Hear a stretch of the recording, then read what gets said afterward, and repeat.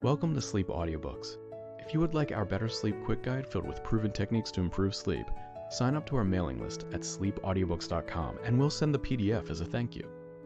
Subscribing and leaving a comment helps this channel more than you know, so please feel free to offer suggestions for future audiobooks or to just say hi. Thank you for listening. We hope you have an excellent night's sleep. This is Sleep Audiobooks.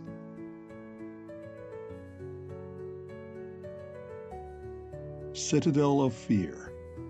Recording by Mark Nelson. Chapter 1. Hidden in the Hills. Don't leave me. All in. The words were barely distinguishable, but the tall figure in the lead, striding heavily through the soft, impeding sand, heard the mutter of them and paused without turning. He stood with drooped head and shoulders, as if the oppression of the cruel, naked sun were an actual weight that pressed him earthward. His companion, plowing forward with an ultimate effort, sagged from the hips and fell face downward in the sand. Apathetically, the tall man looked at the twitching heap beside him. Then he raised his head and stared through a reddening film at the vast, encircling torture pen in which they both were trapped. The sun, he thought, had grown monstrous and swallowed all the sky. No blue was anywhere. Brass above, soft, white-hot iron beneath, and all tinged to redness by the film of blood over sand-tormented eyes.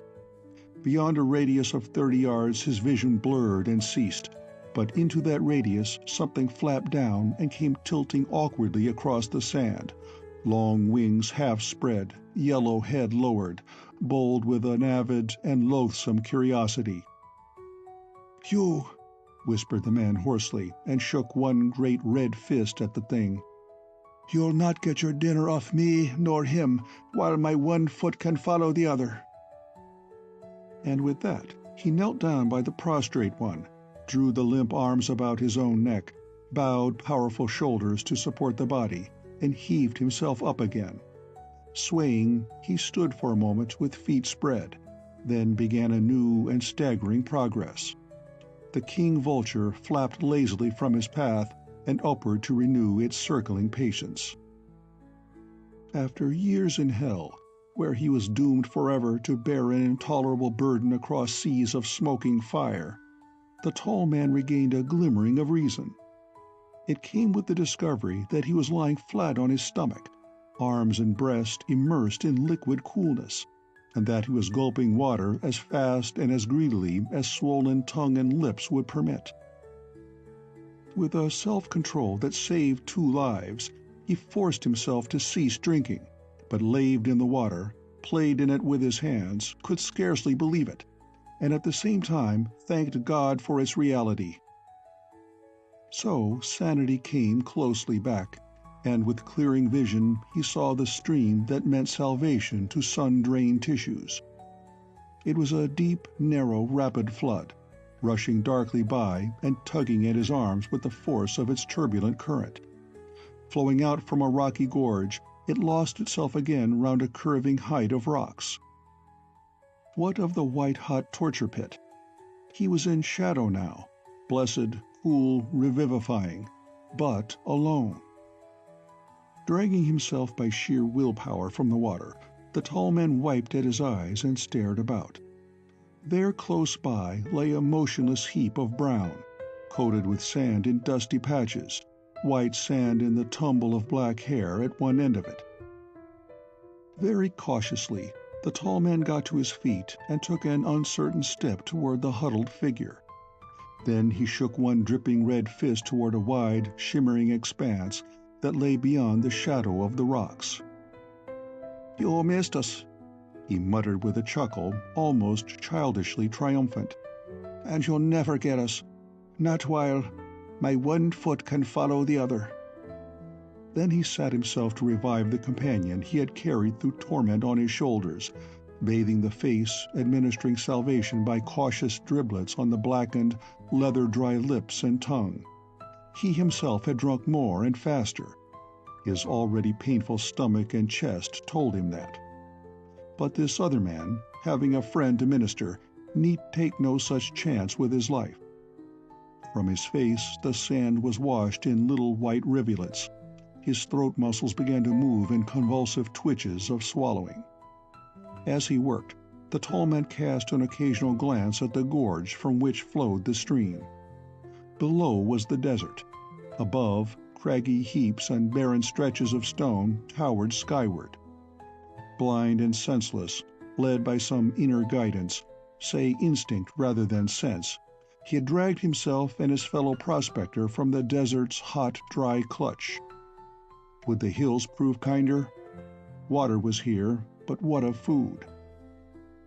He glanced again up the gorge and saw that beside the swift water there was room for a man to walk, and downstream drifted a green, leafy branch, hurrying and twisting with the current. As liquid iron cools withdrawn from the fire, so the desert cooled with the setting of the sun its furnace. Intolerable whiteness became purple mystery, overhung by a vault of soft and tender blue that deepened, darkened, became set with a million flashing jewels. And under the stars cool night winds roved, like stealthy, invisible prowlers. Up among the rocks they came, stirring the hair of two escaped prisoners of the sun as if with curious fingers. As their chill, stealthy breath struck through to his heated body, the smaller man shivered in his sleep. His companion rolled over and took the unblanketed form in his arms to share with it his own warmth and unconquerable vitality. Dawn came, a hint of dun light. The stars faded and fled in a moment, and saffron glory smote the desert into transitory gold. One man had slept little and the other much, but it was the first who rose strongly from the bare rock and roused the second to action. "We're our own men again," he asserted with confident optimism. "'Tis time we were proving it, and though cold water's a poor breakfast, that's but encouragement to find a better. Come now, stand up on your own 2 feet, Mr. Kennedy. The or that way we may be seeking it." Unwillingly, the other raised himself. His face, save for the dark stubble of a 3 days' divorce from the razor, was clean-shaven, and his black hair, dark, alert eyes, and the tan inflicted by a Mexican sun gave him almost the look of an Indian. His companion, on the other hand, was of that blonde freckle type which burns but hardly tans at all, and his young, homely face flamed red beneath a thatch of hair nearly as ruddy. Well over 6 feet in height, lean, tough, with great, loose-moving shoulders and slim waist, Cullen O'Hara looked what he was, a stalwart young Irishman whose full power was yet to come with years, but who even at 20 excelled most men in strength and stamina. Under his worn flannel shirt, the muscles played, not in lumpy hillocks, but in those long, easy curves that promise endless endurance. "Come along," he repeated. "There'll be waiting breakfast for us up the arroyo." "Who will?" "Oh, just some more of your nonsense, eh? Can't we even starve to death without your joking over it?" "And for why should we starve, little man? Take the edge off your temper with this, then." He tossed over something which Kennedy caught with eager hands and bit through its gray-green skin almost before looking at it. Lechera pear, eh?" He gulped and bit again. "Where did you get it?" The other pointed at the rushing stream. "It came floating down last night, and I saved it, thinking you might need a bit of encouragement the morn." "Only one?" demanded Kennedy with a quick, greedily suspicious glance. "Only one."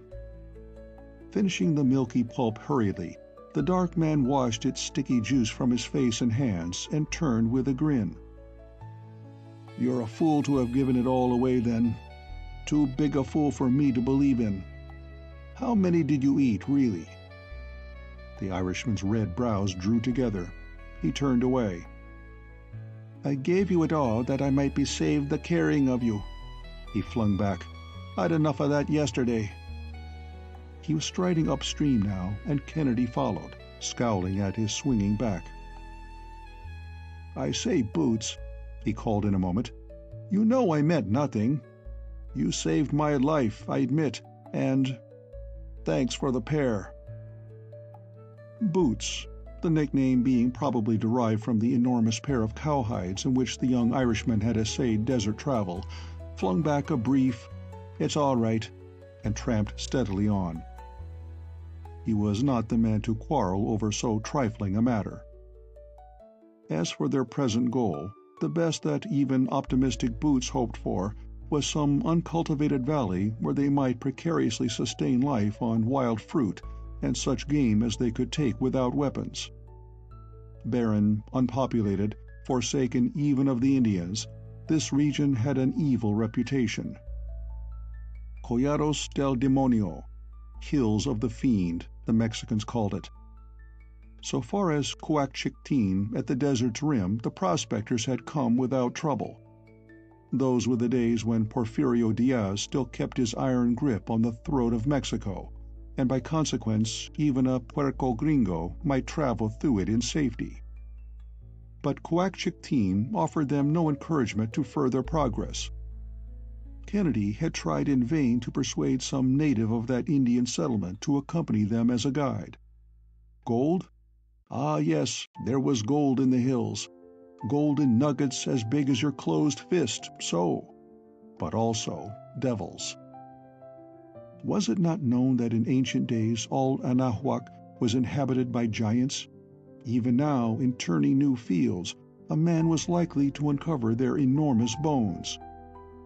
Their terrible white ghosts overran the hills. They hunted the hills with the ghosts of white cougars for companions. They would twist off the head of a man and swallow it and his soul like melon seeds. No, no, blanket was not woven nor knife forged that would pay a man for being eaten, soul and all, by devils.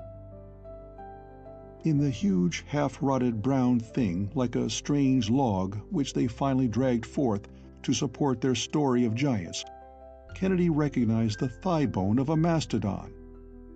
The prospectors yielded hope of conquering a superstition rooted in the prehistoric past and set out alone. It was true that they had reached their goal, the hills, but with their own bare hands for sole remaining equipment, and for provision the hope of what the country itself might offer. Shadowed from above by beetling cliffs, the curving path of the torrent led them on. The gorge widened. They reached a sharp bend of the walls and rounded it. "Saints above!" came Boots' sharp ejaculation. "Mr. Kennedy, did you ever see the like of that?" Mr. Kennedy made no reply.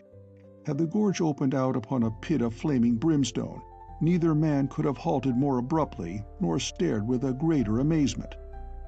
Their emotion, however, was the opposite of dismay. To eyes sand-tortured and sun-weary, the vista before them seemed hardly less blessed than paradise. On either hand, steep, thickly wooded bluffs ran parallel to the reach of a gorgeously flowering and fruitful ravine. Through its midst meandered the stream, broadly shallow between pleasant banks, till it reached the rocks and swirled to a somber turmoil of revolt. But better than flower or fruit or sparkling river, the scene held a certain homelier significance. The groves of fruit trees were set in orderly ranks. Pina nonas raised their sharp spikes in rows of military alignment.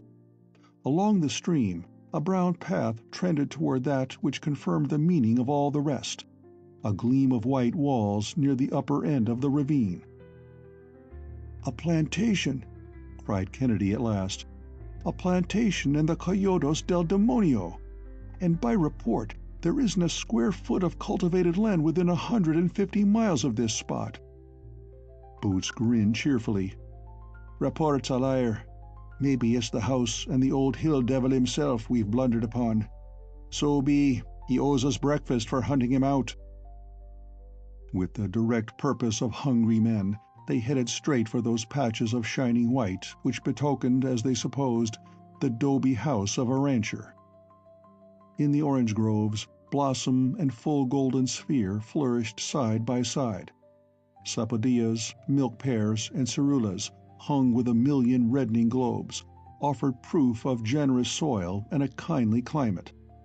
Flocks of butterflies, crimson, blue, and metallic green, shared the air with hummingbirds, whose plumage put the sail-wings to shame for brightness. Musical-voiced blue sparrows, wild canaries, and gaudy little parakeets filled the trees with rainbow-hued vivacity.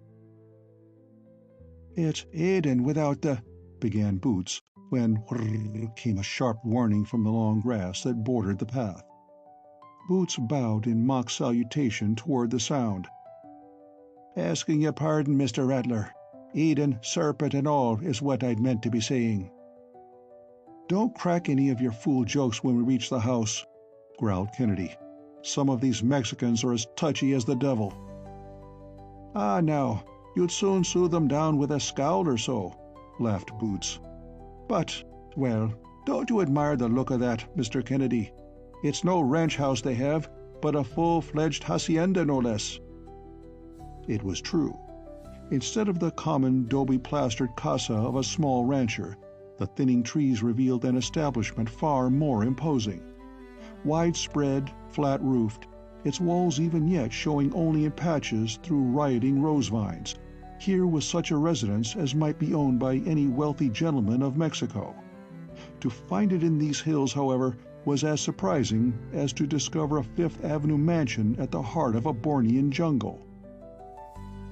From one chimney, presumably over the kitchen, a thin curl of smoke was rising. This was the only visible sign of life within, and now it struck them that in the whole length of the ravine they had not seen so much as one peon at work among the plantations. The hacienda seemed very silent. Behind the walls of its courtyard, no dog barked nor cock crowed. Save for the musical tumult of birds, they might have wandered into a valley of magical stillness. "Smoke spells fire, and fire spells food," asserted Boots. "The cook's awake, and 'tis shame if the rest be sleeping with the sun up these 2 hours.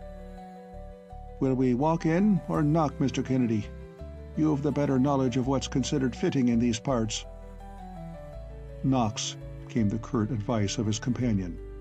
He was eyeing the hacienda suspiciously, but as suspicion was Kennedy's normal attitude toward the world, Boots paid that no attention. He boldly advanced toward the wooden outer gates that stood open, yielding a pleasant glimpse through 2 archways to the inner patio, with its palms, gay oleanders, and tinkling fountain. His fist smote loudly on a leaf of the open gates. Almost immediately, the summons brought response. On pattering bare feet, a child came flying out from among the palms, only to pull up abruptly when she perceived that the visitors were strangers. She was a pretty enough youngster, between 3 and 4 years old, with curling black hair, bright, solemn, dark eyes, and a skin surprisingly pink and white for a Mexican child. Her dress was a single slip of brown agave fiber, clean, however, and painstakingly embroidered. "Buenos dias, chiquita," greeted Boots, whose Spanish, though atrociously accented, generally served the purpose. "¿Está usted solo en la casa?" "Are you alone in the house?" The curly black head shook in solemn negation. Then the round face dimpled into laughter, and running straight to her giant questioner, she put up chubby arms in an unmistakable plea. With an answering laugh, the Irishman caught the baby up and set her on the towering height of his shoulder.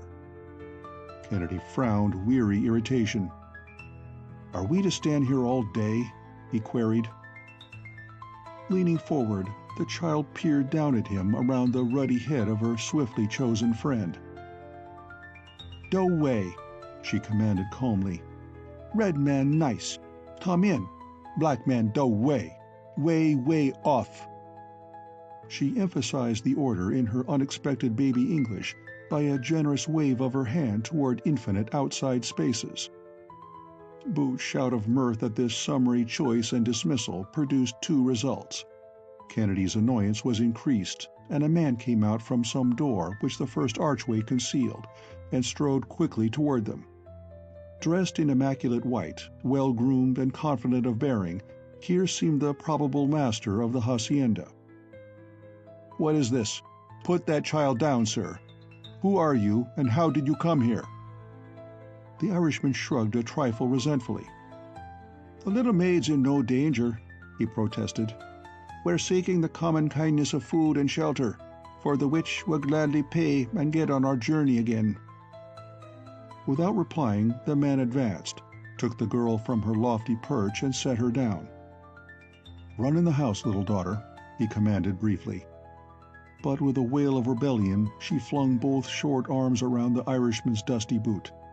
Foreseeing trouble for the young lady, he stooped and gently disengaged her. "I've a little sister at home, Colleen," he said. "That's the spit and image of yourself, save she's the eyes like blue cornflowers. Don't you be crying now. We'll see each other again." As she still clung, her father stooped, lifted her, and faced her about in the desired direction. "Go in," he commanded, with a gentle sternness that this time won obedience. Boots looked at her regretfully, for he liked children. He was indeed to see her again, as he had promised, but not to know her, not though that recognition would have saved him terrible and bitter pain. But now she was to him only a small girl-child, who went at her father's insistence, and going, turned to wave a chubby and reluctant farewell. Upon her disappearance, the father's manner relaxed. "You took me by surprise," he explained. "We are seldom favored with guests here, but I meant no inhospitality. You come from—" "The desert." Boots' brevity was indignant. Did the fellow think him a child-eating ogre that he snatched away his daughter so anxiously? But Kennedy was more voluble.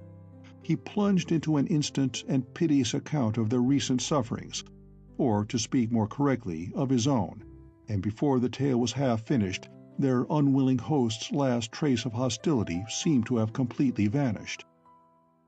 Come in," he ejaculated.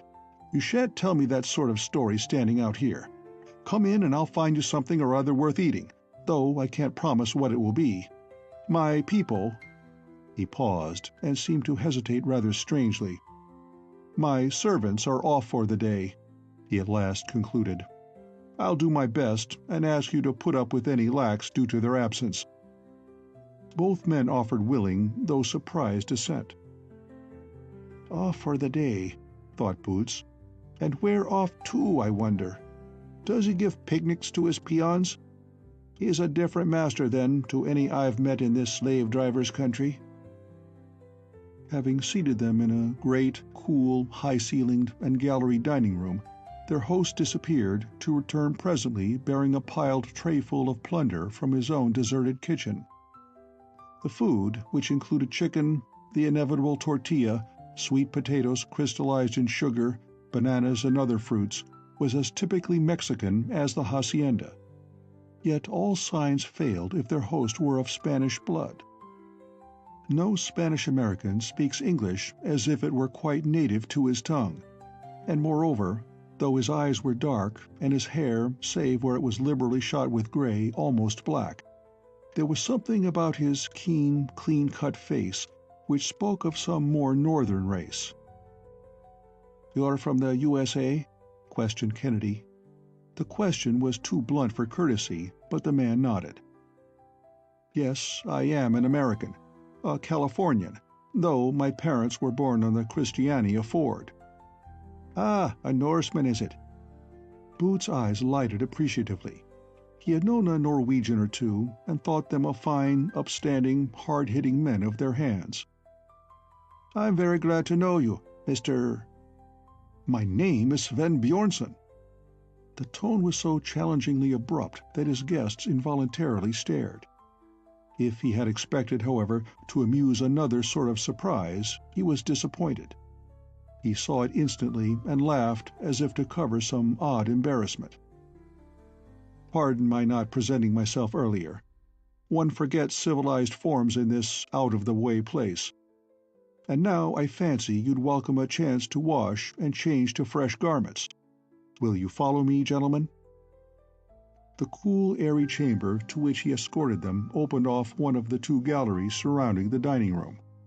Its 3 windows overlooked the patio, and through them one could step out upon another long open gallery. There were 2 beds, draped with elaborate lacework, furniture of woven grass and wicker, and a bathroom with great, porous jars of cool water. In his first glance about, Kennedy's eye was caught by a thing that stood on a bracket over one of the beds. Without apology, he lifted the object down and examined it curiously. It was an image some 10 inches high, done in brilliantly polished but unglazed porcelain. The face, though flat, bore a peculiarly genial and benignant expression. On the head was a sort of mitre, adorned with black spots. A tunic on which embroidery was simulated in red, blue, and gilt enamel. A golden collar, gaiters spotted like the headdress, and dead black sandals completed the costume. On the left arm, a round shield was carried. The right hand grasped a stag, terminating at the top in the curved neck and head of a snake, springing out of a collar or circlet of feathers. It was a very beautiful piece of potter's art, but Kennedy had another reason for appreciation and interest. "Quetzalcoatl, eh?" he said. "From Cholula, or did you find it around these parts?" Bjornson, who had not observed Kennedy's act, whirled like a flash. To the amazement of both men, his face had gone dead white, as if at receiving some intolerable shock. "Quetzalcoatl!" he ejaculated in a quivering voice. "Sir, what do you know of Quetzalcoatl?" Kennedy stared back in blank astonishment. "Why, this." He held up the image. "I didn't suppose that one of these existed outside the museum at Mexico City. Don't you know its value?" Slowly, the pallor vanished from Bjornson's countenance, and his nervous hands unclenched. With another of those queer, embarrassed laughs, he took the porcelain godling from Kennedy's hands. "I had forgot the thing was in here," he muttered. "It belongs to my wife. She would be greatly annoyed if it were broken. Lucky piece, you understand. Superstition, of course, but no worse than throwing salt over your shoulder or not walking under a ladder, all that kind of nonsense. I'll put it in a room if you don't mind. Got everything you want? Then I'll leave you. Better sleep out the day. Nothing like siesta. Dinner whenever you desire to have it." Still muttering detached phrases of hospitality, and with the image clutched firmly to his bosom, Bjornson fairly escaped from the presence of his guests. "What ails the poor man?" queried Boots. "Did they think we'd steal his china mannequin, do you suppose?" Kennedy scowled and shrugged. "I suppose," he retorted, "that this Bjornson, if that's his real name, is a rather queer sort, and that while we are in this house, his eccentricities will bear watching." Weary though both were, they did not find it easy to fall asleep. There was something oppressive about this vast, silent hacienda. The mystery of its emptiness, the mystery of its very existence, combined with the odd manners of their host to fill their brains with riddles. They lay silent, uneasy, while outside the drowsy heat increased, and even the vociferous bird life ceased its clamor. Out of the silence, however, rest was born at last, and it was late in the afternoon when they woke. "By the way, Mr. Kennedy," Boots said, "if you'll forgive changing the subject to something more recent, what was the bit of bric-a-brac that Bjornson snatched out of your hand? What was the name of it?" "Quetzalcoatl. A piece of old Aztec work. Down in Yucatan, one can pick up all sorts of stone and terracotta images among the ruins, but not like that." "And this what's his name? Who was he? One of the poor heathen idols, maybe?" "The Lord of the Air, the Feathered Serpent." Kennedy was generally willing to talk, when he could air some superior knowledge. "By tradition, he was a man, a priest, who was afterward deified for his beneficent acts and character. It is said that he ruled Mexico in its golden age, Anahuac they called it then, and when he left his people, he promised to return at the head of a race of men as white as himself. He was a white god, you must understand. For that reason, when the Spaniards first landed, the natives believed the lost god's promise had been kept. Images of him are common enough, but not in porcelain of that quality. Bjornson surprised me into giving away its real value like a fool. But at that, I could pay him a good price for the thing and still make a profit. It would bring almost any sum from a New York collector. Don't deceive yourself that he didn't know its value. You could see in his eye that he did. What do you think of Bjornson anyway? A fine, soft-spoken man, after the first minute. Did you notice how he boggled over his name? Sven Bjornson. I dare swear he has another, and one he has reason to conceal. But the other's retort was cold and to the point. We Irish do hate an informer. Are you ready yet to go down? Save for a look of black resentment, Kennedy made no reply.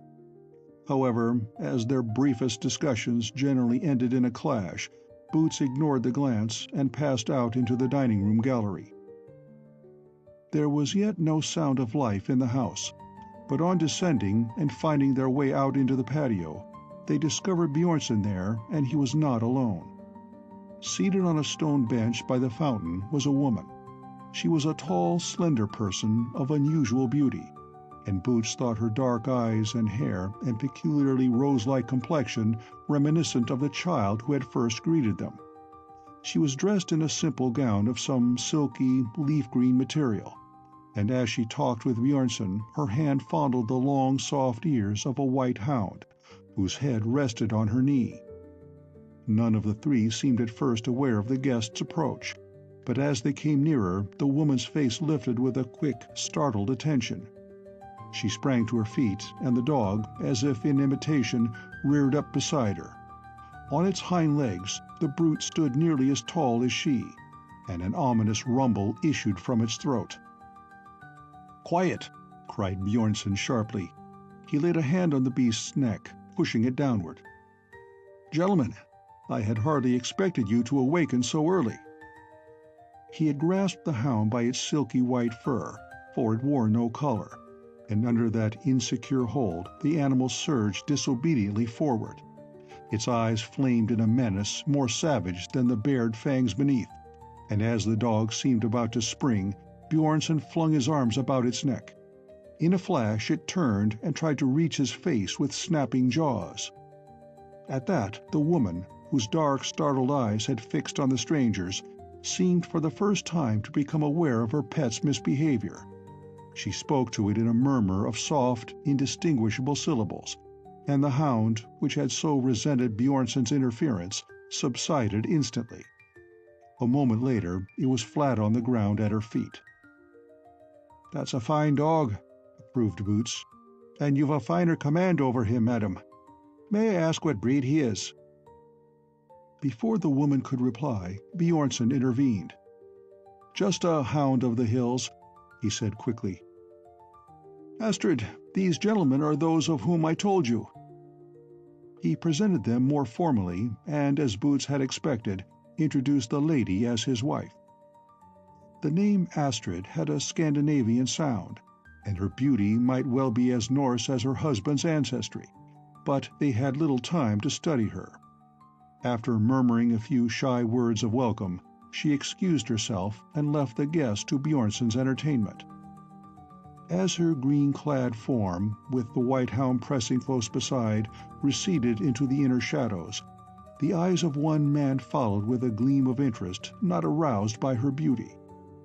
Her accent was the thing that troubled Archer Kennedy. That it was neither American, Norwegian, nor Spanish he was ready to take oath. Her appearance, too, had a vague hint of something different from any white woman he had ever seen. Yet surely no dark blood flowed in those pink-nailed hands, nor behind such rose-leaf cheeks. Dismissing the problem as immaterial, he returned to his host. End of Chapter 1. Chapter 2. The Moth Girl. Mr. Kennedy, we should go early to bed, for I think we'll be leaving the morn just so soon as we can borrow or buy means of travel." Rising, Boots cast away his brown-leaf cigarette with an impatient gesture. It was now 9 in the evening, and for half an hour following another picked-up meal eaten by the three men alone together, they had sat in silence. During that afternoon and evening, Bjornson's embarrassment had taken refuge in a distinct coldness and reserve. Their questions he put aside or calmly left unanswered. But there was a worried line between his brows, and he had developed a speculative, tight-lipped, and narrow-eyed way of watching his guests, which made it very clear to him they were a problem with a capital P. Boots, who possessed more worldly knowledge than his years or careless manner would indicate, began to look speculative himself. Men with secrets to keep sometimes dispose of their problems in an unpleasantly summary manner, and certainly this ravine was secret. To believe that such a vivid jewel in the barren Collados del Demonio had been kept from knowledge of the world by accident was folly. In the common course of events, the plantation would have been famed if only for its isolation. By what means and for what reason had Bjornson prevented the spreading of its repute? From the first, they had sensed something wrong in the ravine. As time passed and their host's peculiar manner became more and more emphatic, they began to believe that nothing was right. At Boots' half-irritated suggestion, Bjornson rose with suspicious alacrity, and Kennedy could do no less than follow suit, though he scowled in the darkness. For hours he had been waiting with the patience of a cat at a rat-hole for their host to let slip some careless word or phrase that would give him the key to a possibly profitable mystery. But he and young Boots were an ill-matched couple, and he was more annoyed than surprised that his watch should be put to an end by the latter's impatience. Having for the second time escorted them to their gallery beds, Bjornson handed the small triple candelabra he had brought to Boots and bade them a brief good night. Then he closed the heavy door behind them, and a second later there came certain unmistakable sounds from outside, followed by the unhurried footsteps of their departing host.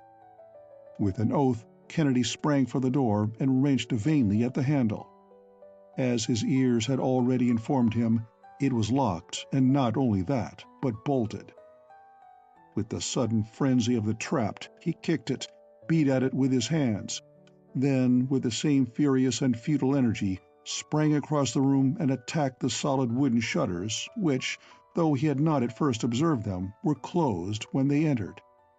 Still holding the candelabra, Boots stood near the middle of the room and watched his companion from under drawn, troubled brows. After a moment, he set down the candles, took one stride forward, and grasping Kennedy by the shoulder, forced him away and into a wicker armchair. "That's no way to behave," he said reprovingly. "Do you want to be frightening Mrs. Bjornson with your bangings and your yells like a he-banshee? Your throat's not cut yet, nor like to be." "You young fool," snarled the other. "Shall we sit here quiet till they do it? Use that big body of yours to some purpose and help me break out before that cursed brigand comes back." "He'll not come back." "How do you know?" "'Tis not reasonable he should. For why would he entertain us all day, herd us off alone with himself for watchman, keep his wife and bit child from our company lest they drop some word to betray them, and he plotting to murder us the night? All the hours we lay sleeping here. Why, a bit of a knife thrust would have just as well settled the business then. Better, for he's put us on guard now with this foolishness of locked doors and barred shutters." Murderers are not logical. Kennedy's first flurry of rage and fear was past, and a cold hatred for the man who imprisoned them was replacing it. "You were fool enough to let him know we have money in our belts. You may wait if you choose to be pig-stuck and robbed, but my motto is, strike first and strike hard. Help me out of here, and I'll show you how to deal with this Bjornson sort." "Will you so? Now hear me, Mr. Kennedy, and just remember that, though you're older nor me, and of perhaps more refined education, Yet in the last showing, and betwixt the two of us, 'tis myself has the upper hand. You'll make no more disturbance, but you'll lay down or sit there in your chair till such time as I see fit to act. Then you'll do as I say, and no otherwise. Do you understand all that?"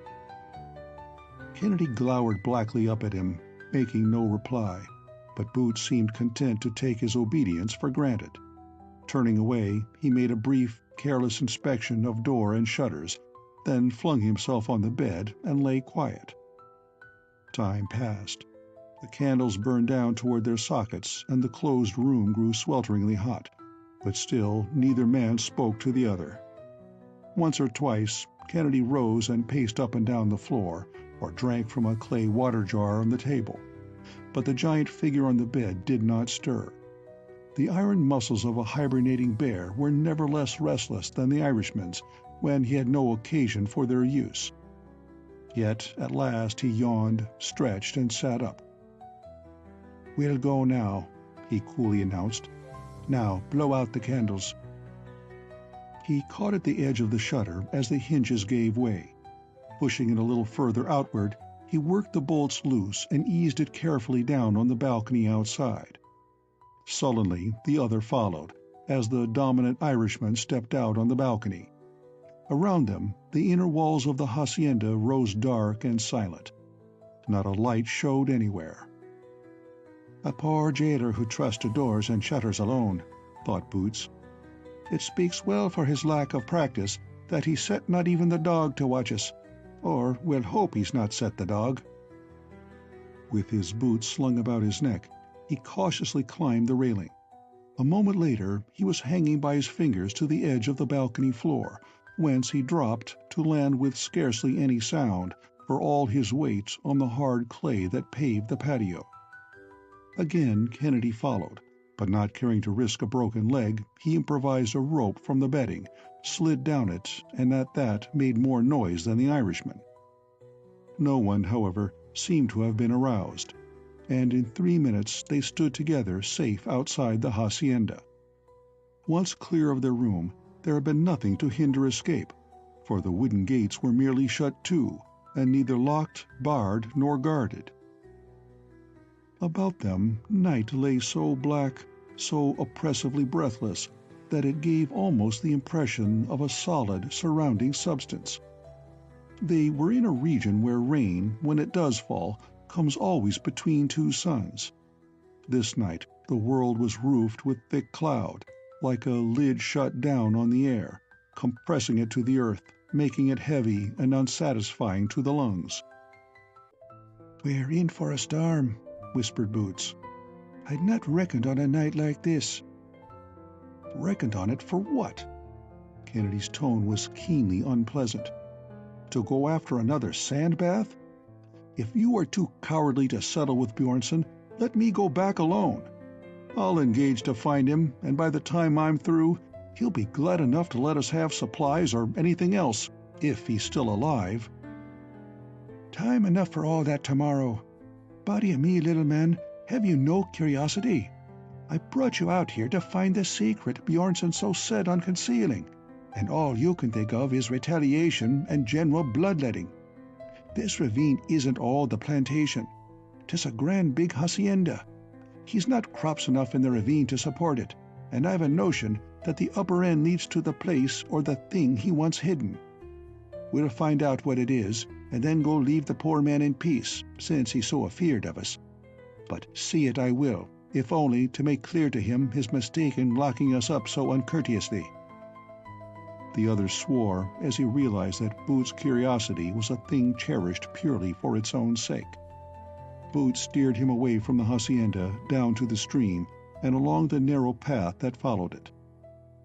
Kennedy was cursing again, for he had stumbled against the spike-tipped leaves of an agave with direful results, and then blundered into the water before he knew they had reached it.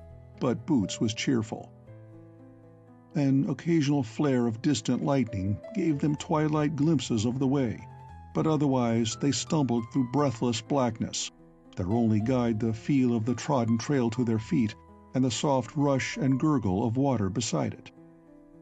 The path grew steeper and more difficult, as it left the stream to flow between rapidly heightening banks. Came another flare of lightning, brighter and nearer. Boots halted so abruptly that Kennedy trod on his heels. A forest of giant ferns had leaped into existence on their right, and immediately before them, almost upon them it appeared, was an enormous grayish figure, huge, flat-faced, that leered and grinned. Like the flick of a camera shutter, the light had come and gone. They were blind again, but the leader flung out his hands and touched the thing he had glimpsed. "Stone." Boots' voice was distinctly relieved. "It's just a big image by the path." Boots struck a match and held it high. 6 feet above his head, the gray face leered downward. Its grin seemed alive in the wavering light, alive and menacing, but Boots grinned back more good-naturedly. "You poor heathen idol. You gave me a start, you did. Aztec, do you think, Mr. Kennedy?" "Of course. Tlaloc, god of the hills and the rain, unless I'm mistaken. Yes, there is the cross of the Tlalocs carved at the foot." "Where are you going now?" "On, to be sure. We're coming to the pass I surmised was here that leads from the ravine into the hills beyond. It's the beyond I've a wish to investigate." The path was indeed very narrow, and the sound of water came up as a low, distant murmur. On that side was blackness and the sense of space. On the other, an occasional brushing against face or hand told of the great ferns that stretched thin, frond fingers across the way. Then abruptly the path ended, or seemed to end. Their feet sank in moss or soft turf, and Boots collided with an unexpected tree trunk. Both men halted and for a moment stood hesitant. The silence was uncanny. Not a whisper among the ferns, not the call of a night bird. Even the usual insect hum was stifled and repressed to a key so low that it seemed only part of the stillness. The cloud lid was heavy above the earth. The dense air pressed on their eardrums as on first descent into a deep mine or well. Then, as they stared ahead through blackness, the attention of both men was suddenly attracted by a faint, purplish glowing. It was quite near the ground and a short distance ahead of them. There was grass there, straight, slender stems of it, growing in delicate silhouette against that low, mysterious light. Advancing, Boots peered in puzzled question. As he neared it, the light flashed brighter with a more decided tinge of purple, and out of the grass a wonder soared up to float away on iridescent wings. It was a huge, moth-like insect, fully 10 inches from wingtip to wingtip, and the glowing came from its luminous body, in color pale amethyst, coldly afire within. The broad wings, transparent as a globular walls of a bubble, refracted the creature's own radiance in a network of shimmering color. Boots gasped sheer delight, but Kennedy's comment was, as usual, eminently practical. "Say, that beauty would bring a fortune from any museum. Do you suppose there are any more about?" The moth had settled in the long grass, where a dim glowing again marked its presence. Cautiously, the two men moved in that direction. They seemed to have come upon a sort of high meadow, though what might be its extent or general contour was impossible to say. As they went, another and yet another of the moths glowed, shimmered and rose, flushed up by their swishing progress through the grass. "Like a dream of live soap bubbles," murmured Boots. "Wouldn't it be a shame now to catch one of those beauties and smother out the flaming life of him?" "For a young man of your size, you have the least practical sense." "Hello!" There was cause for the astonished ejaculation. He had glanced to one side, and there, standing between two slender trees with a hand on each, appeared a figure so exquisitely, startlingly appropriate that it was no wonder if for a moment both men questioned its reality.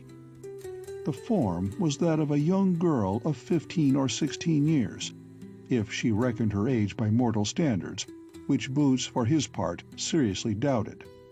but elf or human maiden, she was very beautiful. Her skin was white as that of Astrid, the wife of Bjornson, and she watched them with wonderful, dark eyes, not in fear, but with a startled curiosity that matched their own. All about the mist of her black hair, the luminous moths were hovering. One, with slowly waving pinions, clung to her bare arm. Recovering instantly from his first amazement, Kennedy surmised that the insects were tethered by fine threads, as women of the tropics fastened fireflies in their hair. To Boots, however, she seemed no less than the carnified spirit of the creatures, who held them to her by bond of their mutual natures. Indeed, the garment in which she was draped had about its soft green folds a suggestion of the downy feathering of a moth's body, and the necklace about her slim throat seemed itself alive with soft fires. Its jewels, smooth and oval in shape, glimmered and glowed with the gentle motion of her breathing. Under his roughness, big, homely, red-headed Boots concealed all the romance, all the capacity for worship of his Celtic forebears. He stood at gaze, almost afraid to breathe, lest the vision float up against the heavy background of night and go drifting away across the grass. But Kennedy had other thoughts in his head. To him, the girl was a girl, the wonder moths no more than convenient lanterns by which he saw something greatly to be desired. "What opals!" he cried softly. "Look at them, man! Why, that Indian girl has a fortune round her neck. By Jupiter, here's where we square accounts with Bjornson. There are opal mines in these hills, and for some reason he doesn't want his holdings known. You went right for once, boy. We've stumbled straight upon his precious secret." End of Chapter 2. Chapter 3. The Guardians of the Hills. Before Boots had grasped his companion's meaning or guessed his purpose, Kennedy had crossed the short space between them and the lovely apparition. Like a child that has never been frightened by brutality, she watched his approach in grave, wide-eyed curiosity. When, however, with one hand he grasped her shoulder, and with the other snatched at the necklace, she gave a little cry and attempted to draw back. The moths fluttered wildly, dazzling Kennedy with their flashing bodies, beating their iridescent, panic-stricken wings in his very face. He released the necklace to strike at them, brushed them aside. Then at last Boots ran forward, but before he could reach them, a sharp report shattered the heavy stillness, and a bullet whined by so close to Kennedy's head that he jumped back and instinctively flung up his hands. "Keep them there," commanded a stern voice. Boots, who had halted at the shot, saw a dim, white figure striding toward them. Before it, more moths flickered up, and by their ghostly light the newcomer was revealed as Bjornson. His guest's informal departure had not, after all, gone undiscovered, and by the still smoking rifle he held at ready and the brusque determination of his manner, the man intended an immediate resumption of his role as jailer. At sight of him, the moth girl gave a low, bird-like thrill of pleasure. She began talking in soft, low tones, using a language strange to two of her hearers, but full of liquid, musical sounds. Bjornson answered her in the same tongue, though his accent was harsher and more forced. All the while he kept his rifle and his eyes trained on Kennedy. He finished speaking, and the girl answered him briefly. Then Bjornson deviated the threatening muzzle toward Boots, who had stood inactive since his coming. "Stand over here, you. There, by your friend." Boots obeyed. He understood exactly how the scene had appeared, one man ravishing the girl of her jewels, the other rushing to aid in the contemptible thievery. "Mr. Bjornson," he began, "I had no wish at all to—" "Silence, you big red-headed bully! I have eyes, and I saw what was going on here. Not that it surprises me. I took your measure when I first saw you in my gates. Now turn around, both of you. Do you see that stable lantern?" They did. It was one which Bjornson had brought to find his way by, and he had left it set on the path beyond the field of grass. "March very straight and carefully toward that lantern. Remember that if I kill you, it will only save me trouble." Kennedy was shaking with futile rage, but Boots was less angry than disturbed. He found himself in the position of many another innocent, careless man, condemned by the act of a rascally companion. But argument must wait. Just now there seemed nothing for either of them but obedience. A little way from the spot where the girl stood looking wonderingly after, Kennedy struck his foot on a hidden stone, stumbled, and dropped to his knees. Seeing him fall, Bjornson surmised the cause and waited for him to get up. He did, and in his hand was the stone he had tripped over. Whirling with nervous quickness of his anger and temperament, Kennedy flung the stone straight at the armed man behind them. More by good luck than aim, it struck Bjornson fairly between the eyes, so that he threw out his arms and reeled back and downward into the grass. With a cry more like a wildcat's voice than a man's, Kennedy rushed to the fallen figure, snatched up the rifle, and set its muzzle against Bjornson's temple. His finger curled to the trigger. Another moment would have seen the scattering of Bjornson's brains, had not a hand intervened and snatched the gun aside. "You're interfering, booby," gritted Kennedy as he wrestled for possession of the weapon. "Let me have it! Let me have it, I say!" Stumbling over the victim's body, Boots lost his grip, and with a triumphant snarl the other sprang back and flung the rifle to his shoulder. But even as he took aim, the sky above them ripped open in one jagged crevice of blinding fire. The bolt shot across the clouds with a rattling, firecracker-like sound, splitting them asunder and releasing the pent-up deluge which all this while had hung above the earth. With the terrific explosion following that rattle and thrust of electricity, the clouds emptied themselves. Startled and disconcerted, Kennedy had not fired, and Boots again leapt in to close with him. About them, trees, meadow, and hills flickered through sheets of rain like scenes in an old-time moving picture. Drenched, deafened by the incessant roar of rain and thunder, the two swayed, stumbling about. In that hampering turmoil, Boots could not at first wrench the rifle from his antagonist, and though he might have easily killed the smaller man bare-handed, this was far from his desire. Then came an interruption more sudden and terrible than the storm, in whose tumult any warning noise there may have been was drowned. Out of the curtaining rain a horde of ghost-white forms hurtled upon them. They were beasts, great snarling white brutes, with slavering jaws and wolf-like fangs. Swept down by the rush, the human combatants were instantly buried under a piled, writhing heap of animal ferocity. In the stress of that utterly unexpected attack, Boots did not try to analyze its nature. In the back of his mind there was a dim feeling of wonder that the elfin stillness and beauty of a few minutes before should have culminated in such a series of cataclysms.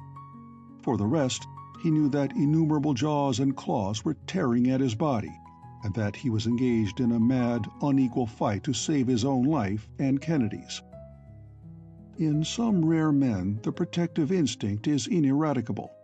Because Archer Kennedy was his mate and weaker than he, in spite of all that had taken place, Boots was ready to give up life for him now as he had ever been. They had fallen so that his body shielded the other man. That was accident. But the effort which throughout that delirious battle kept their positions the same was no accident, and Boots paid dearly for acting as a shield. Had he been willing to fight his way to his feet again, he might have had a better chance. Flat down, the best he could do was to throttle any furry throat within reach, and keep his own neck free from the tearing, furious fangs. For a full 2 minutes the struggle continued. Boots had one white demon squeezed tight to his chest, the smothering weight of its flank protecting his face. His fingers were buried in the throat of a second, but he could not breathe wet fur, and the jaws of a third enemy were whirring at his right arm muscles. From shoulder to heel, he felt them tearing and biting. Taken at a tremendous disadvantage, Blind, smothered, and overmatched, Boots was in a very fair way to be torn to pieces, when suddenly another rush of feet came plunging through the rain. He did not hear them come. The first Boots knew of a change in conditions was that most of his snarling, growling tormentors had inexplicably ceased to either snarl, growl, or bite. Then he realized that the weight of them was also off him. The dirty cowards! They had given up the fight and run. That left only the pair in his actual grip. With a gasp of fierce joy, Boots tightened his hold, rolled off from Kennedy, who he greatly feared was by this time smothered in the mud, and got his knees under him. Incidentally, he clamped the head of one kicking, white monster under the knees. The one whose throat he had been squeezing had ceased to struggle, and he dropped it. With his face free at last of the blinding fur, Boots knelt up straight and looked for the rest of the pack. Though rain still fell in torrents, the lightning's illumination was becoming more spasmodic, and Boots was hardly sure that what he saw was real. Was he actually surrounded by a circle of strange, tall white men? At each recurrent flash he seemed to see them. Tall men, inhumanly tall. The rain sluiced off bare, gleaming shoulders. The rounded muscles shone wet and white. Their faces were stern, pallid, eyes fixed on him. Their hands waved. They were pointing at him. Through his Celtic brain flashed a wild suspicion that there stood the very beasts which had attacked him. Werewolves, creatures neither man nor brute, but able to take the form of either. Under his knee, the white thing he held there wriggled feebly. He had already strangled one. Here was another whose diabolical tricks he could stop. Dropping his hands, Boots shifted to find its throat and kneeled over quietly in the squelching, trampled grass. His last conscious emotion was self-scorn that he hadn't finished the man-wolf before. Like any common weakling, he died of his many wounds. "Cheer up, or I'll think you hard to content. 'Tis the wonder of wonders, Mr. Kennedy, that they've let us live at all, and Bjornson's face fair ruined by the rock you hove at him." Swathed in bandages, lying on a grass-stuffed pallet in the cubical, brick-walled chamber which for 3 days had been their prison, Boots looked kindly reproof at his fellow captive. Bjornson himself had just paid them a brief call, and after his leaving, Kennedy's sullen countenance appeared more somber than usual. Now he stared at the Irishman with the shadow of some strange dread in his eyes. "Tlapallan," he muttered softly. "Tlapallan. Did he really say Tlapallan, or did I dream it?" "He did that," the other confirmed. "And why, may I ask, should his saying it fill you with despair? It's a fine, hard word, I'll admit, but I'd never get it off my tongue like Bjornson did, or you either. But Tlapallan." Kennedy repeated it as if the other had not spoken. "He called this place Tlapallan, and if that is true, but it can't be. Quetzalcoatl, Tlapallan. No, no, one can't believe the impossible. And yet—" His head drooped, and his voice lowered to an indistinguishable mutter.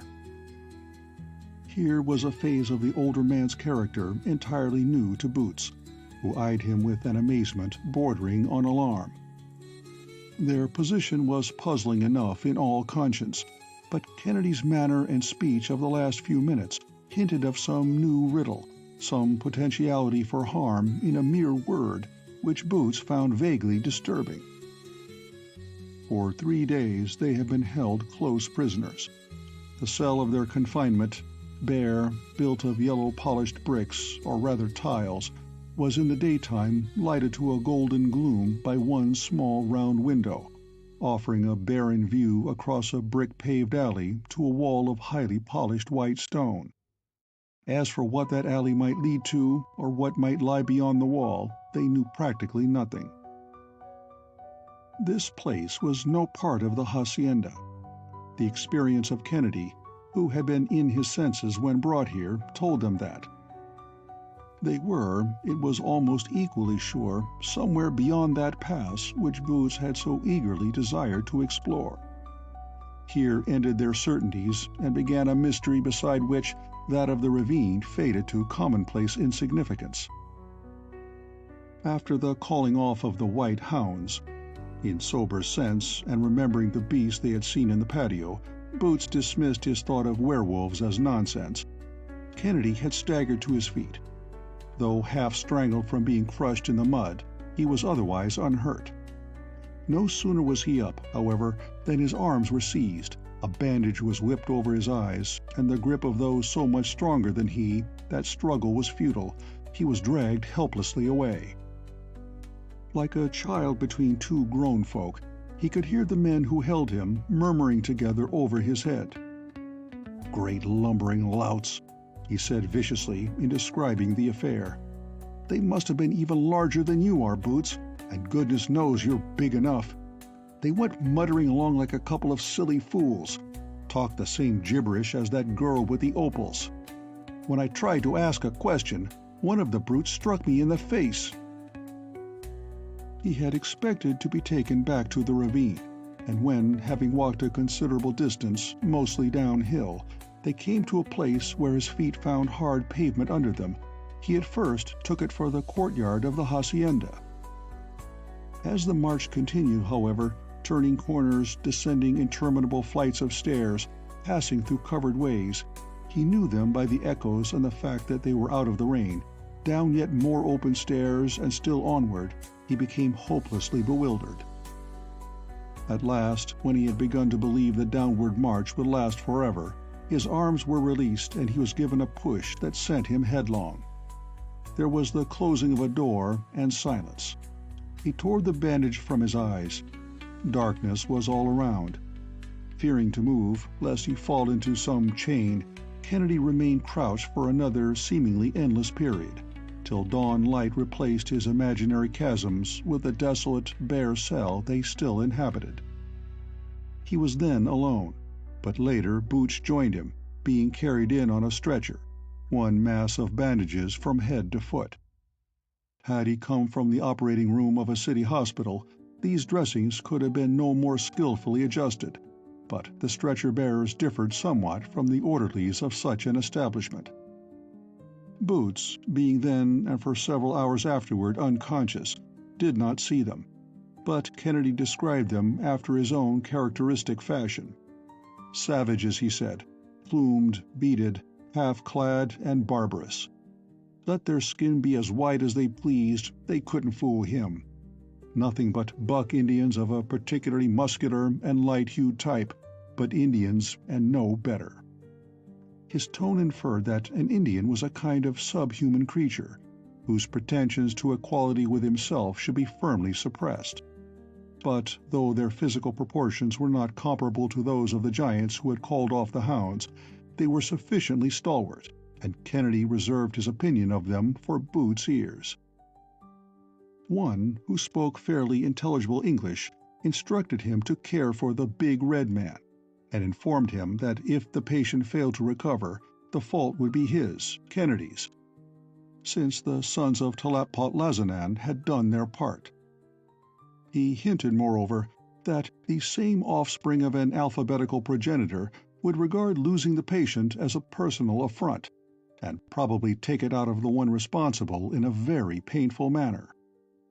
The stretcher-bearers then departed, and, with one exception, that cell had received no visible callers since. Food and drink were set inside the door at night by a jailer whom they never saw. Refuse of the previous 24 hours was removed in the same manner. Such conditions might not, one would think, be conducive to the rapid recovery of a man whose flesh had been ripped to shreds in a dozen places, but Boots seemed to be doing rather well. He awoke clear-headed, had developed no fever, and, though practically unable to move, he insisted that this was due more to a superfluity of bandages than the wounds they covered. Kennedy, however, perhaps recalling the stretcher-bearer's warning, would allow none of them to be displaced, and waited on his companion with a solicitude that astonished the recipient. Late in the afternoon of the third day, they heard a trampling of feet on the bricks outside. The door opened, and from his pallet Boots caught one glimpse of waving plumes and barbarically splendid figures before it closed again. The man who had entered, however, was of far more commonplace appearance, save for his head, which in the matter of bandages matched Boots' body. It was not until he spoke that the latter recognized him as Sven Bjornson. Pointedly ignoring Kennedy, he walked over and stood looking down at the swathed figure on the pallet. "You seem to have had a little more than enough, my man," he greeted Boots. Because there was truth in that statement, and because he felt at a great disadvantage, Boots managed a particularly happy smile. "Ah, now," protested he, "'twas a very amusing frolic while it lasted. Leave me try it again with me 2 feet under me, and I'll engage to tame a few of those lapdogs for you. And how is your face today, Mr. Bjornson?" "It's still a face." The tone was rather grim. "It would have been less than that if your friend had gotten his way with the rifle, so I shan't complain." "Mr. Kennedy is a bit quick-tempered," conceded Boots. "But sure, you're never the sort to hold against a man the deed done in hot blood, more especially when the worst of it was never done at all, but just thought of." The other laughed. "That is an unusual plea. I'll consider it, and meantime, let me thank you for having diverted the rifle muzzle from my head. I learned of your act from the daughter of Quetzalcoatl, whom your friend would have robbed. Another deed, I suppose, you place in the excusable just thought of class?" "The daughter of... You can't mean the lass from Fairyland, with the fire moths in her hair? Don't tell me she has years enough to be the child of an old dead heathen god like that." Bjornson cast a nervous glance toward the closed door. "Be careful. Never call Quetzalcoatl a dead god in Tlapallan. The guardians of the hills are inclined in your favor. They admire strength and courage, and it is seldom indeed that a hound of Nakokiatl's has been killed by a man bare-handed. But to speak against Quetzalcoatl is a cardinal crime. Only your life could ever wipe out that insult." "Would you believe it now?" Boots' curiosity was immense, but he held back his questions, thinking Bjornson might be more communicative if merely led on to talk. "And there I might have hurt the feelings of them by a slip of the tongue, had you not warned me. Fine, large, handsome men they are, too, with a spirit of fair play that matches your own, Mr. Bjornson." "It is good of you to say so." The other's voice was grave, but between the bandages his eyes were twinkling. "And fair speech matches fair play in Killarney, eh?" "Kerry," corrected Boots. "But I meant my words." "I believe you did. They are true enough, too, of the Tlapallans.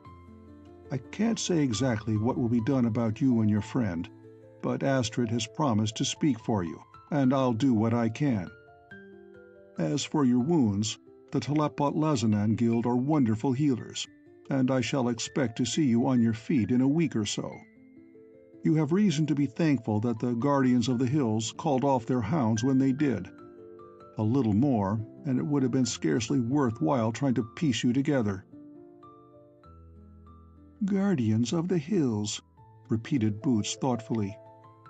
"There was more truth than fancy, then, in the tales we heard of white giants, though the ghost cougars they hunt with are just dogs, and there's little of the phantom about any of them. 'Tis all a most interesting discovery. An adventure after my own heart, though so far the head and the tail of it are well hid, and the middle past all understanding." The patient angler for information paused tentatively, but Bjornson shook his head. "For your own sake," he said, "it is better that you should not understand. I tell you frankly that there is a truth in these hills which no man has ever been allowed to carry beyond them. When you first came to my house, it happened that none of the folk were in the lower valley. It was the time of the feast of Tlaloc, and they were all gathered in Tlapallan. As men of my own race, I would have done much to save you, but you know how my efforts resulted." "I do not," Boots retorted. "Betwixt one mystery and the next, my head is fair swimming." "Better perish of curiosity than meet the fate I am still trying to avert from you." He looked pityingly down at the homely, good-humored Irish face, with its danger-careless eyes and smiling mouth. "I told you there was a secret in these hills. I tell you now that there is also a horror, a thing, a way they have—" In a spasm of inexplicable emotion he broke off, and it was a moment before he could control his voice to continue. "When I say that you are housed now in the seat of Nakak Ya'atl, it means nothing to you, but to me it means threat of a terror that I never think of when I can avoid it. When I was first here, a prisoner, I, who had never given much thought to religion, used to spend whole nights in prayer, entreating God to make it untrue, or let me forget. And yet, when I could have escaped, I did not go. Though by staying, I not only risked my soul, but betrayed a trust, I did not go. I knew by your faces at the house that you had never heard of Sven Bjornson. Perhaps conscience exaggerated my fame in the world, and my dropping out of it hardly left a ripple. And yet, I know that in some circles that could not have been so. But it was all so many years ago." He paused again. "Very like," said Cullen. "If 'twas so very many years ago, I must have been a small, ignorant spalpeen and Kerry when it happened. 'Tis no wonder I never heard of you." "I was younger myself," the other answered reflectively. He might almost have been talking to himself instead of Cullen, arguing that old case that every man argues eternally before the inner tribunal. "Young and impetuous. For all the standing I had achieved in the archaeological field, I know now how young I was. Very proud, too. 25, and set at the head of a scientific expedition. I wonder who has since done in Yucatan the things I set out to accomplish. And our party. Did any one of them survive to carry back a report? Wiped out by the Yaquis, and poor young Bjornson, too.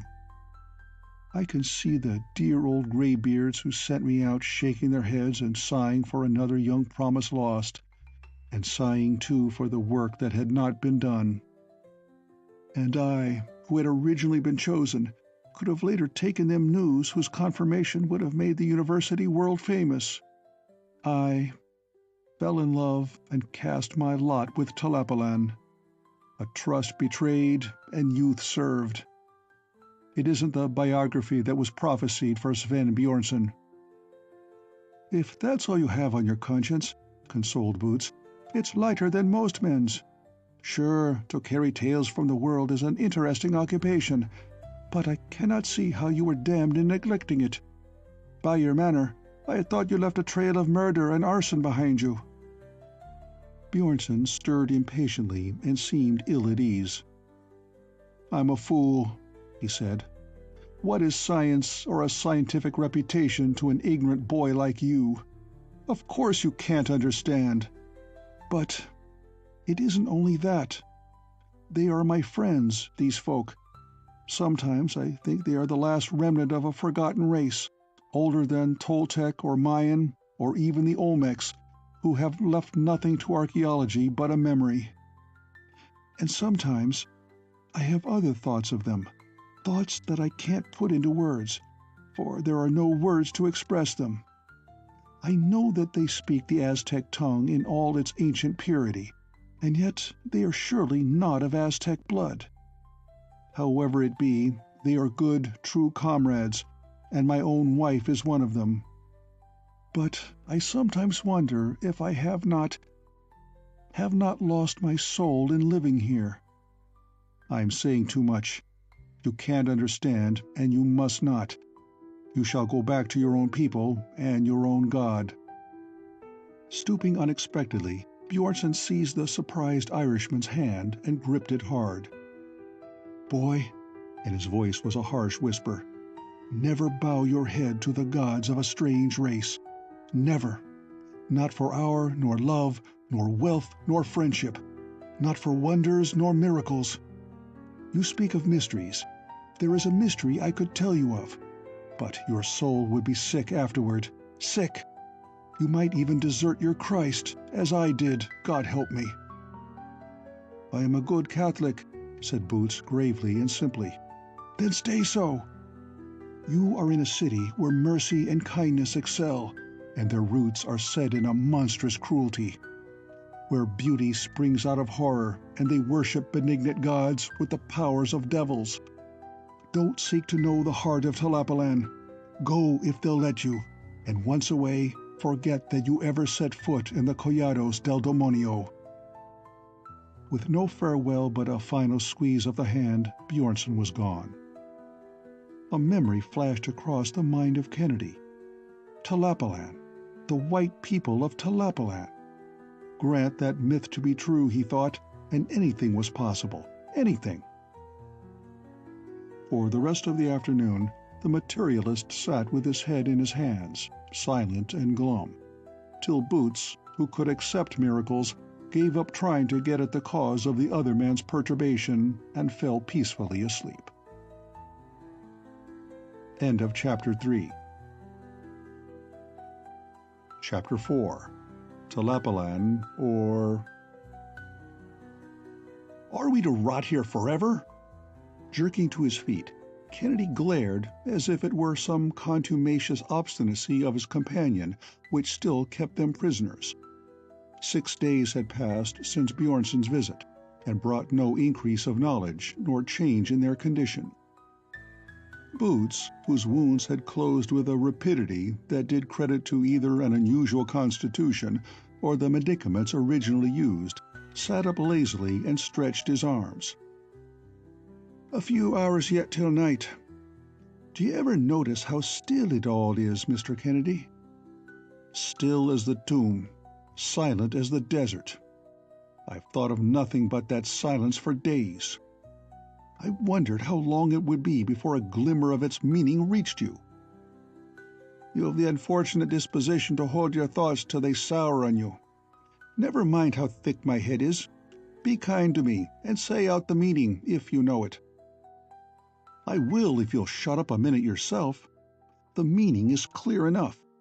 It is simply that your dear friend Bjornson is a particularly effective and artistic liar. That all this talk of Quetzalcoatl and Tlapallan is so much empty rubbish. I told you in the beginning that there were mines in these hills. I'm doubly sure of it now. Let us suppose, what is probably true, that Bjornson is a man well and unfavorably known by the rurales, and in consequence a man who doesn't dare apply to the government for a mining concession. Suppose, then, that he sees a certain opportunity in the current superstitions about these hills. What would be simpler than to strengthen them with the aid of a few white followers and a pack of hounds, and proceed therewith to make his fortune in safe secrecy?" "I can think of a lot of simpler things," said Boots reflectively, "though I'll not say you're wrong. But what's that, then?"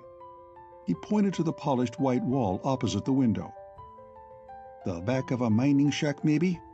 It must be a magnificent fine one to be built of white marble."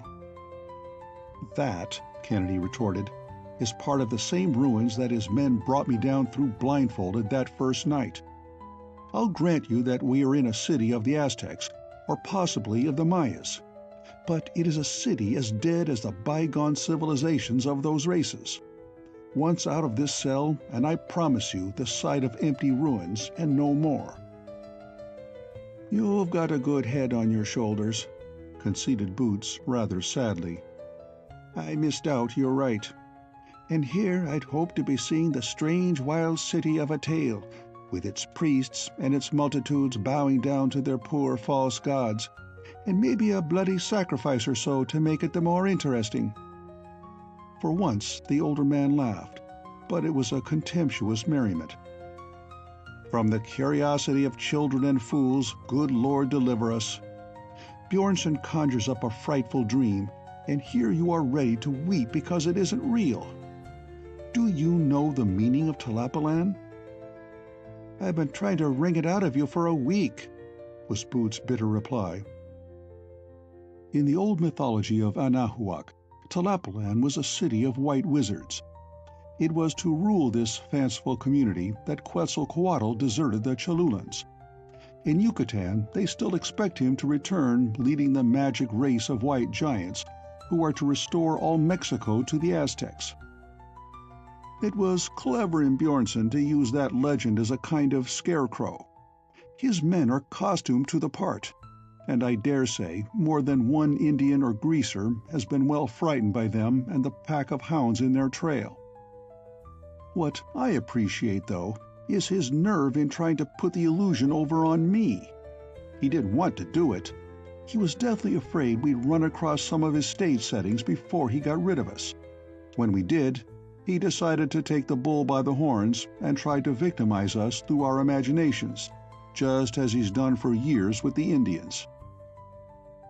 But what's he to gain by cooping us here? And what of the queer language they all speak? Aztec. You've heard it spoken in half a dozen Indian villages, but they give a queer twist to it here, which, I'll admit, deceived even me. They're some white hill tribe over which Bjornson has got a hold. But take my word, the whole affair is a kind of elaborate hoax. For the rest, he has us here, and he doesn't exactly know what to do with us. I suppose some remnant of decency makes him hesitate at murder, and on the other hand, he's afraid to let us go. If you had only allowed me to kill him when I had the chance, we should be free men today. What are you grinning over now? Nothing, or just the astonishing difference betwixt a murder and a killing. If we leave here tonight, will you be content to do it without bloodshed? Kennedy brightened a trifle. You have a plan? I've me muscle, was the placid retort. If that fine actorman, Mr. Bjornson, believes me disabled entirely by a few small scratches, 'tis to saving himself he is. I do hope the jailer he sends to feed us is an upstanding lad, for 'twould be shame to waste the return strength of me on a man of contemptible proportions. As Boots had once pointed out, the fact that they were given no light after sundown was no great deprivation, since they had nothing to look at but each other, and the long empty day was more than sufficient for that. Tonight, however, it was a positive advantage. If they could not see their jailer, neither could he see them. On these occasions the door was never opened wide. There was a chain outside, restricting the aperture to a matter of a dozen inches. Through this the Invisible One passed his burden. Fruit always, corn cakes, boiled beans, or more rarely, fridrita of chopped chicken and peppers, a plain but plentiful diet. For drink there was water and a kind of thin, sweetish beer, contained in the porous clay ollas that kept it cool.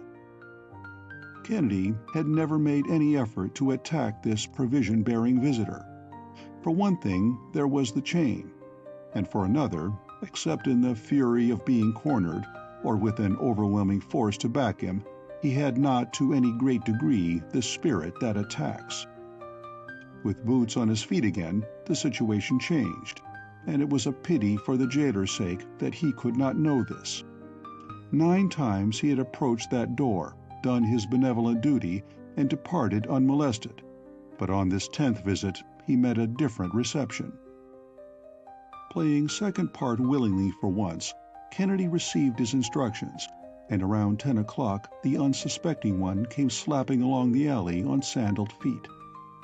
Setting down his basket, he slid back the great bolt of solid copper, gave a warning rap, and pushed in the door to the length of the restraining links.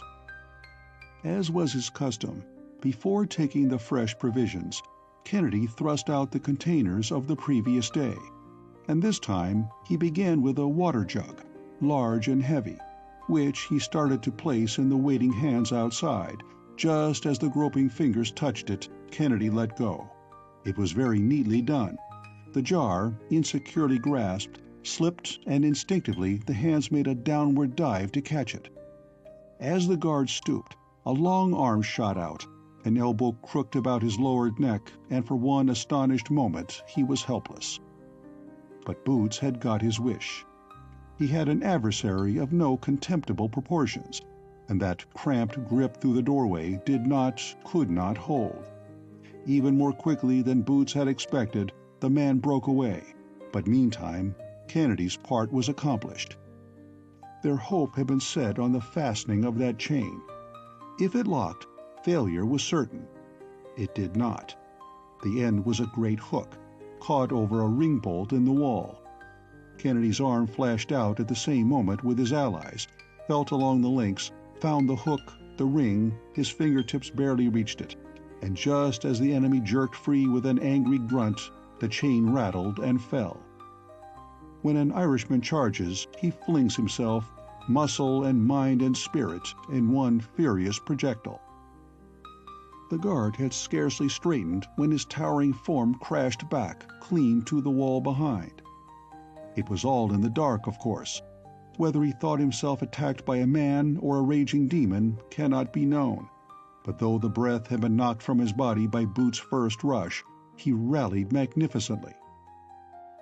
The Irishman found himself caught in a clinch that was like the grip of a grizzly bear, and though his ribs were not pasteboard, they felt that awful pressure. His right forearm came up beneath the other's chin, jolting it back, and he tore himself free by main force. When the other giant lunged after him, he was caught in a cross buttock that sent him crashing down on the bricks. But he was up with a resilience that Boots envied. For all his boast, the scarcely healed wounds he bore, coupled with 9 days of inaction, had left the Irishman a good deal less than fit. And this jailer of theirs was a vast, dim, silent, forceful creature, a pale shadow that, chest to chest, overtopped him by a good 2 inches, a terribly solid shadow of iron-hard muscles and a spirit as great as his own. For almost the first time in his life, Boots tried to dodge an adversary's rush. That grip on his ribs had warned him. It was too dark for good footwork. Tripping over the basket of fruit, he fell, and straightway an avalanche of human flesh descended upon him.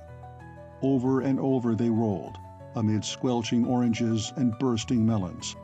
Welded as in one figure, they rose and fell to rise again. Boots' ribs were cracking, and his breath came in hoarse gasps. Then, one braced foot of the man he fought slipped in the mess of smashed fruit, and the slide of it flung him sideways. He recovered instantly, but no longer erect. Boots' left arm was locked tight around the small of his back, the right was beneath his chin. Gasping, choking, his back curved in an ever-increasing arc, he yielded to that relentless pressure on his throat. Back and back, sweat poured down the Irishman's face, and the blood from opened wounds ran over his body, but he had his foe now where he knew that nothing could save him. Bent almost double, at last the huge form suddenly relaxed. It was that or a broken back. A second later, Boots' knees were crushing the jailer's chest, his hands squeezing the last gasp out of his windpipe. "That's the way, boy! Kill him! Kill him! Kill him!" The whispered snarl at his shoulder brought the Irishman to his senses like a douche of cold water. There was something about it so base, so bestial, as if the very lowest depths of himself, the depths that a real man treads under and keeps there, had been suddenly externalized and had spoken with the voice of Kennedy. He snatched his hands from the helpless throat. He rose, swift and silent. For one moment, Kennedy was as near death as a man has a right to be, who whispers murder in a victor's ear. Then Boots remembered the poor thing Archer Kennedy was, and his great hands dropped. "Get back in the cell," he said quietly. "2 men have been fighting here, and the air's not safe for the likes of you to breathe. Go." And Kennedy went. Again, the grass pallet in the corner was filled by a giant, bandaged figure. This time, however, the mouth too was swathed, and the coarse, strong strips bound arms and legs in a manner to preclude any possibility of movement. A stifled groan rasped through the dark, but no one was there to hear. Beside the dim white wall outside, 2 other forms walked cautiously along. "It's a scanty outfit of garments I got from that lad," grumbled a deep voice. "I'd feel more decent to be strolling with a blanket to my back, as was my original intention." A grunt was the only comment elicited. "Feathers," continued Boots, "are fine in their place, for the decorating of hats and for dusters, and for the wing of the bird they grew on. There's nothing more appropriate than feathers. But to string a few of them together and hang them here and there on a person of good proportions like myself, why, to call it a complete costume is no less than exaggeration. Here's an end to our going, unless— yes, a gate there is, and praise be, no lock on it either. Now for your city of tombs and ruins. A pity it's so dark we won't see them," Boots finished. The alley, which had run straight between two high walls, ended in another as high. However, as Boots' words indicated, there was a gateway. The door that filled it, though not fastened, was astonishingly heavy. They had to put the strength of his shoulders to the pull before it swung slowly inward. "Good heavens!" breathed Kennedy. Boots said nothing at all. He was entirely occupied with gazing. In the very first moment, he knew that it was Kennedy's dead city of tombs and ruins which had been the dream.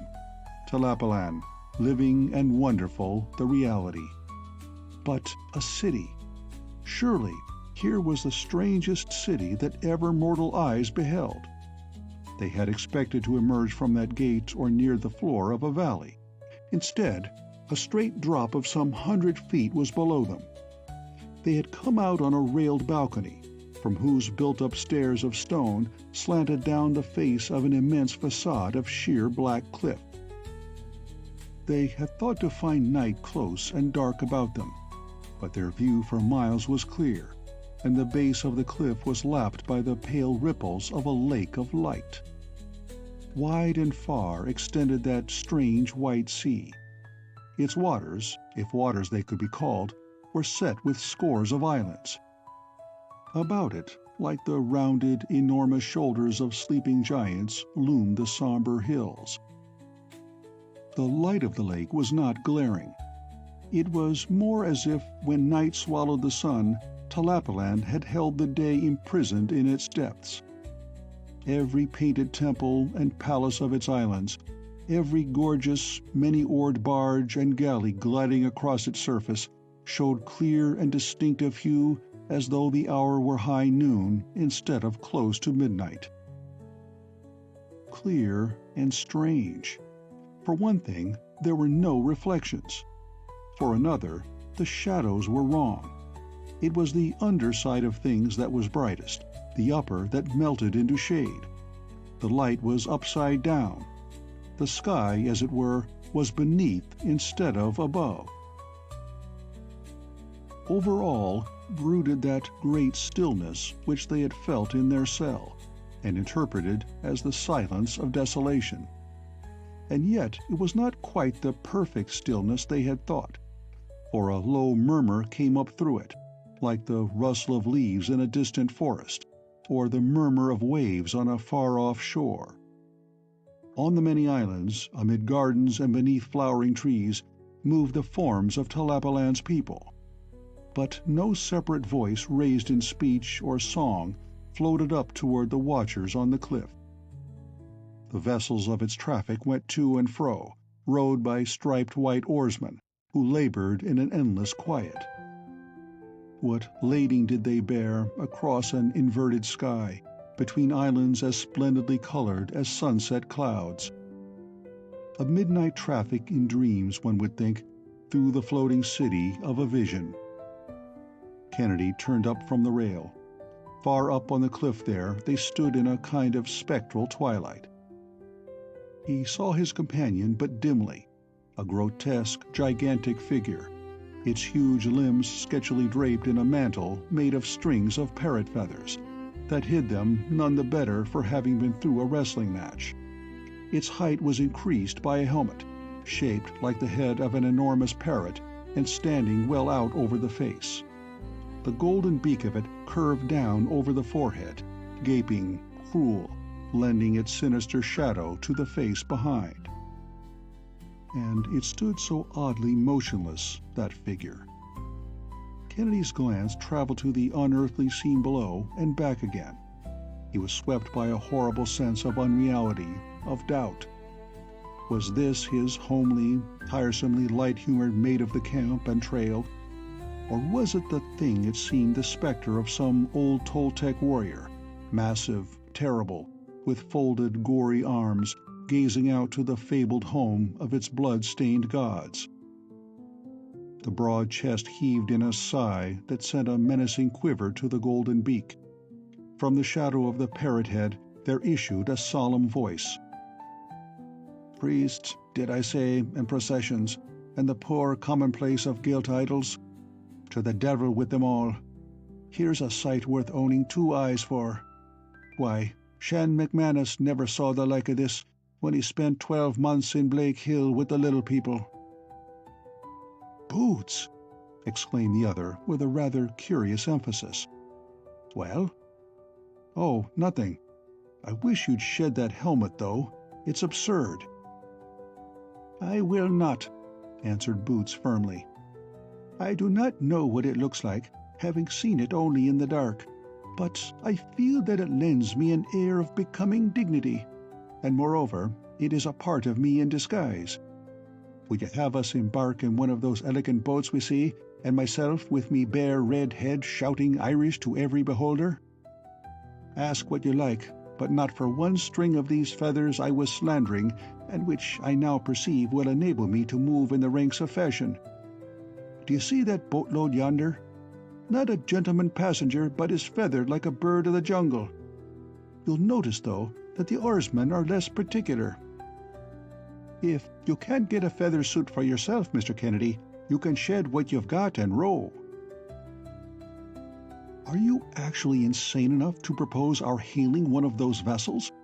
Why, you great fool, they'd find you out in an instant. You can't even speak the language." "I can shut my mouth," was the placid answer. "I've all the right plumage of a citizen. Should they discover me true identity, I'll grant you that a shindy may follow. But what of that? Come or stay here, Mr. Kennedy. 'Tis a matter of indifference to myself." A glance of mingled anger and despair was the sole reply, and when Boots set foot on the long stairs slanting lakeward, the older man made no motion to follow him. End of Chapter 4. Chapter 5. Gold. Archer Kennedy had 2 good reasons for failing to accompany Boots on his hair-brained expedition. One was the perfectly rational objection he had advanced that they would be found out and recaptured almost instantly. The other, though less rational, was far more powerful. It dragged him back through the gate before Boots had half accomplished his downward journey. Kennedy was afraid. He was afraid as he had never been afraid in his life before, though he had experienced a warning thrill of it when Bjornson visited their cell and spoke of the gods and Tlapallan. A mythical city, set in a lake of cold fire, where phantom galleys moved in majestic silence, had no place in his conception of the universe. He had no curiosity about it. He desired no more intimate knowledge. It was simply without a place. He was seized with a desperate desire to escape, not only from Tlapallan, but from the very idea of Tlapallan. As he plunged back through the valley, even the desert seemed a preferable memory to what he had just seen. Somehow he must make his way back to the ravine. Somehow he must provide himself with food, water, and a means to carry them, reach the gorge, and, by no matter how painful a journey, return to a sane and credible world. Coming to the cell of their recent confinement, he paused only to make sure by faint sounds through the window that the jailer was still a prisoner, then hurried on. In this direction also, he found that the alley terminated in a wall and gate. The latter he opened with some difficulty, to find himself in a covered passage, dark as the pit and coldly dank as a cellar. As it extended in only one direction, at right angles to the alley, he had no trouble in choosing his way. Presently, his foot struck on what proved to be the first step of a flight of stone stairs. This was encouraging. On that first night, he had been led down many stairs. Very softly he crept up them, for silence could no longer deceive him with the assurance of being alone. He reached the top. It was blocked by a door, a wooden door that opened easily at a touch. Beyond it there was a light. Stepping through, he came into a bare, rectangular chamber, paved and walled with stone, empty and opening through an arch to some place from which light blazed, warm and golden, though from where Kennedy stood he could not see its source. In his mind he cursed it. Man or beast, your fugitive fears light as its revealing enemy. Yet behind him there lay only the cell, with its outraged and doubtless furious occupant, and that lakeward gateway which he longed to forget. Treading softly, he crossed the flagstones and crept along the wall. Very cautiously he thrust forward till his eyes just cleared the edge of the arch. Then, indeed, did he forget the uncomfortable weirdness of Tlapallan. With his soul in his eyes, Kennedy gazed and gazed. Here was that which might wipe out 1,000 unadjustable memories. Here was that which Kennedy understood and loved with a great and passionate affection.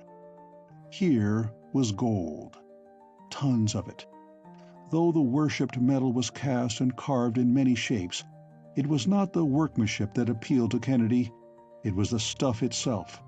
The delightful yellow-orange surface, the rich look of weight and body, the feeling of warmth behind the eyes that reveled in it. Transcendent boldness welled up in Kennedy's heart, and Boots himself could have crossed that threshold with no greater a carelessness for danger. The room was lighted by 4 lamps, themselves suspended by massive yellow links, and beneath their radiance the place was one of splendor and glory polished metal. The walls themselves were sheeted with beaten plates of it. Ranged on a stone shelf, running clear around the chamber, stood dozens of urns, vessels and vases of massive size and crude but effective design.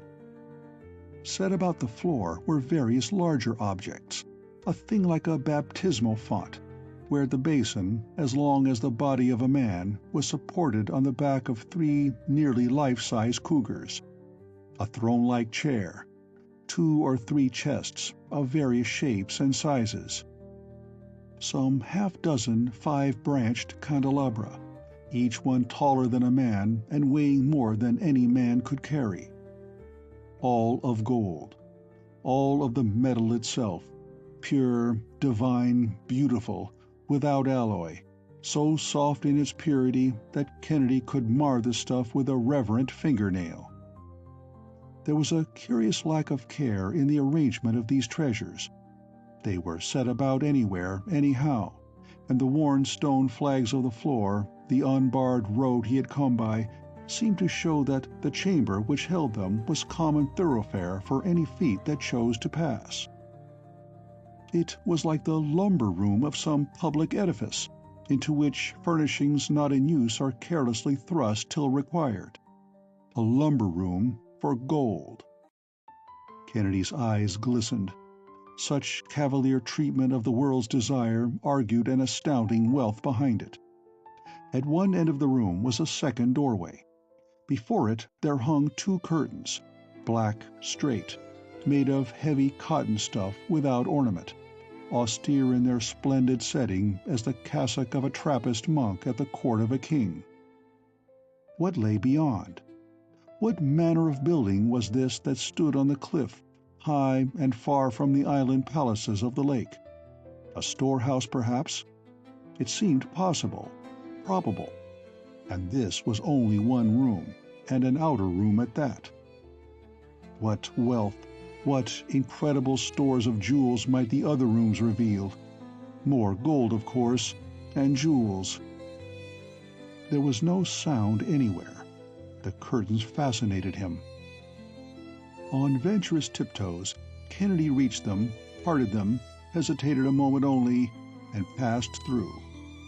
Behind him, the curtains fell together and hung straight as before, black and shabbily sinister, austere in their splendid setting as the robe of some inquisitor of old Spain. The confident security in his borrowed plumage displayed by Boots was more jest than earnest. Before quitting their prison, he had washed and rebound 2 deep gashes, which the combat had opened in thigh and shoulder. But since, barring helmet and mantle, the only garment worn by the jailer had been a sort of kilt made from soft cloth woven of cotton and feather down, the white bandages, not to mention his other scars, seemed perilously conspicuous. Strings of parrot plumage were an inadequate concealment. Of course, there might be other wounded heroes mingling with the society of Tlapallan, but Boots had a dark suspicion that gentlemen of his exact complexion and appearance were scarce enough there to arouse dangerous comment. For these reasons, he meant to take a long and careful survey of the scene before attracting attention from any of the boatmen. Beside the larger vessels, a few small craft were visible, canoes of 1 or more occupants, which darted and dodged here and there across the silver flood. A lone canoeman now should be more easily deceived, or overcome, than a whole barge-load. As he approached lake level, however, he met an unexpected hindrance to his purpose. The nearer he drew to that glittering expanse, the more difficult it became for him to see it. From above, the view had been no more dazzling than is any common sheet of still water, just following sunset, when the sky seems less bright above than in its mirrored reflection. But standing at the edge, as he presently did, the whole varied scene resolved itself into a molten glow that forced shut his lids and made him realize that the Tlapallans must be possessed of optic organs as unusual as their habitat, unless they wore smoked glasses, a practice he had not noted. "'Twould be better dark," thought Boots disgustedly, "than a sight so bright you can't see it. Now what am I to do?" The stairs had ended at a broad floating stage made of barked logs fastened together. As he stood on it, hesitating whether to wait till his eyes became more accustomed to the general brilliance, or to give up the adventure as impossible, a slight thudding sound to the right reached his ears. By squinting desperately, he could just make out the shape of a small boat of some kind. Then a low, clear voice murmured a sentence in the bird-like tongue of the Tlapallans. Boots, taking emergency full face as was his custom, turned and walked boldly toward the voice. Dubious though he knew his position to be, there was no hesitation in either his manner or his stride. Boldness is often a saving quality, but in this case it was a mistake. Misled by that first thud, he had taken it for granted that boat and stage were in immediate juxtaposition. They were not. A good 4-foot clearance intervened, and heading for the dark blur which was all he could see, Boots carried his confident bearing straight over the edge and down into the glittering flood beyond. An unexpected plunge bath is always startling, but a plunge bath in Tlapallan proved to have qualities of shock so far beyond the ordinary that Boots forgot every consideration in the world except an overwhelming desire to climb out again. The instant his body touched the water, it was as if his skin were being lanced by 1,000,000 red-hot needles. A dip in boiling oil could hardly have been more painful. Straight down he went, to rise again so sick with agony that he could only clutch futilely at the air, and if left to himself, his debut in Tlapallan would have meant an exit from life. But the blade of a wooden paddle was thrust into his excited grasp, and he retained just sense enough to hang on to it. Swirled rapidly through the tormenting quid, his chest struck on something hard, and a second later he found his arms drawn up and over a rounded edge. It was the landing stage. Somehow he dragged himself out upon it. Though dripping wet and so weak that he lay prone for more than a minute, he realized that the pain had eased off at once.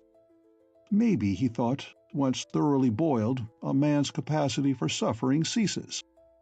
Then he was gently prodded by a foot. "Stand up!"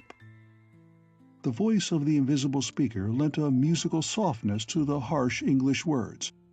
Also, it was the voice of a woman, and a young woman too, for Boots had never heard a young girl speak. Although in doubt if there were a whole square inch of skin left on him, he tried to obey. It proved astonishingly easy. The pain had entirely departed, and now he felt little worse than before the plunge. Some other quality of the water than heat must have caused his torture, and indeed it had been more likely a highly electrified bath than anything else. Except as a formless blur, he could make out nothing of his rescuer, and he prayed, though not hopefully, that she could see him no better. The parrot headdress was lost, and his borrowed feathers clung in bedraggled strings. 20 is a self-conscious age where the opposite sex is concerned, and Boots felt that he cut a remarkably inglorious figure. Something was thrust into his hands. It was the lost helmet. "Cover your head," said the voice, which seemed to have taken command of him and the situation with the utmost coolness. "Your hair is beautiful, but it is a wrong color. Among us, no man's hair is so gay. Only Tlapallan Tlapallan. He is red like you, but he is a god who has no sons in Tlapallan. Tell me, did you paint your hair so red because you are a son of Tlapallan Tlapallan? "Me father's name was O'Hara," blurted Boots, rather desperate. "O'Hara?" She pronounced it like two distinct words. "He has no seat in Tlapallan. You shall bring him here, and we will build him a red house, finer than the seat of Tlapallan Tlapallan, who has no children." "It's kindness self you are," protested the bewildered one, "but the poor man's dead." "Then he was not a true god," asserted the voice disapprovingly. "The true gods never die. You should forget him and serve another. Tlaloc is strong. Let your hair grow black again and become a son of Tlaloc. And why do you shut your eyes? Is it because the eyes of O'Hara are closed in death? Think no more of a dead god, but open your eyes and look at me." He grasped at the last arbitrary command as slightly more intelligible than the rest. "With them open or shut, the beauty of you is equally hid from me. 'Tis the light that's to blame, not my will. 'Tis too glaring entirely." That truthful statement seemed to puzzle his new acquaintance as greatly as her remarks had bewildered him. It was some moments before she could be convinced that superfluity of light was really blinding to this stranger from the outer world. That she knew him for a stranger had been evident from the first, and her calm acceptance, together with the excellent though slightly accented English she spoke, were as surprising as every other experience he had met in this home of surprises. "If you really cannot see me," she said at last, "I will take you where the glory of Tonathiu, the sun god, is not so great. Tonathiu sits in the roots of Tonathiudal to rest from his day's journey. His spirit flows out through the waters, and is brightest where it touches the shores of the land he loves. Around Tonathiudal itself the spirit is not so bright as here. I wonder if my Lord Sven's eyes are as weak as yours. I must find out from Astrid. It is very interesting and curious. Come." Willingly enough, Boots accepted a guiding hand from this mysterious young person, and a few moments later was safely ensconced in the bottom of a fair-sized canoe, made of skins stretched over a bamboo frame. Had her words been 1,000 times more incomprehensible, the risks involved incomparably greater, still Boots would have taken his chance and embarked in that canoe. But though he could make little of what she said, the girl seemed amazingly friendly, and altogether he felt that the adventure was going rather well. End of Chapter 5. Chapter 6. The Black Eidolon. A vast circular chamber, lofty as the rotunda of some mighty cathedral, vaporous with ever-rising whirls of pale mist, made visible only by the livid effulgence which sprang from a strange luminous expanse that was its floor. Having reached this place in his quest for carelessly stored wealth, Archer Kennedy halted and shrank back. Through the black curtains he had come into a series of passages, lighted by hanging lamps like those in that outer room. In the polished white walls of these passages there had been no doors, and he had followed on, growing more doubtful with each step, yet driven still by that powerful desire of his, till he came down a flight of stairs that led to a lofty arch where he now stood, peering into the far loftier chamber to which it was the entrance. He had been seeking gold and jewels. Gold and jewels were here. Round the outer rim of the rotunda at floor level ran a ledge or walk, set at brief intervals with throne-like chairs, and every chair of them carved from virgin gold. In the white, curving wall behind them their reflections gleamed, like gold drowned in milk. High above the wall lifted an enormous dome, and through the vapors its vault glowed with sullen fires, scarlet, green, and azure, the glowing eyes of a million jewels set there. Opals all, those most living and unfortunate of gems. But Kennedy, lover of gold and seeker of jewels, gave their splendors hardly a glance. Wealth is very well, but a man must have life to enjoy it. There was that here which might well rend Kennedy's from him. The place was shaped like a cathedral rotunda, but it was floored like nothing on earth that he had ever seen. A sort of unnatural marsh, or fen it was, where pale, slimy rushes grew thick out of steaming mire, and globular fungi shone with a livid, phosphorescent light. From its surface, mist wraiths rose continually, in twisting whirls and spirals, and the breath of it was dank in Kennedy's nostrils. Like a marsh in a dream it was, and its reality was the reality of a nightmare. But it was not that which Kennedy thought of in the first moment. Let a man, walking through the corridors of a public building, come suddenly upon the open gate of hell, alive with its demons, and his first emotion may well be dread of those demons, rather than wonder that hell should open here. The pale rushes and luminous globes were strange and repulsive as some new, dank circle of the inferno. But among them moved living shapes that crept and lurked, wolf-like, savage shapes that would have been snow-white save for the mire that plastered their silk fur. He had met shapes like those before. On that first night in the pass, only chance and his companion's stubborn effort at protection had saved him from being torn to pieces by such as these. The white hounds of the Guardians! Here!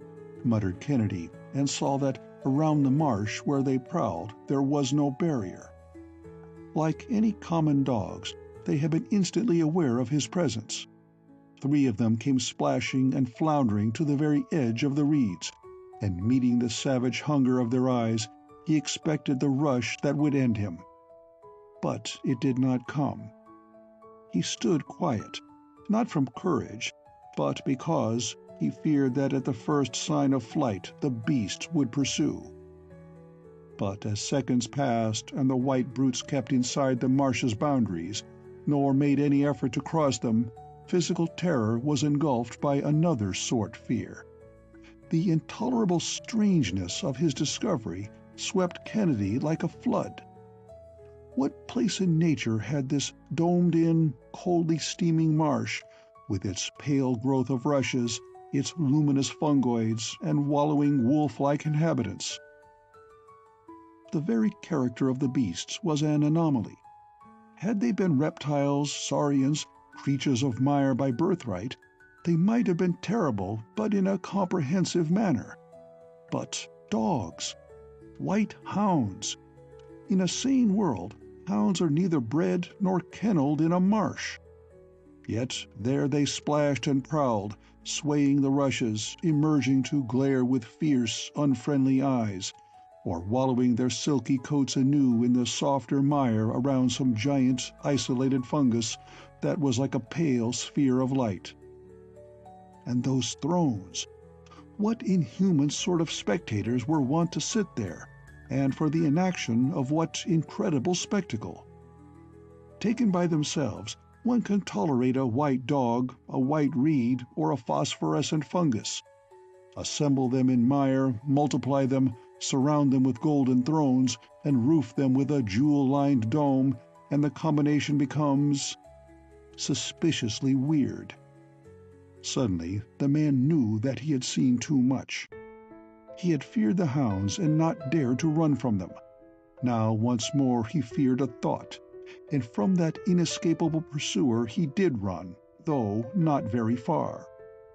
Halfway up the stairs he halted and crouched, listening intently. From behind the arch came only an occasional splash or swishing of the reeds. From somewhere a sound dissimilar to those had begun, the first he had heard since leaving the valley of their former prison. It was a kind of slap, slap, shuffle, slap, a blurred, commingled noise that to Kennedy was anything but welcome. It meant that along these passages he had so stealthily traversed, many sandaled feet were approaching. He straightened stiffly, elbows bent, hands clenched, and trembling like a man with the ague. He was caught. What would be the penalty he did not know, something vague and terrible. Those folk were no longer to him just buck Indians of a particularly light-hued type. They were the white people of Tlapallan, the mystic people who in a sane material universe had no place. Crushed between two dreads, Kennedy stood and shivered. Slap, slap, shuffle. They were very near now. They were coming, solemn and slow. The very leisureliness of their approach seemed inimical. They knew he was here. They knew that he could not escape them. They knew. Turning suddenly, he plunged back down the stairs. His one instinct was to hide. Back through the arch he sprang. This side of the march there was no possible concealment, unless he should have chosen to join the wallowing hounds among the rushes. That scarcely appealed to him, and he ran on round the curving rim, following the narrow path that intervened between the line of thrones and the mire. To his dismay, several of the marsh hounds tried to follow. Had they leapt out on the stone rim, they could have outrun him easily enough, but not one attempted to do that. Floundering, splashing, they pursued in heavy, mud-hindered bounds, with ferocious eyes fixed always on the fugitive. He could not doubt that those silent, snarling jaws longed to rend his flesh. There seemed no barrier to prevent their reaching him, and yet his flight had half encircled the rotunda, and still not a paw had been set on the path he followed. Though seeking a place to hide, the terror of those lurching pursuers had kept his attention on the marsh. In consequence, he collided heavily with some large object that blocked the way, and the breath was so thoroughly knocked out of him that he clung there a moment, gasping. Then he saw what from the rotunda's far side had been obscured by the vapors. Here the white marble ledge broadened before what seemed to be a deep, narrow niche. On the broadened ledge, outside this recess, ranged not carelessly but in decorously regularity of order, there were many more such golden vessels as he had seen in the outer room. The thing he had run against was another golden font, with its 3 nearly life-size cougars, and its basin long as the body of a man. 2 other fonts, identical in appearance with the first, stood just beyond, and beyond them again the line of thrones was renewed and continued. On either side of the niche itself, 2 great candelabra raised their golden branches, 5 to each, that bore tall candles like those set to burn by the bier of the dead. The candles, however, were not lighted, and the depths of the niche they guarded were very dark. The rotunda was walled with blank white marble, but this recess in it had been built of stone dead black as unpolished ebony. The radiance of the fungi, diffused and made uncertain by mist wreaths, hardly penetrated the black niche at all. Now, having looked for a place to hide, it seemed possible that he had found one, and yet he shrank oddly from exploring those dead black depths. Without reason, he felt convinced that there was something in there, something that lived. As has been hinted earlier, curiosity in Archer Kennedy was, as a rule, sternly subordinated to more practical considerations. Curiosity about a living something that lurked darkly behind a livid, unnatural marsh he found so easy to suppress that not even panic could at first drive him to investigation. The white hounds had ceased to give him any attention, and looking for them, he found that he had this side of the marsh to himself.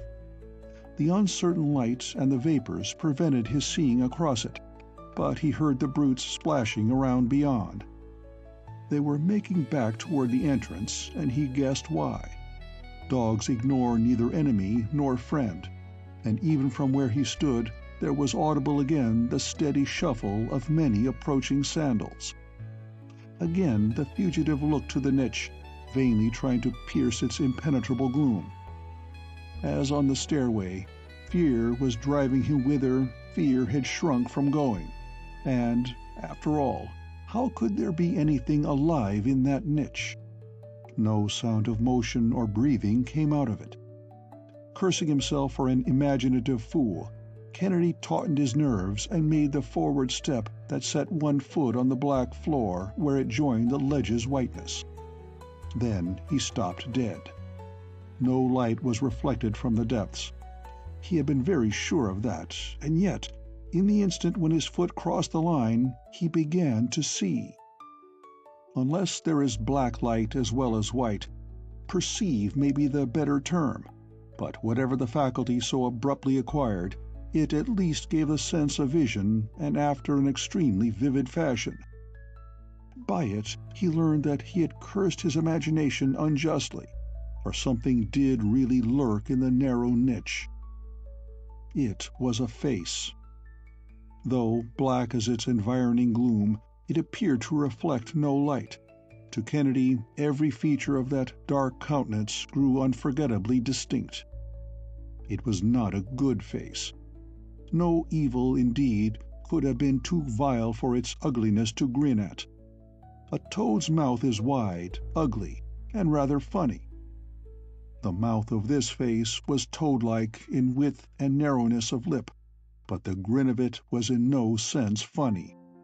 A tense, cruel grin it was that had never heard of humor. Cruel and monstrously alert. Alert stealth was in the very distension of the nostrils above it. The eyes were slits, but they were watchful slits. The whole face gave the impression of being thrust forward by a neck strained with eagerness, but the thread of it was not the clean thread of death.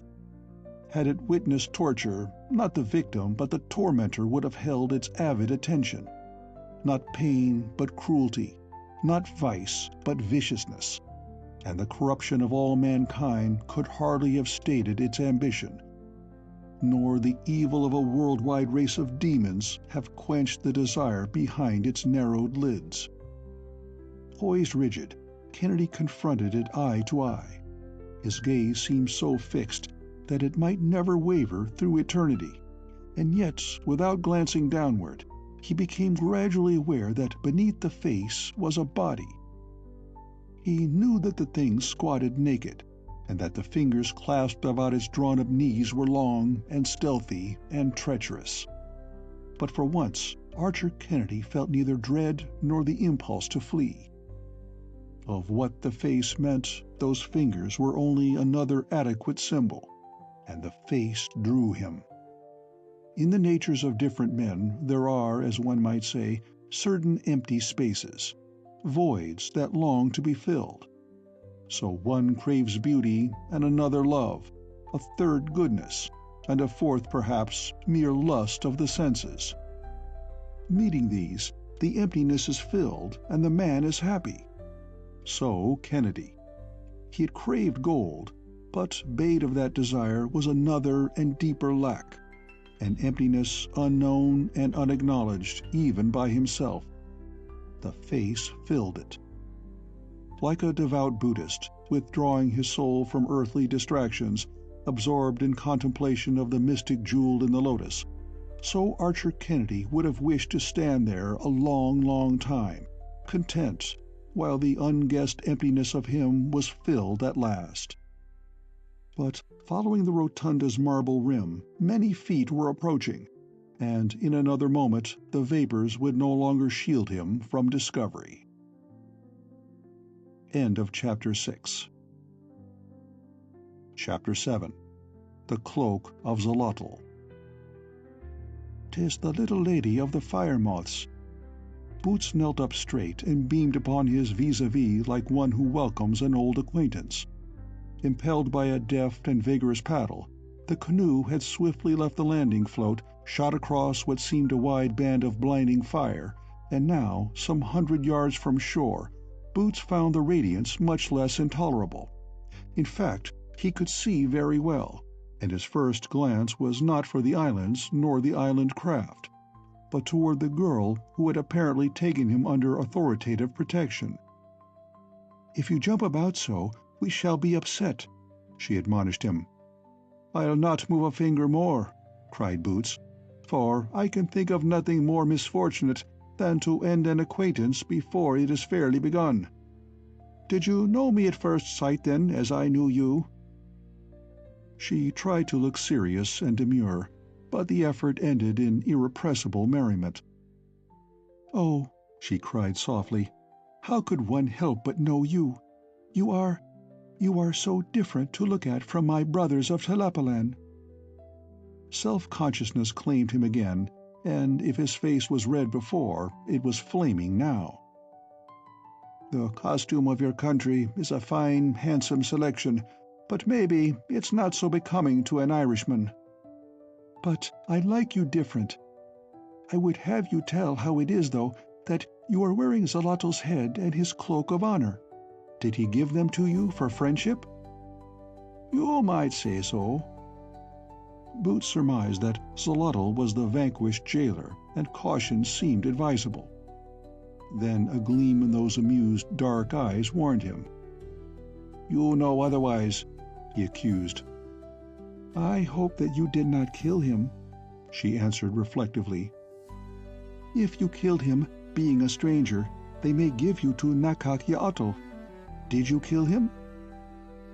Had she been asking the time of night, the question could have been no more indifferent. "No," said Boots, shocked into curtness. The mischievous smile flashed across her lips again. "Then I shall laugh at him. Xolotl is a boaster. He thinks he should run the hills with the guardians. But he is only a small boy, grown tall and large. Some day, since he is not dead, and when he has finished his novitiate to Nakak-Yaotl, I shall— what is my Lord Sven's word? I shall marry him. But I shall always laugh because you took away his cloak of honor." With another mental gasp, Boots attempted changing the subject. "It's fine English you speak. You maybe learned from Mr. Bjornson?" "Oh, all of my guild speak English. When I was only a little baby, my Lord Sven came. Though he was a stranger, they spared him because of his wisdom and his knowledge of the gods. It had been thought that the gods were forgotten save in Tlapallan, but he spoke our tongue, and later he married with a daughter of Quetzalcoatl. That brought him into our guild, though for some strange reason he will not live in Tlapallan, but built him a house in the lower valley. Very soon it became— what was that phrase of Astrid's? Oh yes, all the rage to use English. The other guilds have picked up a little too, but we never encourage them. Don't you think it sounds much more distinguished than the old-fashioned tongue? Maybe, but when you speak your own language, it sounds like a bird singing. But birds are so common, aren't they? See, there is Tlapallan. If you do not care to serve Tlaloc, become the son of Tlaloc, who is sometimes as red as your beautiful painted hair. Then perhaps I shall marry you instead of Xolotl." She said it with the air of one bestowing some incredible hope of favor, but things were moving a little fast for Boots. Lovely though she was, here cold-blooded reference to poor Xolotl's demise, and her equally cold-blooded annexation of himself, went clean outside the Irishman's notions of propriety. "I'll think of it," he muttered, and for the first time really gave heed to his surroundings outside the canoe. They had come well out on the liquid silver shield beneath which, according to the faith of Tlapallan, Tlaloc, the sun god, lurked throughout those hours when the rest of the world was dark and deserted of his spirit. Therefore, at night and through night only, they gleamed like Mezcli the moon, and were terrible to touch as the superheated body of Mictlantecuhtli, Lord of Hell. So Boots was informed, as he gazed with great curiosity at the god's house. It was the first heathen temple he had ever seen where the worship was living, and not a mere dusty memory of the past. Tlaloc, smallest of the islands, was also nearest to the shore they had recently quitted. Unlike the others, it was low and flat, and the round structure which almost filled its circumference stood scarcely 10 feet high. Nothing showed above the walls, and Boots, who had noted it from the cliff, recalled that the roof was flat as a pancake. It was all built of something that he took for brass, though Kennedy, had he been present, would have better judged the metal's value. Doors and windows there were none, save one low arched aperture, and altogether it did not in the least fit with Boots' idea of a temple. "It goes down," explained the girl. "What you see is only the top. It goes far down, and there, below, Tlaloc slumbers in the midst of a circle of his priests. Should one, even one, of his sons sleep in these hours, Tlaloc would never climb the heavens again. He would die.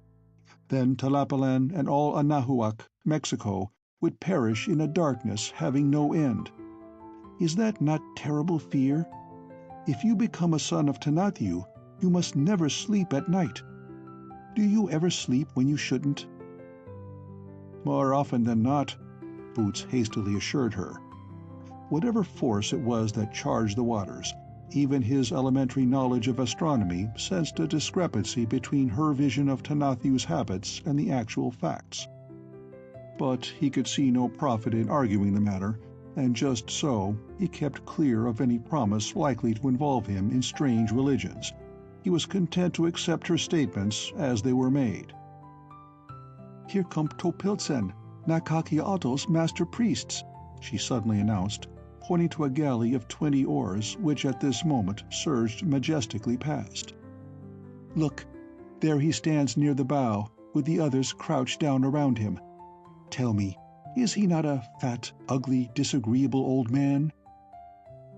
The individual in question, who stood pompously erect in the midst of an adoring circle on the quarterdeck, his fat paunch covered by a white and black emblem, draped in a feathered mantle of black, white, and green, might almost have heard the girl's remark.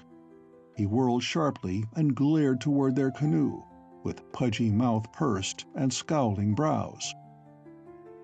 "Are you not afeard to speak of your priest so disrespectfully?" queried Boots. She shrugged with high disdain.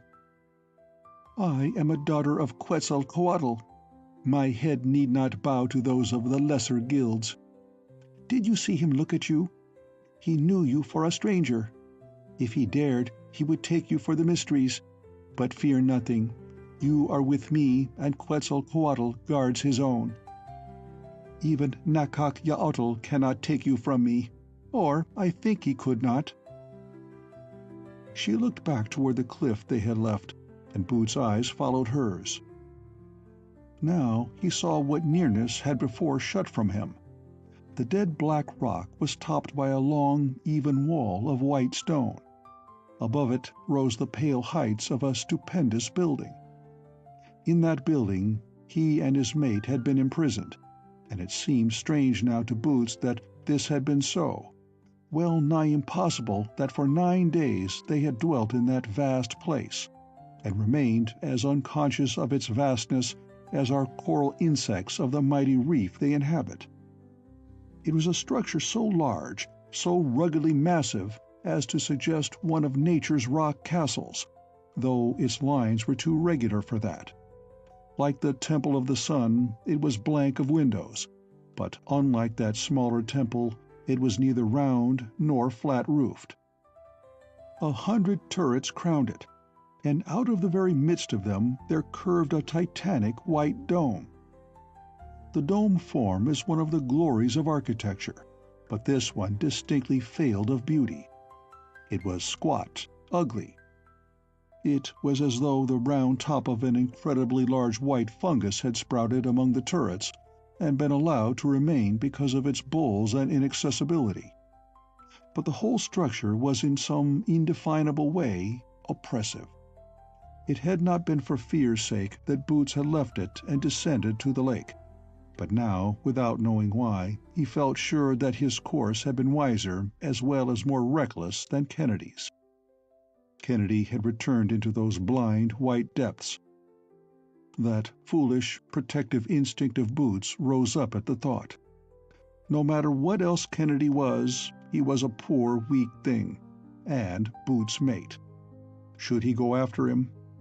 Better get the good of some information first. He asked the building's purpose. "That is the seat of Nakak-Yaotl." A somber look shadowed the girl's mischievous face. "Nakak-Yaotl, the black maker of hatreds, who would destroy mankind if he could. Someday they say that he will destroy Tlapallan, but I do not believe it. Our Lord of the Air, Quetzalcoatl, who was once human and is noblest of all the gods, is stronger than he. How they must hate each other, those great, strong gods. Would you not like to watch a battle between gods?" "'Twould be a destructive spectacle. Watch yourself. Watch out!" His shout of warning came barely in time. With 2 swift thrusts of her paddle, the girl shot them out of the path of a galley of 20 oars. It swept on by, and from near the bow glared Nakak-Yaotl's master priest, thwarted malice in every line of his fat, furious face. "He did hear you," cried Boots, "and the old devil tried to run us down." The girl's face was sternly calm, but her eyes blazed with a rage more deadly than the priest's. "I meant he should hear me," she said quietly. "Topiltsen is the mortal father of Xalotl, whom I despise." The galley had wheeled again and was heading back toward them. "Paddle," urged Boots desperately. "Paddle, or let me." He stretched out a hand, but the girl only shook her head and watched the oncoming galley with quiet scorn. "Now you will hear him apologize," she said. "It was an accident for which the poor steersman will suffer. I am a daughter of Quetzalcoatl, who guards his own, and even Topiltsen will not dare admit that attack was intended. But had we been cut in two, as was meant, you would have died, and I would have been let suffer the pain of T'Nathu's spirit for more than a little before they picked me up. Oh, I hate Xalotl and all the Black God's cruel guild. Son of O'Hara, I wish that you had slain Xalotl." "Faith, I'm beginning to think you've cause to wish it. Look at the old fat villain bowing there." The galley's rowers were resting on their oars. Every face on board was turned toward them, and the master priest himself had crossed the quarterdeck and bent his head with a respect rather mocking under the circumstances. This was Boots' first view at close range of any of the men of Tlapallan. They were all white men, whiter than himself, to speak the truth, and yet, by certain subtle differences, Boots was quite sure they were not white men in the generally accepted sense. Whether or not Kennedy was right to call them Indians, they were certainly of another than the Caucasian race. Straight black hair fell to their shoulders from beneath various fantastic headdresses, fashioned to represent brightly colored beasts and birds. Such garments as they wore were of gaily hued cotton cloth, or the same downy, feathery stuff that the Moth Girl was dressed in. Feather mantles, like the one Boots had borrowed, were worn by all save the rowers, whose attire was restricted to a broad girdle or a kilt. Black-browed, straight-nosed, broad of shoulder, and well-muscled, they were as fine-a-looking a set as Boots had ever set eyes on, and no more comparable to the common Indian tribes of Mexico than a Japanese of the samurai caste to a low-class Kolarian. In the matter of athleticism, however, Topil Sen was an exception. He was a short, fat, pudgy little person, and the black scowl he wore now did not add to his beauty. When he spoke, it was in that hushed tone used by all in Tlapallan, as if it were some vast hospital in which the patients must on no account be awakened. "Speak English," the girl interrupted curtly. "My friend here, the son of that great and powerful god, O'Hara, does not use our tongue." The priest straightened and stared balefully at the son of O'Hara, more balefully at the girl. His English was bad, and she knew it. A petty embarrassment to put on her future father-in-law, but everything counts in war. "Where?" said the priest slowly and painfully. "Xolotl. The head. The cloak. I see. Look hard. No Xolotl." Breaking off in despair, he waved expressive hands toward Boots. "You mean, I suppose," the girl was loftily superior, "that you would have run us down in order to see if my friend here was Xolotl? Yes, it is the head of Xolotl. It is the cloak of Xolotl. But my friend is not Xolotl. He is a man much stronger and more courageous, and that is why he wears Xolotl's cloak of honor. Look very close indeed. You quite see, do you not?" But that insolence was too much for Xolotl's father, who understood English better than he spoke it. With a snort of rage, he whirled and addressed a hushed command to someone behind him. Instantly, a man sprang to the side. The girl dipped her paddle in earnest now, but too late to avoid the fling of a small grappling iron which fairly caught their bow. Hand over hand, they were hauled ignominiously in, while Topil Sen, no longer obsequious, grinned at them in obese triumph. It occurred to Boots that the might of his arms was going to be of more immediate service than any protection Quetzalcoatl or any other of Tlapallan's numerous gods seemed likely to offer. End of Chapter 7. Chapter 8. Before the Black Shrine. Archer Kennedy was, as Boots had once observed, a man of more refined education than the Irish lad. Moreover, he had a quick, furtive mind that snatched at whatever came its way and hoarded it as a jackdaw hoards its stealings, on a bare chance that it might someday prove practically useful. Stored among many such smatterings was a fair knowledge of Aztec antiquities, picked up partly in his college days, partly at close range in Yucatan and Campeche. When Bjornson had said, "You are housed in the seat of Nakakyautl," the words had not been quite meaningless to him. In the tangled mazes of old Aztec theology, many a god possessed not only two or more names, but as many personalities, some of them as divergent from one another as black from white. So, Tezcatlipoca, Shining Mirror, who descended from heaven at the end of a spider's thread, was a being of most virtuous and commendable qualities. Justice and mercy were his to administer, and if his enshrined eidolons sometimes presided from judgment seats made of piled human bones, This was in accordance with the rather grim ideas of a grim and bloody people. But like the well-known Dr. Jekyll, Tezcatlipoca had a double nature, and a nature, moreover, of which the second and darker phase might have caused even Mr. Hyde to cover his reprehensible head in shame and jealousy. As Nakak-Yaotl, creator of hatreds, the virtuous Tezcatlipoca was accustomed to steal invisible through the streets, and in every Aztec city there were seats placed for his convenience, seats in which no mortal man was allowed to seek repose. It seems improbable that any man would care to, considering who might be his companion there. A temple consecrated to Nakak-Yaotl as an individual deity, however, was an innovation of which Kennedy had never heard. On encountering a dark face in a darker niche, he did not promptly comment, "Here is exactly what I would have expected to find, the carved black image of Nakak-Yaotl, an idol which these pale-hued and foolishly superstitious Indians are no doubt silly enough to worship."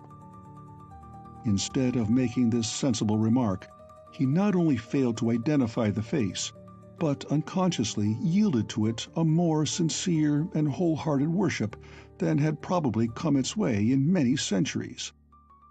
His much-prized reasoning faculty went to sleep, as it were, while whatever Kennedy had for a soul basked in fascinated contemplation of its unacknowledged ideal.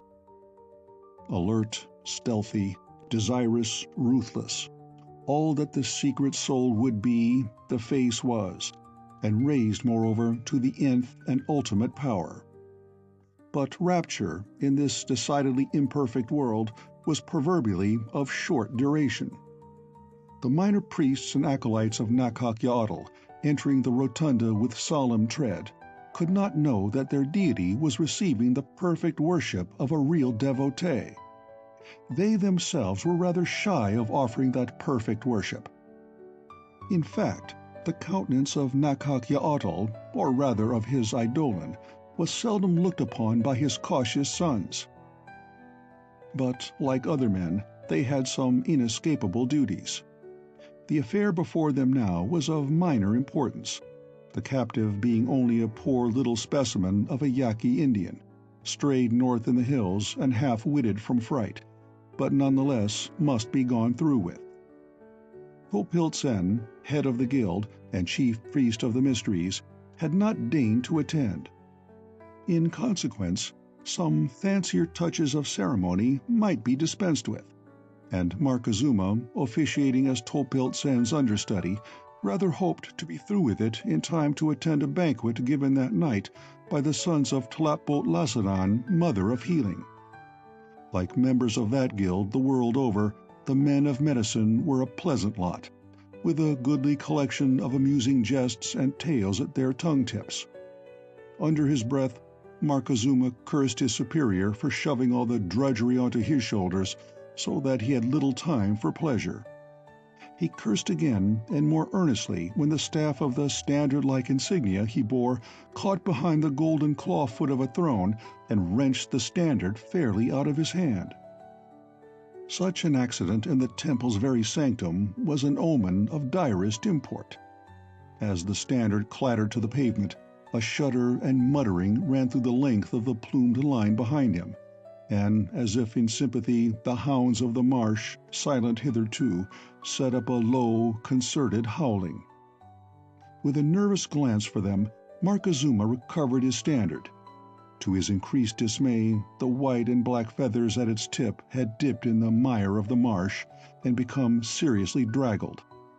They were sacred feathers, not to be touched by bare human fingers, and he had to carry them on as they were, dripping slow black drops that ran down his hand and arm.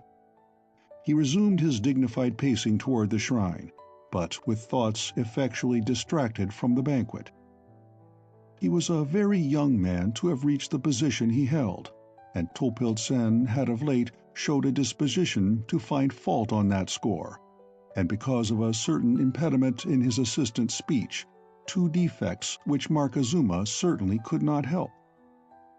But when his chief heard of this night's carelessness, he guessed what might happen. Sidewise, he glanced at the hounds again and shivered. The clatter of the standard, however, had brought dismay to another heart than his. It woke Kennedy as from a dream.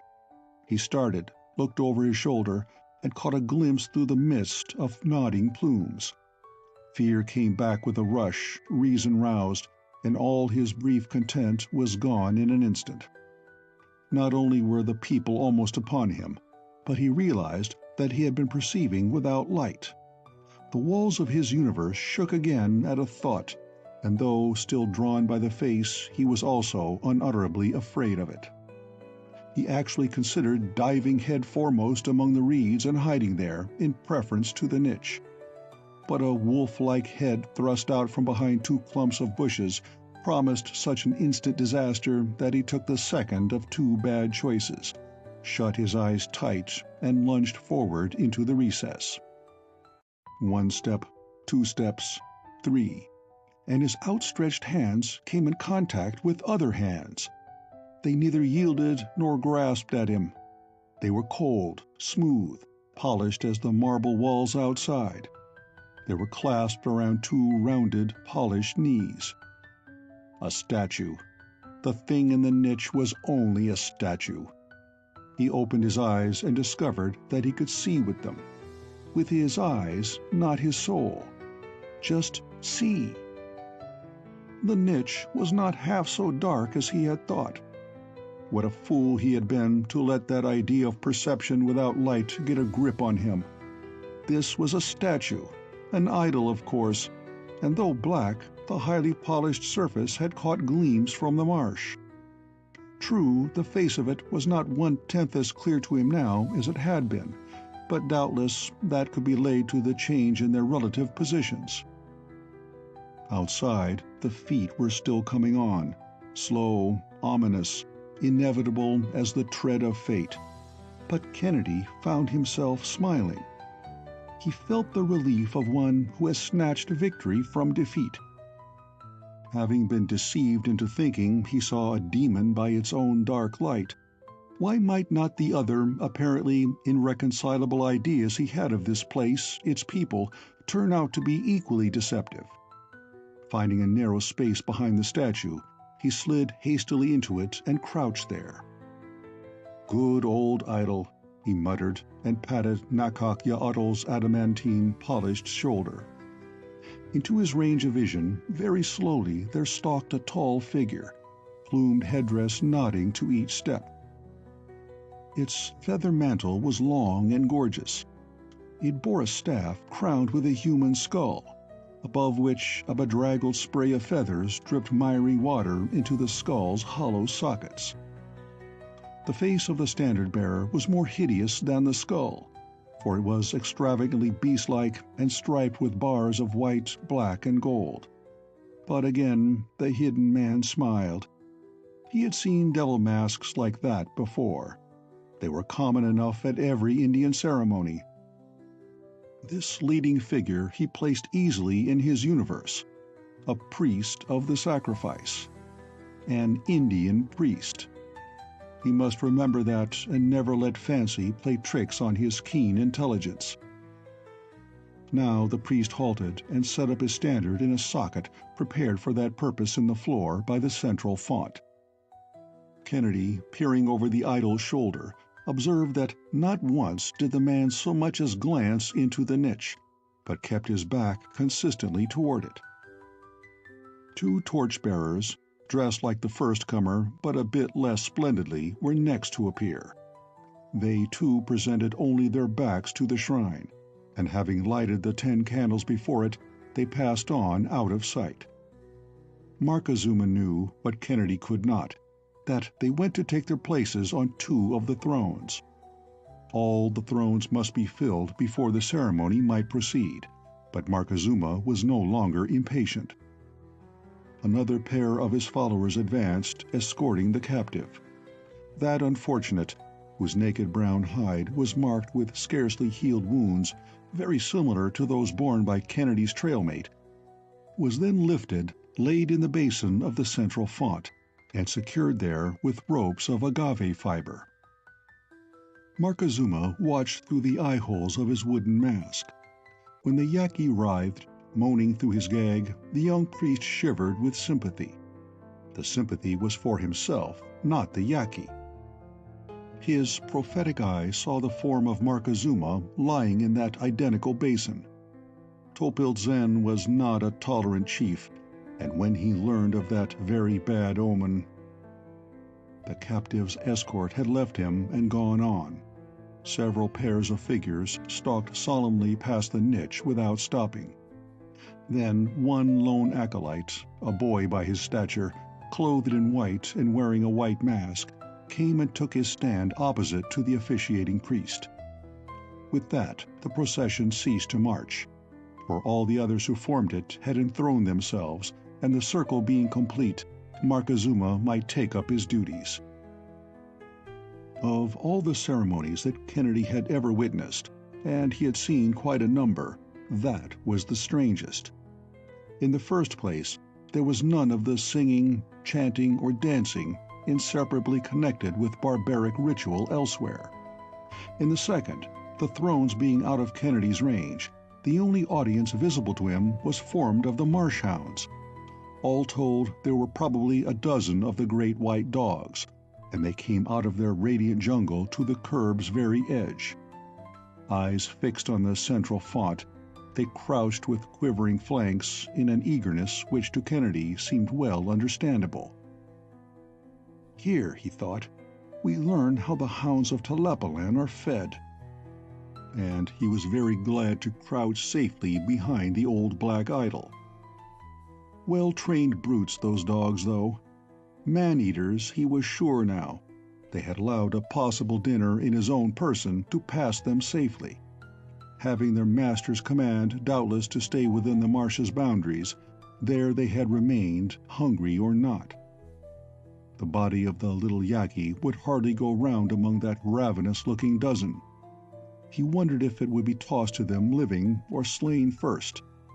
He recalled that in the Aztecs' time of glory, when human sacrifices were made by thousands, the victim's living heart was invariably cut out with an obsidian knife and offered to the god. So far, however, save in the matter of costume, nothing of the present ceremony conformed to those old customs. The fonts themselves did not remotely resemble the curved sacrificial stone over which a victim was bent conveniently backward, exposing his chest to the knife.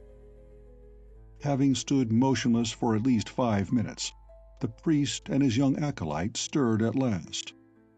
The smaller figures sidled backward toward the presiding eidolon. Because of the candles, the niche was by no means so dark as it had been, and Kennedy promptly ducked out of sight. For several minutes he dared not peer out again. He heard a low, mumbling voice that blurred the musical accents of the native language, rather as if the speaker had no teeth. It rumbled on, till at last Kennedy peered cautiously round Nakakyaotl's protruding marble ribs. He needn't have hidden. The acolyte had barely crossed the dividing line between black floor and white ledge. His back was still turned, and he stood with arms rigidly outstretched like a human cross. He gave an odd impression of being set there as a guard to withhold something from coming out of that niche. But the black god never stirred. How may stone move of its own volition? And the man behind it smiled sneeringly. He wasn't afraid of the old black thing. He patted its ribs. The high polish of them felt almost like live skin that writhed a little under his fingers, but he could never be deceived again. Stone was stone. Peering under the acolyte's outstretched arm, he could see the officiating priest, who stood before the font with its captive and was speaking across it. His mumbled remarks might have been addressed to the attentive canine audience in the marsh, but more likely he was speaking to no one in particular, just going through some silly, empty ritual. Ending at last, he stooped to a great golden vessel, and withdrew from its depths several smaller vessels, also of gold. One of them was flask-shaped, carved all over with writhing, lizard-like forms, and fitted with a crystal stopper. The others were small jars of plain gold. The officiating priest set them out on a kind of ledge that projected behind the font's basin. Then he stood motionless, hands stretched above the captive as if in blessing or consecration. Silence settled in the rotunda, so that Kennedy could hear his own heart beating, and also a faint gasping sound that came from the gagged victim. Then the priest's hands dropped with startling suddenness. He wheeled, made one lightning-swift genuflection toward the niche, and had his back to it again before Kennedy could even think of dodging from sight. When was this mummery to be done with? Immediately it appeared. With the air of a man who gets down to business at last, the priest drew on a gauntleted glove he had carried in his girdle, a glove that gleamed yellow as flexible, soft gold, opened one of the golden jars, sniffed its contents testingly, dipped his gloved fingers in the stuff, whatever it was, and began swiftly anointing the Yaki's naked body. The man writhed in his bonds, but whether from pain or fright, Kennedy had no means of knowing, and, to do him justice, did not particularly care. The priest worked swiftly. He might be too young, as Topil-Sen hinted. He might be possessed of faulty vocal organs and of a not quite pleasant personal appearance, but none could deny him a deftness unequaled by any man of the guild. Would Topil-Sen consider that? He set the empty jar aside and took up the flask. As at a signal, the dogs that watched him pointed their noses straight upward, and once more a long, doleful howl ascended to the opal-lined dome and was echoed dully back. Markezuma started nervously. Twice now had the white hounds howled, the white, silent hounds, whose loudest utterance had ever been a low snarling, and that only in heat of combat. Unlucky indeed was the night. Flask in hand, he hesitated, wondering if Topil-Sen would blame him more for continuing the ceremony or breaking off in the middle. Then he shrugged. In either case, as he saw it, his doom was sealed. 2 such omens in one night. He tugged at the flask stopper, which stuck. But it always did, so that could hardly be counted as a third sign.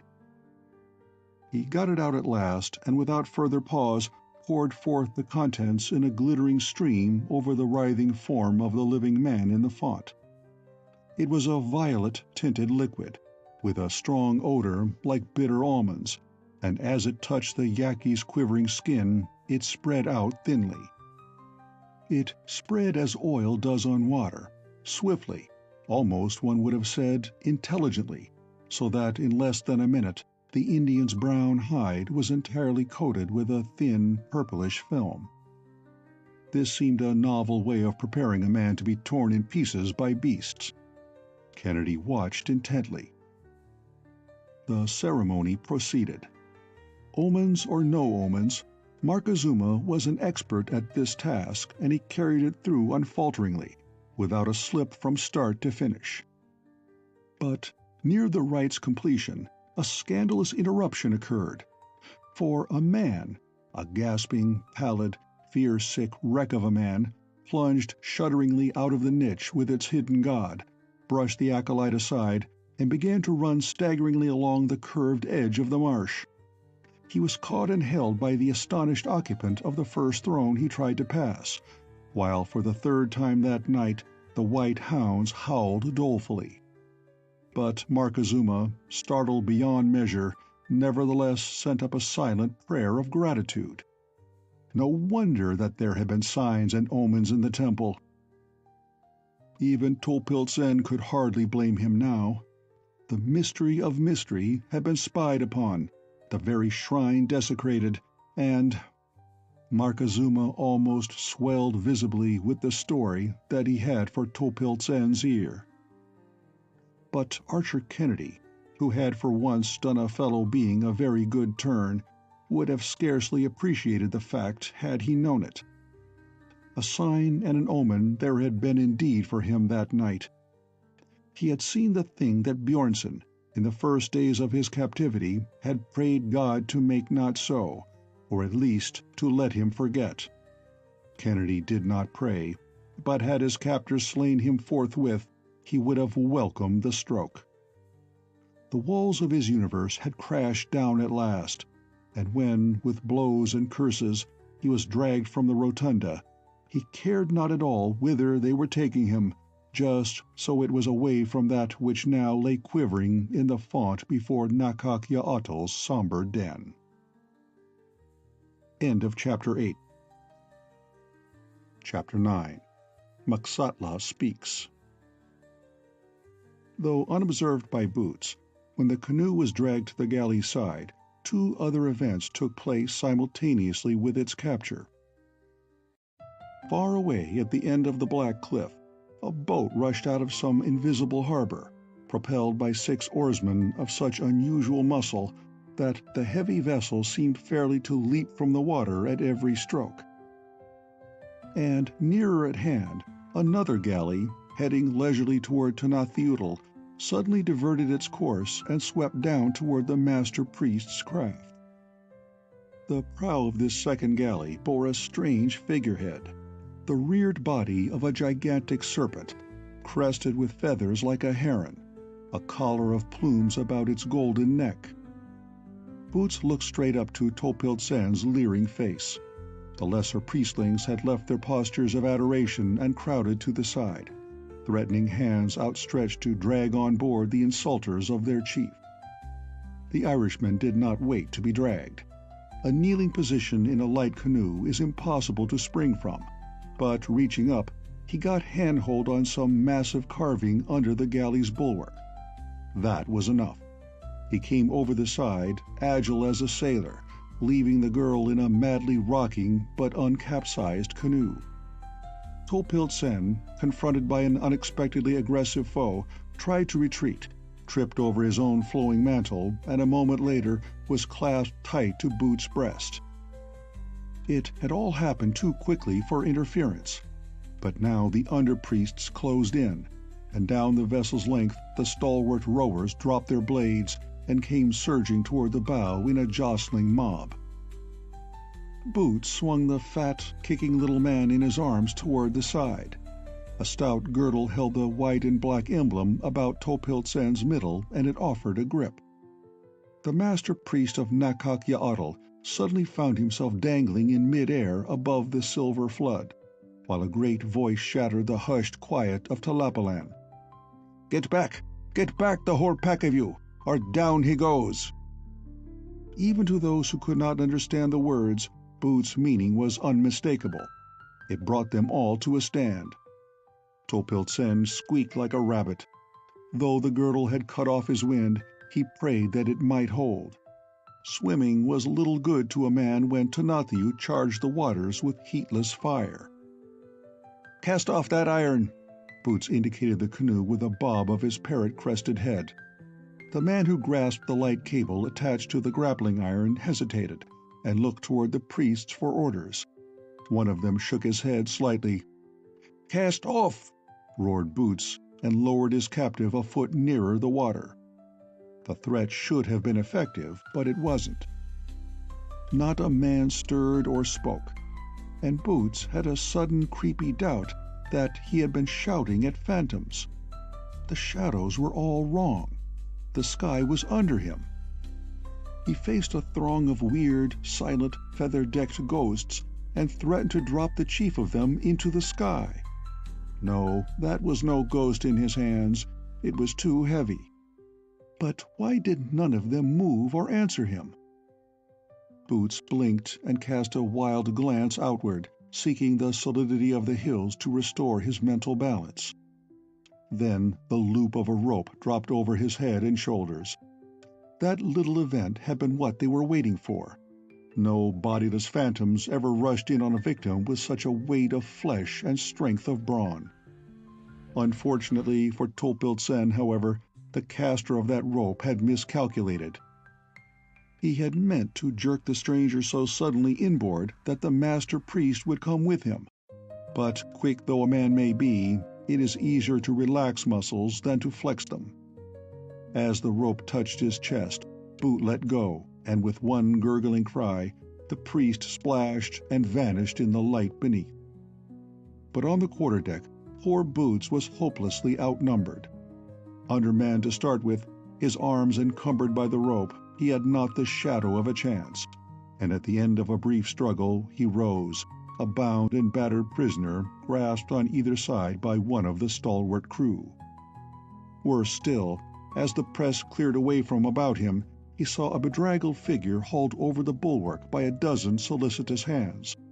It was Tlapallan, and though he promptly subsided on the deck, he was unquestionably alive. In the midst of defeat, Boots grinned.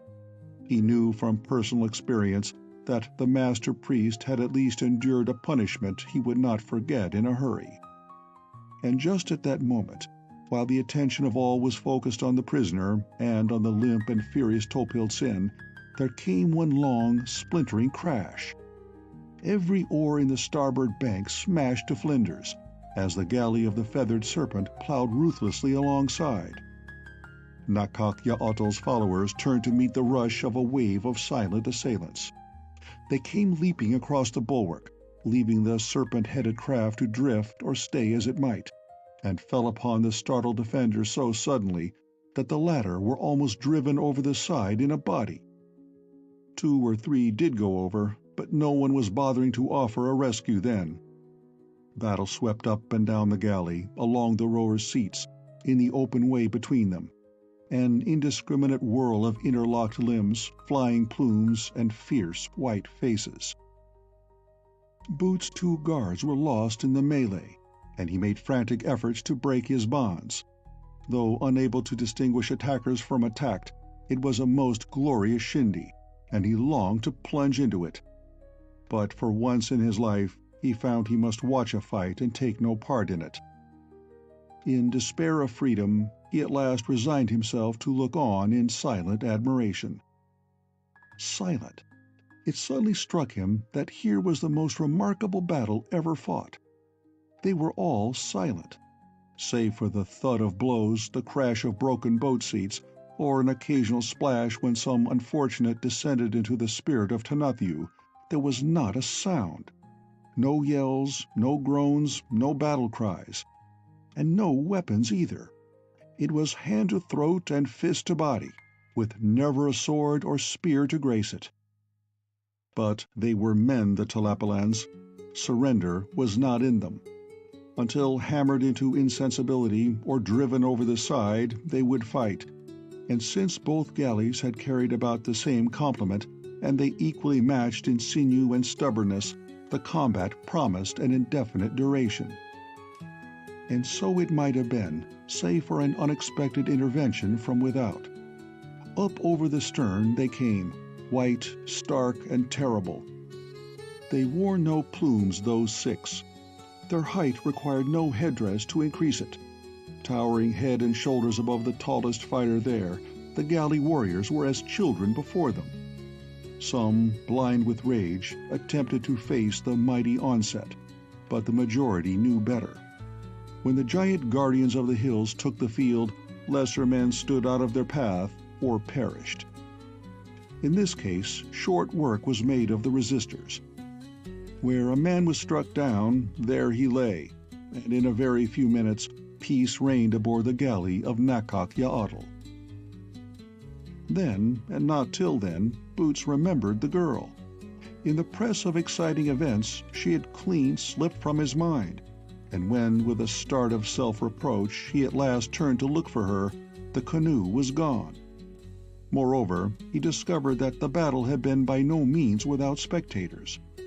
Very much as in more ordinary cities, the crowds will gather to watch a fight, so the lake craft had swarmed in until the contending galleys were almost entirely surrounded.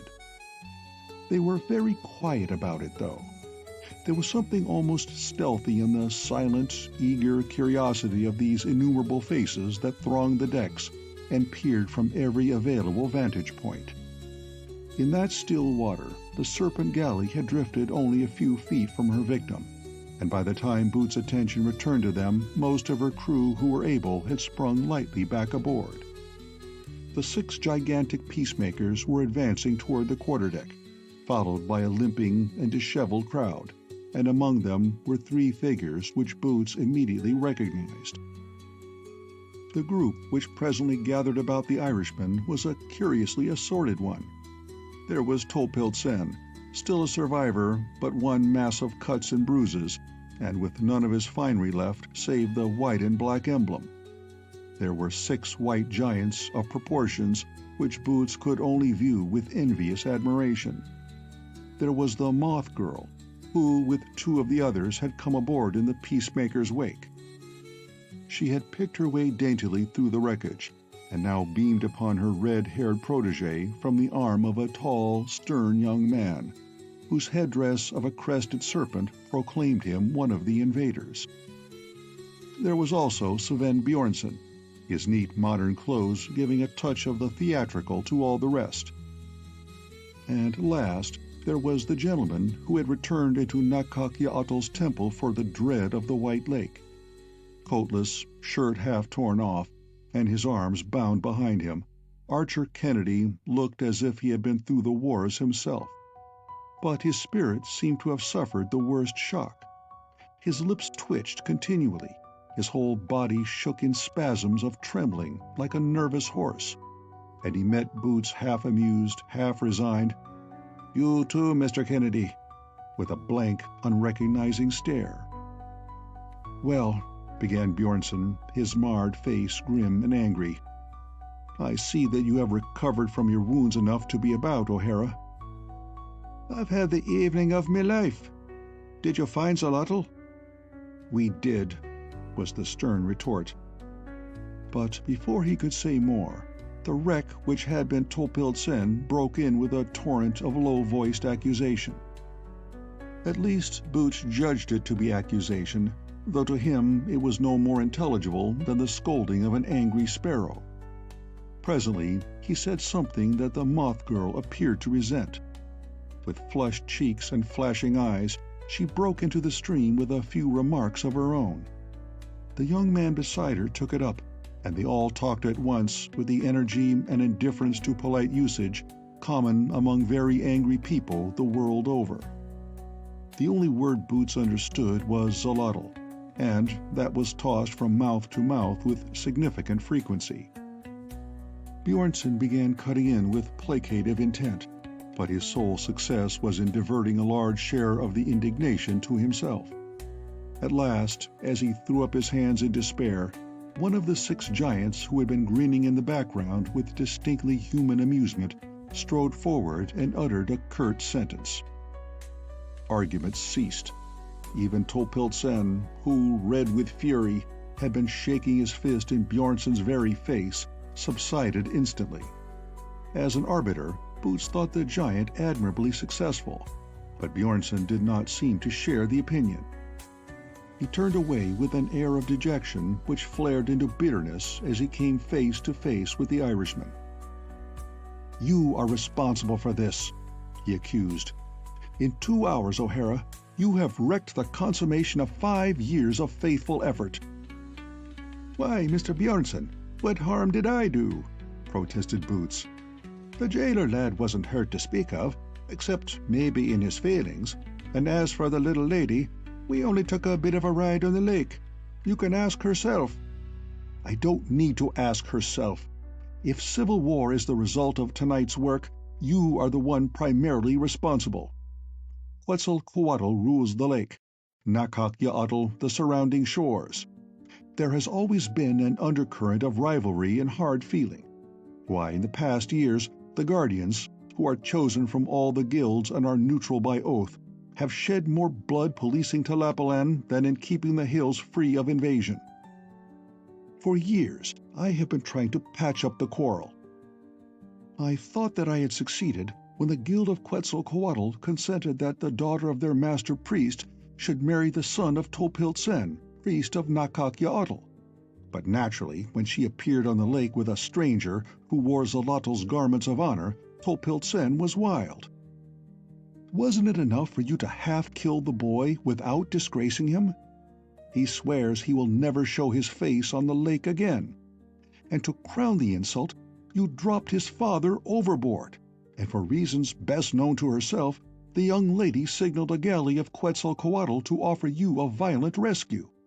Now she declares her intention to marry my lord Maxatla, the captain of that galley, and Topiltsen is willing that she should. He says that Xolotl has been dishonored, and no child of his shall ever mate with a daughter of the feathered serpent. He says that reconciliation is impossible, and I very much fear he is right. That is the sum total of your evening's pleasure, young man, and I hope you are satisfied with it." Boots, who was trying to look properly overcome, just then caught the moth girl's eye. There was a twinkle in it that he found irresistible. "Yes, grin." Bjornson's exasperation was complete. "Trust an Irishman to think Civil War delightfully amusing. Confound you, I might have known by the color of your hair. But, Mr. Bjornson—" Boots stopped. A certain lovely young troublemaker had used him ruthlessly for her own ends, and he was not too stupid to see it. He rather suspected that this sudden affair with my lord Maxatla was not half so sudden as it seemed. That careless offer of hers to marry Boots, perhaps, had been mere bait to keep interested one in whom she foresaw a glorious casus belli with her loathed fiancé's entire guild. Well, she had got her wish, and her love as well, for Maxatla did not look the man to give up his sweetheart lightly, once promised. But Boots could not defend himself on those lines. The inbred chivalry of him forbade it. "You saved my life," snapped Bjornson, as if that were an added grievance. "I tried to help you in return, but this night's work is too much. You and Kennedy are a pair. You are both forfeit to Nakakyaotl. He because he was caught prying into the most sacred of mysteries, you for offering violence to the body of Topiltsen. Let them take you. My intervention is finished." A gleam of satisfaction came into the master priest's small eyes, but the moth girl whispered a word to her young captain. He nodded, then, with a slight bow to the guardians, came forward and laid a hand on the bound Irishman's shoulder. "My lord Svend," he said with stern dignity, "I believe that the feathered serpent is still supreme in Tlapallan. I claim this man in his name. He was wrongfully made prisoner while defending a daughter of Quetzalcoatl from the insults and violence of those who have no place on these waters save by tolerance. Under their oath to uphold the law, I call upon the guardians to support my intention. This man is Quetzalcoatl's. Let any son of Nakakyaotl lay hand on him at his peril." Bjornson frowned, but anxiety again had the upper hand of irritation. It had not been revealed to Boots exactly what position the man held in this unusual community, where the most common passions and rivalries of the human race were enacted against a background so weird and strange that it seemed only to be accounted for on a basis of the supernatural.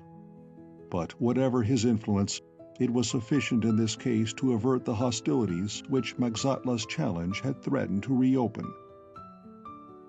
"Lord Maxatla," he answered, "no man has a higher respect for the feathered serpent than I. I spoke too hastily out of anger, but this is not a matter to be settled here. Will it satisfy you if both prisoners are held, and their cases decided before the Council of Guilds, as was first intended?" "Held in the power of Nakakyaotl?" demanded the other scornfully. "No." "Held in personal charge by the guardians," substituted Bjornson patiently. "They will do this thing, I believe, for the sake of peace in Tlapallan." "You are right, my lord Svend." The giant who had spoken before pushed Maxatla gently but firmly aside and laid his own enormous hand on Boots. "This is for the council to decide. We, guardians of the hills and keepers of the peace of Tlapallan, take these 2 prisoners in our keeping. Do I speak well, my brothers?" "You speak well," confirmed his 5 companions, and their voices, soft and murmurous as the night wind, carried a decision that no man there dared question. In a fold of the hills, a dim twilight valley where the verdure grew scant and starved between scattered boulders, a group of men had halted. Though the sky was black above, the valley was grayly visible in what seemed a perpetual and never-growing dawn. It was the light of invisible Tlapallan, reflected and diffused from the rocks at the valley's entrance. Scarcely an hour had elapsed since the prisoners passed into the Guardian's charge. Carried ashore in the latter's low black boat, instead of being escorted to another prison, they were brought here. After disembarking, the whole company turned their faces to the hills, and only halted again when shut from the glittering lake by the walls of this desolate valley. There was a foreboding of secret evil in the manner of all their keepers. By Bjornson's first words, the suspicion was no idle one. "You saved my life, O'Hara, but I would rather have died than seen this feud reopened. You think it a light matter. A few lives lost, perhaps, and a few heads broken, the sort of riot play you Irish delight in. But Donnybrook Fair is not so far from Tlapallan as the way of its people from your ways. Nakak-Yaotl has horrors in command beyond all thinking by one who has not seen his power. The Feathered Serpent will fight fire with fire, and even the lesser guilds control forces that, if turned loose on the world, might almost wreck civilization. Only the delicate counterbalance of power and certain religious traditions have kept Tlapallan from long ago destroying itself. But I know that Nakak-Yaotl grows restive." "Nakak-Yaotl," continued Bjornson in a changed voice, "would dwell in peace with the other gods, and to drive him into anger is folly. Therefore you, O'Hara, must leave Tlapallan. Quetzalcoatl has no possible claim on your mate, and the council will give him up to the priests whose mysteries he has pried into. But over you there would surely be fighting. Young Maxatla stands high in our guild, and having once claimed you, he will never draw back. So you must escape tonight, friend O'Hara. Will you believe me when I say that to save these adopted people of mine, and to prevent another possible thing I can't speak of, I would condemn myself as readily as you? You will be taken blindfold far out into the desert, left so bound that by effort you may free yourself, and the rest will be between you and the drifting sands. Food and drink, if you can find them. Goodbye, O'Hara, and though you won't believe it, I am sorry." "Goodbye," said Boots curtly, and as he felt himself gripped by 2 of his warders, he turned to go without another word of farewell. But at that, Kennedy came to life with a sudden vain leap against the hands that instantly restrained him. Struggling desperately, he called after his mate as he had called in the desert, his voice like a wailing cry. "Don't leave me, Boots! Don't leave me with these fiends! If you leave me, it will be worse than murder! Worse, do you understand? I will tell you what I saw! I will tell you!" The cry died as a heavy hand closed over his mouth, and he could only watch with agonized eyes as his mate was led helplessly away. End of Chapter 9. Chapter 10. The First Visitation.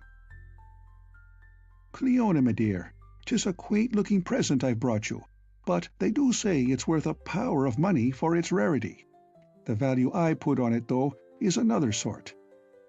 There's a tale behind it so wild, I'd not tell it to even you, little sister, lest you think me a liar of outrageous imaginations." Cullen O'Hara passed his fingers reflectively over the polished bit of colored porcelain in his hand. 15 years had elapsed since first he set eyes on it, when his trailmate had lifted it down from the bracket in Bjornson's hacienda. Those years had left no mark on the porcelain godling, but they had wrought their inevitable changes in the man. The face that at 20 was broadly good-humored was good-humored still, but the blurred lines of youth had set to a deeper firmness.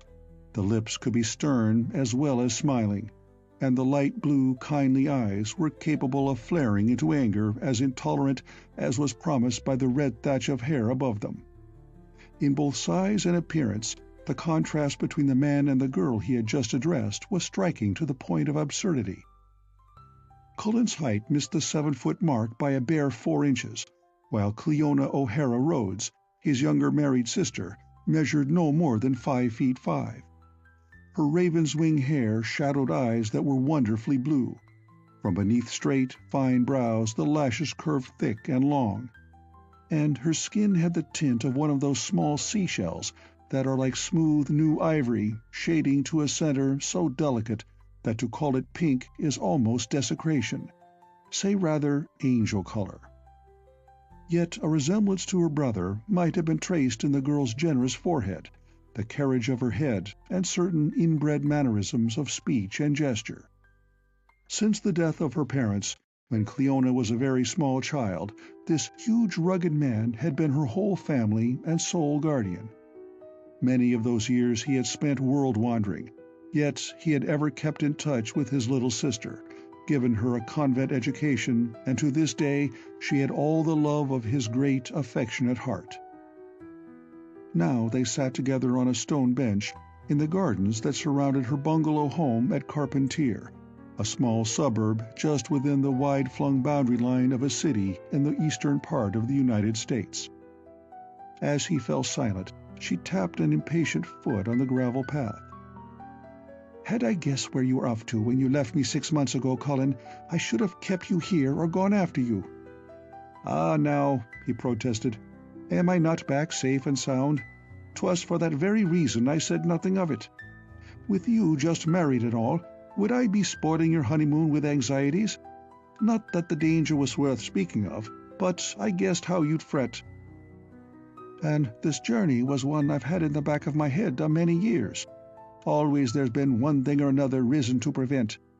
It seemed like fate was set against in ever learning the truth of the matter.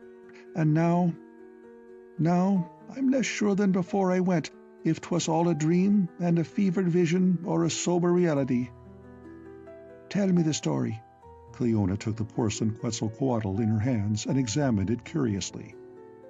Though about it there was an indefinable look of age, its unglazed, polished enamel might have left the potter's hands but yesterday. From the delicately indicated embroidery of the tunic to the minute scaling of the serpent-headed staff it held, it was an exquisite bit of craftsmanship.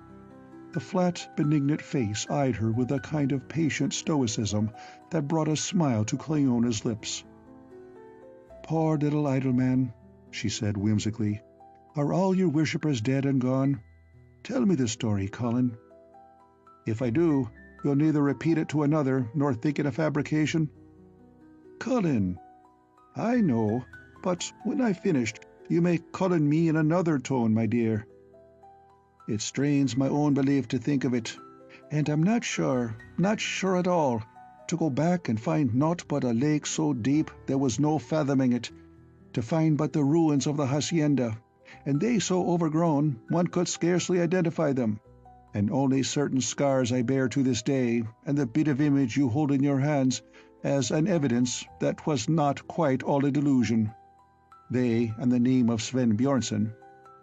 He was once living, for I looked up the history of him. Sometimes I do think that I was sickening of the fever when we came to that valley. That poor Kennedy died of it there in the Norseman's house, and myself escaped Bjornson's care to stray back to the desert, naked and raving as I was, when some friendly Mayas found me and took me to their village. 'Twas many a week before I was a man again, and then I was in the hospital at Vera Cruz. I'd never have known how I got there had not Richards, the American ornithologist who brought me in with his party, left word with the hospital authorities before he took ship for home. And I had no money and no friends.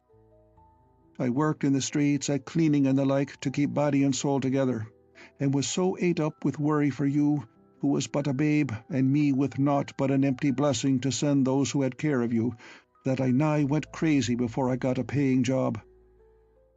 Could I go back then, I ask you? I never left a mate in trouble before nor since, but poor Kennedy, may the saints have helped him, must have been a dead man long before I was on me feet again. That is, if the heft of it happened at all. Like a dream it was to me, and yet with a differ betwixt it and the dreams of the delirium. 'Twas all so clear and bright-coloured and bright-like. The little man in your hands is no clearer to your eyes than was the sight of Tlapallan to mine. Tlapallan? Tlapallan. Ah, you strange, bright city, do you really lie ruined at the bottom of that black lake, or were you the fancy of a favour? Cullen, that's no way at all to tell a story. Begin at the first, not the last. Now, who was this Sven Bjornsson, and who was Kennedy? For the last, a man I picked up in Campeche on the Gulf. The both of us were on the gold trail. At least, I thought I was ready for it, though I was a raw, green boy then. All this happened a matter of 15 years ago, you must understand. I knew little then of the tricks of that hunt, and the half of what I knew being false information. But this Mr. Kennedy, he was a man of fine education, and with some dozen years the better of me in age and experience. He was wanting a mate for a desperate hard trip, with the yellow stuff to be picked up off the ground, so he said at the end of it, "Be off there, Snookums dog. You've untied my shoelace again." He paused to kick very gently at Cleona's bull pup, which retaliated by dashing upon the other shoe with great enthusiasm. Cleona caught the pup in her arms and gave him an admonitory pat. As she set him down again, the puppy tore off up the path to fling himself recklessly against the legs of a young man advancing along it. The newcomer swept Cleona into his arms with an abandoned disregard for O'Hara's presence, which caused that gentleman to frown disapprovingly. "Tony, my lad, I can see you've no more an idea of the behaviour of a dignified husband than you had when I left you." Anthony Rhodes released his wife and turned a delighted countenance to her brother. "When Cleona phoned me, I dropped everything and made for the train." His hand met Cullen's in a long, friendly pressure. "We thought you had dropped clean off the earth, old man, till we had that postal from Texas." On this afternoon in June, luncheon was served in the glass and screen enclosed veranda, a place of yellow lights and many comfortable chairs. Thence one could look out onto a prospect of green lawns, flowering bushes, and between the trees, down and across Llewellyn Creek to delectable vistas, part forest, part open meadows beyond. The bungalow itself stood on the crest of a hill, and was so surrounded by trees that only in winter could one hope for any general view of its outer architecture.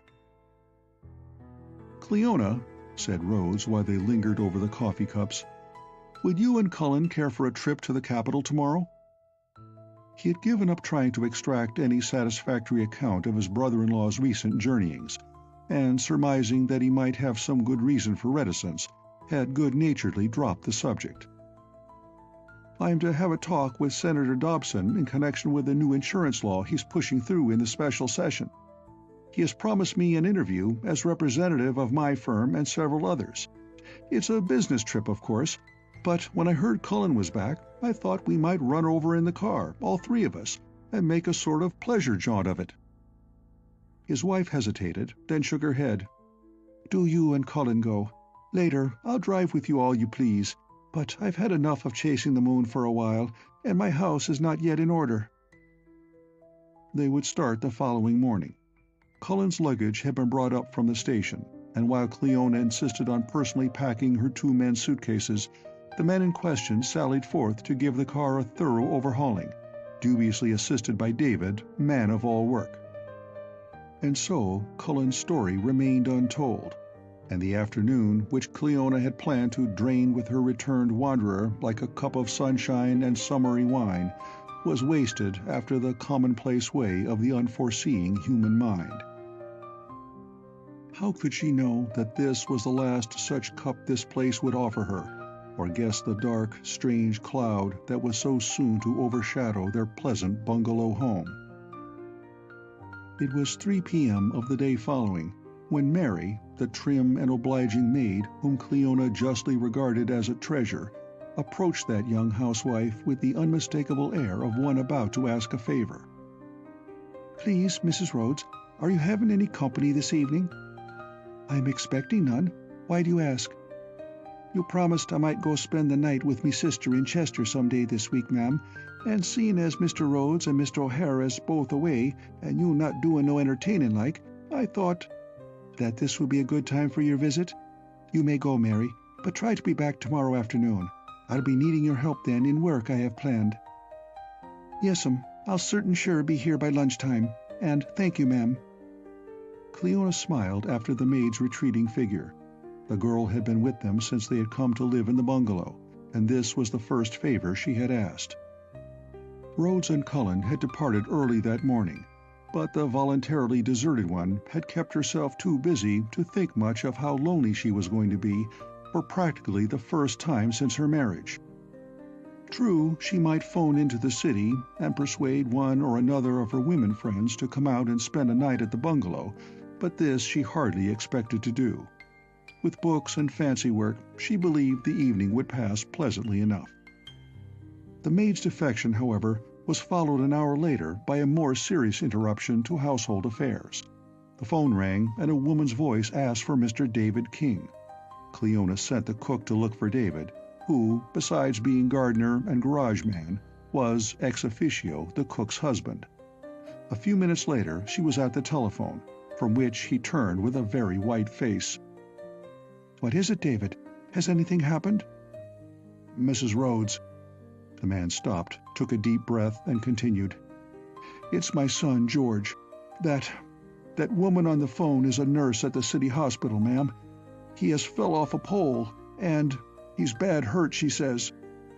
He was interrupted by a scream as Marjorie, the cook, fairly flung her husband aside and grasped at the receiver, but the other party had hung up.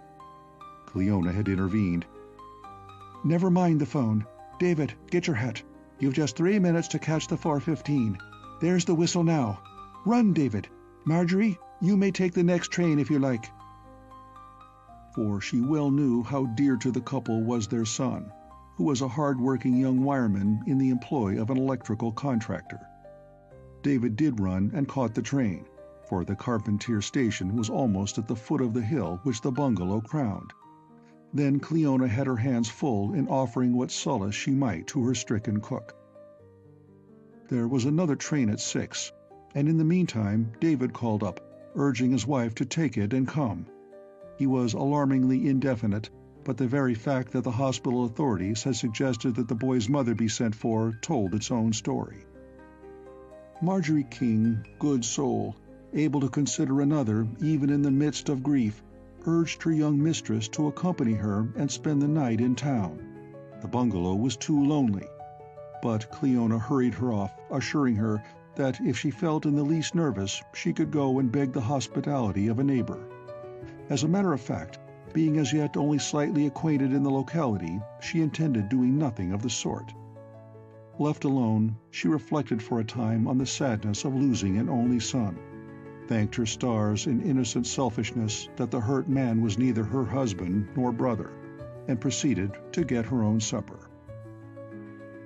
By the time the dishes were cleared away and washed, it was after 8 and quite dark. Having first turned on all the lights in the front of the house, Cleona seated herself in the living room beside Rhodes' own particular table with its brown-shaded reading lamp, and took up the knitting on which she was then engaged. The living room was itself of a comforting and companionable appearance. Even alone in it, Cleona had a pleasant sense that its walls offered a sort of conscious protection. Not that she was really nervous, but this was her first experience of that queer feeling of emptiness that pervades a house at night when deserted by all its customary occupants except one. And the bungalow was entirely isolated in a practical sense, standing as it did among trees at the summit of a quite high hill. Until one came close to it, it could not even be seen. About 10 o'clock she rose, put away her work, and went through the house, making sure that the doors and windows were secure, and the burglar alarm system, so far as she could determine, properly set. Outside, the night was very still, frosted white by the radiance of a brilliant moon. On an impulse, she passed through the enclosed veranda, opened the door, and stepped out. The air was pleasant, neither cold nor warm, and scented with the breath of flowers. Slowly she walked around the house, Snookums, her bulldog, bouncing and wriggling before her. In the black shade of the trees, the dog was a white shadow, but in the general paleness where the moon struck full, he seemed almost to disappear. Indeed, it was as if only the ink-black shadows preserved the world from melting into invisibility. The open meadows overlooked by the hill were pale, wide pools of light. On the path beneath Cleona's feet, the moon, peering through foliage, wrought embroideries of black and white more intricate than any needle had ever traced. The night was absolutely still, so still that the gentle ripple of water reached her ears from Llewellyn Creek, flowing past the foot of the hill.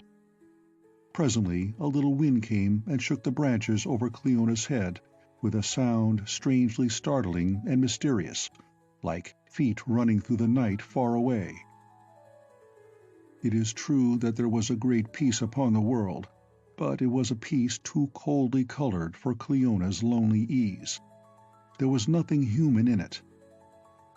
When she presently returned into the bungalow, she was glad of its friendly walls and kindly rooms. Having put Snookums in the kitchen and half reluctantly turned out the lights, she retired to her bedroom, which, with 3 others, opened directly off the living room. The servants' empty quarters were located in a small wing leading by a passage to the kitchen. Shutting and locking her door, she began to brush her hair. And then, at last, the loneliness that had been creeping up on her all evening made its final spring. Cleona stopped suddenly, brush poised in the air. What if... Well, what if what? She demanded aloud, staring at her mirrored reflection as if expecting a reply. Cleona O'Hara Rhodes, shame upon you for a little sniveling coward. What is it you're afraid of? Tell me that now. The reflection looked back with big, indignant eyes. But the indignation was a sham, roused there to hide a less comfortable emotion, and she well knew it. Unlocking her door, she went to the kitchen and called Snookums, who bounded joyfully from his basket in the corner and dashed ahead of her. On returning through the living room, Cleona caught up a small, brightly colored object in passing, and with a whimsical smile set it beside Rose's automatic pistol on the table by her bed. Let it represent the giver, in whose protecting strength she had such perfect faith. So the eyes of that little heathen god Quetzalcoatl, Lord of the Air, looked benignantly on as Cleona set her orisons before the shrine of another faith. Snookums had been put to bed on the rug, but once his mistress had definitely retired, he improved on the arrangement by jumping on the bed itself and curling up over her feet. Twice she put him off, then yielded to the pup's particular form of bulldog tenacity and let him remain. The house was very empty. She could feel it even through her closed door, and the warmth of the small, live body through the sheet was comforting. Because she knew her nervousness to be mere folly, Cleona drifted off to sleep at last. And all outdoors was drenched in its pallid moonbath. At the foot of the hill, Llewellyn Creek ran ripples of ebony and white fire, and where at one point there was a wide slope of treeless lawn, it was as if the turf were powdered with snow. The natural voice of the creek became merged with a distant splashing. The second sound grew louder, nearer.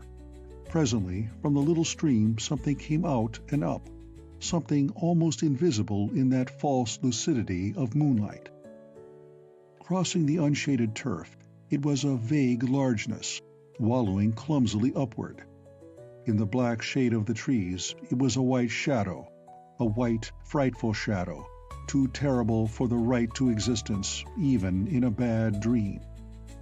Cleona's sleep was untroubled by dreams, bad or good, but from it she was awakened by a frantic sound of barking, and realized that Snookums was bouncing about on the bed like a pup gone mad. He was tugging at the sheet with his teeth, and making racket enough for a dog twice his size. Roused to that temporary super-wakefulness which follows such a night alarm, Cleona sat up. There was in her mind a notion, too, that the pup's barking had been preceded by some other and far different sound.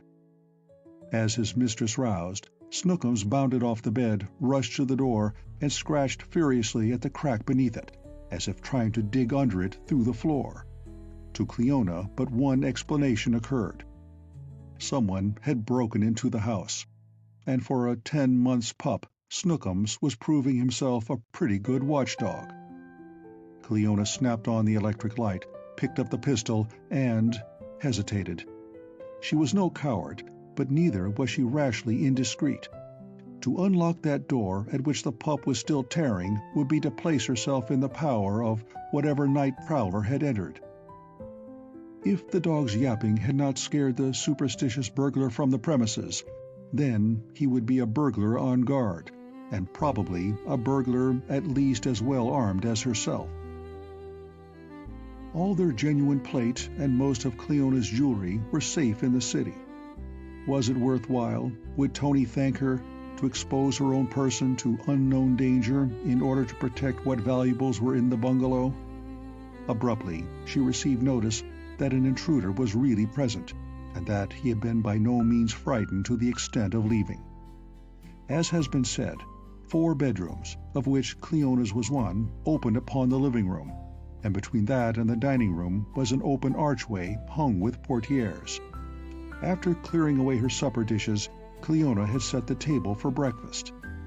Now she heard a great crash and jingle, as if someone had deliberately tipped up the heavy dining table, allowing silver and dishes to slide to the floor.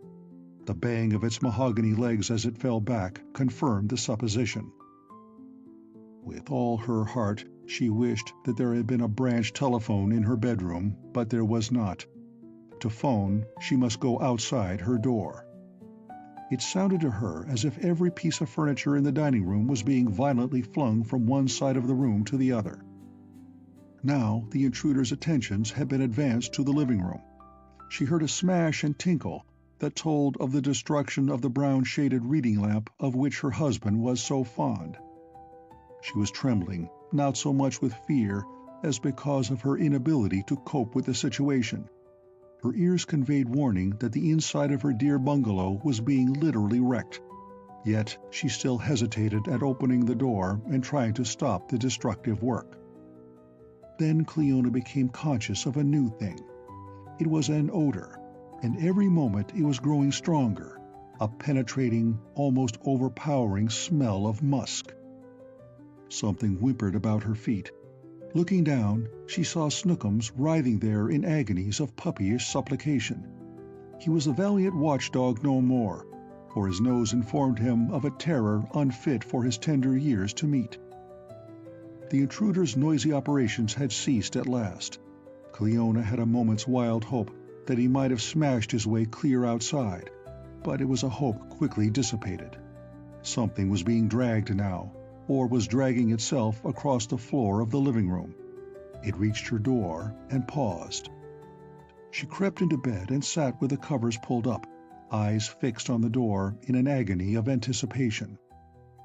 There followed a snuffing noise, much the same as Snookums had been making, only louder. Then something reared up and came rasping down the whole length of the door, and she could hear the wood follow in great splinters. Snookums squealed like a young pig and scuttled abjectly beneath the bed. "Get away from that door or I'll fire!" Cleona's voice was so hoarse that she scarcely knew it for her own. She had the pistol beside her. The only reply was a sort of snort through the keyhole, and the knob was violently shaken. The rattling was accompanied by a low snarling sound of bestial rage, as if something were chewing at the knob and resented its hardness and refusal to part from the door. The odor of musk became nauseating. A moment later, the claws rasped down the door again. This time, Cleona knew beyond chance of doubt that they were claws, no less.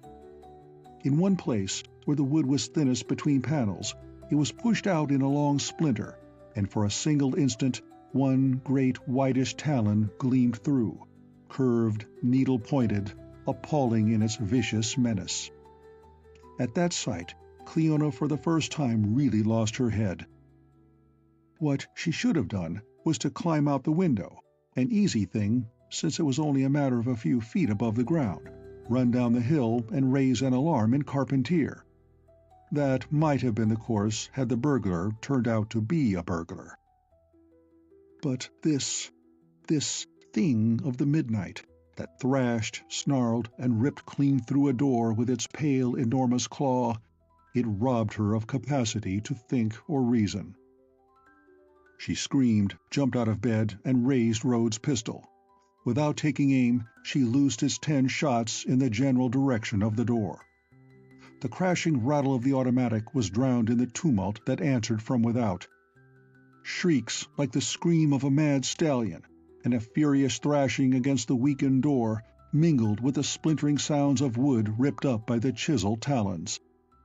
The gun was empty.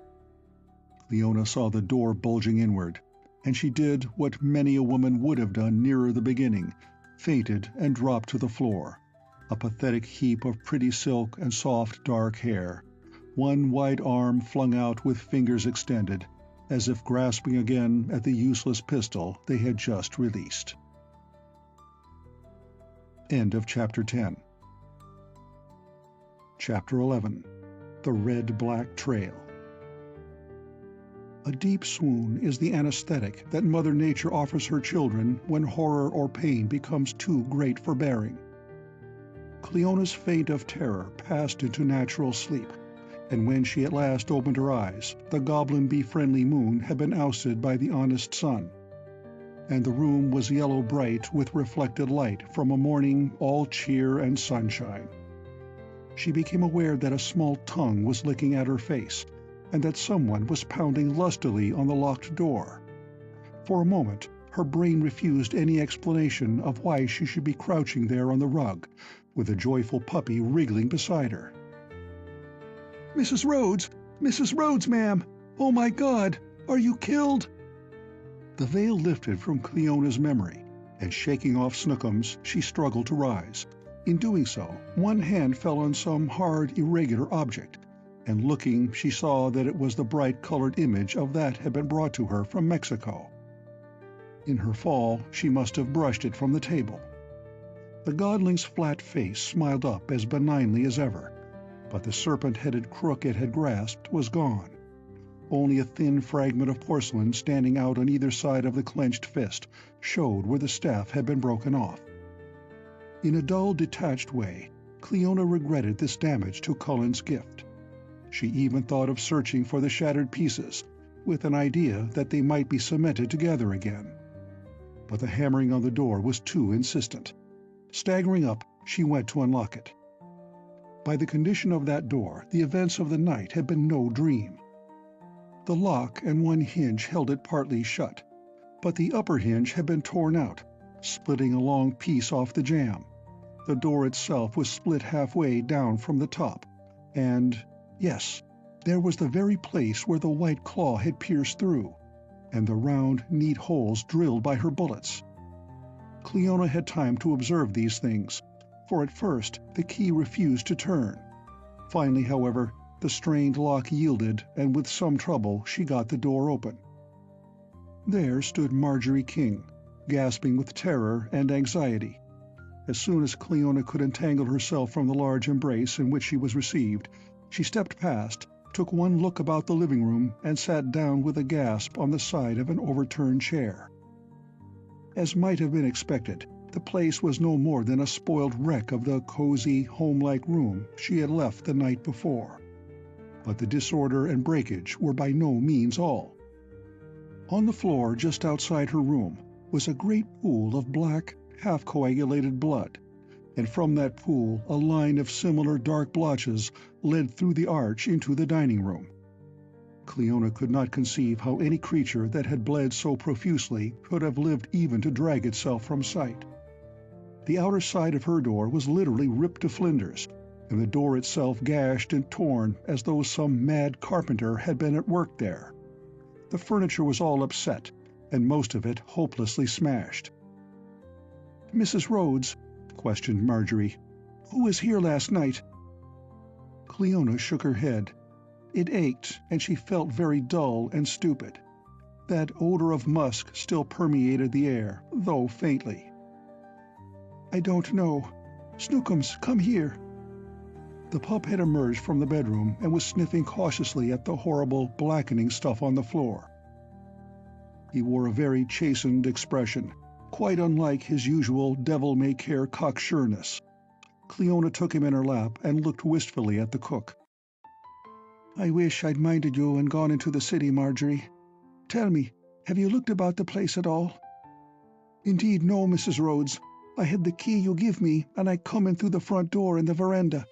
Everything was right there, but when I seen this room, and when I seen that blood and that door, thinks I, Mrs. Rhodes has been murdered." "It's the mercy of heaven I wasn't," conceded Cleona simply. "Where is David?" "At the station. They have a big crate down there that must be the sundial Mr. Rhodes was ordering. And they operated on our boy last night, ma'am, and they do say he'll get well after all. But, oh, ma'am, if you should see him, it would bring the tears to your eyes. So white and... He knew me, ma'am, and—" She was wiping her eyes with the black cotton glove she carried, and Cleona realized that others than herself had been under a heavy strain the previous night, though of a different sort. Poor Marjorie," she cried impulsively. "Forgive me, my dear, for a selfish, heedless little cat, that I never asked you for the word of your son. Would you not like to return to the city that you may be near the poor lad?" "No, indeed, ma'am." Marjorie swallowed her sobs with sudden heroism. "Leaving you alone last night was bad enough in all conscience, though Lord knows what happened here. I'm sure you ain't told me nothing yet.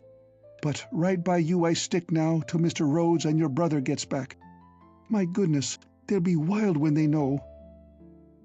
Cleona slipped on a kimono and slippers, started for the dining room. The cook followed. Both women stepped carefully to avoid setting foot in the blood. The dining room was worse than the other, if possible, and still the trail led on, through the pantry, the kitchen, the summer kitchen, and out the back door. That was clawed like Cleona's, and burst entirely from its fastening so that it lay flat. She reflected that the crashing in of that door must have been the sound that was ringing through her brain when the dog awakened her in the night. Over it the creature had evidently passed on its outward way, still shedding its gore with incredible generosity, out into the yard, past the garage, across the green lawns, and down the hill, and still Cleona followed the ghastly trail. She forgot that she was attired only in a nightgown, kimono, and bedroom slippers. She was conscious of nothing but a horrible and growing curiosity as to what possible or impossible beast might lie at the trail's end. That it was dead seemed certain. No known creature could shed such gallons of blood and live long. The bare fact that no known creature could shed such gallons of blood, whether it continued to live or no, had not yet become apparent to her mind. Her usual acute brain was fogged by terror and the nerve strain of a shock whose full effects she was yet to feel. Marjorie knew it, however, with a certainty that was rapidly turning her mind to all the horrors of the supernatural. But her best efforts to induce her mistress to return to the house were vain. Cleona told the cook to go back if she pleased. For herself, she was going right along now until she found it. At last, the two women came to the foot of the hill and the boundary line of Rhodes' estate, Llewellyn Creek. And there the trail ended in a muck of crimson-streaked mud, as if the creature had rolled and splashed therein the ultimate convulsions of death. But of the creature itself there was no other sign. The far bank was green, peaceful, undisturbed. The trail simply ended in the creek bed, and the little stream flowed happily along, sparkling and chuckling as though it could have told an astonishing thing or two, had it felt at all inclined. It suddenly occurred to Cleona that she had stood staring blankly at the crimson mud for a long, long time. She turned dull, troubled eyes upon Marjorie. "Send—" She stopped. Her throat was oddly constricted, as by an agony of unfelt grief. Mentally, she was conscious of no emotion, but she experienced that feeling which overtakes a fever patient, as though mind and body were wholly detached from one another, or connected only by threads of gossamer, and those threads swiftly breaking. Again she tried to speak. "Send Tawny—" Then the green and gold world swirled into blackness, and had Marjorie not caught her, she would have subsided into the brook. But the cook was a big, strong woman. Lifting Cleona like a child, she bore the small, unconscious form up the hill and into the house. There was David, agape at the wreckage. "Never mind staring," she cried at him sharply. "Go back down the hill as fast as ever you can. Have a doctor here, and phone in a telegram to Mr. Rhodes. You'll get him at the Hotel Metropole. I heard him tell that to this poor child yesterday. Tell him he's wanted at home as quick as he can get here. Move, now!" David, though burning up with curiosity, deemed it wise to obey the keen urge in his wife's voice. He knew her for a capable woman, better able than he to meet emergencies, and as Marjorie laid her burden gently on the bed, she heard him go out of the door and down the steps in 2 long strides. "Lord knows what will be the end of this," she muttered as she removed Cleona's slippers, "or what Mr. Rhodes will say or do when he comes home. It was the devil himself that was here last night, I'll swear to it. Not any creature that God ever made, no. The poor child, and her all alone here to meet it." "Come home quick," read the wire. "Mrs. Rhodes bad hurt. Burglars or something. David B. King." David was not a person of tact. His message had been kept within the 10 words he knew to be a telegram's proper length, and it fairly covered the situation as he knew it. But it drove the unlucky recipients into torments of speculative dread. The telegram was handed to Rhodes at the Hotel Metropole 2 hours after its receipt there, when the 2 men returned to the hotel for luncheon, and not bothering with the car, they caught the first fast express for home. At Carpentier, they dropped from the train while it was still moving and made straight for the hill. To their amazement, as they ascended the winding, tree-shaded road, they began to pass people, men, women, and children. The road was private, and what they were doing here its owner could not conceive. Most of the faces seemed unfamiliar, and they were too many by far to be only the inhabitants of Carpentier. Rhodes stopped to make no inquiries, though had he and Cullen not been too preoccupied to buy a paper on the train, the headlines would have offered an explanation. It was then mid-afternoon. David had notified the Central Police Station early that morning, and the reporters had allowed no grass to grow under them nor waited for details. The bare story, as it stood, had been sufficient to attract every idle, horror-loving mortal who had the price of the half-hour's railroad journey to Carpentier. Glancing back, Rhodes and O'Hara perceived that more chattering, curious folk who had arrived on the same train with themselves were following. But the 2 asked no questions, even of each other. Shouldering their way through the throng, they at last reached the bungalow, only to be barred from its door by the blue-uniformed figure of a policeman on guard there. "Get out of this." His tone was that of an officer sorely tried. "Can't you reporter fellows get enough copy without trying to butt into the house itself? Mrs. Rhodes can't see nobody." "She can see me," said Rhodes between his teeth. "I am her husband. What has happened here?" "Never mind what's happened," growled O'Hara. "We've years to find that out, and Cleona may be wanting us." Rhodes obeyed his orders dumbly. He felt suddenly very ill, and as he passed through the veranda, he had to support himself by grasping at the chairs. Cullen followed him into the living room, where they received a vague impression of wrecked furniture, restored to some semblance of order or stacked in a corner, heaped over with a ruined pile of beautiful, blood-stained rugs. But their real attention was focused on the strange lady in a white uniform, who met them with raised brows and inquiring, hostile eyes. In the back of his mind, Rhodes knew that none of this was real. This was some other man's home, not his. His home was a quiet, untroubled place, with Cleona waiting there to smile a welcome, with no throngs of strangers trampling its lawns, no police at the door, no strange, white-capped women in uniform to meet him in a wrecked room stained with blood. And through the thought, he heard his own voice asking, "For God's sake, what has happened to my wife?" End of Chapter 11. Chapter 12. The Opinion of Mr. McClellan. The hostile look faded from the white-clad woman's eyes, and her face brightened. "Oh, are you Mr. Rhodes? And the lady's brother? I am so glad you've come. Dr. Glynn is with her now, and I am sure he will permit you to see her at once, for she is still unconscious." Cleona was sunk in the depths of a death-like coma in which she might remain for many hours, and to rouse her from it by the use of powerful restoratives would mean probable insanity, possible death.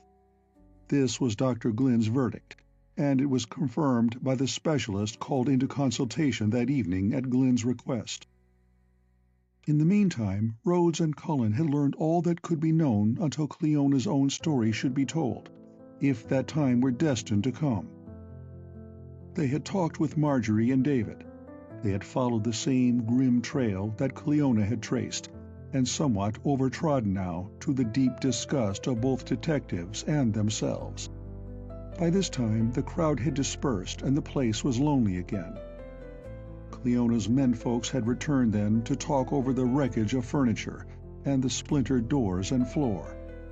The bullet holes and the empty pistol formed a phase of the silent tale that Blake and McClellan, the detectives, enlarged upon to the utmost. McClellan, the elder of the two plainclothesmen, was a large, stolid, matter-of-fact man, and he delivered his verdict in the tone of an ultimatum. "Now then, the possibilities are these." He ticked them off on the stubby fingers of his left hand. "Number 1, burglars. Nothing has been stolen, but that don't do away with the intent to steal. There may have been a gang of hobos, and they may have got in a fight, torn up the place, knifed each other, and finally been scared off by the pistol. Number 2, a lunatic. I say one lunatic because that sort don't generally hunt in couples. Number 3, and number 3, I may as well tell you, is the number I'm banking on as the most probable and the one that fits best. That this whole business was done in the nature of a particularly horrid and vicious practical joke, carried out with elaborate care and directed not at Mrs. Rhodes, who they couldn't have known was alone here." "A joke, is it?" snarled O'Hara, eyeing the stolid detective with intense disgust. "A pretty joke it would be for a man to shed his blood by the bucketful and then vanish into thin air. Is it crazy you are?" McClellan flushed angrily. "No, I ain't crazy. As for blood, how do you know all this red stuff is blood and not some kind of red paint or something?" The detective continued. "I sent a sample of it in to be analyzed, but I don't believe it is blood at all. Crazy? Why, what kind of man or animal do you think could spill that much blood anyway? It would take an elephant with wings to get away afterward. A while ago, Mr. O'Hara, you suggested that some tiger or other wild beast might have escaped from a menagerie and broke its way in. There is nothing to bear that out except the claw marks, or rather, the apparent claw marks. Anyway, the beast that could bleed like that would be too large to get in an ordinary doorway." "You've the right of it there," conceded O'Hara regretfully, for he had taken an instinctive dislike to the man and his cocksure way of speaking. By the look of him, he was a man of no imagination, and the type had no appeal for Cullen. "You say," objected Rhodes, "that the brute would have needed wings to disappear so completely. Mightn't it have gone up above the down creek bed?" "Blake and me followed the creek pretty nearly a mile in both directions. There wasn't a sign on either bank. How far do you think a beast bleeding like that could get? It ain't even worthwhile to put dogs on it. Though, of course, if you say so, we might try bloodhounds. It won't be a particle of good, though. Whoever done this was human, and with all the other tracks that's been tracked around here, the bloodhounds ain't born that could pick up the trail. I tell you, this job was done by some crazy fool or fools with a grudge against Mr. Rhodes here. Why didn't the burglar alarm work? I couldn't say, answered Rhodes. The company who installed it must tell that. I know it, and when they do, you'll find it was put out of commission in some darn clever way. No beast could have done that, could they? Another thing, there ain't any tracks, except man tracks there. I'll admit that fool gardener of yours let the crowd tramp all over everything before we got here, though the chief warned him over the phone not to do that very thing. When we came in, he was gassing away to a couple of reporters in the house, spilling everything he'd ever known about the whole family, and showing him a china image he said had been right in the room with Mrs. Rhodes when this thing happened, and got busted when she fell, as if that gave it the biggest kind of news value. The man's a fool. If he'd tended to business, instead of letting those reporters jolly him along, Blake and me would have had some show. But even with all the tramping, if the thing was an animal, there ought to be some trace left. There is, put in Rhodes quietly. There is a broad track, trodden over as you say, but still evident. Where? Before your eyes. Rhodes pointed at to turf in front of them. The four men were standing where the trail left the macadamized drive and led off across the grass down the hill.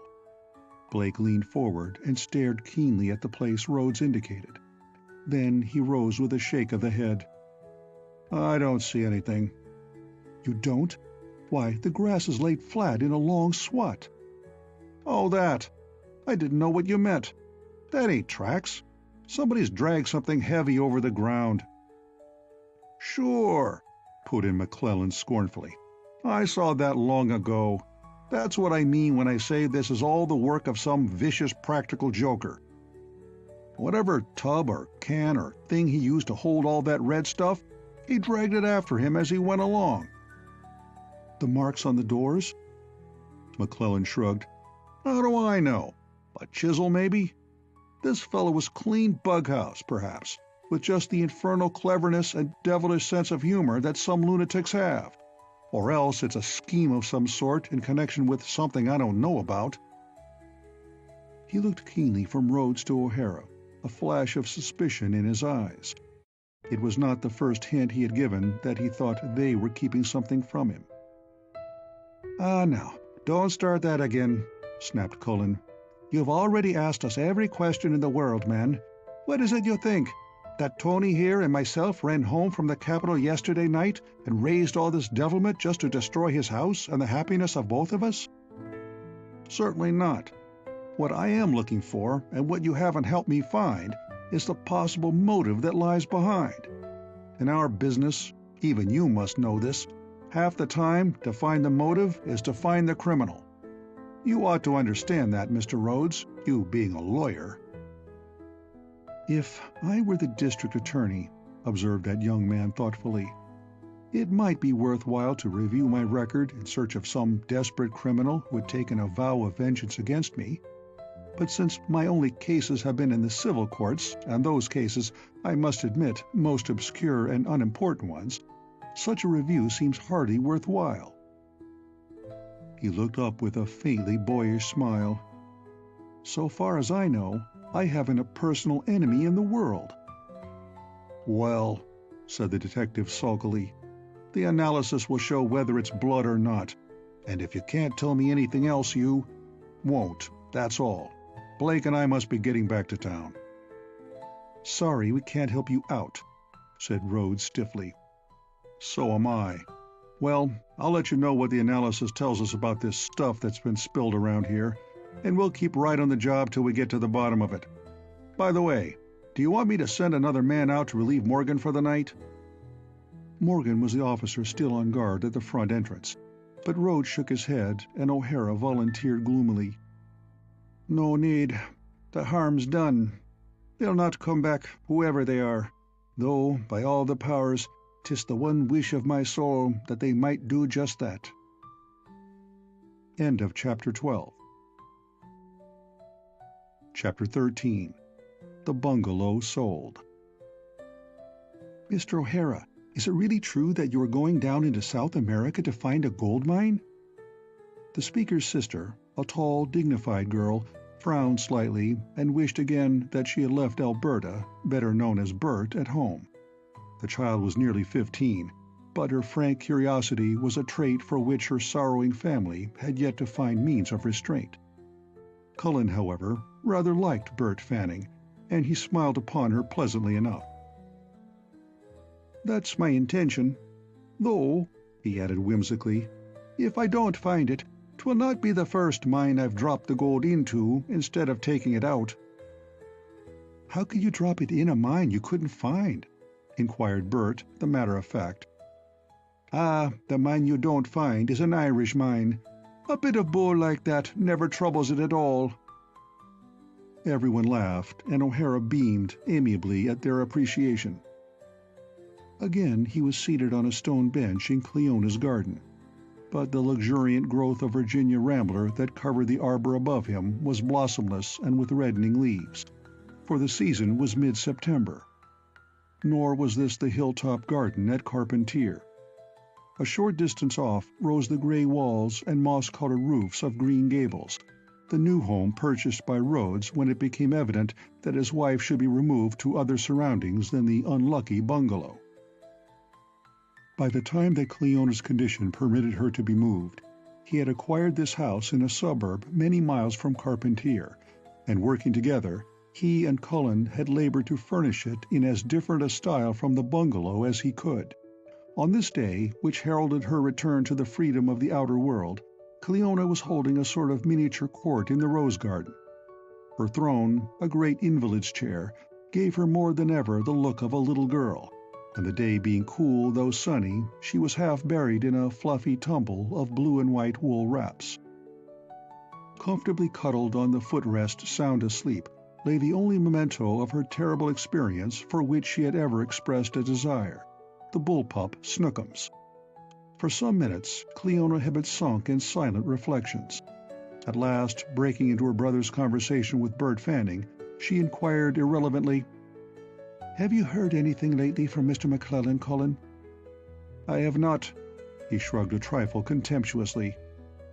"Has he dropped the case, then?" "It's still in his hands." "Those chaps are not an overly brilliant lot, are they?" put in young Stockton Repplier. He was a fresh-faced, intelligent-looking boy, a distant relative of old Albert Marcus, another guest. "As I understand it, they simply ignored your story, Mrs. Rhodes, and went off on a blind lead. Now, any reasonable person must conclude that the thing was some sort of wild beast, and not—" The young man suddenly broke off and subsided, with a scared glance at his hostess. Rhodes caught his eye, but the invalid only laughed. "Come round here, Tony, and don't alarm poor Mr. Repplier like that. I know the doctor has told you that I am not to talk of that night, but really, I'm long past the hysterical stage. I was foolish about it for a while, but not any more. Are you perfectly sure, Tony, that this Mr. Brandon is going to buy the bungalow?" "Perfectly. I'm to meet him tomorrow at the office of his lawyers to conclude the deal. In another 24 hours, the last thread of connection will be severed between ourselves and poor Cousin Robert's bungalow. Are you glad, Cleona?" She pondered, as if not sure of her reply, then said slowly, "Yes, I am glad. Forgive me, people, for bringing up so unpleasant a subject, but you don't know how I think and think about it. And whenever the picture of the place rises in my mind, it is as if a horrible red shadow had been laid on the house. Don't laugh. Had you been there that night, you would not even smile, Tony dear. I tell you, there's a red, red shadow hangs over it, and there's a thing that waits and hides watching for us three to come back there. I couldn't bear that any one of us should walk under the edge of that red shadow again." She was sitting straight up in her chair, her eyes shining and her lately pale face burning with a dangerous color. "I am sure," said old Mr. Marcus earnestly, "that it would be far better if you could put the whole affair out of your mind, Mrs. Rhodes." "Yes," agreed Cullen with elaborate carelessness. "The place is sold now, so Tony will have no business there. And for myself, there'll soon be a few thousand miles curve of the earth betwixt me and Carpentier. You've no cause to fret any more, Cleona." His sister regarded him with puzzled, troubled eyes. Slowly the color faded, and she sank back wearily, still with her gaze fixed on him. "You said you would not leave till I was well again," she reminded, in the tone of one renewing some former discussion. "Nor do I. The doctor himself told me yesterday that all danger is past and gone." And you said you would not go till you got at the true secret of all that happened." Sensing a certain strain in the atmosphere, the two Fanning girls and young Repplier drifted off into conversation with Marcus on a different subject. "I showed you Finn's letter," Cullen said. "A good man he is, Charlie Finn. I learned him well in the Klondike. When he says he's on the trail of a big find, you may reckon on the weight of his word. And it doesn't seem we'll solve our mystery now. And so your foot to the stirrup and off you go. But surely, Cleona, you'd not ask me to live my whole life out like a cat at a rat hole, and maybe the rat dead or gone on his travels." "No, oh no, Cullen. If you really feel so about it, and as Mr. Finn is expecting you in Buenos Aires, then go by all means." But as she finished, Cleona turned away her face and bit at a trembling lower lip. She was yet very weak, and this was the first time in her life that her big brother had turned from her when her need actually called to him. A little later, all the guests save Marcus had departed, and the convalescent, complaining of weariness, had been wheeled into the house by the trained nurse still in attendance. "It's a darn shame!" ejaculated Marcus, and Cullen started guiltily. But as the old man continued, he realized that the remark was not intended to apply to him. "If we had any detectives worthy of the name, the scoundrel responsible for that outrage would not go unpunished." "What can one do?" inquired Rhodes resignedly. "McClellan is firmly convinced, I know, that we have withheld some information that would have helped solve the problem. It has seemed to me that, in consequence, his work was very half-hearted. He believes, too, that Cleona's memories were confused with subsequent delirium and thereby robbed of value. It is true that the analysis showed real blood to have been shed, and that it was the blood of another animal than man, but he contends that it would have been easy to bring the stuff from a slaughterhouse. The alarm wires had not been interfered with. The trouble lay in the insulation where a leaking drain had rotted it. I'll admit the fault is my own, since I had not tested the system for a week. But though that does away with one of McClellan's objections to the beast theory, nothing will shake his conviction that the affair was one of revenge, and that I know a cause for it. It may be that he hides behind that as an excuse for not solving the problem. I don't know. I spent some time over it myself, but every clue I could find ended, like that red-black trail down the hill, in emptiness and air. Well, if a lawyer and a detective can't find the answer, I suppose it is useless for a layman like myself to attempt it. I hope you'll have the best of fortune in Argentina, Mr. O'Hara. Since you are leaving in a few hours, I shall say goodbye now," said Marcus. "Thanks. Doubtless I'll have the fortune I deserve. They say every man gets that in the end. Goodbye, and good luck to yourself also." But when Marcus had gone, Cullen spoke somewhat uneasily. "Tell me, Tony, do you think Cleona will fret herself at my going? Enough to harm her, I mean?" "Why should she? Don't worry, old man. I'll take care of her, and when you return, believe me, you'll find the warmest welcome a man ever had. By heaven, I hate to see you go. I shall miss you as I never thought I'd miss the company of any man." O'Hara's freckled face darkened with an embarrassed flood of color. "That's a kindly thing to say, Tony, and it's not just any man I'd have trusted Cleona to in marriage. As for coming back, the trip may not take so long after all. But think little of it if you hear nothing from me in long whiles. I'm a bad correspondent, and where I'm going I may not care to write from, lest the message be traced. This is a rather secret expedition, you must understand." Exactly how secret it was, and how easily a message might have led to discovery, Rhodes would have more readily comprehended had he stood at O'Hara's side 2 days later. Cullen's surroundings did not remotely resemble the decks of the passenger steamer on which he was supposed to be then en route for the distant South American Republic. In fact, he had just descended from a fussy, self-important little local train, and the sign that stared him in the face above the door of the tiny station would have explained to his sister in one word all the mystery of his seeming indifference to her welfare. That was Carpentier. "No man or beast," said Cullen to himself, "can frighten my little sister out of her 5 wits, and me to take no proper heed of it. Charlie Finn will forward her the letters I have sent him from Buenos Aires, and the place where I am need make no difference, just so she believes me elsewhere. Now we'll see if the job of that poor fool McClellan cannot be improved on, even though the trail is so old and stale. Cleona has the seeing eye, and I know she felt sure that if any of us 3 should live here, there would be another visitation. One O'Hara gave them the welcome of a few friendly bullets. Now let them call on the other. Maybe he'll do yet better. 'Tis my own house now, that I've paid Tony well for, though of that the lad has no notion, and here I'll receive whom I please, and Cleona be none the wiser or more worried." End of Chapter 13. Chapter 14. The Second Visitation. Mr. Cosmo Stackfield, rounding a sharp curve with no warning horn blast, swerved, swore, and bringing his car to a halt, turned in his seat. "I say," he called back, "I wasn't trying to run you down, O'Hara." "Oh, I thought you were." "Are you people back at the bungalow?" inquired Stackfield. "I trust Mrs. Rhodes is recovered from the results of her fright." "She is," retorted the other with intentional briefness.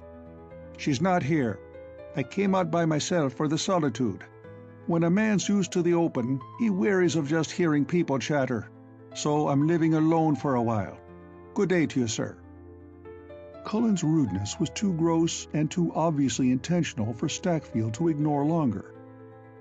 A slow flush tinged his flabby cheeks, and with a muttered word that sounded less like good day than some term not so polite, he sped past on his road to the city. O'Hara smiled grimly after his defeated interrogator, but the incident gave him food for thought. Had he too greatly relied on not being acquainted with people in this neighborhood? Having arrived only yesterday, Stackfield was the second man who had greeted him on his early morning stroll. Secrecy promised to be a difficult achievement. Laying the matter aside as one that must be left to chance, O'Hara turned back toward Carpentier. Having no particular fancy for housekeeping, he had engaged a middle-aged woman to come up by the day, cook his meals, and keep the bungalow in order. Luncheon that day proved one sad fact conclusively. Promising of all housewifely virtues had been the neat vine-covered cottage from which Cullen had wrested her to his own service. Mrs. Bollinger could not cook. The house had been thoroughly repaired, even to the laying of new planks in the scarred living-room floor, and the furniture left undamaged was plenty for his needs. 4 days he spent reading, an occupation of which he was always fond, and wandering about the now-neglected gardens. 10 o'clock of the 5th evening found him going about his usual preparations for the night. They were painstaking, though of a sort which would have astonished Mrs. Bollinger. Most people expecting an undesirable caller do not leave doors and windows unlocked, certainly not invitingly ajar. Nor does the burglar-expecting householder prefer his home to be in utter darkness from 10 o'clock on throughout the night. Having little use for the police at any time, Cullen had disconnected the burglar alarm. Now he sought the kitchen and returned, his arms laden with tin aluminum utensils, to be stacked in high tottery piles behind the doors opening inward upon the living room from the veranda and from the pantry into the dining room, placing them so, rather than at the outer doors, lest the intruder be frightened away too early for successful pursuit. As he carried out this simple and homely expedient for providing noise when noise should be least welcome, he whistled quite cheerfully for a man expecting so very strange a visitation. Then he lay down fully dressed, in the room that had been his sister's. 4 nights his light slumber had been unbroken, but on this 5th night he suddenly awakened, every sense alert in the black darkness. Something, he knew, was imminent. Something had telegraphed a warning to his sleeping brain. A sound? He listened keenly, intently. From far away came the faint whistle of a locomotive. Against his window he heard a slight tapping sound, then a flutter, accompanied by a mouse-like squeaking. A wind-blown vine tapping the pane, the squeak of a bat. Those sounds should not have roused him. With stealthy noiselessness, O'Hara slid from his bed and stole across the floor. The night was moonless, with an overcast sky, and save for the dim, oblong shapes of the windows, the darkness within the bungalow was absolute. But O'Hara saw the location of every piece of furniture in the light of a carefully schooled memory, and he made no blunders. Every sense quivering with a vivid expectation, he peered into the living room. What had awakened him? A dream? He had not been dreaming. Sheer nervousness? He knew himself too well for that to receive consideration. He heard no sound, felt no vibration. He had fallen asleep in a house empty save for himself. It was not empty now. He knew it, felt it, yet could give himself no reason for the assurance. As noiselessly as he had crossed the bedroom, he passed through the living room. From the portiered arch, he stared on into further silent blackness. On turning back, however, O'Hara became aware that a change had befallen the space behind him. Vaguely, he could now perceive dark masses, chairs, a table, even, though faintly, the rug on which he stood. It was some seconds before he perceived the source of this illumination, which was, by infinitesimal degrees, growing steadily brighter. Between living room and veranda, the partition was pierced by 2 windows, glazed and hung with thin, ivory-yellow curtains. 3 other windows, similarly draped, opened upon a lawn beyond the angle formed by the veranda's end wall. On sunny days, nearly as much light was reflected through one set of windows as the other, for the veranda was finished in yellow spruce and faced south. Now, however, the windows toward the lawn were invisible behind their curtains, while those opening upon the veranda had become faintly glowing rectangles of yellowish light. It was not a steady light. It throbbed, first dim, then brighter, in a long, regular pulsation.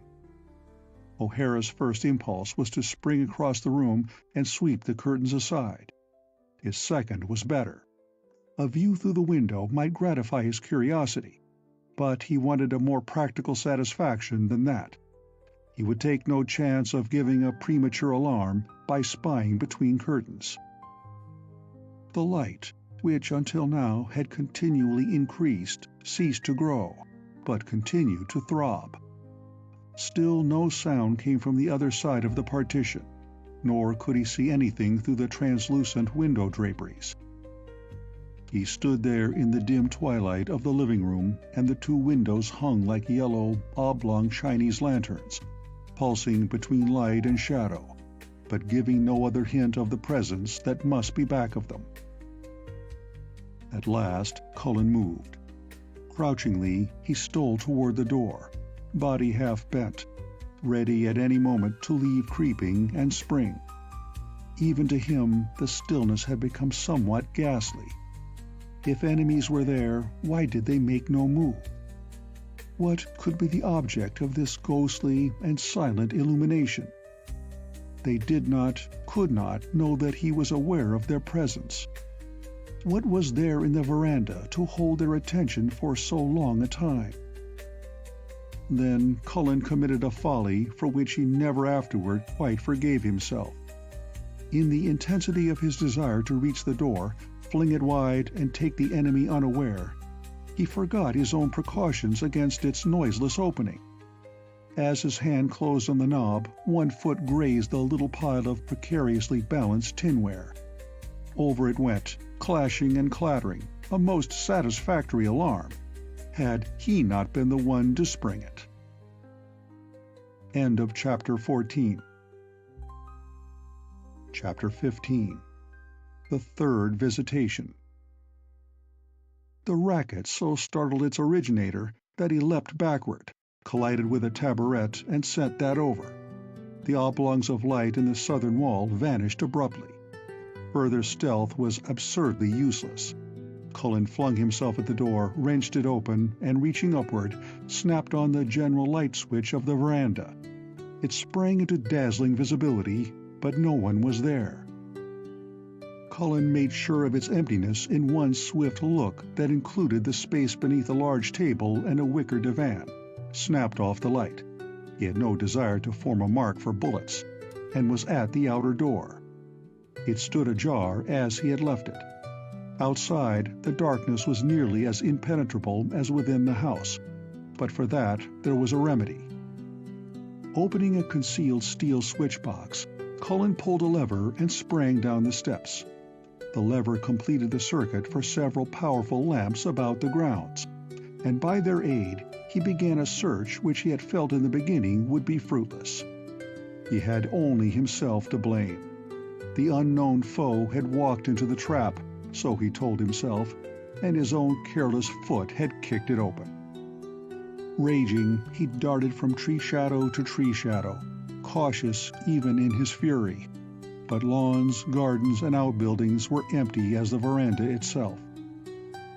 For any signs to the contrary, that dim irradiation of the windows might have been a product of his overstimulated imagination. "The cowards, the sneaking, crawling cowards," he muttered angrily. "Afraid of the noise of a tin pot or so. 'Tis myself has a notion to give them no further attention." But as he flung himself into a chair in the living room, he knew that he would sit there the balance of the night, nourishing the hope that again those two windows might slowly, uncannily illuminate themselves. They did, but it was by the matter-of-fact light of a desolate dawn. Disgustedly, Cullen replaced his too efficient burglar alarms in the kitchen, undressed, got to bed, and slept soundly until nearly noon. "It's busted, but I didn't do it, Mr. O'Hara. It was laying broke on the floor when I come in." "That? Where were you finding it?" Cullen's brows knit as he took from his housekeeper the shattered object of her protestation. "I tell you, it was laying on the veranda floor when I come in. Honest, I never even seen it before, Mr. O'Hara." Mrs. Bollinger's lean, corded hands twisted themselves nervously in her apron. Though no ceramic expert, there was a quaint beauty about the broken mannequin that warned her of possible value. Ejaculated Cullen. "It must have been left here with the rest of the furniture when we took Leona away, though I can't remember seeing it about. All right, Mrs. Bollinger. I likely knocked it down myself last night."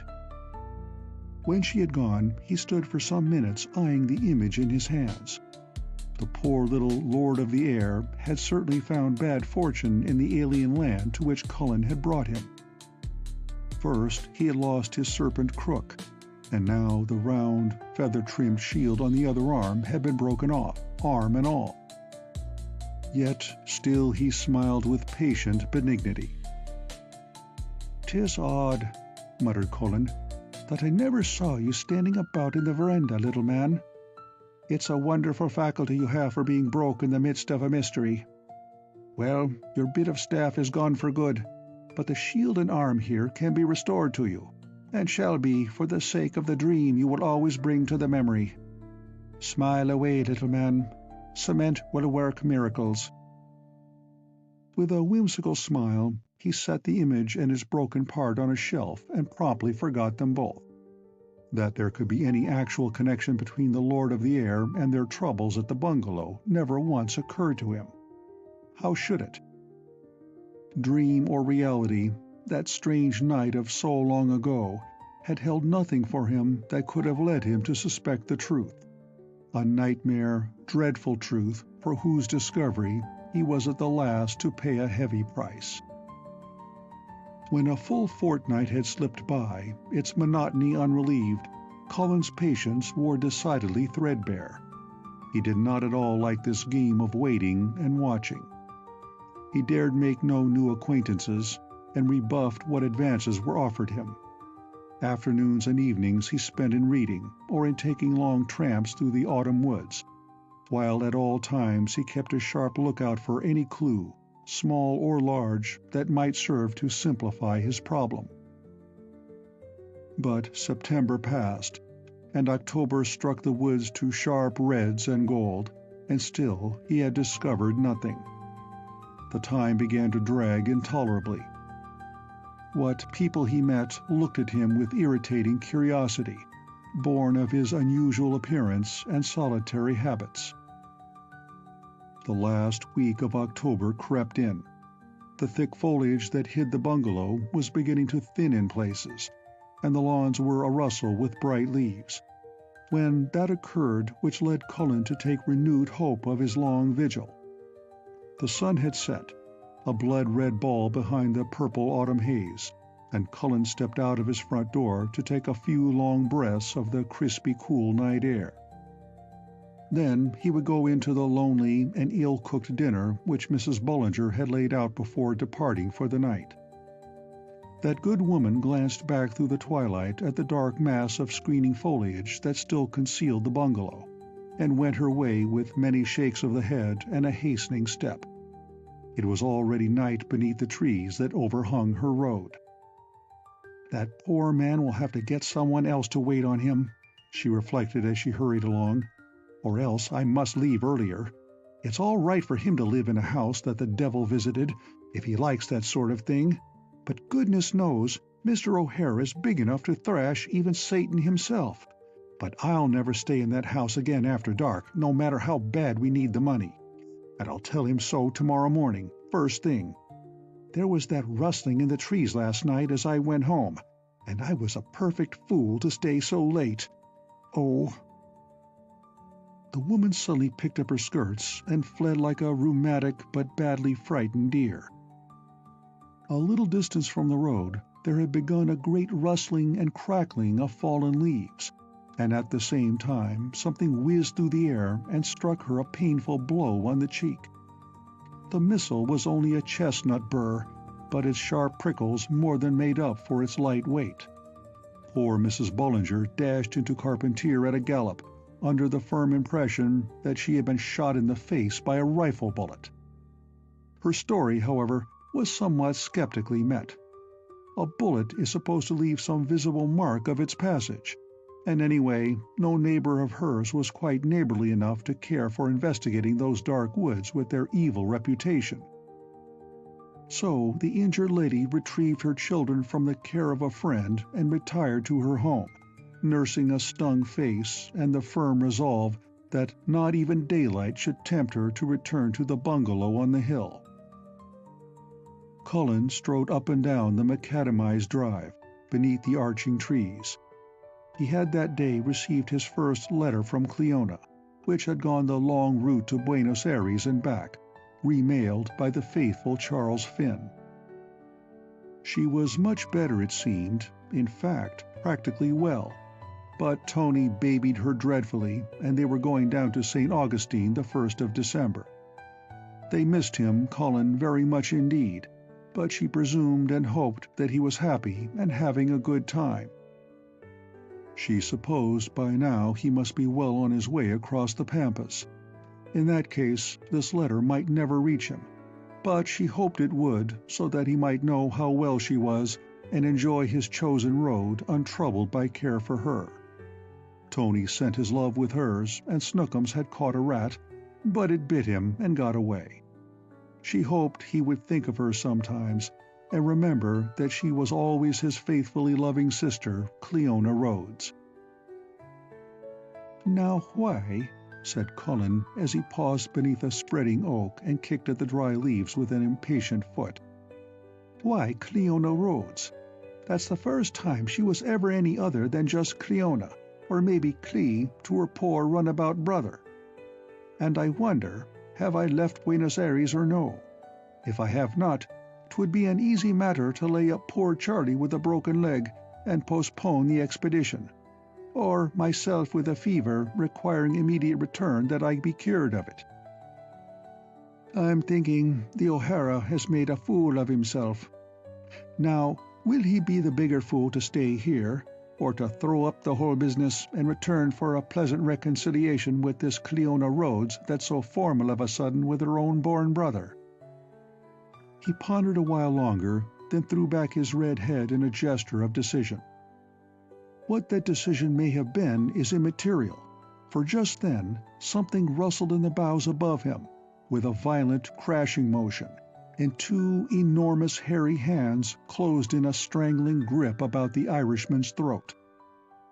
Cullen had so nearly resigned any hope of being attacked, and had so little reason to expect attack to descend upon him out of a tree, and at that early of the night, that he came near to being strangled before he could realize what was taking place. The hands that had gripped him were unnaturally long and sinewy. The fingers overlapped on his by no means slender throat, as his own might have twined about the neck of a child, and as they squeezed inward, they pulled upward. Cullen's 230 pounds of bone and muscle actually rose into the air, till only his toes touched the ground. He enjoyed all the sensations of a man being unexpectedly hanged, and as such a man would grasp at the rope over his head, so his hands flew up to seize the thing above him. His fingers closed on shaggy hair over iron-hard muscles. The blood was pounding in his ears, and the transparent darkness brightened to a red, star-spangled mist. If it had been a rope about his neck, his effort to raise himself might have relieved the strain. But in this case, the rope was alive and squeezing inward with murderous intent. Fortunately for Cullen, though his assailant was strong enough to raise his victim clean off the ground, the tree limb which supported the operation was less efficient. As Cullen struggled, there came a sharp, loud crack. Next instant, he was down on the macadam, part of a frantic, writhing tangle of legs, arms, and the dry bough that had saved his life by breaking. The fall loosened his assailant's hold, and they met on equal terms. Over and over they rolled, the Irishman breathing in great gasps, as he at first strove only to keep those terrible hands from regaining their grip on his throat. Devil or man or monkey, it was the strongest, most thoroughly energetic antagonist he had ever encountered. It had been silent, but now it was snarling in a slobbering, avid sort of way that made Cullen's gorge rise in disgust even as he fought. But his own strength was fast returning, and with one mighty effort he tore the great thing loose, flung it back off his body, and got to his feet, half-crouched and straining his eyes through the gloom. A pale bulk rose at him in a long leap, its grasping arms outstretched. With the quickness of a trained wrestler, Cullen caught one of the wrists in both his hands, turned his back, and with the arm over one shoulder bore down with all his force. There was a cracking noise, as when the branch snapped off, but not so loud, accompanied by a snarl of pain. The white thing came flying over Cullen's head and landed with a heavy thud on the macadam before him. Releasing his hold on the arm, he grasped at the body of his victim, but the creature evaded him. Showing remarkable activity, in view of its broken arm and the bad fall it had sustained, the thing was on its feet in an instant, rustling and pattering across the leaf-strewn lawn with Cullen in furious pursuit.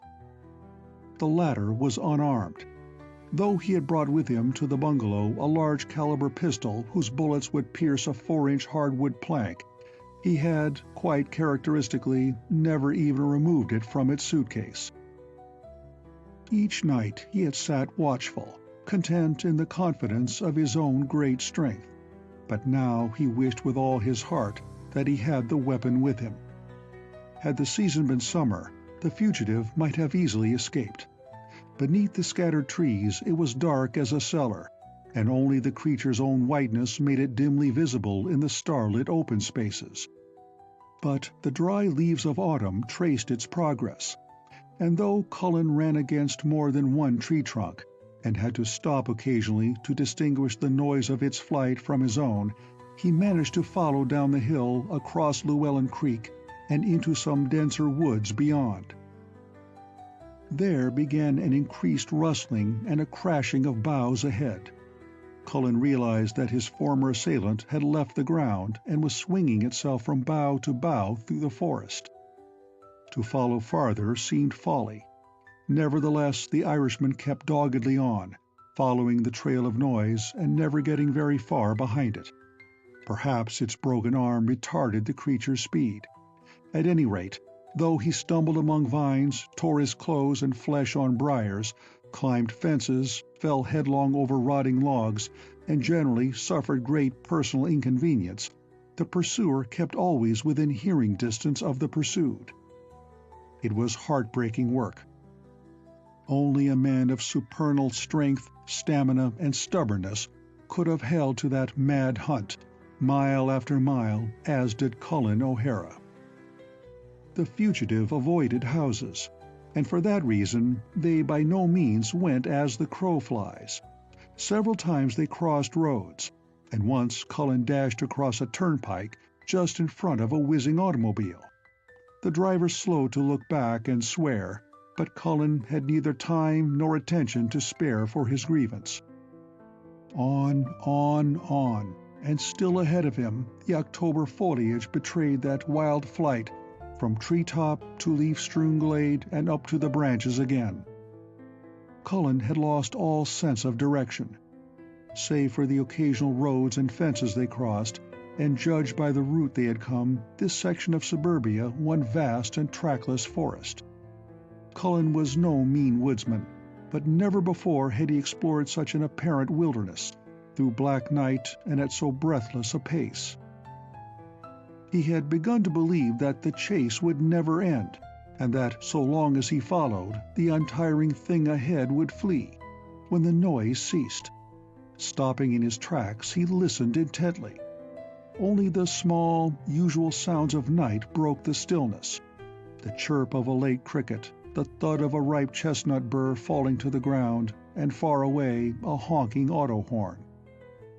Had his quarry taken counsel of common sense and hidden itself in a treetop? If so, then the chase was indeed ended. In that darkness, without dogs or torches, he could not hope to find its hiding place. Again, Cullen began to move forward as silently and swiftly as he might, still listening for any significant rustle before or above him. He came to a deep ditch, just missed falling into it, leapt across, and found himself on a broad, smooth road, electrically illuminated at wide intervals. An explanation of the silence occurred to him. This road was practically bare of the telltale leaves. Was it possible that the fugitive had left the false protection of the trees and taken to the road? If so, in which direction had it gone? To the right, far down the way, a pale, squat bulk glided into view, slinking on short bowed legs, into the light of a lamp and out again like a fleeting white shadow. Cullen gave vent to a wild halloo and dashed in pursuit. He caught occasional glimpses of the thing ahead as it passed beneath the road lamps, and thought that he was at last gaining ground. In a foot race over smooth going, the creature of the trees had the worst of it. The road curved, crossed a stream, and a high stone wall replaced the forest on the left-hand side. Scarcely the length of a city square now separated the Irishman from his quarry. Then he saw it pause directly beneath a lamp, a semi-human shape, and shake one long, thin arm at him as if in defiance. The other hung limp at its side. Cullen shouted again and increased his speed. His feet pounded over the hard-oiled road in giant strides, but again the creature flitted from the circle of light, this time to one side. Cullen pulled up and came on more slowly, for a shrill bell was ringing somewhere behind the wall. There followed a rattle, a clang as of iron, and then the creaking of hinges. A voice spoke, mumbling indistinctly, and Cullen arrived at a pair of wrought iron gates just in time to have them shut in his face with a vicious clang. End of Chapter 15. Chapter 16. Admitted. O'Hara stepped up and, grasping the elaborate iron scrollwork, shook the gate angrily. "Here, you!" he cried. "If this is the city zoo, what do you mean by letting your ferocious baboons and gorillas roam the country at large?" The guardian of the gate, he who had opened it for the ape's entrance and closed it in the face of its pursuer, made no reply, unless an incoherent mutter could be so accounted. He seemed a tall, thin man, dressed in rough corduroys, and his narrow, triangular face peered out at Cullen through the floral scrolls with a curiously furtive look. Cullen could see him very well by the light of the road lamp, and thought that his face had a whiteness, as if the man had been badly frightened, or was just risen from a sick-bed. "What's that?" demanded Cullen, his indignation growing as he recalled the difficulties and discomforts of his long run, and the unpleasant combat preceding it. "You need make no excuses to me. I saw the brute come in here, though I do not see him now, and I wish to come in myself and talk with the man who has charge of this place and takes in raging gorillas like they were invited guests at a parish lawn party. Will you admit me, or will I break down this fancy gate of yours?" He gave it so violent a shake that the man inside jumped back. "Stop!" he cried excitedly. "Stop it, instantly! You are making a noise, a big noise! Stop it!" The man's voice came out of his lips as if there were no teeth behind them, in a kind of hushed and mumbling shriek. But he had teeth, for as Cullen loosened his grasp and the man again thrust his face against the scroll, they were bared in an animal snarl. His glaring eyes reflected the lamplight with a reddish gleam. A little shiver of cold crept down the Irishman's spine. Almost involuntarily, he retreated a step. But Cullen O'Hara was not the one to be done out of satisfaction for his wrongs by a white-faced, red-eyed, silly-mouthed booby hiding behind a gate, and so he intimidated in very positive terms.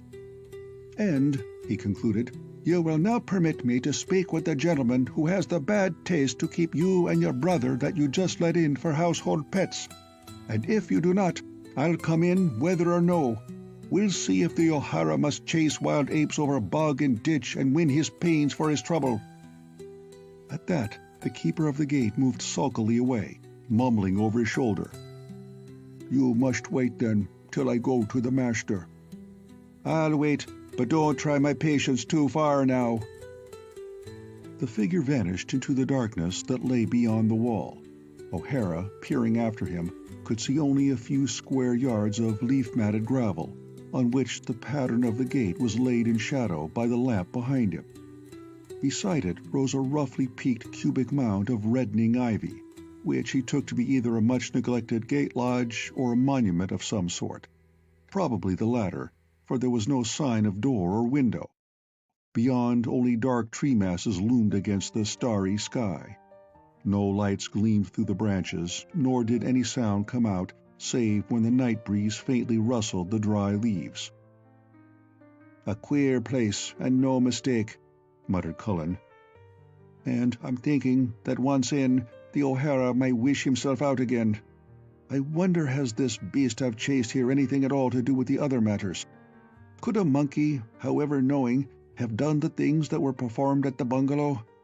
No, likely this is an occurrence by itself, and I'll just give the beast's owner a piece of my mind and go home again." Having reached this conclusion, Cullen began to weary of such long waiting. The gatekeeper had now been absent at least a quarter of an hour, and for any evidence of life, the Irishman might have been the only human being within miles. Not even a car had passed on the pike behind him. He shifted from one foot to the other and swore softly. "The white-faced fool has played me some trick," he grumbled. "Very like 'twas through his fault that the beast got loose, and he's never gone near his precious master." Well, there was a bell connected with this gate. He had heard it sing. Searching for a moment, he located a push-button and set his thumb firmly against it. The bell rang, but it rang inside the ivy-covered heap beside the gate. It was a lodge, then. The shrill clamor sounded so startlingly near and out of place in the silence that Cullen hesitated a moment before ringing again. Was that vague rustling sound from inside the lodge, or was it the wind among the leaves? It ceased after a moment. Cullen waited, then, as no one came, he rang again. For fully 5 minutes he continued to ring, first steadily, then in long and short assaults on the bell push. But the noise he made was his sole reward. Disgusted, and at last really angry, O'Hara drew back from the gate and contemplated the wall. Fully 10 feet high, it extended right and left in an unbroken barrier. "My coat to the wall," said Cullen, proceeding to take it off, "and I'll soon be over." The garment with which he intended padding the sharp, wicked-looking spikes was in his hand, and he was about to fling it upward when he arrested his arm and hastily slipped the coat on again. A sound had reached his ear from beyond the gate. Either the gatekeeper was returning, or the bell had at last roused someone else to action. Again he peered into the grounds. Out of the darkness a figure emerged, walking with a brisk, firm tread, and close behind glimmered the white face and red eyes of his first acquaintance, the gatekeeper. As the newcomer advanced, Cullen could perceive, even in the dim, shadow-streaked light, that he was a bearded man, that he wore a pair of round glasses with tortoise rims, and that he was frowning angrily. "Are you the ruffian who broke that poor brute's arm? Marco, open the gate and have him come in." O'Hara was so taken aback by this forestalling of his own complaint that Marco, he of the white face, had time to unlock and swing wide the portals before he could think of any fit reply. But he had no hesitation about entering. In he stalked and confronted the newcomer, while behind him the gate shut clanging. "I am the man your beast would have strangled," he began indignantly. "And for why do you let him run wild at night? The way he might have killed me had I been a small, weak man. Strangling at the throat of me when I am meditating in my own dooryard? Or is it that you are training the handsome creature for murder?" At that the bearded man laughed. His tone was low, amused, with just the faintest hint of a sneer somewhere about it. "Pray, my dear sir, don't carry your accusation to the point of absurdity. If, as you hint, it was Khan who attacked you first, I owe you an apology. Perhaps we had best go to the house and discuss this quietly. Will you follow me, sir?" O'Hara hesitated, but only momentarily. He was possessed of a dubious feeling, scarcely amounting to suspicion, that wisdom would carry his feet elsewhere than inward. To O'Hara, however, discretion was ever an uninteresting virtue. When the bearded man led the way into the dark shadows of the trees, after him went Cullen. He was still conscious of a sense of repulsion toward the white-faced gatekeeper following close at his heels, and of a generally eerie and disagreeable impression. But no doubt this was folly, and no man, not even such a one as this gatekeeper, can help the looks he is born with. As for the ungainly monster he had chased here, it was most likely a valuable pet, whose ferocity might or might not be known to its master. Barely able to see his way, Cullen was not aware that they had approached a house until the drive curved sharply aside and they arrived at an entrance, the light of whose open door was shielded by a deep stone porch and a porte-cochere arching above the driveway. From the look of these, he judged the mansion to be one of considerable size and dignity, but whether a private residence or a public institute of some kind, he was not yet able to determine. The three men ascended the steps, passed through the porch, and came into a square, old-fashioned reception hall. Within the door, the master of the house turned to his guest. He was an older man than the latter had at first supposed, for the carefully trimmed Van Dyke beard was thickly streaked with gray. But the dark eyes behind the great, round lenses were very bright. His expression was keenly intelligent, and these characteristics, together with his quick, alert way of moving, lent him a deceptive look of youth. As he stood, Cullen noticed that he kept his left hand in the pocket of his coat. He noticed it because that hand had been in that pocket since the first moment of their meeting. Cullen had seen other men's left or right hands concealed in the same consistent manner, and it generally meant one thing. He himself was unarmed. "Will you be seated, sir?" inquired the man courteously enough. "I must ask you to excuse me while I give Marco some directions for the setting of Khan's arm. The poor brute is suffering." O'Hara acquiesced. As Marco passed across the room in his master's wake, the visitor received one quick, full view of him and of his face. The man's singular pallor was explained, for Marco was an albino. He had removed his cap and disclosed a smooth, oval skull, sparsely covered with bristling white hairs.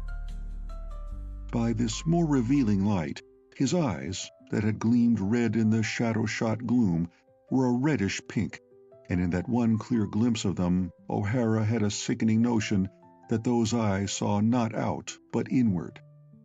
The pupils were like black pinpoints. The effect was as if the man had literally reversed his vision and contemplated not his outer surroundings, but the secrets of his own stealthy soul. A childish and an unjust idea, for what had he against Marco save his unfortunate appearance? Alone in the hall, O'Hara looked about with a judging, curious eye. His first impression had been pleasant. The room was agreeably lighted by a hanging fixture, whose translucent, cream-colored globe diffused a mellow radiance. A log glowed in the depths of a fireplace of black dignity and size. The furniture, while severely plain, was good. There was certainly no hint of mystery or danger in that well-lighted, well-ordered, empty hall. And yet, as he stood there, O'Hara was again keenly conscious of the feeling he had experienced on entering the gate. It was as though the very atmosphere were charged with discomfort and some incomprehensible warning. It was indubitably charged, beside, with a faint but unpleasant odor. Very like it was that which troubled him.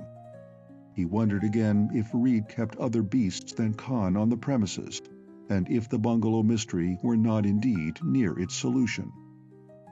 A door opened, and his host re-entered. "What, still standing?" began the man, but Cullen broke in on his hospitable protestations, which might have seemed more friendly had not that left hand remained in ambiguous concealment. "I will not sit down. I am not fit to be seated on a decent chair, for I am mud and mold from the head to the feet of me." "And for that it seems that we, or rather Khan, is responsible. You must let me make amends, Mr. O'Hara," supplied the other. "My own name is Chester Reed.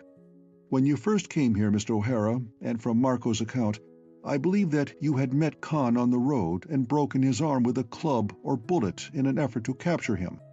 Now I am inclined to believe that an explanation is due you. Before I offer it, would you give me an outline of exactly what occurred?"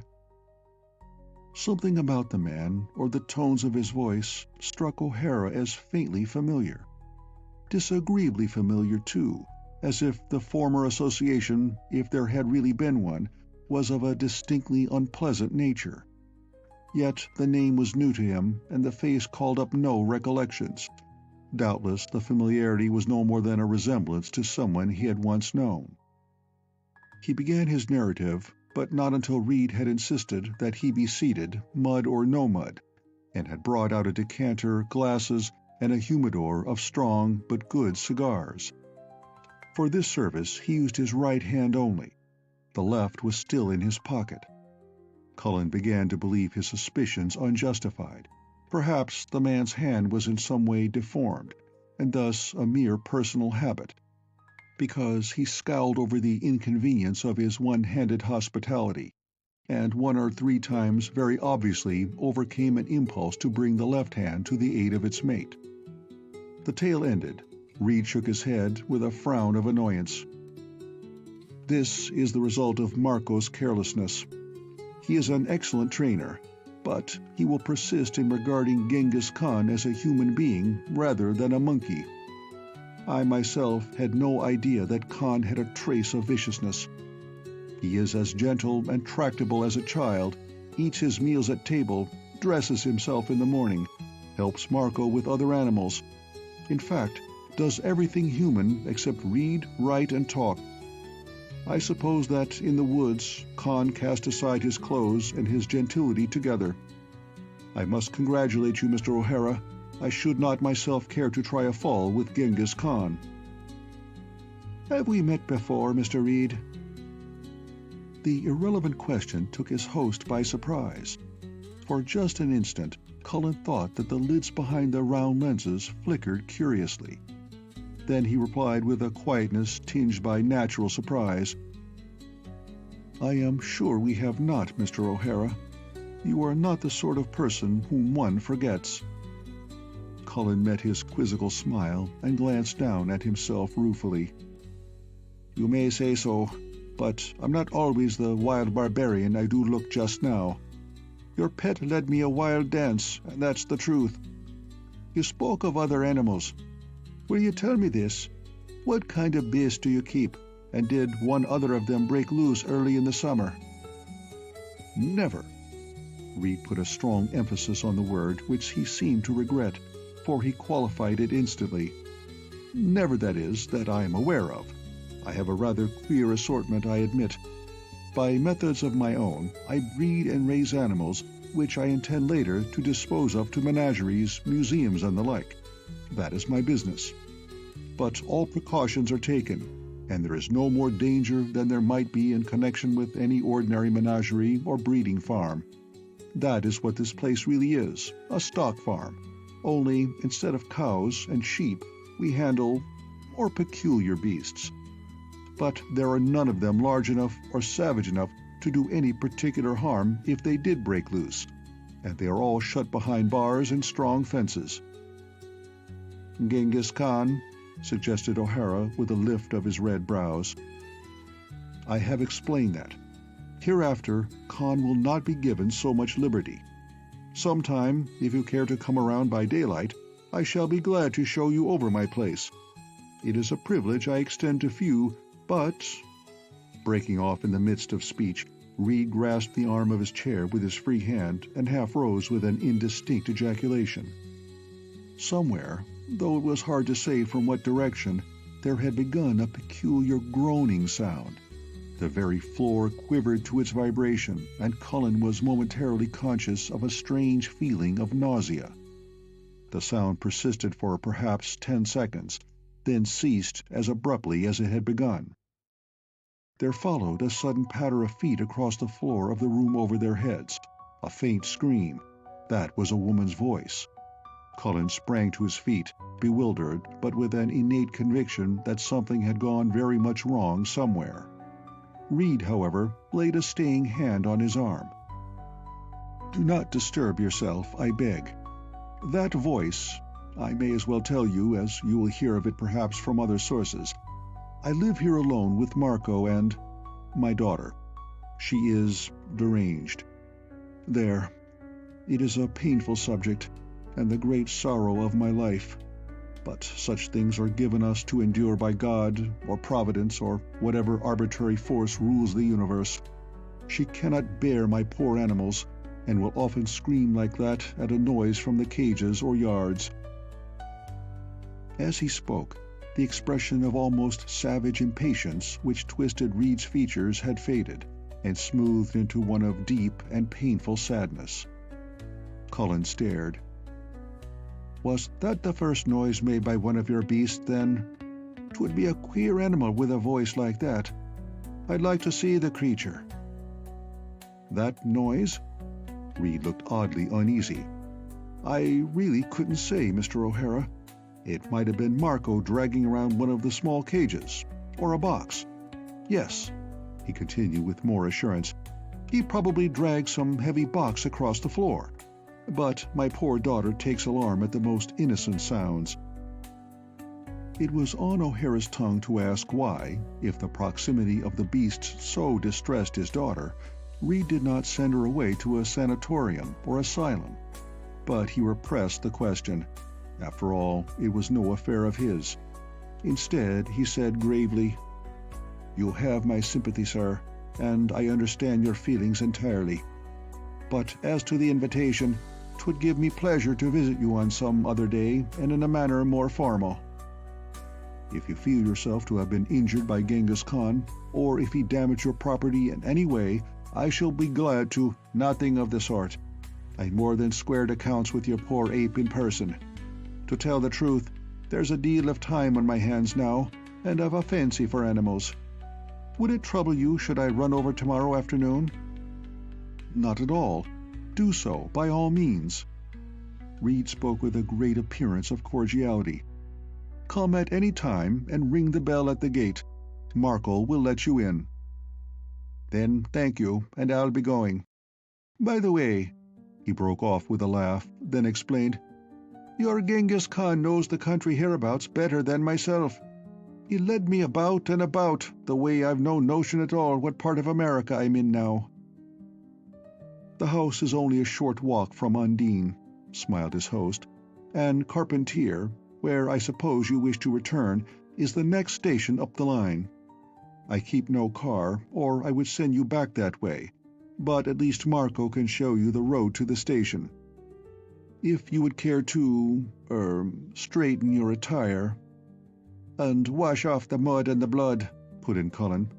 "'Tis a fine idea, or I doubt they'd take me on board in my present condition. But no need to trouble your man. I can find my own way, if you'll point it, and thanks to you." "As you like." Reed led the way upstairs and introduced him to a well-appointed bathroom. "Here is a clothes-brush, and help yourself to the soap and clean towels. I will wait for you in the hall below. You have half an hour, for there is a train at 10:05. Sorry I can't offer you the services of a valet, but we live very simply, and Marco and Genghis Khan are my only servants." "I've already been valeted by Genghis Khan," jested O'Hara, "and do not care to repeat the performance. I'll be with you in 10 minutes, Mr. Reed." Alone, as he brushed at his clothes, Cullen reflected on the singular make-up of this household. A mad daughter and a menagerie to care for, and he keeps one servant. Yet is it poverty that ails him? The one room I've seen is well furnished enough, and here he has an elegant bathroom, clean towels by the dozen, and himself is not poorly dressed. Strange he not have one woman at least to be company for the unfortunate girl. And he says his beast could not break loose. And that noise was the dragging of a cage.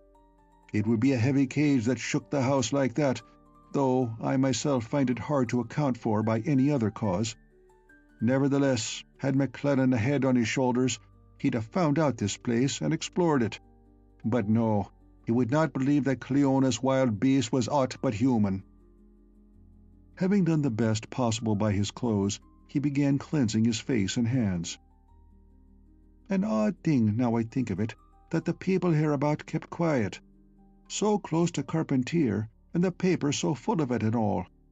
How Mr. Chester Reed was not dragged into our business, man-monkey, stock farm and all, is a bigger puzzle than the other. I'll be kind to the poor man, and courteous, and perhaps tomorrow I'll step on the tail of the whole mystery. There, I'm decent to pass in a crowd, and 3 minutes of the 10 yet to spare." He passed out toward the stair. As he did so, a door opened at the end of the hall behind him, and hearing the soft click of its latch, he glanced around. There, framed in the doorway, stood the most melancholy and at the same time the most oddly beautiful figure that Cullen had ever seen. She could be none other than Reed's mad daughter, but the Irishman forgot that in amazement at her loveliness. What she thought of him O'Hara could not know. The slight parting of her lips and her wide eyes might have expressed either amazement, alarm, or expectation. Curiously enough, O'Hara was convinced, both then and afterward, that her emotion was really the last named, though what she could expect of him, whom she had never before set eyes on, seemed hard to surmise. He was also convinced, and this belief was as lacking in practical foundation as the other, that she had some information to impart, something which it was highly important that he should know, and which concerned them both. Heretofore, O'Hara had compared all women with Cleona, to their disparagement, but here was one who could be compared to no one.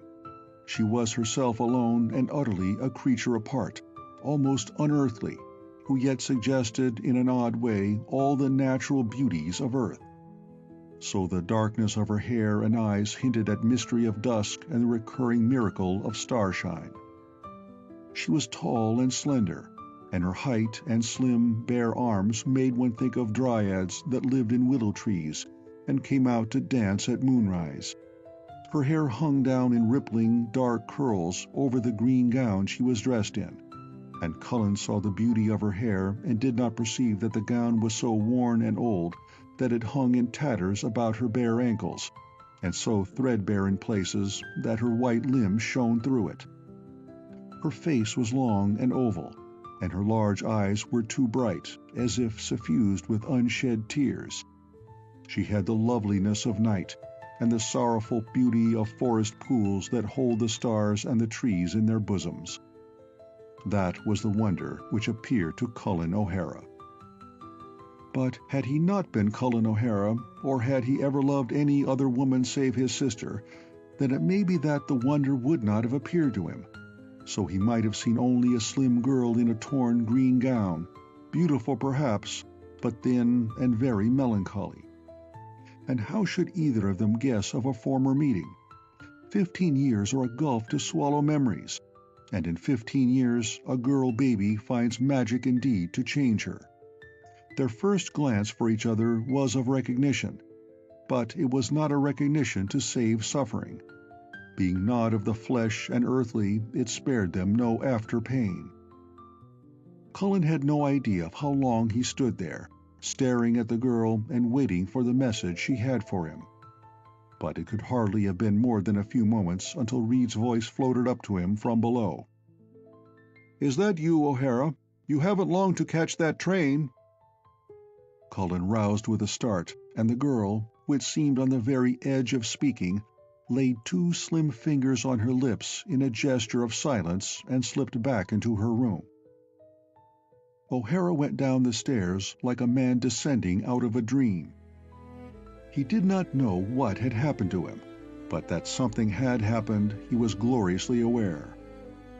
Every nerve and fiber of his giant body tingled with vivid life, and had she not made that gesture of silence and warning, he would have gone to the girl, not to Reed. The latter met him at the stair-foot with a glance sharply suspicious. "I heard you stop there on the floor above. Did my daughter speak to you? Poor child, she is as ready to address a stranger as her own father." Cullen came to earth with a jolt.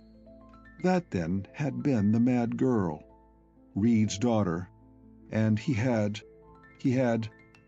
Why, he had done nothing. Only life had for him turned a somersault and seemed right side up for the first time. But mad. Was it madness that gave her that elfin look, that made her so differently, so marvelously beautiful? "I had no word from your daughter, sir," he replied gravely and sadly, for he was wishing he had. "Will you show me the road to the station?" "You will have no trouble in finding it. Go out the gate, turn to your right, and keep straight on by the wall. From where it ends you can see the lights at the station. Good night, sir." The door closed with needless sharpness as Cullen went down the steps. Then it opened again. "If you want any further directions," Reed called, and there was a strange hint of laughter in his voice, "ask the gatekeeper." And once more he banged the door. Cullen had turned at the first word, had seen Reed standing in the lighted doorway, and had caught an odd impression of some trifling difference in his appearance. He stood stock still on the drive, staring at the shut door. Then he scratched his bare head reflectively. "Ask the gatekeeper?" he muttered. "Now, what in the devil did the fool mean by that? And him laughing when he said it? And what was it about him now? Oh, his hand!" That hand had been out of its pocket at last, and it had been large, white, furry. To keep a glove on one's hand is not strange, thought Cullen, but why the lack of that white fur one? Mr. Reed, 'tis a man of mysteries you are, both small and large, and I do not like you. But your daughter—" It was hard enough to follow the path in the dark, and twice he thought he had lost his way. At last, a gleam of light ahead resolved itself into the gaslight on the pike outside. Against its yellow radiance the gates hung, an elaborate silhouette, and he could see the red sheen of the ivy-covered lodge.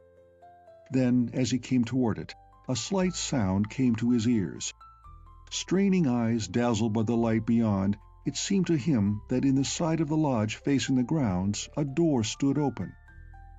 Yes, there was an oblong blackness there, blacker than the shadowed ivy about it, and near the center of the oblong, a whitish oval patch.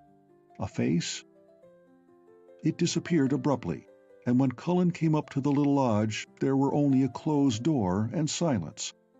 Any windows there might be were hidden by the clinging ivy. As the gates were unlocked, Cullen had no desire to disturb Reed's repulsive servant. The gates opened at a touch, and he went his way. End of Chapter 16. Chapter 17. A Surprise and a Disappointment. The following day brought Cullen a surprise as great and, in a way, more disconcerting than had been given him by Genghis Khan when he descended upon him out of an oak tree the evening before. Cleona arrived at the bungalow, and she was a Cleona indignant and filled with the just wrath of a woman deceived. She was so angry that she had forgotten all dread of the place and marched into the dining room unannounced, like a small avenging angel. Cullen was alone. Mrs. Bollinger had made good her resolve and renounced his service in a wonderfully spelled note, which a small boy thrust under the front door that morning. So Cullen had cooked his own breakfast and luncheon.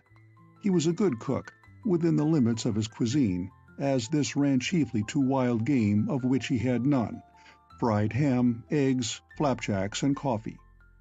There promised to be a certain monotony of diet unless he could persuade some other Mrs. Bollinger to dare the goblins of the bungalow. He was somewhat sadly reflecting upon this fact when Cleona surprised him. Unexpectedly long though his residence here had been, and though the continuance of its secrecy had seemed a daily increasing miracle, yet the worst he had anticipated was discovery by his brother-in-law, who might have got wind of his presence there through the gossip of some Carpenterian in business circles. He would be unlikely to carry word of it to his wife, but would investigate on his own account. For Cleona herself to descend upon him was lightning from a clear sky, and he had never felt more astonished and embarrassed in his life. He choked on his coffee, but this was fortunate. By the time he was able to speak, he had thought of something to say. "Cleona, my dear," he beamed, coming around the table with outstretched arm, "it's a fine thing to see you looking so well and all." But she ran away from him, barricading herself behind a chair. She regarded her brother scornfully. "You lied to me." She was fairly ablaze with the white-hot anger that occasionally flared up in both the O'Haras. "You lied, and you never went away at all." Because he was dear to her, the discovery of his incomprehensible deception had hurt her intolerably. As she had written him, her health and strength had practically returned, and she had begun to go about much as usual. While in the city shopping, she had chanced to meet a lady whose husband owned an extensive property adjoining the road's former possessions at Carpentier. Cleona could not understand the woman's meaning when she said, "Your brother looks so well, Mrs. Rhodes. I often see him, though only at a distance." Then it had all come out. Cleona said nothing to her husband. This was between her and Cullen, and as soon as Rhodes left her to return to his office, she took the first train to Carpentier. "Why, no," confessed Cullen, halting to run his fingers through his hair and reflect. "Sure I didn't go away.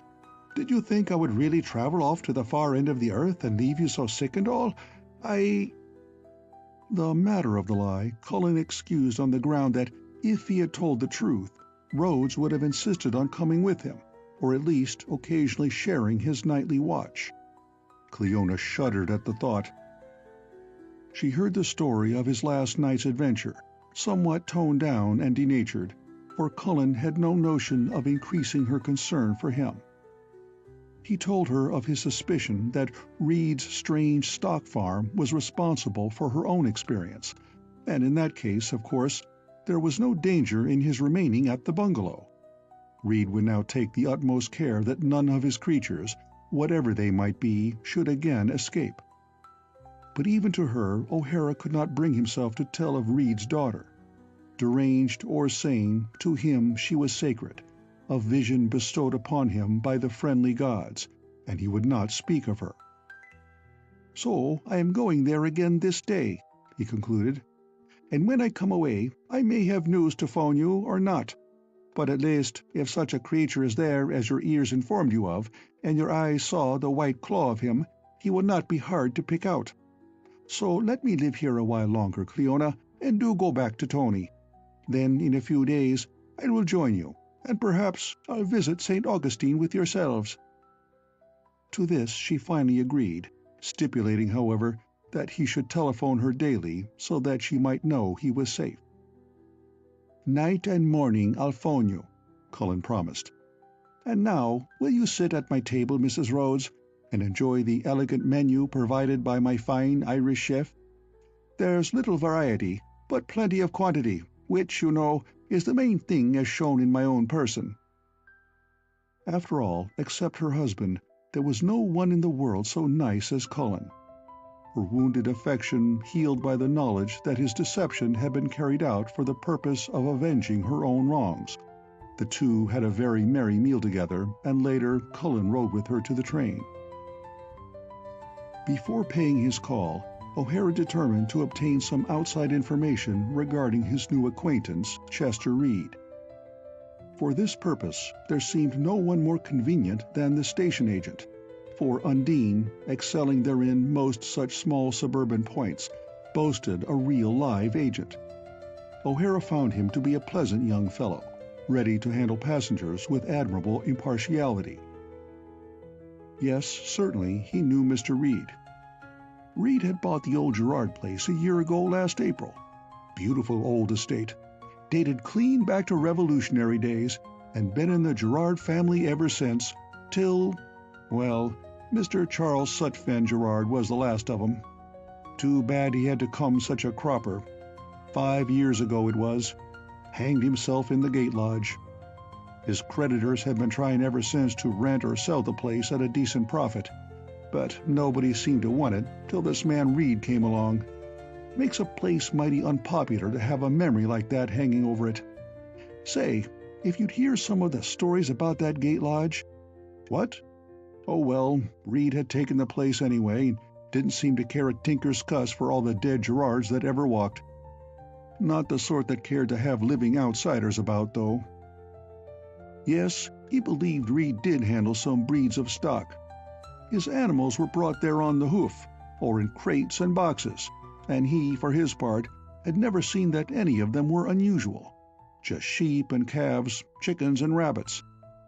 Nothing even very fancy, so far as he had noticed. Here, a man who was lounging against a packing case put in his word. "You know, that guy Reed is funny. When he first come here, he give out that he was going in for what he called scientific stock raising.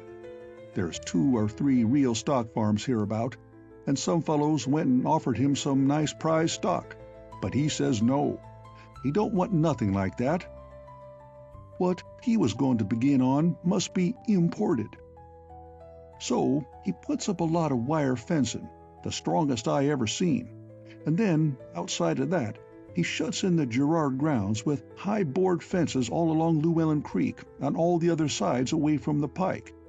Then he nails up no trespass signs every 5 feet, like he was going to start a dynamite factory. Well, broke in the agent, he has a right to keep people off his grounds, hasn't he? I ain't saying he ain't. I'm only telling you what a funny guy he is. You only got to look at the poor old house to see that. What did he want to stick that big round cupola thing right in the middle of the roof for, huh? What's a cupola got to do with stock raising? Then he imports this here fancy stock, and, say, I got a good look at a lot of it when it come in. By Jiminy, they was the commonest, orneriest bunch of cattle that anybody ever turned out in the road to get rid of. There was some fine Belgian hares in the last shipment, cut in the agent. Them brown rabbits, you mean?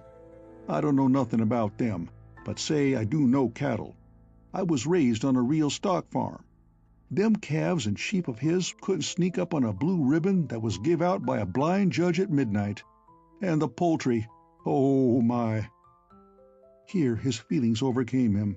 He fairly doubled up with mirth. All this was very puzzling to O'Hara. Had not Reed distinctly stated that his farm was not for the purpose of breeding ordinary domestic animals? "And what do you think of his taste in monkeys?" he suggested tentatively. Both his informants seemed to take this query as delightfully facetious. The agent had appeared inclined to defend Reed, but he too laughed, saying, "That bleached-out man of his is the limit, isn't he? I always said he was more like a white rat than a human being, but I guess an albino monkey does come nearer the mark." Cullen stared. Could it be possible that Genghis Khan was unknown in the neighborhood? "You don't take my meaning," he said frankly. "I'm not referring to Marco, but to the real monkey, the one he calls Genghis Khan." The agent shook his head. Both men looked blank. "Didn't know he had one, mister. Must be some pet that came in one of the small boxes." "Well, I've got my bills of lading to check over. If you want to go out to Reed's place, Jimmy here will show you the way. Won't you, Jimmy? That is, unless you've been there before." "I know the way," nodded O'Hara, "and thanks for the time you've given me." As he started up the road, the lounger called after him. "Say, mister, don't be surprised at nothing you hear there. That Miss Reed, his girl that lives there with him, is loony. I never seen her, but I've heard she takes on something awful every once in a while. And say, don't buy none of his imitation fancies neither. I can put you next to some real good—" But with an impatient wave of the arm, O'Hara strode out of hearing. Without reason, he resented intensely the man's reference to the girl, and to follow it up with advice about livestock. Had the fool no sense of what was fitting? Though he resolutely declined to face the fact, O'Hara was taking an astonishing amount of interest in this mad girl, to whom he had never spoken, whom he had seen for a scant 3 minutes. He might refer to her as a blessed and miraculous memory all he pleased, but it was not so much memory as a faint hope of seeing her again that made this present visit the most exciting he had ever planned paying in his life. The day had begun fine and sunny, but a high wind had arisen. Now, at 4 in the afternoon, masses of dark cloud were surging across the sky, threatening rain before nightfall. Dust and dry brown leaves swirled round and past him, and he had to cling to his hat lest it follow the leaves. The branches of the trees whipped and writhed in a wind that was stripping away the last of their October splendors. Cullen walked slowly, for he wished to think over the things he had just learned. Sheep, calves, poultry, and hares. Now, which of those 4 could groan like an earthquake? Faith, it sounds like a riddle.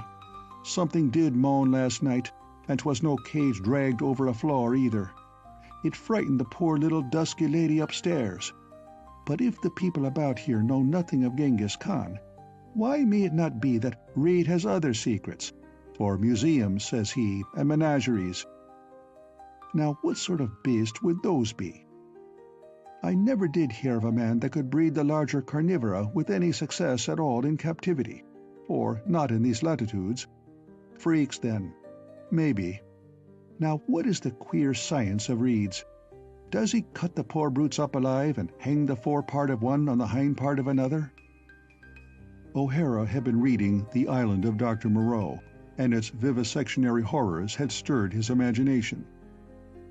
If there's anything like that going on here, he thought, 'tis high time it was put a stop to. I did not like that man Reed at first, and now, after thinking him over, I do not at all. He's too smooth and too polite, and behind it he hides a nasty temper. And his glasses are too big and ridiculous. I'd like to see the lad with them off, and his beard off too. A man might as well wear a mask as all that adornment. I may have seen him before, and I may not, but if I could see him shaved, it would help me decide. Here he postponed further reflection, for he had come up to the wrought iron gates. He sought the button of the electric bell and pressed it.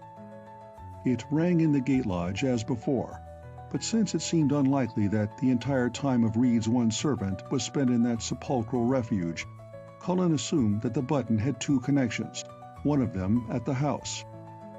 It was in that lodge, the agent had said, that the last owner had hanged himself.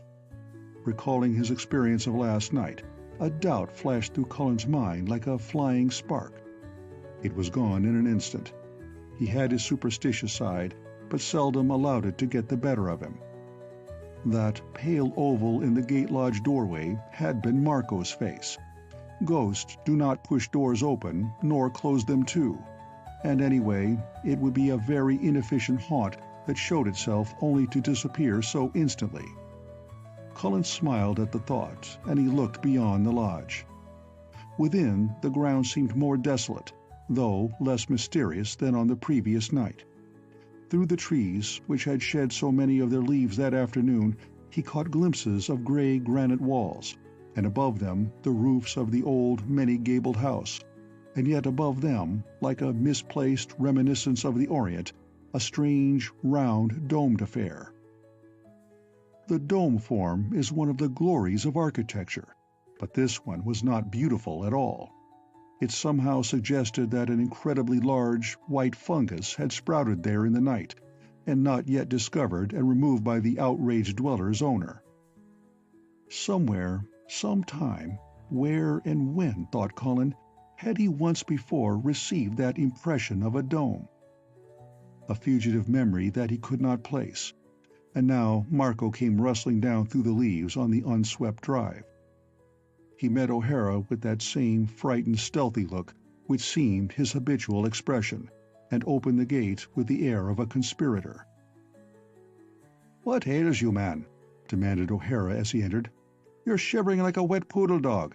Is it the ague you have?" The man shook his head and replied in his mumbled, toothless voice, "Last night. You made great noise last night. Too much noise. Silence! Silence!" Cullen stared. He had supposed the man normal save in appearance, but it appeared he was only half-witted.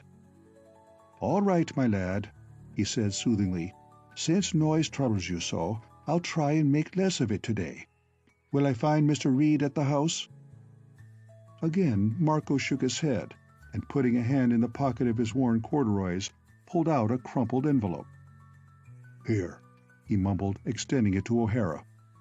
"There are words on the white paper inside." "A note, eh? Now what—" Cullen tore open the envelope. As the albino had phrased it, there were indeed words on the white paper inside, and words, moreover, which he read with considerable disappointment. The letter ran, "My dear Mr. O'Hara, I am writing this in case you should honor me with a visit this afternoon, as you spoke of doing. It is with great regret that I am obliged to postpone the pleasure of showing you about my little place, but imperative business calls me away. I cannot set the exact time of my return, but probably it will be in the course of a few days. I will then drop you a line, and sincerely hope that your visit may be repeated. Again, regretting this involuntary rudeness to an invited guest, believe me, most sincerely yours, Chester T. Reed. Cullen glanced from Reed's note to find the albino's eyes fixed on his face, but as usual, not with the least appearance of seeing him. One could hardly believe that those black, point-like pupils were designed to look outward. "So, your master has left you in charge here?" queried Cullen thoughtfully. "I am here, yes." "But, I mean, is it alone you are? No one to look after, Miss Reed?" Marco frowned and pointed first to the note, then to the gate. "The master said, after reading, go." "Faith, you've a polite way of dismissing his guests, friend Marco." Cullen hesitated.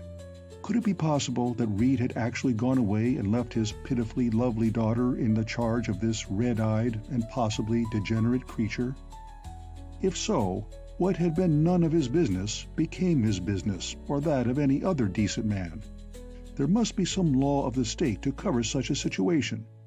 He decided to consult his brother-in-law. That clever lawyer could surely advise him. In the meantime, "Marco," he said, "look me in the eye and heed well what I say. Should any harm come to Miss Reed in her father's absence, be sure I'll know of it, and be sure that it's myself you'll have to deal with for it. Do you understand? I could tear you to bits, little man, and well you know it." "The master said, after reading, go." "Oh, I'll go. But do you think of my words and heed them. And tell your master that the O'Hara was here. Good day to you, Marco." The gates clicked shut behind him. Cullen paused outside to light a cigar, with difficulty shielding the match from the gale. When he glanced back through the iron scrolls, Marco had disappeared. "'Tis ashamed of myself I am," mused Cullen, "threatening violence to a weak white worm like him. But that's the best I could think of to do. I do not know what is wrong with that place, nor with the master of it, but that something is wrong, I am sure as sure can be. And I could hardly invade the man's premises by force to look into the matter. Or could I?" He stared thoughtfully through the beautiful gates that Sutphen Gerard himself had imported from Italy. As he looked, the first few drops of driven rain beat stingingly upon Cullen's face, and the wind ripped through the trees like the breath of a giant shouting, violent, impetuous, intolerant of all foul vapors and secret vileness. End of Chapter 17. Chapter 18. A Voice. But Cullen did not invade Reed's place that afternoon. For one thing, he wanted Rhodes' opinion before acting. He knew himself for an impetuous man, more used to the rough, forthright ways of the open than the ruled order of civilization. He feared committing some blunder, overriding the law in some way that might injure the girl rather than help her. Yes, he must talk to Rhodes. He returned to his lonely bungalow in a mood so meditative that he was scarcely aware of the wild tempest that raved and tore at his drenched figure as he ascended the hill road from Carpentier. Night had fallen, a roaring blackness, and there had been no one to light up against his coming.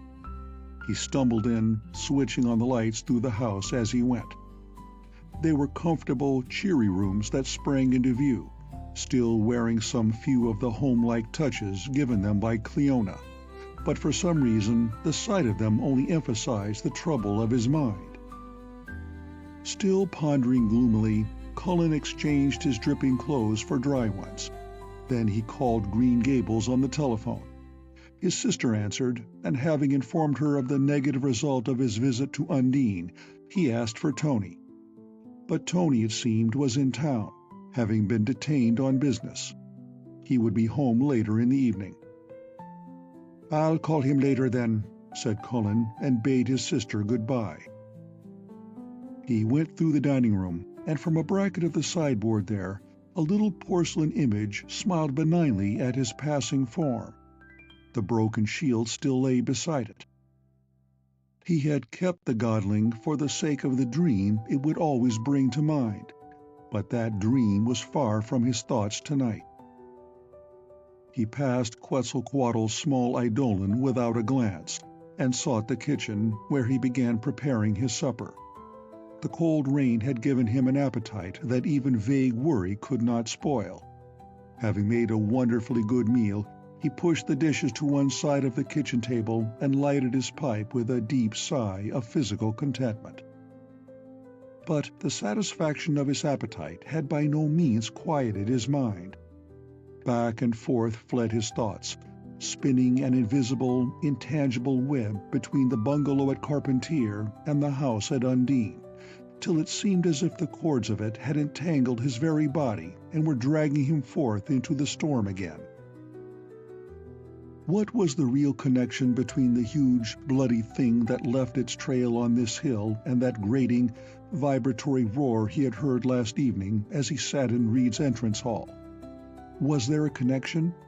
And why did Reed keep a mad girl in the very surroundings best calculated to increase her dementia? And why would he, Cullen O'Hara, care so very intensely what Reed did for his daughter or left undone? Could insanity rouse love? No. Common sense told him that the barrier of madness was higher than he could cross. Then it must be only pity that he felt for this poor daughter of Chester Reed.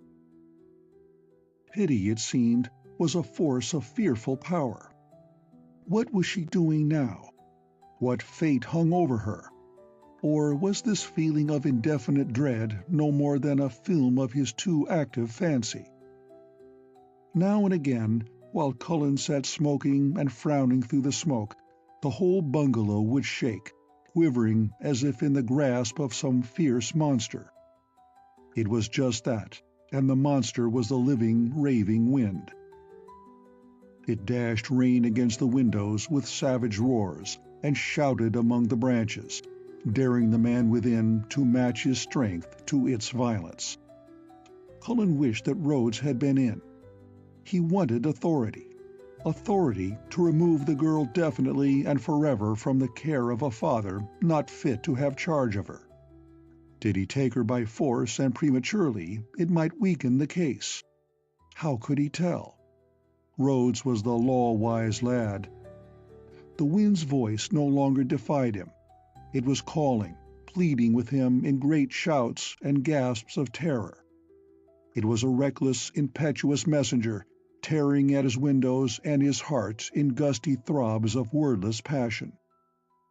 There he sat, stolid, content in his animal comfort, and the wind knew that which should drag him through storm, fire, or hell's self, could it but impart its dread information.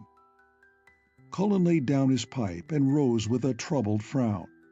Wandering into the living room, he touched a match to the pile of kindling and logs in the fireplace.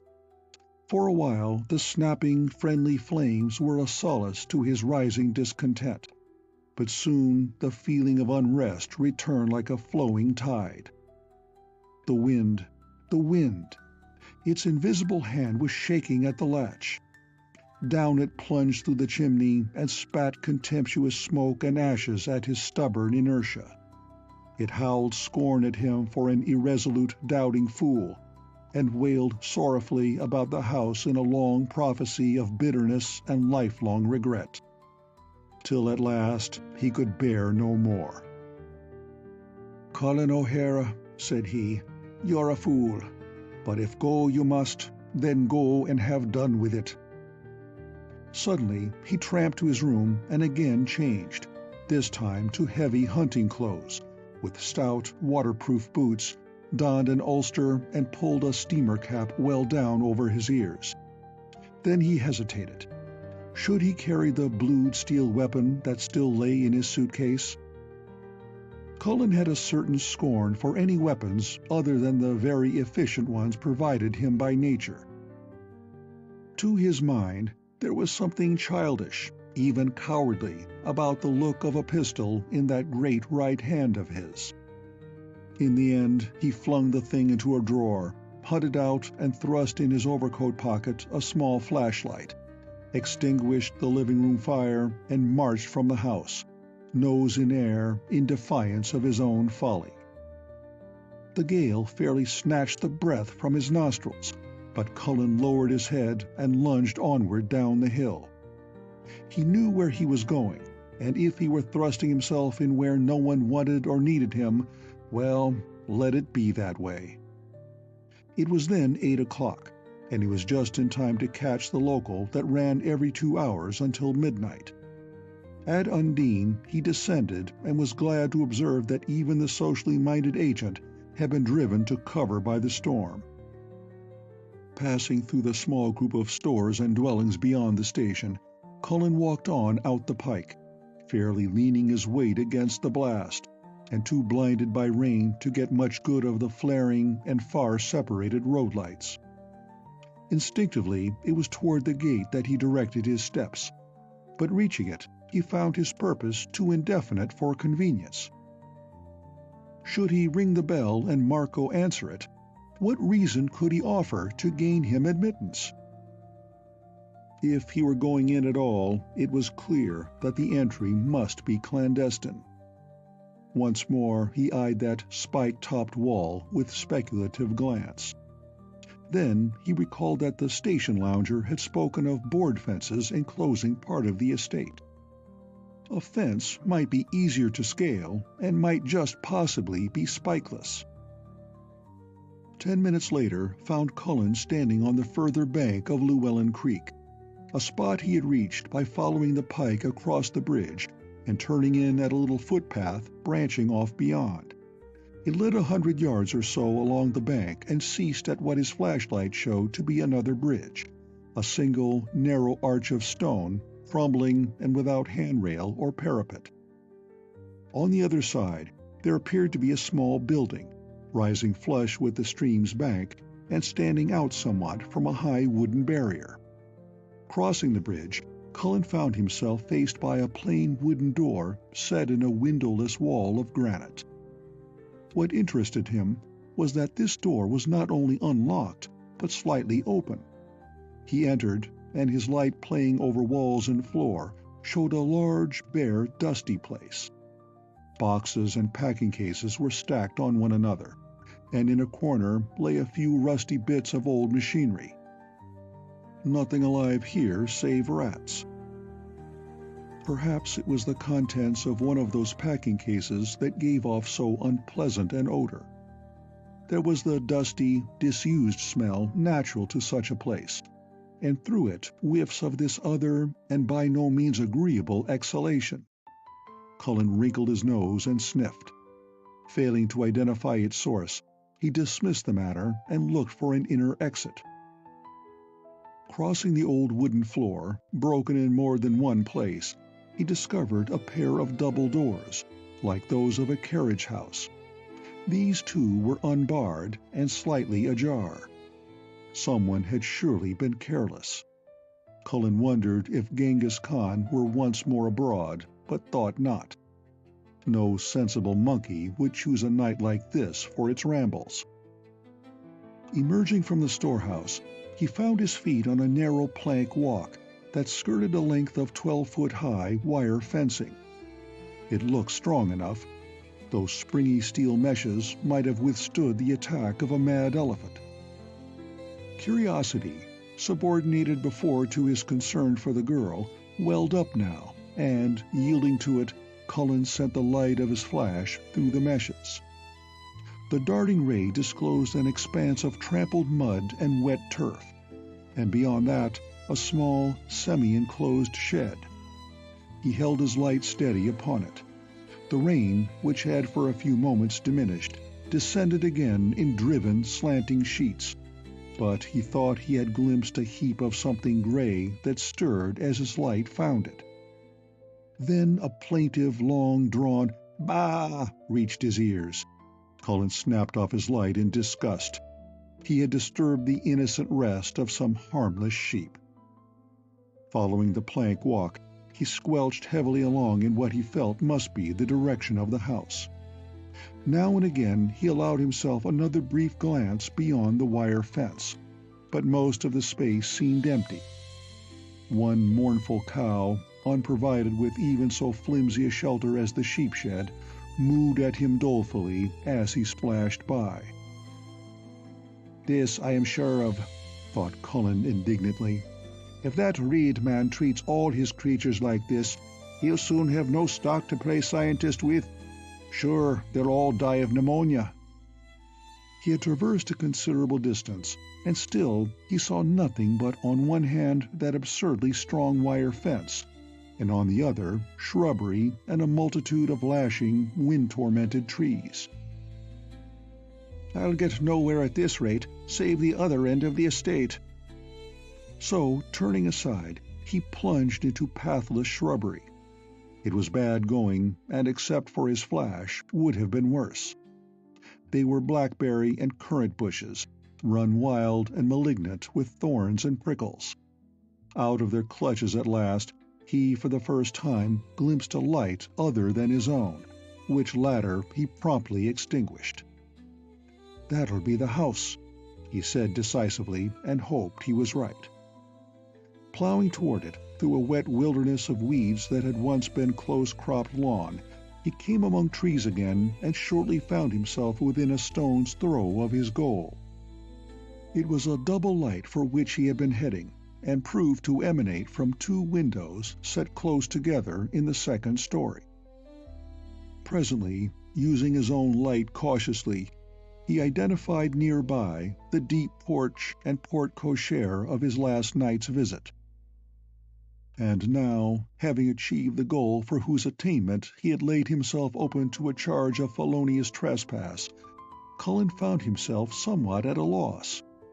Standing there in the rain, it seemed to him that the strong inner force that had hitherto driven him, and which constituted his only real excuse for being there, now mockingly withdrew. He shivered and scowled morosely at the dark, inhospitable entrance. For the first time he knew what a prowling, prying fool he must seem to Reed, could that gentleman have guessed his presence. He glanced again toward the lighted windows above him. To his surprise, he saw that the lower sash of one was raised. The drenched white curtains were flapping inward with the wind-driven rain. Then, as he looked, a figure appeared there, backing slowly into view, and O'Hara gasped at the desired but unexpected apparition. There she stood, and though her back was toward him and the rain slanted between, he could make no mistake. He knew every curving line of those green-clad shoulders, that erect white neck and well-poised head. Had she been his closest comrade for years instead of the stranger common sense called her, he could have felt no keener sense of familiar recognition. Still keeping her face to the room, she stretched back one slim arm, feeling for the window ledge. A wet curtain lashed and wrapped itself about the arm. With a quick, frantic energy, she strove to free it. Then another arm flashed into view, and at last Cullen knew the meaning of the silent drama of whose actors he had yet seen but one. That darting arm was neither charming nor graceful. White, shaggy, rough as a length of pale, thick vine, it clutched toward her throat, with hand and fingers extravagantly long and terrible. Cullen knew that hand, for he had felt it on his own throat. With a great shout, he sprang across the drive and was under the window. "Throw yourself backward and jump!" He commanded a difficult feat, and from where he now waited could see nothing of what was going on above him. How might she possibly elude that near and gripping hand? And why should she obey his own roaring command from the outer darkness? 3 seconds passed, 4, 5. This was folly.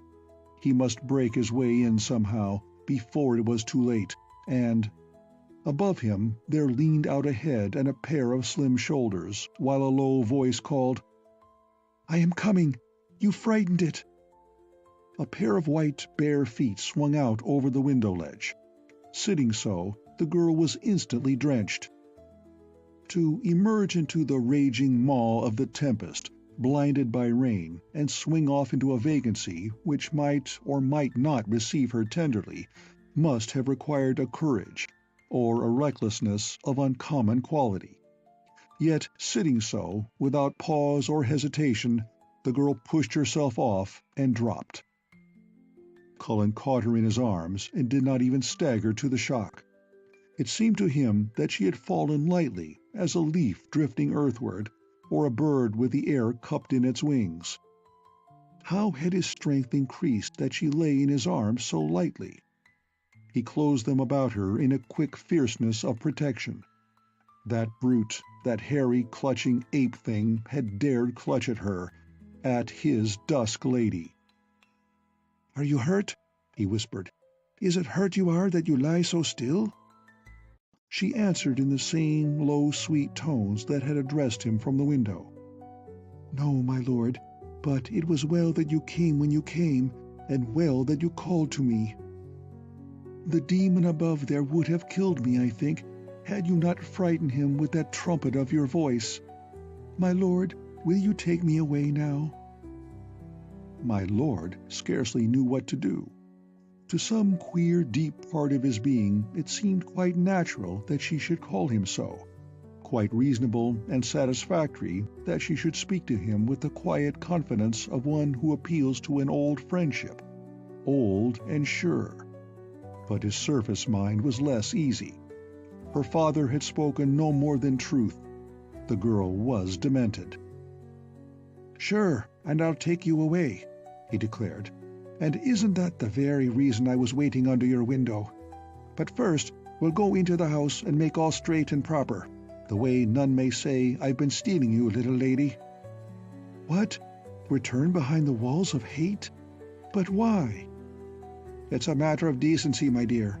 And besides, before I can take you away, you must be dry and better clothed. You're shivering this minute." "Not for cold," she began, but just then a light sprang up close to Cullen's head.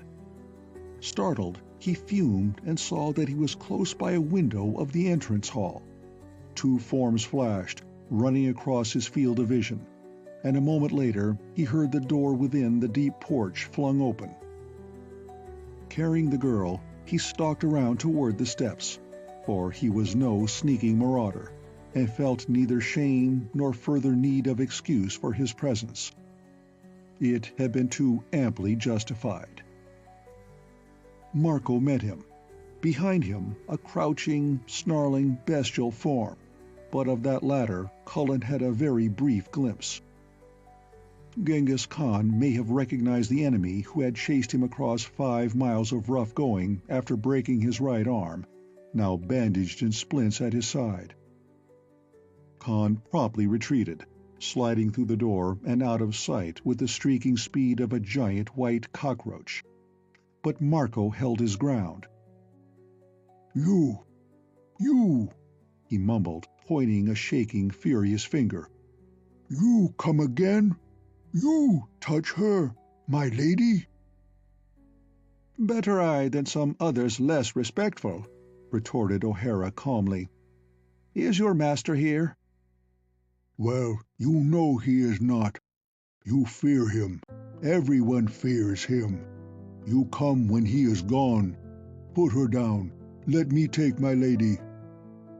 Coming at him, the albino thrust his hand beneath the girl's shoulders as if to tear her away.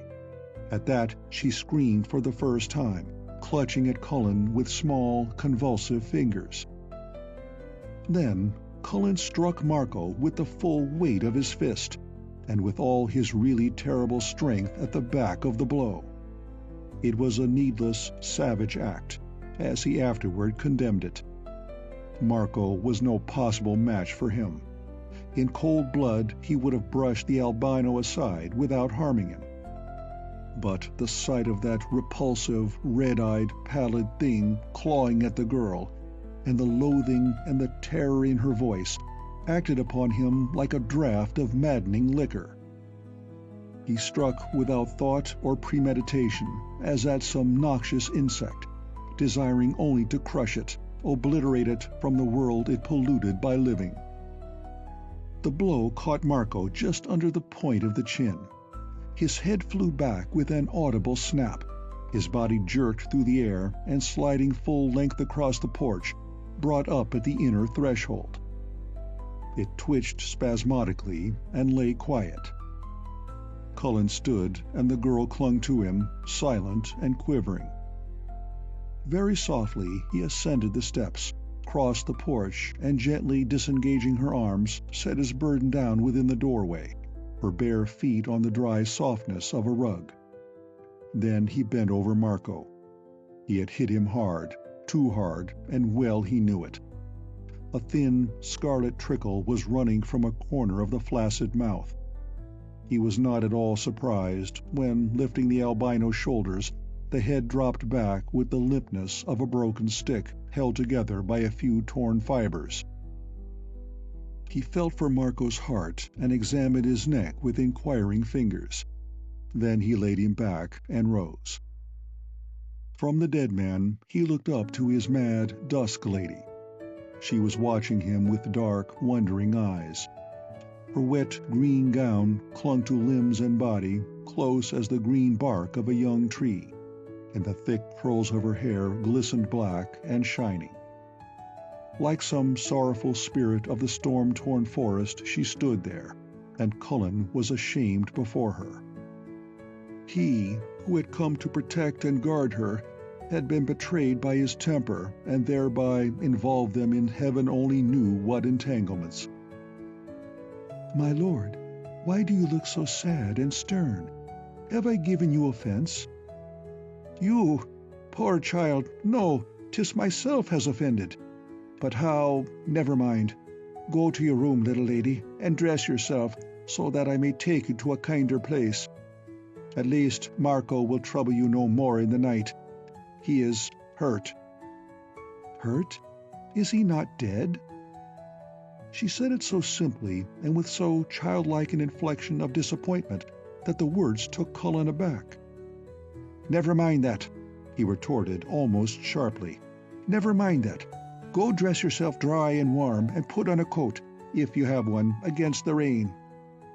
Frowning, she looked down at her one inadequate but becoming garment. "I owe you gentle obedience, my lord, but I had vowed never to don robes of his giving. Must I then break my solemn vow?" "Indeed, and I fear you must. They'll not let us on the train otherwise." She meditated a moment longer, then, "I will put me on a coat, since my lord desires it," and she started for the stair. Remembering Genghis Khan, O'Hara followed. She led him straight to the door at the end of the second-floor hall, where he had first seen her. It stood open, and as she entered, he looked in over her shoulder. He saw a large bedroom, well, even luxuriously furnished. Clearly, careless though he might be of her welfare in other respects, Reed did not begrudge money spent on his daughter's immediate surroundings. Having made sure that the great ape was lurking nowhere in the room, and having closed the window above a rain-flooded Persian rug, O'Hara left his charge alone. She had said nothing in that while, only watched him with attentive eyes that followed every move with quiet interest, and he himself had little mind for conversation. But in the act of closing her door, he turned back. "Where's the phone?" said he. The phone?" "The telephone. The box they talk through when a bell rings," explained O'Hara patiently. She shook her head, with a look of perplexed distress that was to him unutterably pathetic. Dusk lady indeed, ever wandering through the twilight of a darkened mind. "I'll find it myself," said he hastily, and closed the door. Down the stairs he went, heavy and slow, weighed down by a great sickness of the spirit. Despite Reed's assurance, despite the dictates of everyday reason, O'Hara had until the last hour been possessed of a secret, unvoiced hope that this girl, the glamour of whose elfin personality had drawn him as no woman ever drew him before, might prove to be a sane and normal being. That hope was dead now. dead as the unlucky albino slain in his master's doorway. And for the sake of a mad girl, he had committed a crime which, in his own eyes, debased him to the level of any common thug. Coming at last to the stairfoot, he turned and crossed toward the corpse of his poor, repulsive victim. And reaching the threshold of the hall, lo, it was empty. The body of Marco lay there no more, nor any trace of it. End of Chapter 18. Chapter 19. Cleona receives a guest. "I'll pay the fare, for I've no tickets." The conductor nodded and counted out change. "A nasty sort of night, Mr. O'Hara," he observed affably. Like every man on that short line, he knew half his passengers by sight, many by name, and there was little gossip going about at any of the smaller stations with which he was not acquainted. O'Hara had ridden with him only a few times, but the conductor was familiar with every extraneous fact concerning the Irishman's life at Carpentier. He remembered taking him to Undine earlier in the evening. Now O'Hara was going in town, where he was said never to go, and accompanied by a mysterious female. At that hour, 11:30, there was not another passenger on the inbound train, so the conductor had plenty of leisure for curious thoughts. Sitting on the dusty red plush cushions beside his silent dusk lady, O'Hara's mind dwelt grimly on the results of his little expedition. The disappearance of Marco's body troubled him, though he had made no effort to find it. Perhaps in the few moments that he was absent above stairs, Genghis Khan had carried it away. Or it might be that another witness than the girl had seen the slaying of Marco, someone who feared to show himself to this savage invader of Reed's domicile. One idea he clung to. Whatever he himself had done, Reed's daughter should not spend another night in that house of mysterious human and bestial inhabitants. She was silent and unquestioning, and he glad of her silence. When she talked, his reason continually rebelled against the eccentricities of her speech. Silent, he felt renewed that intangible bond which seemed to exist between his nature and hers. Silent, he could almost forget that between them was also the dread spectre of insanity. "My lord, are you still angered with me?" At the sound of that low, slightly tremulous voice, O'Hara turned reluctantly to the girl beside him. Toward her, when she spoke, he felt only gentleness and pity, but he dreaded what she might say, feeling a sort of personal shame in her irrationality. "I have no anger with you, little lady," he answered kindly. "Ill pleased, then. Is it because I have told you nothing of my story? One and another person I have told, but they had no understanding." She broke off, hesitating, and O'Hara groaned inwardly, thinking. And how should they understand? Poor lass, only God understands foolishness. "But you are not as others. You will believe, for you are great and strong and noble, and moreover, you are bound to me by the golden thread." Cullen started. "Tell me nothing," he broke in hastily. Then, seeing that she shrank away with a little hurt motion, he added, "We've no time just now for the length of your tale. Do you just wait, little lady, till we are safe at home with my sister. It's but a few minutes now till we get off the train." "I will wait," she answered with a submissive sigh, and indeed there was no more time for talk. They were then entering the train shed at the city terminal, and shortly thereafter Cullen was hurrying his charge toward the gates and through them, thankful for the late hour and bad weather. But there were few people about on the train floor, and in any case his fears proved needless. As they went, she clung tightly to his arm, shrinking against him. Green Gables at last, and as Cullen, standing in the shelter of the porte-cochere, paid off his driver, another car swung in and came to a halt just behind the taxi. This midnight motorist was Rhodes, very much belated for him, but aglow with the results of a successful business day. A few minutes later, that satisfaction was obliterated in pure astonishment. Cullen, full of the trouble and excitement of the past few hours, had clean forgotten that by roads he was still supposed to be several thousand miles away, and it was a moment before he could see any reason for his brother-in-law's thunderstruck amazement. Between that and genuine delight at finding him there, Rhodes did not notice the girl standing so silent at O'Hara's side until the latter, protesting that explanation must come later, called attention to his mysterious companion. "Little lady," said he, drawing her forward, "here is a good friend of mine who will be a friend to you too, I am thinking. This is Mr. Anthony Rhodes, the husband of my sister. Tony, Miss Reed has come far and is needing rest." "My wife will be delighted to welcome you, Miss Reed. Won't you come in?"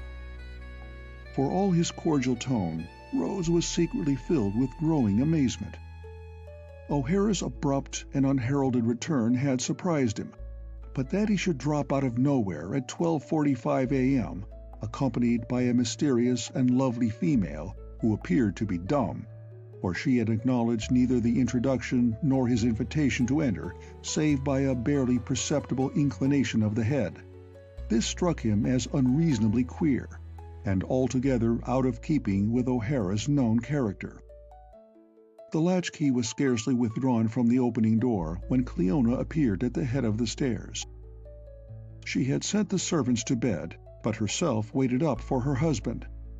Having planned a pleasant little supper à deux with her beloved Tony, and having donned for his benefit a most charming negligee, all soft white frills and chiffon roués with little gold bands to their edges, her glimpse of two other figures entering after him disconcerted her. Then, recognizing Cullen, she came flying down the stairs like a small white whirlwind of welcome. Cullen laughed, holding her off at arm's length. "Roués and ribbons," said he. "Do you not see that I'm dripping from the rain?" "We have a visitor, Cleona," put in Rhodes in his pleasantest manner.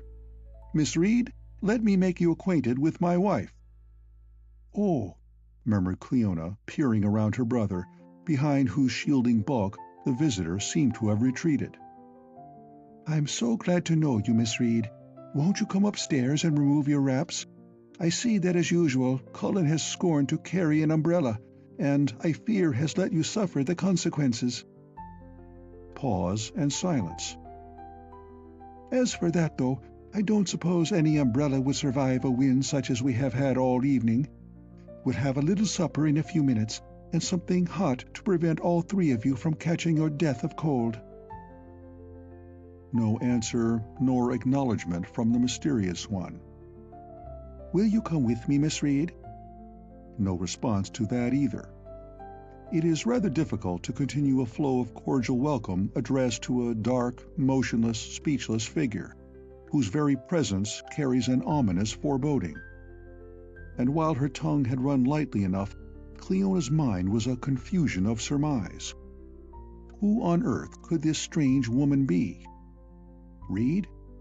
Reed?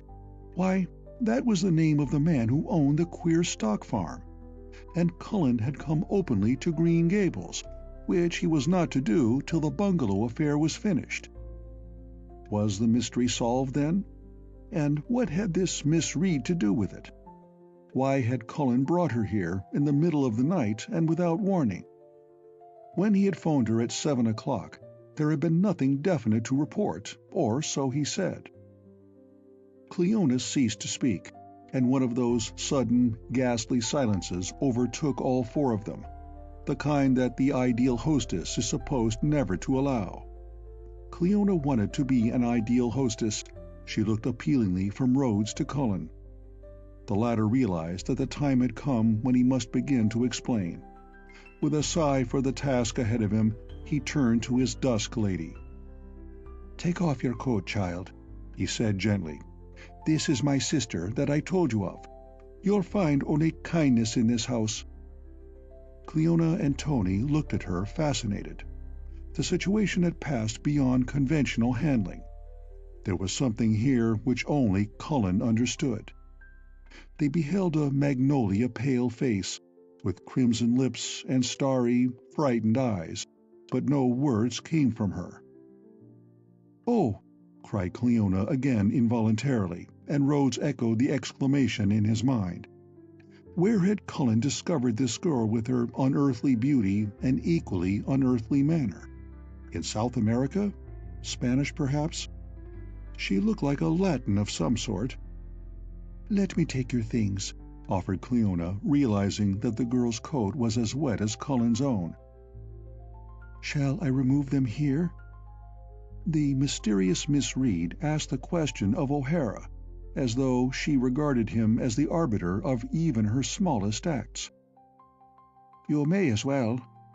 He took off his own ulster and thoughtfully flung it over the umbrella stand in the entry. It was too wet for Cleona's hall rack. Miss Reed wore no hat, only the hood of her coat. Unfastening the coat itself, she slipped lightly out of it, leaving it in O'Hara's hands. A startled and simultaneous gasp issued from 3 mouths at once, but Cullen's was the most expressive. Saints above, he was glad there had been no occasion for her to remove that coat in the train or station. Save that her feet were no longer bare, there stood his dusk lady exactly as she had stood upon the rug in Reed's entrance hall while he stooped to examine Marco's body. Her green gown, wet as ever, clung to body and limbs in the revealing lines of a thin bathing suit. Her dark hair hung in the same beautiful but informal curls. And for the first time, Cullen was painfully aware of those worn places in her gown, through which bare limbs shone whitely. Her eyes darted from one face to another of those about her, frightened, questioning. They were all, even her lord, looking at her in the strange way that no one had ever regarded her before the beginning of her long time of sadness. In the place of her nativity, no such tremendous and burdensome value was laid on mere costume as civilization places there, and little indeed had been her chance to learn. In the house at Undine, she had been kept close and guarded. Something was wrong. What was it? Glancing at his sister's flushed, astounded face, O'Hara wished with all his heart that he had not so very much, explaining ahead of him. To introduce a crazed and half-clad maiden, and the fact that he was in his own opinion a murderer, all in the same hour, well... With another deep, weary sigh, Cullen undertook the beginning of his task. It was morning.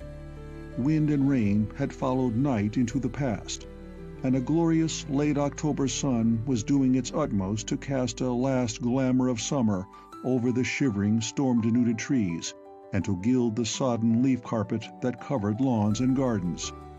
But it found more success when it peered in the window of Cleona's breakfast room, already a sufficiently cheerful apartment. Though the hour was near noon, Cleona and Rhodes were first at table. With a very thoughtful brow, she was putting slices of bread into an electric toaster, while her husband glanced mechanically through the morning paper. Casting it aside, he picked up the first edition of a so-called afternoon journal, which had a paradoxical habit of appearing at 11 a.m.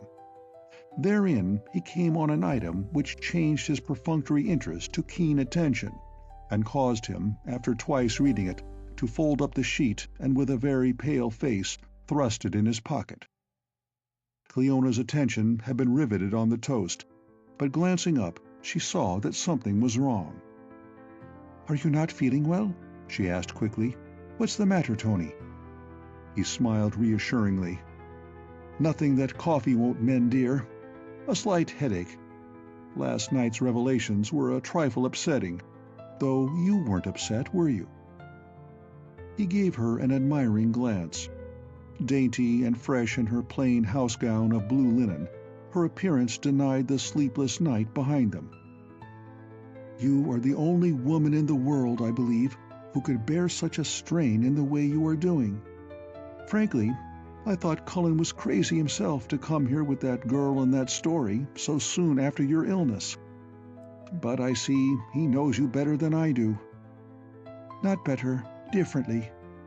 She smiled back at him, then grew extremely grave. "Tony, are we going to let him do it?" "What? Give himself up? Now, Cleona, I don't see what else he can do.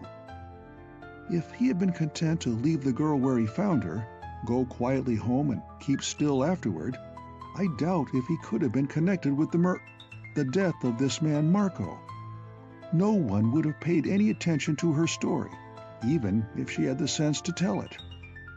But as it is, and having removed the girl from her father's house, and having been recognized by that conductor and very likely several other people, there's no possibility of his not being connected with it. No one who knows Cullen is ever going to believe that he meant to kill the man, and the provocation was probably greater than he says. His bringing the girl here is proof enough of his good intentions, and now that the thing has gone so far, the only course for him is to plead either justifiable or involuntary manslaughter. I'm no criminal lawyer, but I think when Reed's place is investigated and everything is cleared up and the evidence laid before an impartial jury, Cullen will get off scot-free. This beautiful, insane girl, left to the mercy of a huge ape and a probable degenerate, is bound to appeal to popular sympathy amazingly. But you and I have our work cut out in dealing with that unruly conscience of Cullen's. He says he meant to kill the man and that he wishes to take the consequences. If he says the same thing in court, and when the relative bulk of Cullen and Marco is considered, the court is likely to take him at his word. I'm not trying to frighten you, darling, but I wish you to realize that Cullen must be persuaded." Cleona looked at him quite calmly. "He has to be persuaded to more than that. He has to be persuaded that 'twas not he but that big monkey Genghis Khan who killed Marco." Rhodes opened his mouth to speak, then shut it again. A woman's conscience is a tender thing, but it is not like a man's. Cleona, most innocent of women, considered perjury a small price for her brother's life and liberty. Yet, after all, it was no more perjury than what her husband had himself proposed. Rhodes possessed a deep and genuine friendship for his wife's brother, but he also knew the violence and impetuosity of the man. In his heart, he believed that Cullen had, as he insisted, intended for one furious moment the death of Marco. However, to his masculine mind, there was a difference between the lie involved in a plea of involuntary manslaughter and the bolder lie which shifted the whole burden to another's shoulders, even though they were the shoulders of a beast. And at that moment, Cullen himself appeared. If possible, he looked more depressed than on the previous night. Having shamed himself before these two, he must now go and shame himself before a less sympathetic audience at City Hall. And the girl he loved was as mad as a hatter. The world looked very cold and bare to Cullen O'Hara that morning, despite its sunshine. "Where's my Miss Reed?" he demanded as he seats himself. "Your Miss Reed is still in bed," retorted Cleona with an attempt at lightness. "I ordered her breakfast sent up." "Oh, all right." Cullen attacked his breakfast, served by the dignified butler whom the Rhodes had acquired with their large menage. But he found his appetite surprisingly slight. The instant they were alone, he laid down his grapefruit spoon, leaned back, and thrust his hands in his pockets. "I'm going in town now." "Yes," said Cleona quietly, "and we are going with you." "You're not." "Before anyone goes," Rhodes interposed with great firmness, "we shall have to talk things over a little further." "There's nothing to talk about," began Cullen in his most obstinate manner, but just then the door opened, and a timid, beautiful face appeared in the aperture. "May I? Is it fitting that I enter?" "Of course. Come right in, dear. Did you find it too lonely in your room?" Cleona, though she had good cause to dislike this who had brought sorrow to all of them, was incapable of treating her in other than a kindly manner. Rising, she went to the door and opened it for her fair and singular guest. The green gown was no longer in evidence, though Cullen darkly suspected it of being somewhere beneath the pale lavender peignoir which now adorned her person. Cleona knew better. That unfortunate garment had been removed by herself at 3 a.m., after an expenditure of diplomacy sufficient to settle the fate of nations, but barely enough to persuade her guest out of it and into one of her own dainty night-robes. Under Cleona's guidance, the girl entered and seated herself in the fourth chair at the small square table facing Cullen. Every motion she made, every glance of her bright, mournful eyes, expressed the timidity of a graceful wild creature, anxious to please and to believe in the sincerity of those about it, but intensely conscious of the strangeness of its surroundings. She had been given no opportunity to tell her story. Last night they had all seemed desperately concerned over the killing of one who she well knew deserved his death, so concerned that no attention could be spared her, and every effort she made to speak went wrong some way. They would look at her kindly, pityingly, and very courteously indicate that silence on her part was greatly to be preferred. The more important part of her story she had not dared even begin on. That was for her lord's ear alone. Surely he, who was so irrevocably bound to her, must understand and believe. Strange how the speaking or withholding of one word will sometimes affect whole destinies. One word, one of several names that were on her very tongue-tip, and the hindering veil of miscomprehension would have fallen. But she deemed her lord as ignorant of those names as everyone else of the few she had been allowed to meet in this mad world that lay outside her native hills. She knew him and he her, and they knew each other not at all, a paradox that was to cost dear before the finish. The girl was beautiful enough in all conscience, more beautiful in the morning sunshine than he had thought her by the lights of night. Her hair was dry now, and had that dull black softness about her face which had caused O'Hara to name her Dusk Lady on first sight. Her smooth skin possessed a pearly, translucent whiteness, almost like alabaster with a faint pink light behind it, and her eyes were pleadingly, deceptively intelligent. Yet just now Rhodes felt that Cullen himself was a sufficient problem, and the presence of this insane protégé superfluous. "Did you sleep well, Miss Reed?" he inquired. And she replied with an admirable simplicity, "I slept." "And why not?" demanded Cullen, heavily cheerful. "You're out of that house, and not even your father shall put you back there, little lady." "My father? Oh, you mean he who names himself Chester Reed. He is not my father." "No?" Rhodes tried to look interested. "Your name is not Reed, then?" The girl drew herself up with a funny little air of hauteur, and replied surprisingly, "I have no name." A pained expression flashed across O'Hara's frank face. Again he was troubled by that double emotion, shame for her pitiful speeches, and, deeper than that, a sympathy which took no count of madness. She saw the pain in his eyes, the momentary astonishment of the two other faces, and its instant veiling behind that kindly, intolerable tolerance with which well-bred sanity confronts an unsound mind. She saw, for she shrank back in her chair, and her dark eyes glimmered. "You know, dear child," said Cleona gently, "because we all have names ourselves, we get in the habit of expecting other people to have them too. But, indeed, if you are wishing it to be so, you need have no name with us." Frowning, the girl glanced from one to another, as if trying to determine exactly what they, their surprise, and Cleona's too soothing assurance might really mean.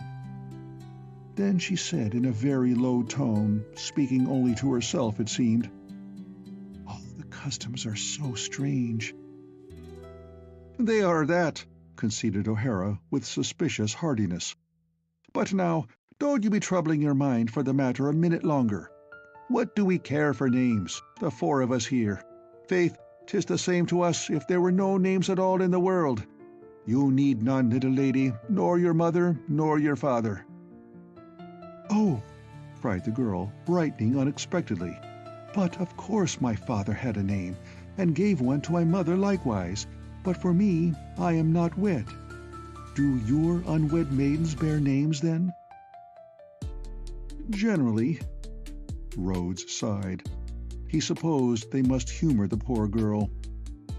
"If you would tell us your father's name, we could call you that, you know. That is, if you object to misread."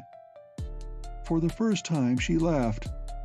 "To call me as if I were my father! How strange are your customs!" Then she looked anxiously about the table. "I've heard him say that some harm had come to his name. What, I did not understand, so that it would bring him sorrow in this, the land of his birth. But you are my friends. You will not speak it to others. You are friends, are you not?" Cullen, though he groaned in the soul of him, nodded and smiled bravely. Rhodes laughed in a kindly, encouraging way, and Cleona, filled with pity, leaned over and kissed the poor sick girl on her beautiful forehead. "We are friends," she replied softly. Then, "Oh, what is it, masters?" The butler, who had just entered, straightened himself with a resolutely passive face. "There are two men in the reception hall, and they asked me to tell you, Mr. Rhodes, that they are from headquarters and wish to see Mr. O'Hara at once. One of them says his name is McClellan, sir." Masters had come to Green Gables shortly after O'Hara's departure for South America, and consequently, though McClellan had previously visited the house several times, he was unknown to the butler. But Masters did know that he disapproved of a household in which red-haired giants appeared at breakfast dressed in worn, waterproofed khaki, and were then called upon by plain-clothesmen. However, Masters' inward disturbance was nothing compared to the consternation roused by his announcement in the bosoms of three of his hearers. No one said anything, but their eyes, meeting across the table, spoke volumes. Then Rhodes turned to his stately servitor with what calmness he could command at the moment. "All right, masters. Go tell them to wait a few minutes, right there in the hall." "Very well, sir." Masters' restraining presence removed, O'Hara came straight to the point. "They traced me so soon. Indeed, I've never given that lad McClellan credit for such intelligence. Well, it's sorry I am, Tony, that they should take me from your house." But as Cullen was rising from the table, Rhodes stopped him. "Wait a minute. I don't think they've come for that, and I want you not to see them. I have something to tell you." "Let it wait." Cullen shook off his brother-in-law's hand and stood up. His face was darkly flushed, but his eyes shone with a grim determination. He dominated the rest of them like a giant at a pygmy's tea party. "Not see them? Would you have me sneak out the back door, then? Be sure they'll see me if I'm in the house, and I'll not run away. Do you stay here." He strode to the door, but his last command was disregarded. When he entered the reception hall, Rhodes was behind him, still protesting, while Cleona and the strange girl brought up the rear. "Ah, Mr. O'Hara." And McClellan's rather heavy and stolid countenance brightened as he beamed upon the advancing Irishman in a manner singularly cordial to be bestowed upon a murder suspect. "I thought I might find you here. Quick work, eh? I suppose you've read all about it in the early afternoon editions." "No." Cullen favored his prospective captor with a morose stare. "I had no notion they'd be having it so early." "Oh, they got it at headquarters. We tried to phone out to Mr. Rhodes here, but they said you didn't answer. Line out of order?" "Not that I know of." Rhodes was nervous. He was becoming more and more positive that McClellan was innocent of any knowledge dangerous to O'Hara, But at the same time, there was imminent peril of his acquiring such information within the next few moments. O'Hara must be kept quiet until there was time for further conference. "More likely something wrong with the operator," he continued. "But I read the paper, McClellan, and was just going to show it to the rest when you arrived." "And I was just on my way," began O'Hara, but Rhodes forestalled him, speaking very loudly and quickly. "It's the bungalow again, Cullen. The bungalow received another visitation last night." And pulling the folded newspaper from his pocket, he thrust it into O'Hara's hands, pointing to the column in question and for the moment at least effectually distracting his attention. Cleona, keyed to a worse calamity, laughed and exclaimed involuntarily, "Is that all?" "Ain't it enough?" McClellan looked a trifle offended. No man likes to bear news of a mountain and hear it called a molehill. "I tell you, Mrs. Rhodes, it was enough to send me and Forrester here shooting out to Carpentier within 10 minutes after we got word of it. The news was phoned in by a milkman, name of Walker, and he said when he went up there to deliver milk, there wasn't, in a manner of speaking, any place to deliver it at. Said you'd been living there alone, Mr. O'Hara, and the way he talked, we got the idea you was murdered and laid out in the ruins. So Forrester here and me shot out there, and sure enough, the place was pretty well smashed up, but not a sign of you or anybody else hurt. So on the train coming in, we got talking with the conductor. We Central Office men pick up lots of valuable clues just talking here and there. And he says the night man told him how you and a lady went in town somewhere after 11:30 last night. Well, we was anxious to get in touch with you just to let you know we're on the job, so I tried to get Mr. Rhodes by phone. While I was trying, Forrester, he called up the hotels and drew them blank, so I says the best thing was to come straight out here, and we did, and here's Mr. O'Hara just like I thought." McClellan was so enamored of his own perspicacity in locating Cullen that he was quite good-natured again, but to that gentleman himself it seemed a childishly simple feat, particularly when compared to the one which he had suspected McClellan. He had meant to make the whole of last night's doings known to the complacent detective, but now he hated to do it. Somehow, McClellan would arrogate to himself as much credit as if he had captured a desperate criminal in the red act of assassination. Besides, there was the bungalow. After waiting 6 weeks for that visit, it had come in earnest during his one night of absence. "So, the place was pulled down?" he asked slowly, scanning the headlines. "Oh no, that was Walker's exaggeration. But it was pretty well wrecked up all right, worse than the first time. And Walker said that when he got up there, there was a horrible smell about the place. Some sort of chemical, I guess. Though that may have been some more of his imagination. It didn't look to me like there'd been any explosion. I smelled something queer myself when we went inside." This from Forrester, an intelligent-looking but very young man. "Don't you remember I called your attention to it?" "Yes, and I said you was dreaming," snapped his superior. "If there was any smell, it got out the windows before we reached there." Forrester shrugged and subsided, but to O'Hara this talk of a mysterious odor called up a memory. The scene was a large, bare, dusty interior, illuminated by one leaping white ray. Faith, and it was a most unpleasant stench the place had been filled with. The front and the back door of that storehouse had stood open, and it was from Reed's place that Genghis Khan had wandered all the way to Carpentier and tried to strangle him. Had Khan wandered? "I'll be returning to the bungalow," he announced. "Oh, no." To Cleona, Carpentier and its vicinity were by this time doubly enhanced with terror. "Cullen, darling, promise me you'll never go near there again." "I'll have to. Sure, every stitch of clothes I have but these are out there. You'd not have me sacrifice my entire wardrobe, Cleona." "You can send for them. Besides, that's not your reason," she added suspiciously. "And what if it's not? It's broad daylight. For shame, little sister, 'tis not like yourself to be so unreasonable." "I don't mean to be," Cleona considered, while McClellan turned away to examine a picture and grin. He disliked this domineering Irishman as instinctively as O'Hara despised him, and it was highly amusing to hear him plead against petticoat rule as meekly as the least of his fellows. "You may go," decreed Cleona at last, "if you'll take these gentlemen with you." Rhodes laughed.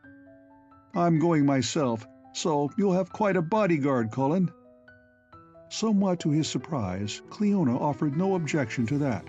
Perhaps she felt there was safety in numbers, and anyway, on reflection, a daylight expedition to the bungalow could rouse little dread. There must be people all over the place, too, as she had been told there were while first she lay there unconscious. "Where's the Miss Reed?" It was Rhodes who asked. All the time they talked, the girl had stood close to Cleona, partly in shadow, and so motionlessly silent as to be practically forgotten by all save Cullen. He never quite forgot her, but she had been pushed to the back of his mind by these more pressing matters. "I think perhaps she went back in the breakfast room. Shall I look for her?" Cleona made a motion toward the door, but her brother checked her, drawing her somewhat aside from the rest. "'Tis as well," he said in a guarded tone, "that McClellan does not see her just now. Who knows what the day may bring? I'll not bid her farewell either, for the poor lass might not understand. Just tell her I've gone and will return soon, and do you try and get at the truth of this business of her father.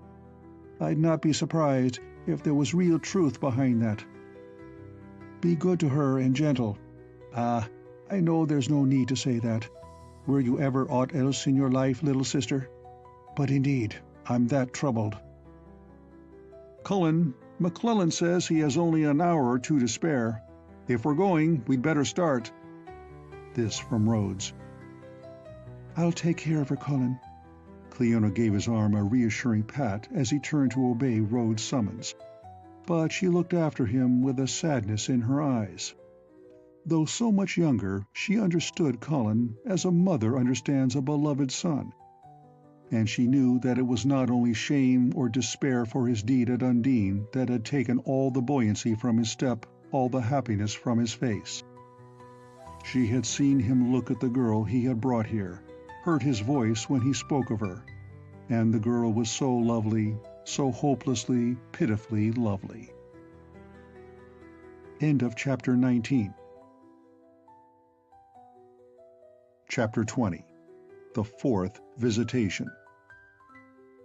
O'Hara stood on the macadamized drive beneath the same tree from which Genghis Khan had reached for his throat 2 nights ago.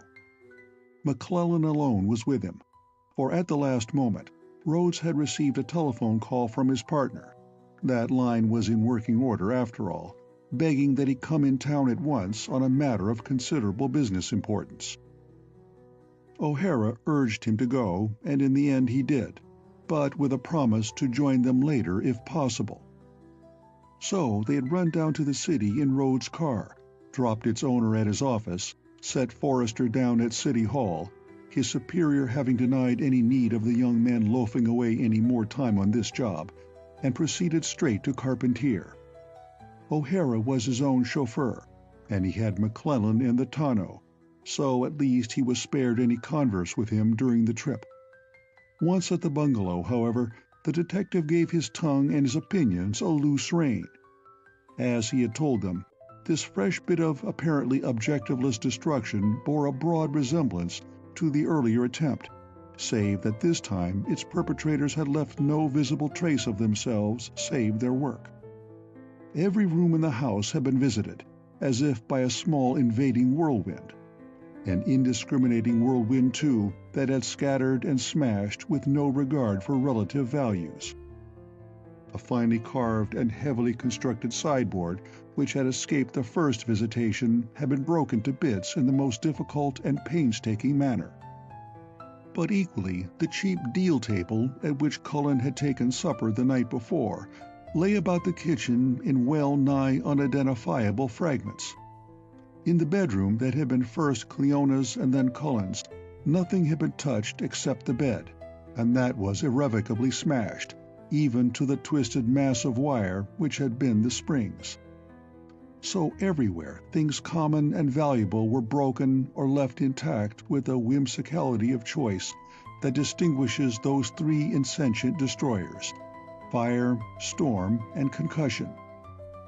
Yet there were no signs of an explosion. No fire had raged here, and though a storm there had been, it must have been a strange one to have shattered windows and doors, ravaged inner rooms, and left roof and walls uninjured. The milkman's statement that he came up to leave the milk and found no place to leave it was not entirely unfounded. His custom had been to put O'Hara's quart bottle of the healthful fluid on the front steps, but these steps, which were wooden, had been torn away and lay some distance off. Every one of the veranda windows was broken, sash and all, and the door was flat and in two pieces. Having gloomily inspected the remains of his premises, Cullen stood in the dining room and listened with acute boredom to McClellan's views. Something small and bright-colored caught his eye, and stooping, he plucked it from amidst the sideboard's debris. It was the last surviving remnant of that unfortunate Aztec godling, the head, minus its mitre, and part of the red and blue tunic. Cullen stared grimly down at the still patiently smiling face. "So, they got you at last, little man," he muttered half abstractedly. The face smiled on, patient forever with the blindness of mankind. "What's that?" demanded McClellan. "Nothing." Cullen tossed the fragment aside and led the way toward the door. "Just a bit of pottery that was worth a few thousand before we began receiving midnight callers. There's no luck to this house, no luck at all. I shall live here no more. Drop the case or keep on with it as you like. It's a matter of no further interest to myself." This annoyed McClellan. It annoyed him more than O'Hara's insistence that he solve the previous case. There could be drawn an inference that the Irishman had lost all faith in his ability to solve anything whatever, but in that he was mistaken. O'Hara could not lose what he had never possessed. "We shall continue to investigate," he declared with stolid dignity. "We have sent word down the line to round up every hobo between here and headquarters, and—" "Hobos!" The ejaculation had a quality of bitter scorn that dissipated the last of McClellan's patience. "Yes, hobos," he snapped. "If you're so sure that I don't know anything, then you have some good reason for being sure. When you get ready to tell it, let me know. I'm going back by train. Good day." Cullen viewed his retreating figure with wide, amused eyes. "And that's the only really clever thing he ever said in his life. Good day to you, Mr. McClellan. Sure, I'll let you know, but not until I'm ready." The detective, on his early morning visit, had again called out a patrolman to stand guard over O'Hara's possessions, and there he stood, McClellan having departed in too great a rage to remember his patient sentinel. "Go or stay as you please," said O'Hara to the officer. "I'll send up a man presently to pack what's left worth packing and ship it in town. I doubt if I'll return here myself." "I'll see that your man makes a good job," volunteered the policeman agreeably. O'Hara had just slipped a bit of green paper into his willing hand, extended for that purpose, perhaps from habit, discreetly and with back half-turned. "Thanks, I wish you would." As Cullen climbed into the driving seat of his borrowed car, he gave a last glance about the now desolate hilltop. Here and there strayed some idle and amateur seekers of clues. A reporter or so, ruthlessly repelled by the gloom-stricken Irishman, still hovered hungrily in the offing. One individual hurried toward him as he started the car. Had Cullen looked, he would have seen a lean, worn-looking man, white-haired, with the mark of an old scar across his lower forehead. "Mr. O'Hara," he called. "Hey there, O'Hara, wait a minute. Go to the devil with the rest of 'em," muttered Cullen without even a glance, and fairly shot out of hearing. He wanted to get away from it all. He had by no means surrendered hope of achieving a final solution. In fact, he was grimly certain that the solution would not be much longer delayed. But he was sick of the bungalow, sick of everything. No matter if he exposed Reed as the deus ex machina of these lawless manifestations, no matter if in exposing him he discovered the reason of Reed's grudge, if he had one.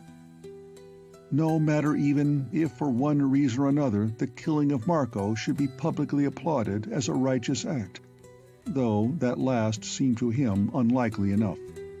No matter for anything. Was he not indeed linked by a golden thread to the one girl in the world for him? And was she not hopelessly, unquestionably insane? He determined that he would not go back to Green Gables. She was safe in his sister's keeping, and he determined that before yielding himself to the police, he would have one final interview with Reed, providing, that is, that he could easily locate him. Yet before going on that errand, he brought the car to a halt before Bradshaw's shop, entered, and with a nod to the storekeeper made for the little telephone booth. But Bradshaw halted him. "Say, Mr. O'Hara, your sister called up a while ago. Said the bungalow line was out of order. Did you find out? Did Mrs. Rhodes want me then? How long ago was that?" "Oh, about an hour, more or less, the first time. She's called twice since, and says for you to phone her right away. Did that detective fellow—" "Why didn't you send up the hill after me?" demanded O'Hara indignantly. "Nobody to send. Been looking around for a boy, but they're all up round your place, I guess. Did you find out—" "I did not." O'Hara disappeared in the booth, banging the door in poor Bradshaw's aggrieved face. That is, he tried to bang it, but the booth never having been built for his bulk, the attempt was a miserable failure. In an uncomfortably stooped position, Cullen went through the customary struggle to get Green Gables from Carpentier through a matter of 3 exchanges, and in the end was rewarded by Cleona's voice on the wire. She had been waiting anxiously for the call, and before he could ask a question, she imparted her news. "Cullen, she's gone." "What? Who's gone?" But he knew very well. "That Miss Reed, or whoever she was. She's gone, and I've been trying to get you for nearly 2 hours. Where have you been?" "Here." Cullen's voice was a trifle hoarse. Of course they would find her again. She had wandered away, but he would find her. Again Cleona was speaking. She had, it appeared, seen her guest safely bestowed in the bedroom assigned to her use, and herself gone to lie down for a short time. When she returned to offer the girl a cup of tea, the room was empty. She was nowhere in the house, and her coat had also disappeared. And, "Cullen, she had taken that dreadful green dress again." "Taken it? She didn't wear it?" I'm afraid she did. The clothes I gave her were on the bed. They were laid out very nicely and in order, Cullen dear. She must have had a beautiful bringing up. Never mind consoling me, Cleona. What have you done to find her?" It seemed she had sent every one of the servants to search the neighborhood, and had tried to get in touch with him before notifying the police. And 3 reporters had been there already about the bungalow, and the servants had all returned with news, and she had waited and waited. "Yes, to be sure. But do you tell me, darling, did she say anything to you before you left her? Tell me word for word all she said. I may get some trace of her by it." "Let me think. I asked her about her father, but she would tell me nothing. She said that already she loved me, but only to you would she speak. She said, 'I have seen kindness in the eyes of others than you, but it has been the mockings of the shadow people. They went and returned not. But between me and my lord hangs a golden thread, and therefore there is trust between us.' Something like that. I'm trying to remember exactly, but—" "You've a wonderful memory, and you're doing fine. And then?" "Well, she seemed disturbed because you had gone to Carpentier and asked me to take her and follow you. Then she said she left the reception hall because you disliked the fat, clean man, Mr. McClellan, I suppose, so much that you are making her hate him. She hates Marco, and you struck him, and she thought that striking Marco had made you sad, she knew not why. So she went away lest you strike the fat, clean man also. Forgive me, Colin, but you wanted to know exactly. And so I do. Then? That was all. When I wouldn't take her after you, she asked me to lie down in her room, and she did. She was so perfectly nice and pleasant that I never thought. And why would you? There's no blame at all to you, darling. His exoneration of Cleona was quite mechanical, a matter of habit, for in truth his thoughts were not on her. From head to foot he thrilled with a bitter, uncanny joy that shocked but refused to be banished by his reasoning mind. She had felt his dislike for McClellan, sensed and sympathized with it to the point of hatred, in the same way that he had flamed to deadly, unjustifiable passion for her sake. What fire was this in which fleshly barriers melted and their two spirits fused? A dangerous blaze, surely, that expressed itself only in hate. No, that was the chance of unlucky circumstance. What opportunity had there been for happiness to leap between them? Oh, all madness, madness! Somewhere in him there must lurk a weak, abnormal strain that responded to her insanity. He forced thought of it from him as something to be faced another time, and resolutely set his mind to the present exigency. Don't be telling the police, yet. I've an idea where she may have gone. Had she any money, do you think? How do I know? Wailed his harassed sister. She might have had some in her coat. Cleona, do take your mind off this business entirely. I'm the one that's responsible for her, and it's myself that will find the poor lass. If any more reporters or detectives come bothering you, have Master send them about their business. All will be well, and 'twill be less than a help should you fret yourself into another sickness. Call up Tony at the office, and tell him I'm leaving Carpentier, and he had best return straight home when he can, so I'll know where to find him. Will you do all that for me, darling? Where are you going? Her voice hinted of indefinite alarm. Well, the railroad station would be a good place to seek first trace of her, don't you think? Perhaps, yes. I believe you're right, Colin. And then try the police stations. She's certainly quiet and well-behaved enough one way, but you can't tell what she might do outside and alone. Then will you come home, whether you find her or not? Oh, I'll come home. Goodbye, Cleona, and mind all I told you. He hung up the receiver without waiting for a reply. Having purposely misled her in regard to the direction his search would take, he wished to answer no more questions. There was one place to which his dusk lady, had she been of sound mind, would have been supremely unlikely to return. Being what she was, in O'Hara's opinion, that was the first covert to draw. She had expressed to Cleona alarm for his safety and a desire to follow him. Danger and the house at Undine must be to her synonymous terms. There she had known misery and terror. There she had barely escaped the clutches of danger carnified in the person of Genghis Khan. There she had seen him, O'Hara, kill a man and felt vicariously his own after-horror. There, then, if she thought of danger, would she picture him, and since she wished to follow him, it was to Reed's house that she would straightway go. It was sketchy theorizing, perhaps, but Cullen had been trained in a rough school that turns out excellent and not often mistaken psychologists. He swung out of Bradshaw's and almost into the arms of the white-haired man who had followed him down the hill. "Mr. O'Hara," he began again, but Cullen brushed ruthlessly past. "I've nothing to say," he flung back. He had an impression that the persistent journalist sprang after him, tried to get a foothold on the running board, and fell.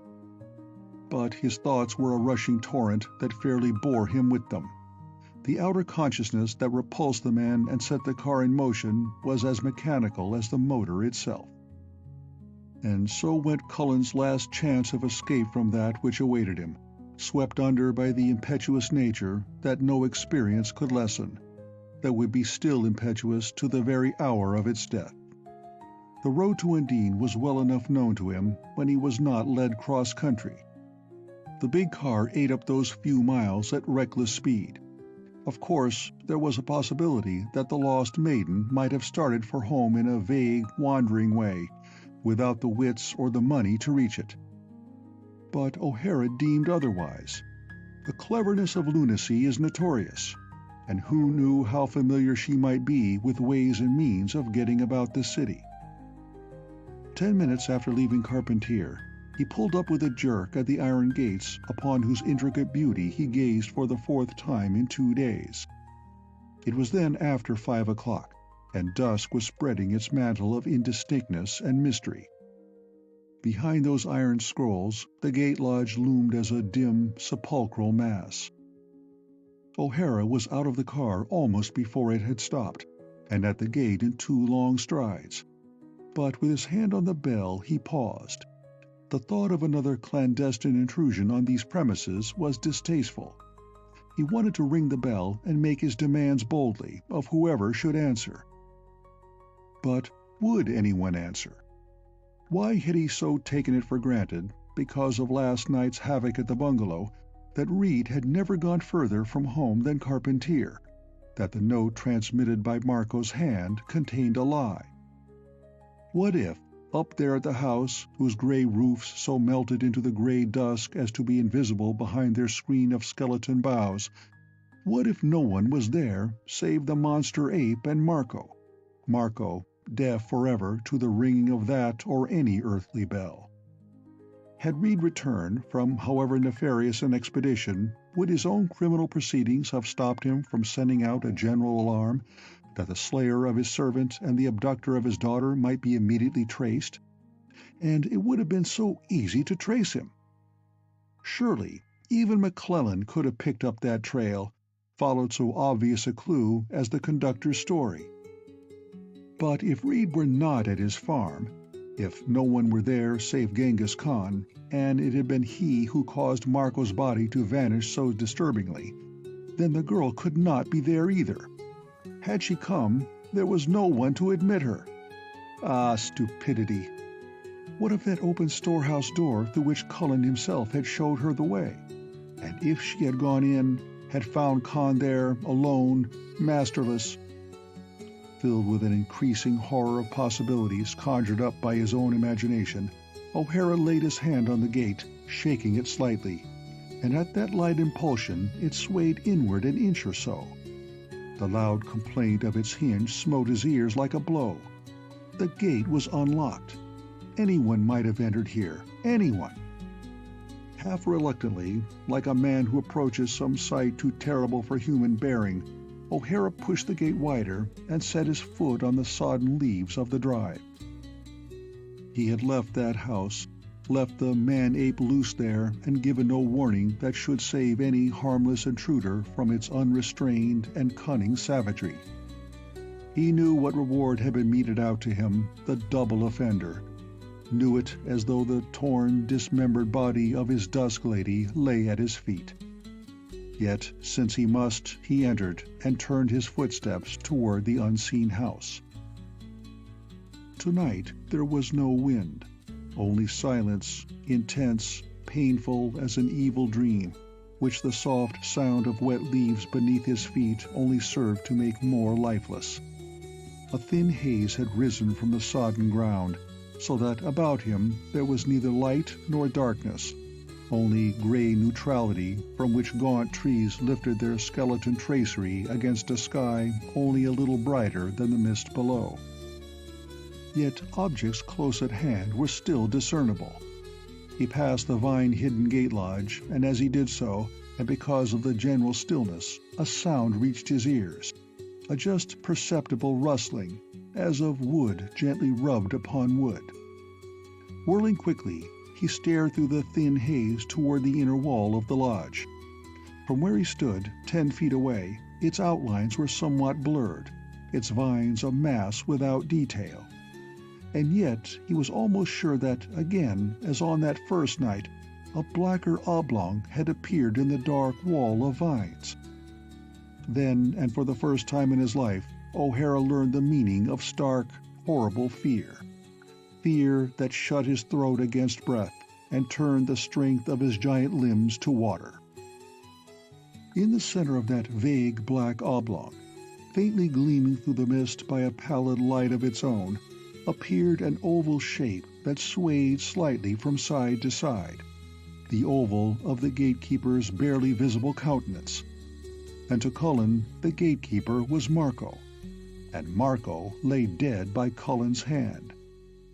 Had the Irishman been given time to reflect, time to set the stern clamp of reason on his slipping faculties, what followed might have happened differently. But time was not granted. The oval wavered and rose a foot or so, then shot itself outward straight for O'Hara's face. He screamed out loud and harsh, twisting his head to one side. Something struck his neck, a terrible blow, and the gray mist flared red about him to vanish, roaring, into blank unconsciousness. He was lying beneath the sea, lapped in the slimy ooze of its deepest profundity. He could feel the rocking of his body to some slow, dense current, and the awful pressure of the depths crushed the flesh inward upon his vital organs, squeezing out the very life. Yet struggling to breathe. Why, he could breathe, though shortly. He felt the air in his nostrils. How was that? Was there air on the sea bottom? With that question, awakening reason dissipated the dream and roused him from unconsciousness. But the pressure it did not dissipate, nor the slow rocking motion. With an effort he forced open his eyes. It was night. He was lying on the ground somewhere in the open air, or he was looking upward through mist not dense enough to obscure the larger stars. His mind, still dazed, refused at once to resume the business of life. Marco? Marco? What was it concerning Marco?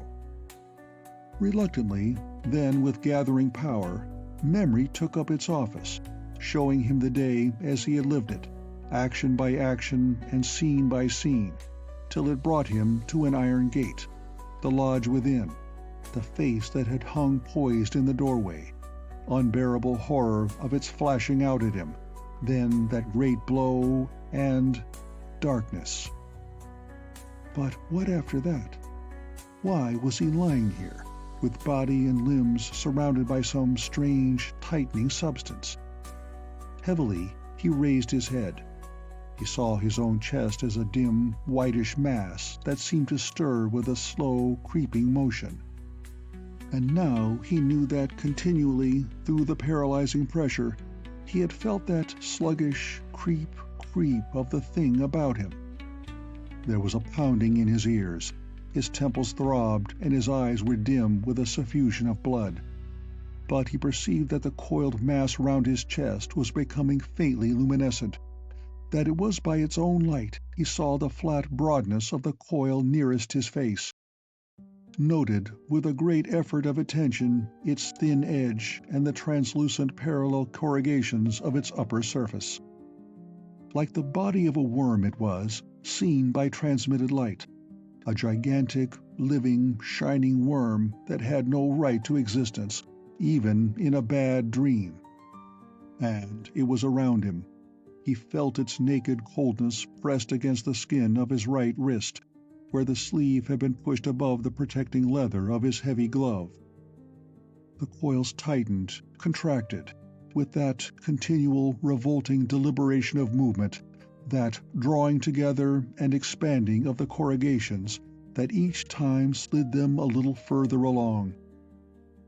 From chest to feet, this thing had wrapped itself about him, and still rocked him gently to its leisurely and sliding compassion. The luminance of its body was not constant, but increased and faded in a long, slow pulsation. Letting his head fall back on the sodden leaves, he strove to move his limbs, to struggle. It was like straining against tight, thick rubber that gave a little but overcame the resistance of his deadened muscles simply by pressure. Then came the worst, for up from beneath his left shoulder a head rose and stretched itself on a thin, flat, tapering neck. It was a head that seemed mostly mouth, a great triangular aperture, gaping, tongueless, with soft drooping lips, and behind it on either side a fleck of red that might have been eyes or their remnants. It reared a good 2 feet above Cullen's face, and he, staring, saw that its underside was dark, opaque, and that it was only from its upper surface that the light came. Then the head drooped and lowered, the neck curved backward. For one instant there was presented that same pale shimmering oval which had hung in the doorway, and that he had believed to be Marco's dead face. It descended with a swift darting motion, and Cullen felt flabby lips muzzling at his neck. A dreadful groaning cry rang in his ears, and he did not know that it was his own voice. He writhed in that close embrace, and its flat, contractible coils tightened around his chest, till the lungs collapsed and could no longer expand themselves, till he could utter not so much as a whisper of sound. Mental torment gave way to acute physical pain, and that again to the merciful blankness of negation. End of Chapter 20. Chapter 21. Cleona meets a stranger. "I don't care, Tony. It's well enough for you to bid me not to worry, but how can I help worrying?" "Now, my dear, you're letting your nerves run away with you. Cullen is in no danger of anything worse than getting himself locked up, and he will hardly do that intentionally before he has located this girl again. I wish, though, that you felt free to let me notify the police. That would, he particularly said not, and it would be not right for us to go against his wishes." "Very well, dear. I don't want to betray Cullen's trust in you. It's only 8 o'clock now, and he said he thought he knew where to find her." "He meant to try the railway stations first, and there's the bell now, Tony. Maybe he's come home." "I sincerely hope so." More trouble for Cleona than for her brother, whom he considered well able to take care of himself, Rhodes forestalled the servant by himself going to the door. He flung it open, but instead of Cullen's welcome bulk, the slighter figure of a stranger confronted him. By the entrance light, Rhodes saw that he was a man with a worn, scarred, anxious face, and the hair that showed under his hat was snowy white. "Is Mr. O'Hara here?" "Why do you wish to see him?" fenced Rhodes. They had been on guard all day against reporters. "An extremely important matter, that is. Pardon me, entirely personal. If you will give him my card, I think he will see me." Still hesitant, Rhodes took the extended card. The name was strange to him, but Cullen's friends were wide scattered, and by no means all known to his brother-in-law. "Mr. O'Hara is not in," he said, "but his sister is here. Would you care to speak with her?" "I must find O'Hara!" The stranger's voice was vehement with some irrepressible emotion. "For heaven's sake, let me talk to his sister then. Perhaps she will help me to get in touch with him." Surprised, Rhodes nevertheless stood aside for the man to enter. He hoped that nothing new was coming up to increase Cleona's anxiety. On the other hand, with Cullen's affairs in such a state of tension, he dared not turn the man away unheard. Then he found that Cleona herself was at his shoulder. "Who is it?" she whispered. "Someone for Cullen?" "Someone to see Cullen." He turned again to the stranger. "Come in, won't you? This is Mr. O'Hara's sister, Mrs. Rhodes. Cleona, this is Mr.—" He glanced at the bit of pasteboard in his hand. "Mr. Sven Bjornsson, a friend of your brother's." For the second time, Cullen returned to sense and life. He came to with the taste and sting of liquor in his aching throat, and was at first conscious only of the extreme pain attached to the act of swallowing. Then the cup was no longer against his teeth, and some support removed itself so that his head fell back rather sharply. That slight jolt hurt terribly, but it also aroused his resentment. "You—" The voice from between his stiff lips was a hoarse whisper. What you tryin' do?" From somewhere above him came the sound of a low, amused chuckle, but no other reply. He was lying flat, and there was still pressure against his chest and body, though it was no longer so deadly unendurable. But though vapors were still above him, no stars shone through them. In fact, those vapors seemed curiously lighted from below, and he had an impression that beyond and above them something more solid than vapor intervened between him and the open sky. The humid air breathed stiflingly close and heavy, an unspeakable atmosphere, in which an odor like that of putrescence mingled with a stronger murkiness. He might have wakened in a den of reptiles, where half the inhabitants were very much deceased, or a comparatively faint whiff of air like this had scented the storehouse, which was also a passage to the banks of Llewellyn Creek. Striving with all his will, fairly forcing his muscles to obedience, Cullen managed to raise his head and shoulders an inch or so, then fell back exhausted. "Take your time," advised a voice. "You can hardly expect to meet such an adversary as my little gatekeeper and leap up in full strength immediately afterward." Cullen knew that voice. "Chesser Reed," he articulated with great difficulty, but a weaker man would have been past any speaking, for he would have been dead some time since. "Is that thing on me now?" "No. I assure you, though, that it was touch and go whether or not I could get him off in time. A bit more, and your veins would have been empty, my friend." Certainly, as a rescuer, Reed had a curious way of speaking, a sneering, contemptuous way that seemed to hide a secret insult. And his veins? The side of Cullen's throat felt swollen, and just where shoulder and neck joined, there was a heavy, dull aching. That heavy blow on the neck would account for the one, but the other? He remembered the feel of those soft, cold lips between neck and shoulder. "Here, have another drink." Leaning over, Reed set a glass to his patient's lips, and Cullen gladly obeyed. The fiery strength of the draught coursed through him, and it was a strength sadly needed. "You are in my workroom," said Reed. "Sit up and look about you." Upon again struggling to raise himself, and with Reed's arm under his shoulder, Cullen succeeded and sat panting heavily.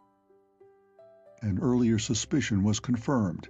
From shoulder to forearm he was skillfully involved in thin, strong ropes.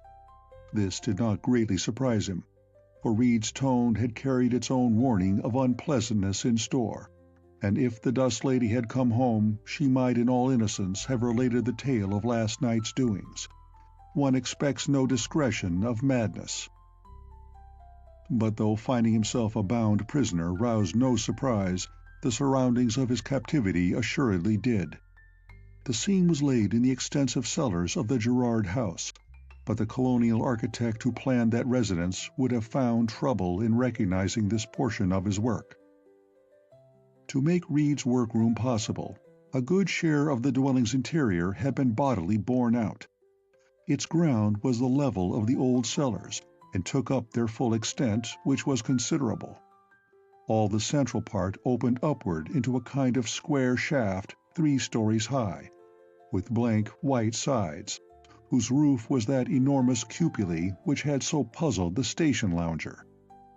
To the contractors who did the work, Reed had explained that he required a high, well-enclosed chamber with plenty of room in it for air circulation. Since first regaining his senses here, Cullen would have said that even more room for air circulation would have been an improvement, a great deal more room.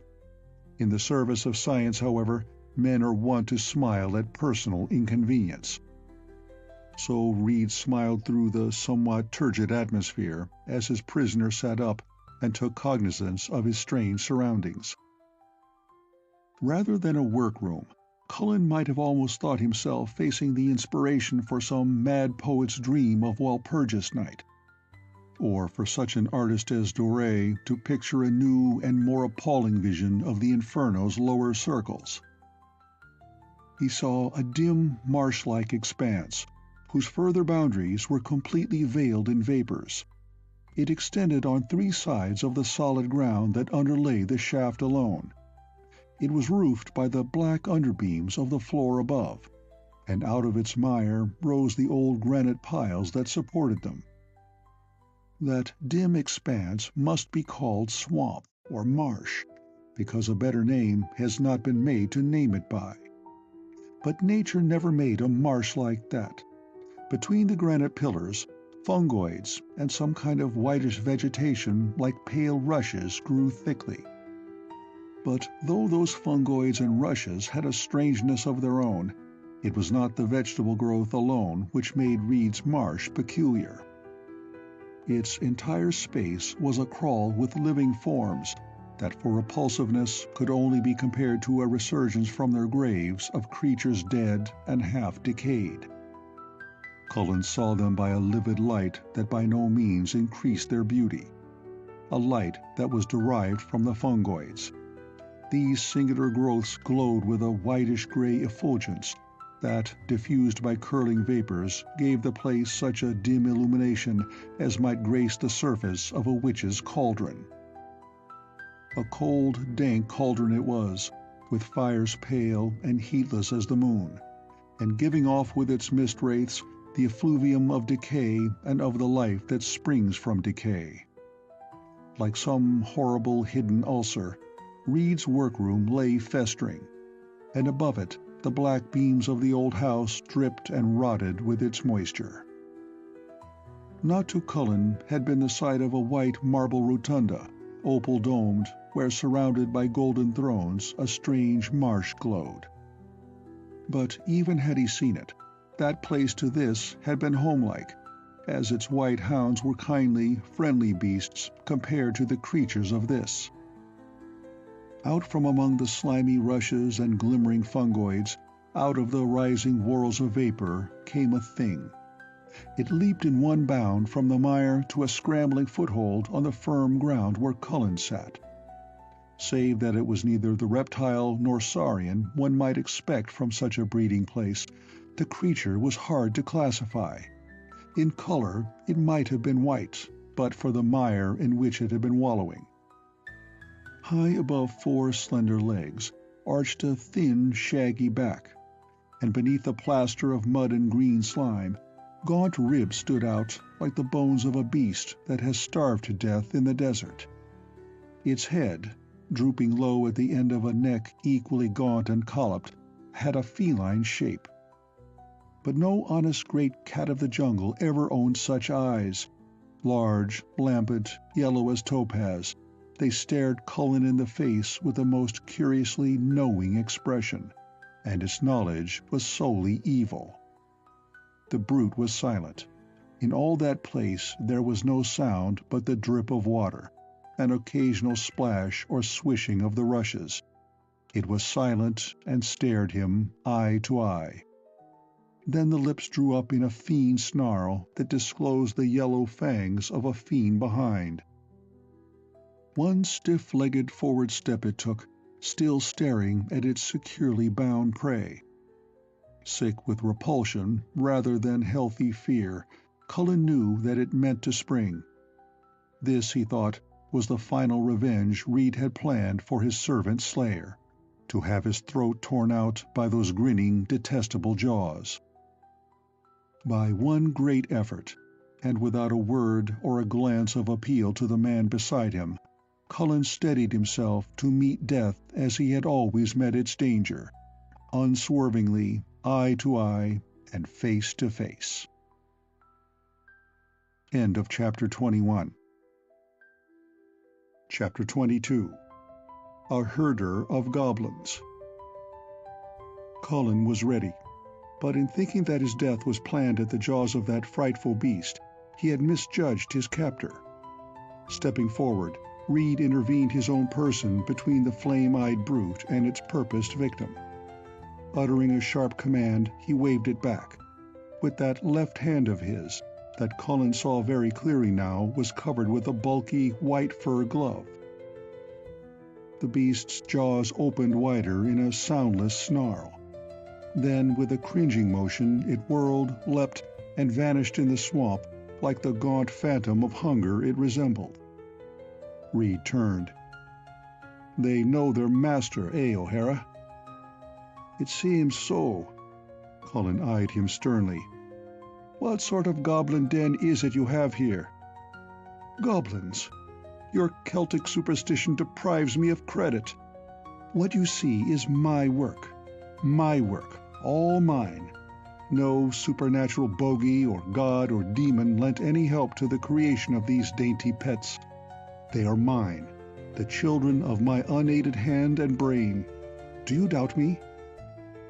He put the interrogation with an explosive insistence that puzzled Cullen. When he spoke of the workroom as a goblin den, he had used the term in a hyperbolic sense. Despite everything, his preconception of Reed as an experimenter in freak zoology had kept the supernatural from his thoughts, and not even his experience with the luminous, blood-sucking gatekeeper had changed this view. In the steaming jungles between Capricorn and Cancer, he had seen creatures as strange and loathsome. Such a one had Reed found, no doubt, brought it here, and fed it daintily till it throve past the size of its tropical fellows. And he had taken it for granted that the frightful, starved-looking brutes thronging this den were the misbred abortions of more natural beasts.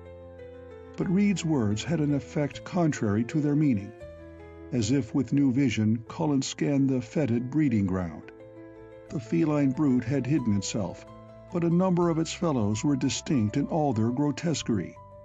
From the pale blob of a thing that lurched past on a bunch of tentacle-like legs, to a creature so buried in mire that only its bony head lay on the surface like the yellowed skull of a horse. All were hideous. But nature herself makes many loathsome forms. It was not their ugliness that enlightened Cullen. It was their eyes. Venomous, intelligent, unforgettable, that which looked through them was far removed from the innocent ferocity of wild beasts. They were goblins. And turning from them to their master, he saw in Reed's glance that same stare of naked, demoniacal hate that was in the eyes of his creatures. At Green Gables, a white-haired man paced restlessly up and down the library, and as he walked, there poured from his lips the pent-up stream of a story so terrible, and at the same time so incredible, that he had dared to tell it to no man before. And in this he was right, for in all America there were but 2 living men who would have believed. Anthony Rhodes was not one of them, but it was not to Rhodes that he was talking. That level-headed young lawyer sat by the table, toying with a paperweight and wondering if there was any risk that the second lunatic he had entertained might become dangerously violent. That the second lunatic claimed to be the father of the first made the tale no more credible. Rhodes could only think of the beautiful Miss Reed with pity, but he saw no reason why he should be called upon to tolerate her equally mad relatives. Perhaps had Rhodes either shared in the fragmentary confidence bestowed by Cullen on his return from Mexico in June, or stood behind a bulging door and watched the white claw of a demon rip through its panels, his credulity might have been greater. To Cleona had been both these experiences. It was to her that the white-haired man talked, and whether Tony were convinced or not bothered her very little just now. In fact, for once Cleona was not thinking of Tony. She was listening with the keenest and most lively attention to the story of Sven Bjornsson, once advisor to the Council of Sacred Guilds in Tlapallan, now a homeless wanderer trailing an unnameable horror across the earth. It was a trail he had lost very soon after it entered the United States. Only the chance that guided his wanderings to this city had also ordained that he reached there in time to read of the latest ravages at Carpentier. In June, he had been on the western coast, whither the purely local excitement over that earlier mystery had never traveled. And yet it had been on some such incident as this bungalow affair that Bjornson had relied to pick up the trail again. "I knew," he said, "that its ambition had become impatient, that strange, bad events must soon happen because of it." "I was sure," said Cleona, "that the thing which came to my door that night had no natural origin." "Madness, pure madness," muttered Rhodes, playing with the paperweight and wondering if it would be worse for Cleona's nerves to put the stranger out now or let him go on talking till he began to get dangerous. "I saw your brother's name in this morning's account," continued Bjornson, "and a reference to what happened in June. I looked that up in the old files at the Daily Record once, and then I knew. From what I have already told you, you can imagine how wild with anxiety I have been to find them. And the thing they took, I should almost say that escaped with them from Tlapallan. I went straight to Carpentier. I suppose your brother was too disturbed and preoccupied to recognize me, and—" he laughed shortly. "Mr. O'Hara is not a person who is easily stopped when he happens to be in a hurry. By the way, the fact is, when your brother does recognize me, he may not exactly meet me with open arms. There was a thing I neglected to tell you. At our last parting, I did him a very great wrong. That was 15 years ago, but it was not the kind of wrong that a man forgets." Bjornson paused somewhat drearily.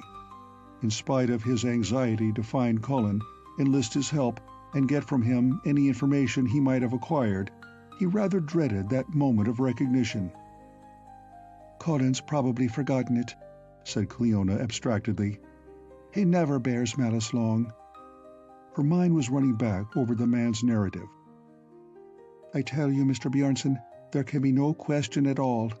This Reed man, with his hints to Cullen of strange beasts, with his albino servant, and his daughter, who's so lovely and strange and claims to be no daughter of his, the three of them fit to a T with what you've been hunting. For the black god you speak of, I do not know.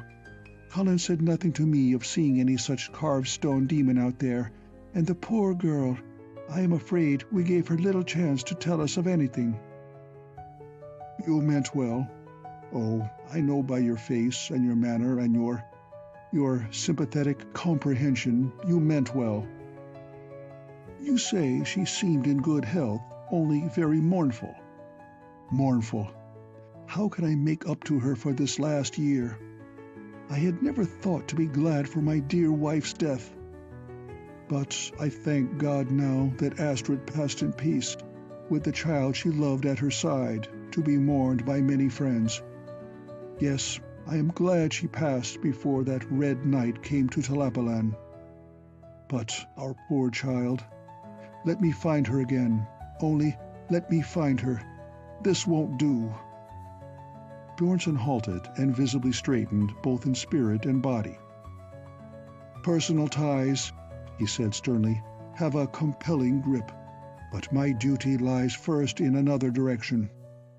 Mr. Rhodes, do you realize that we have to save the world from an invasion atrocious beyond credence? I don't think it has begun yet. I hope that we are in time to smother the thing in its infancy. The priests of Nakak-Yaotl knew the danger. They were very careful to restrict the power they had of it to one certain channel. But it is free now, free, loose in the world with its chosen servants. You may think me mad if you like, but I swear to you that there is life in that dreadful carved black stone called Nakak-Yaotl. A life that is ambitious and vile, and that chose these vile men I have told you of for the agents of its fiendish ambition. And it has an enmity against the human race, an enmity darker and vaster than human enmity could ever be. Can you believe, child, that there are gods of old who still live? Old gods and powers that have survived the passing of their worshippers?" "I can the easier believe in your demon," Cleona said, "for the sake of that which came to my door one night. Now, do you really think, Mr. Bjornson, that it was the porcelain image Cullen brought me from Mexico that drew the bad luck to our bungalow?" "I do indeed." "Then I have no doubt you are right. And I think 'tis in Reed's house at Undine that you'll find the lair of the evil spirit you are seeking." "Cleona! Rhodes!" ejaculated Tony, getting to his feet at last and shocked beyond measure by the whole conversation. "Cleona O'Hara Rhodes," she corrected him with a sidelong flash of very much excited blue eyes. "There are things that we Irish are quicker to understand than the rest of the world. You keep out of this, Tony." End of Chapter 22. Chapter 23. The Lord of Fear. "Look about you," said Reed. "Before I carry out my purpose, there is much for you to see and hear." Though in Cullen's opinion he had already seen a trifle more than enough, he obeyed Reed's gesture and glanced behind him. After a moment he turned back. "That is not strange," he said wearily. "That the old black devil himself should preside here is just the most natural thing in the world, Mr. Reed." For some reason Reed's sneering face flooded with angry color. "I preside here," he snapped. "Stand up and turn around, quick, or you'll find a devil in me really to be dreaded." But though Cullen might be foolish enough to believe in demons, he was not a man easily overawed by one. "If you wish me to stand," he said quietly, "you'll have to be either untying me or helping me up. That leech thing of yours has not left me in just a pink of condition." To feign a greater weakness than he felt was elementary strategy, but to his disgust not much feigning was required. It was all he could do to get on his feet, with Reed's rather grudging assistance, and once up he found himself very wavery and with a painful tendency to buckle at the knees. No sooner was he up than he sat down again, but this time on a chair carved, so near as he could tell, from virgin gold. One does not expect to find solid gold furniture in the midst of a swamp, but neither is it unusual to find a swamp full of fiends in the heart of an old colonial residence.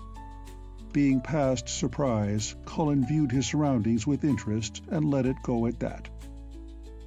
The space immediately beneath the shaft, whose square was some 25 feet in diameter, had been floored with cement, on a higher level than the marsh, but sweating with dampness from the general moisture. 3 sides were open to the swamp, but the 4th was a wall, flush with the side of the shaft above it and pierced by a single broad, high doorway. On the cement floor were ranged a number of objects, which, like the chair, seemed to be of astonishing value and entirely out of place. Jars and vessels of massive gold were set about at hazard. Close to Cullen there stood a great lidless chest or box. Its apparent value would have capitalized a bank, but into it there had been tumbled a heap of shabby, common things, some dirt-encrusted overalls, an old pair of canvas trousers, and the like. A steel spade had been flung in among them so carelessly that its blade had chipped off a long, curling flake of gold. 3 solid gold cougars supporting a 6-foot basin, like a baptismal font, were impressive, but a stained rubber apron draped over one cougar's head rather spoiled the effect. The only thing here which Cullen considered absolutely and completely appropriate was the squat, polished black statue that crouched on a small dais beneath a canopy of black, with 5 candles burning on either side of it, set on the prongs of 2 golden candelabra. No evil could be too vile for that ugliest of images to grin at. The head, particularly the mouth, might have been compared to a humanized toad, save that a toad, for all its lack of pulchritude, has a certain honesty of expression. The sculptor of that image had not stopped at frank ugliness. Alert stealth was in the very distension of its nostrils. The eyes were slits, but they were watchful slits. The mouth grinned, but it was a tense, cruel grin that had never heard of humor. With long, treacherous fingers clasped around its knees, the thing squatted naked, having none of those adornments with which religion, barbarous or otherwise, symbolizes the attributes of its deity. The being represented had but one purpose and one end, and of that the face alone was an adequate symbol. As Cullen looked, he felt rise up in him such a wave of loathing and detestation as turned him sick. "Reed," said he, "I could forgive you the imps of your quagmire there, and I could forgive you the vile bloodsucker you loosed on me at the gate, but the sight of that black iniquity you no doubt worship, I'll not forgive you. Faith, it'll haunt my dreams if I live to be 100. Again Reed flashed into resentment. "No more of that," he snarled. "I worship nothing. Do you understand me? Nothing. Good God! Are you such a blind fool that you fear a chunk of carved marble more than me? I am the Lord of Fear, not Nakak-ya-otl." "Who did you say?" A word, a name is, at the least when you stop to think of it, a potential force. At best and strongest, it may have the power of magic. For Cullen, the years dropped away like a falling screen. Afloat on a sea of light, he raised his eyes to a dark cliff crowned by a monstrous building, blind, pallid, oppressive in its mere appearance. "It is the seat of Nakak-ya-otl," said a girl's voice. "Nakak-ya-otl, maker of hatreds, who would destroy mankind if he could." "Nakak-ya-otl?" Reed's impatient voice reached Cullen through time and dragged him back to the present. "One phase of an old Aztec god. Lord, you look stupid when you gape like that. The years have certainly brought you no increase of intelligence, friend Boots." Cullen's mouth shut with a snap. "Archer Kennedy!" he ejaculated. "It was the beard and the glasses that did it. That, and thinking you a dead man long ago. You can tell me, then, what I've been wondering about for 15 years, more or less. Was Tlapallan a real city, or did I dream it?" It is very tiresome, when one is trying to impress a man with the horror of one's malicious power, to be regarded as a mere purveyor of information. To Archer Kennedy, the distinctly impersonal nature of Cullen's first question was irritating to the point of insult. In the days of their earlier acquaintance, his chief grievance against the Irish lad had been a trick he had of ignoring him as a personality.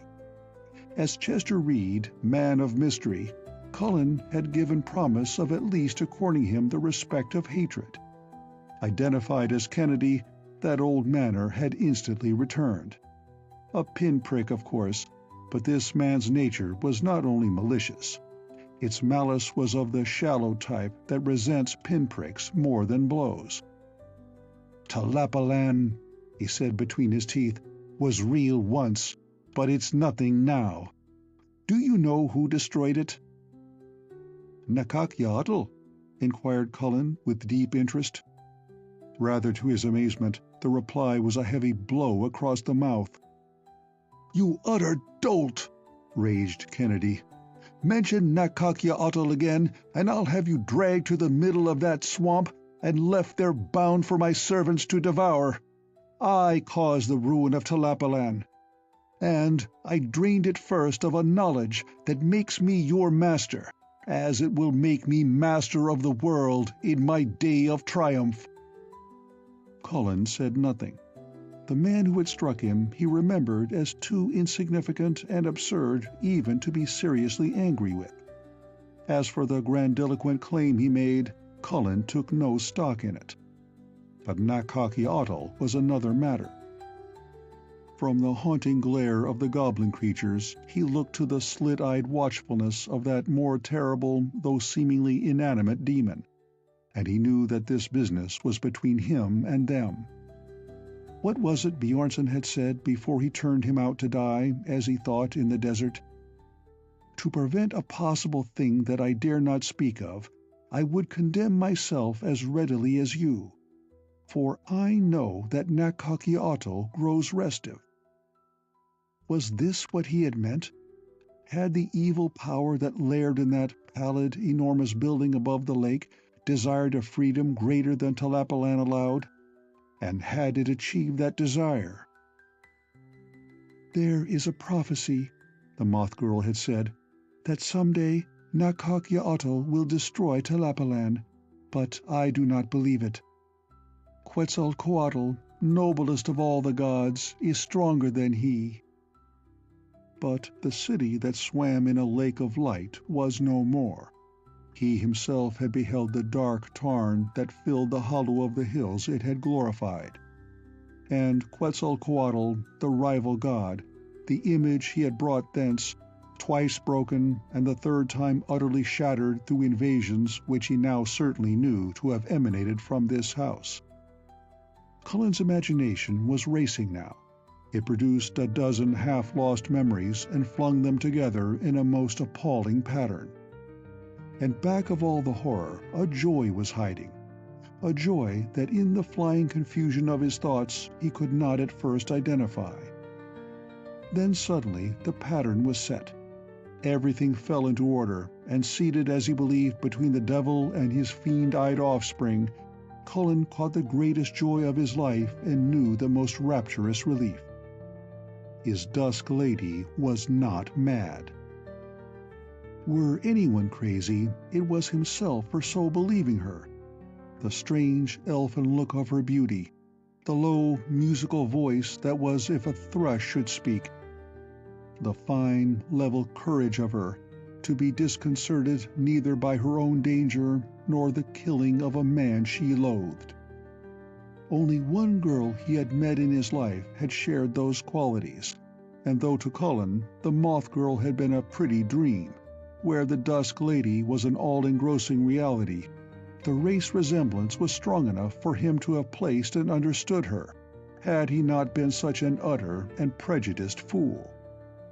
She was a child of Tlapallan, and though he doubted if her race were entirely human, that was a matter of no consequence. Hadn't an ancestor of his married an elf woman that he met on the Bry Leith itself? And hadn't she been a good wife to him, and his own, Cullen's great-grandmother on his mother's side? Suddenly, Cullen realized that Kennedy was speaking, had been speaking in fact for some time. End of Chapter 23. Chapter 24. A Lonely Traveler. Across the rough ground of an empty field 2 miles beyond Undine, a dark figure stumbled and panted beneath the unheeding stars. Once or twice it fell among the hard rows of old, dry corn stubble. One might have thought it some strayed child, lost in the night, but the figure was too tall, too slimly graceful beneath its flowing outer garment of black. It was a weary, courageous figure that had come far, far, and all the way on foot. For the bright galleys of Tlapallan were the only means of travel that slim figure knew till its time of grief, and in the one long, terrible journey across the outer world it had learned little, by reason of being kept close by enemies. But to Tlapallan's children were certain birthrights. No homing pigeon could have come more sure and true than that slim, tired one that stumbled among the stubble rows. The night was not so still as it had been. A wind was rising. It blew in sudden gusts, like the breath of an invisible giant. The long cloak flapped and struggled, wrapping hinderingly about the wearer's limbs. Away to one side blazed the lights of the chateau-like farmhouse of whose acres the stubble field was a part. The house was full of flowers, lights, and laughing people, for its owners were entertaining many guests that night. But the cloaked one was no guest of theirs. In a desperation of thwarted haste it stumbled on, as indifferent to the gay human throng in the distant house as the stars were indifferent to itself. End of Chapter 24. Chapter 25. The White Beast Hand. And so, Kennedy was saying, being mad for the girl, and having learned that my brains were worthy of respect, Marco, or rather Markazuma to give him his full name, sold me 1 or 2 secrets that were absolutely invaluable, just for my help in winning her. Lord, if I could have got a like hold on some priests of the other guilds, the world would be at my feet now, as it shall be yet. Believe me, friend Boots, the most powerful god in Tlapallan never had a seat there, nor received any recognition. Even I was blinded for a while. O'Hara decided that his abstraction had lost the thread of a very interesting narrative. "I don't understand," he said. "Neither did I, at first. Do you remember in what agony of mind I called you to come back that night when they turned you loose and kept me a prisoner? I had seen a thing that would have made any man afraid. I had seen the transmutation, but I'll get to that later. Believe me, you'll have a very clear idea of that particular mystery before this night ends. But to get back, there was quite a while there when I was actually afraid of their trumpery stone and gold images. Aye. Then old Topiltsen, you remember Topiltsen? He was the first priest of the sacrifice to that lump of stone there." He nodded contemptuously toward the Eidolon of Nakak-Yaotl. "He was the one you dropped overboard, and I nearly paid the debt, with not my life, but a fate that, as I hinted before, you will be well able to understand before I am done with you." There was an ugly and reiterated thread in the man's words, but somehow Cullen found it unimpressive. That vile, unnatural marsh, with its obscene forms and spectral eyes, was terrible enough. The squatting similitude of all evil beneath the black canopy was like the things a man sees in the dark light of delirium. But the self-styled Lord of Fear himself was not terrible at all. He was as incongruous to his surroundings as the soiled rubber apron to the golden cougar's head, or the miscellany of common trash to the golden chest that contained it. The black god of the dais, the goblins of the swamp, were loathsome but awful. Kennedy was loathsome, and inspired contempt. He was shallow, cheap, the shell of a man, empty of aught but petty egotism and a malice that had not even the redeeming dignity of greatness. Looking him in the eyes, Cullen wondered that he had a little while before seemed to see behind those round lenses the true fiend look that characterized the marsh beasts. "I wish," he said steadily, "if it's all the same to you, Mr. Kennedy, that you'll give me the straight story and be through." "You do, eh? If you knew what waits for you at the end of it. Well, to go on, old Topiltsen received a revelation in a dream that his god wished me for a temple servant. Damned fortunate revelation for me, too. I told you that I let imagination run away with me at first. I swept and carried and toiled for them in fear and trembling. Aye. Till I began to use my reason, to remember that material effects have material causes, and I saw clear to the real God behind the sham ones." "And yet you do not strike me as a religious man this minute," observed his captive thoughtfully. "You fool, I don't mean what you mean. The God I speak of is the only one of real power the world has ever known. I mean science. Those priests have a dozen secrets they took from science and gave the credit to Tanothiu and Talalok and Quetzalcoatl and Lord knows what all. And in the end they paid the penalty of all fools who cloud science with superstition and have faith in their own empty rituals. They, who might have ruled the world, turned on each other. In the terrific collision of blind forces loosed, they and their misused knowledge and Tlapallan itself simply vanished from the earth. Ha! I helped to bring that about. I, the poor, despised, insignificant temple slave. Like all proud, superstitious fools, they were ready enough to believe the tales I carried from one to another. Sven Bjornsson rather fancied himself in those days. High advisor to the Council of Guilds. He scorned me. Once he called me an abject, cowardly slave to my face. But it was the slave who undermined Sven Bjornsson's work, and the slave who caused Tlapallan's fall. And those hulking guardians, neutral by oath. God, but they were bitter against each other before I had finished. A desirable citizen they got when they got you. But Kennedy, caught in the rush of his own triumphal memories, went on. Of course, luck was with me, or I'd have brought nothing out of the grand smash but myself and some pleasant memories.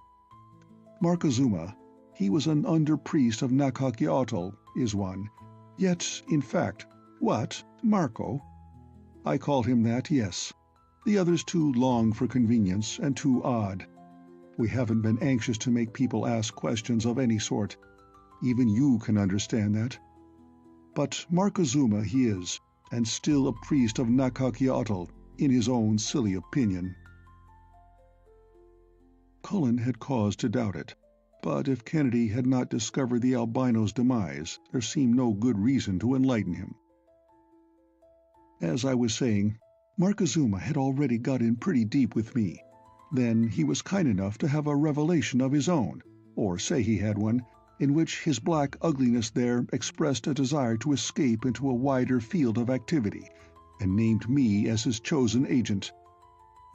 And maybe the creator of hatreds wasn't off in his choice of an agent at that, Mr. Kennedy.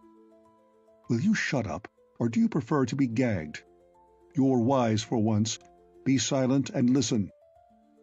While they were fighting on the lake, Marco and a few of his fellows, who believed in his silly revelation, helped move his godship and this temple paraphernalia that you see out of the hills and afterward lugged them to civilization for me. And then they were fools enough to go back to that cataclysmic hell we'd left raging behind us, all but Marco. He is a coward as well as a fool, and besides, there was the girl. What? The girl? Why do you look... Ah, you did see her that night, didn't you? And lied about it afterward? Do you mean to tell me that that Marco... Oh, forget the girl. She's not important. I brought her along for the same reason that I brought his black ugliness yonder. Markozuma has been in love with her since she was a mere child, but the poor fellow is no beauty himself, and her father would never hear of a match between them. She has always sworn she'd kill herself if I gave her to Marco, but that doesn't seem to faze his devotion a particle. Queer, I wouldn't step out of my road for all the dark-eyed beauties that ever walked. But Marco is a cowardly, weak simpleton of a man. I've never let him have her for just that reason, afraid she would kill herself and Marco would follow suit, and until recently I've needed the fool. He believes that Nakakiatl has deigned in a measure to carnify himself in me. Between desire for the girl and fear of the black god he fancies is in me, I have owned the man body and soul, and in no other way could I have owned him so completely. To tell you the truth, I rather suspect that the young lady has overcome her distaste for his society and persuaded him to take her away from here. I was out last night, tell you about that later, and when I came back they had both disappeared. But it's no particular matter. They are such a queer pair that no one would believe any story they could tell, and Marco, at least, has enough sense to know better than tell tales on me. Let 'em go. I don't need either of them, any more than I need the statue there. I'd have that carted out and broken up tomorrow, only, to tell you the truth, I've a certain affection for the silly thing. Rather a pretty little parlor ornament, isn't it? He chuckled. Well, to return to my story, luck was with me from the start. I tell you, though superstition was Bonaparte's one weakness, I can almost sympathize with the little Corsican's belief in his star of destiny. If there had been a real star of destiny working for me, things could have been made no easier. You would think that shipping all that gold out of Mexico, particularly in the form it bears, would have been a hard enough trick to put over. The government would have grabbed the whole loot at the first suspicion of what I was taking out.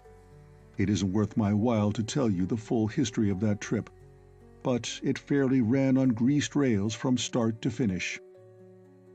We ended with a run across the Gulf to New Orleans in a schooner that must have been plastered with pure luck.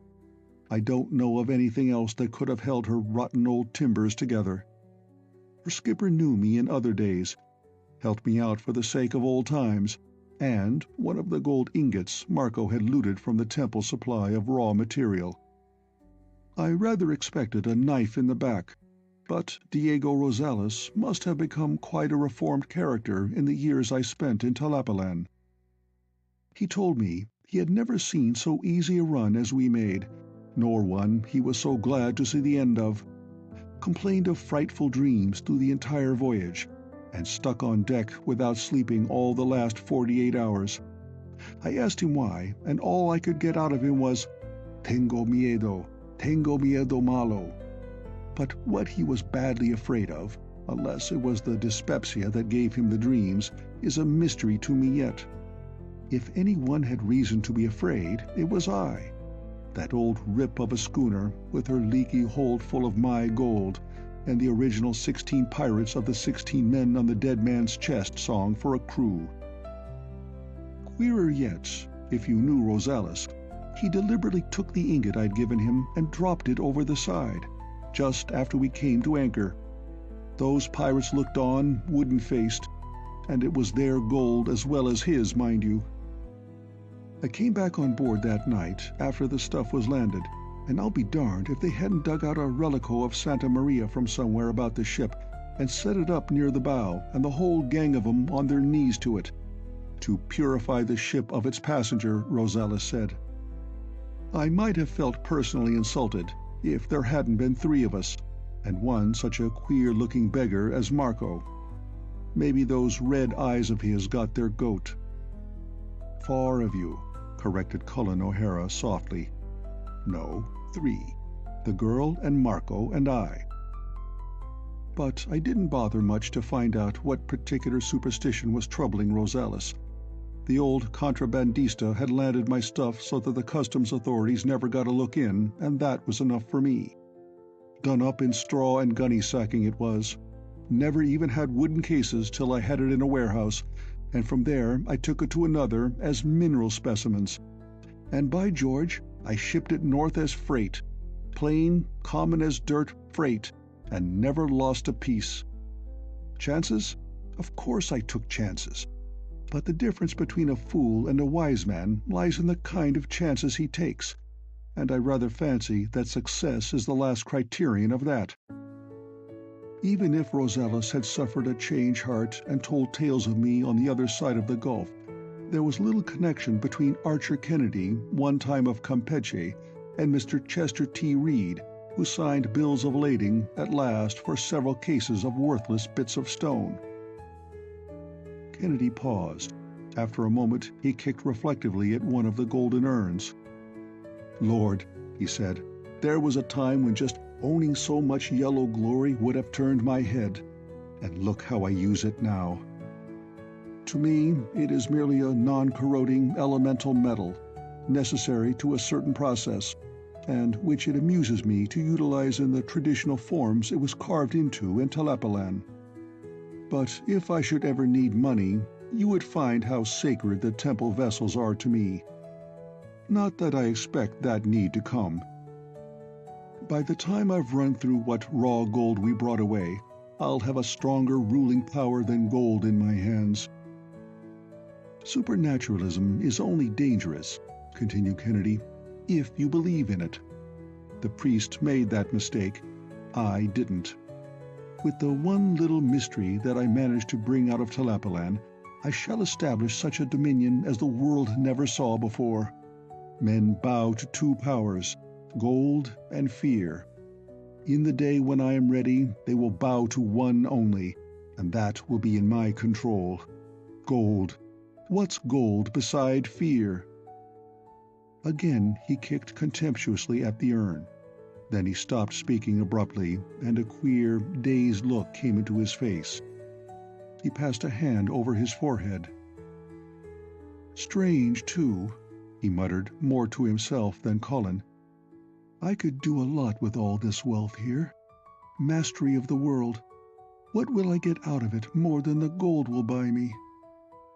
"A very sensible question," approved Colin. "But what have the bogies yonder that you're so set on claiming as your own to do with world mastery?" Why, they are only a beginning." The tone was almost querulous. He was like a man half asleep and beginning to doubt his dream. But in continuing, the dazed look passed and his old grandiloquent manner returned. "Only a beginning. I had to learn the method. Marco taught me much, but the priests had never half realized what could be done. They were afraid of their own power, the fools. My fearless intelligence has wonderfully improved results. The brutes grow now with the most amazing rapidity, and multiply. And how they eat! You would hardly believe that those starved-looking beasts get away with living meat enough to keep a whole jungle full of tigers fat and happy. It's growing so fast, I suppose. But in the first month, after getting all this in order, I achieved only 2 successes. The beauty that strayed to Carpentier in June, and Genghis Khan, who, by the way, remained strong enough for all your attempt to injure him. He dragged your weight from the gates down here with one arm.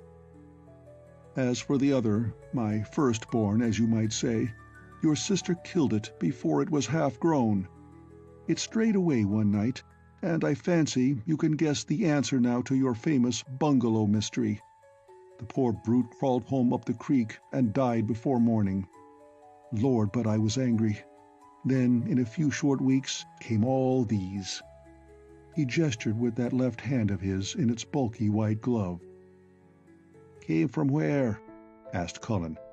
"I heard tell of a man once who went down into hell and bargained with the old boy himself for a billy-goat, but I never did give what you might call credence to the story. If you've been doing the like of that, though, Mr. Kennedy, I'd advise—" "Oh, silence! Do you hear me? Silence! Your superstitious chatter is enough to drive a man mad. I tell you, these beasts are of my own making, mine. Or rather, they are my creations, from the common, silly, useless forms they first grew in. How can I make a dolt like you understand?" "I don't know, unless you should tell it all in plain English." "It is rather difficult," sneered the Lord of Fear, "for me to make clear to a man like you the technical details of a process more than sufficiently recondite for the comprehension of a—" "I understand all those words," said Cullen meekly. "Of a trained thinker," finished the other. "Will you kindly cease interrupting me? As I was saying, to make the details clear to you is not only impossible, but needless. I should not go into the matter in any degree, were it not that I wish to dismiss from your so-called intelligence the idea that you are about to become the victim of a supernatural phenomenon. Do you know what occurs when an organic substance undergoes what is known as decay?" "It rots," came the rather weary reply. The answer I would have expected. But to delve a little deeper into the veridical nature of this rotting— "The cell structure," broke in his audience, "deteriorates under the caducous influence of the oxygenation of the atmosphere and other similar atrocities. Mr. Kennedy, as you say, I'm a man of the simplest attainments. And not only that, but between being hit on the neck and loss of blood, and the elegant ventilation of this strike-off between a voodoo temple and a section of purgatory, 'tis only by sheer will-power that I do not faint from moment to moment. If you've information to impart, put it in words of one syllable, and as few of them as possible, or I'll not take the trouble to stay in my senses to hear it." There may have been that in his face which confirmed the statement and urged haste. At any rate, the would-be lecturer conceded glumly, "I can't explain it so that most of it won't go over your head, but the ABC of it is this. In an animate creature, the life of the microscopic individual cells which form its tissues, and the life of the organization of all those cells, in other words, of the creature in toto, are entirely separate and distinct. An animal may die, in the common sense of the word, and if its body is kept in a place sterile of germs and of moderately cool temperature, the cell life will not perish for a considerable period. In fact, the body of that dead animal is so very much alive that a portion of it may be grafted upon the body of another living animal, and that portion will take up its normal functions as if there had been no interim of death. In other words, flesh, tissue, blood, sinew, and the organic matter of bone never die until decay sets in. But, paradoxically in sound, not fact, decay is always preceded by death. Not the death of the animal, but the death of the cell. And decay means dissolution, the breaking down of the cell structure, the resolving of firm flesh into a semi-liquid and putrescent mass. That is the natural course. There is, however, a certain substance of obscure mineral derivatives which was known to Nakak Ya'atl's priests, and whose secret I brought away with me, as well as a considerable supply of the substance itself. The application of a thin film of this substance in solution to living tissue dissolves the cell organization, which it immediately permeates, without destroying either the cell structure, the life of the cell, or the life of the organization.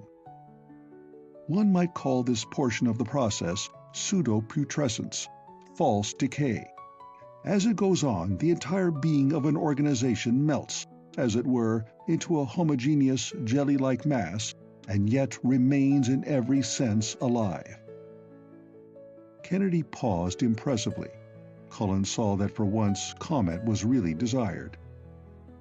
"'Twould be more exciting," he ventured, "did you give a name to your organism. So be it was a cabbage now, or a turnip, one's sympathies would scarce go out to the poor thing, as they might to—" "Stop it!" shouted Kennedy. "Is there no power on earth which will divert your idiotic flippancy into serious attention?" I clearly indicated that I was speaking of animal life, not vegetable. Can't you understand that it is the blood, the sinews, the bones, the living, conscious, feeling flesh that is resolved into this— "That's enough," flashed Cullen. "You make me sick, you do. The man that would do the thing like that to so much as a rat is not fit to be living in the world at all, and much less listened to." "So, that is how you feel about it, eh?" "That's how I feel about it." Kennedy seemed rather pleased than angered. This was the first symptom of any emotion other than indifferent contempt which he had managed to elicit from his captive. "Then you don't wish to hear," he continued, "how in this vital jelly there rises a new impulse, a reorganization of the cells, a reconstruction to a new form, molded, strangely enough, by neither chance nor heredity, but solely by the will of the empty head who is at work? No, I care to hear no more at all about it." "Empty head!" ejaculated Kennedy indignantly. "I said it. Any man who is fool enough to play with the devil's own process you've been describing, to try to explain it by a rigmarole of science, not to perceive the black power behind his own power, such a man is no more nor less than an empty head, and I say it again. What do I care for your methods? Look at your results. Look your results in the eye, Mr. Kennedy, and then tell it to me that the worser beast on the dais there had no finger in their making." "Fool! Fool! Fool!" The Lord of Fear fairly raged up and down the floor. "I'll show you. You shall see with your own eyes. Before you pass beyond comprehension, you shall see the living creature. Rabbit, cat, bird, it makes no difference what creature, or how silly and innocuous. You shall see it lie in the elemental vessel of gold. You shall see me anointed with my own hand, see me lave it then in the second solution, and—" His voice calmed, lowered, and grew almost reverent. "You shall see that the creature dissolved to a quivering, living mass, almost transparent, palpitant with strange, fugacious hues, with one steady crimson fleck at the center that is the nucleus. And from that nucleus, You shall watch how the new structure spreads and forms. To you it may be dreadful because it is so strange. To the trained mind it is a beautiful and a very curious sight. It is like watching a wonderful egg, of which the shell is transparent, and seeing the live creature within grow visibly. It is more than that. It is like being God, a real God, and beholding the formless protoplasm take structural shape under mere power of will. Oh, there is a science of will as well as of matter. One has to get the trick of it, and it doesn't come too easily, I assure you. There is a point in the process where one's bare hands must be laid very cautiously on the work. If you miss that point of time, it all melts away to an evil-smelling mess that has to be burned. The very odor is poisonous. If you act too soon, there is a greater danger. I had one accident that taught me, but never mind that now. Then, at that moment of crisis, the whole force of one's being must be concentrated in a thought, and one can almost feel it flow through one's fingertips. Then watch. First come the little scarlet veins, an orderly tangle of filaments, shooting out from that red speck at the jelly's heart. They grow and the arteries form. The bones begin to be fragile, translucent as clouded glass. Presently, a dim throbbing comes. All the center is clouded now, and under the shapeless, glistening surface, a shape is beginning to show. The shape I had thought of. Two dim, flame-colored discs peer out at me, and I know that they are eyes, the feral yet obedient eyes of my newly created one. The outer jelly is almost absorbed now. It solidifies, toughens into membrane, into skin. But why should I tell you more? You shall see. And after that, doubt if you can that I am a creator in my own unguided right. But never think me a conceited egotist. No. I don't pretend to know all that goes on in my laboratory, what true scientific man does. There are even yet phases, difficult riddles. For instance, the amazingly rapid aftergrowth. I have the wet marsh there for them, because in that environment they grow faster, larger, stronger. I take the little new beast, all naked and shivering and snarling with feeble resentment. I take it and feed it well. It eats from the first moment, and lay it in that cool mire among the white rushes and the fungi whose spawn I brought from Tlapallan. It creeps away and is gone, and when, an hour or so later, I call my beast to the edge and bid them seize their living food, the little new beast comes with them, and already it is larger. But that is by no means all.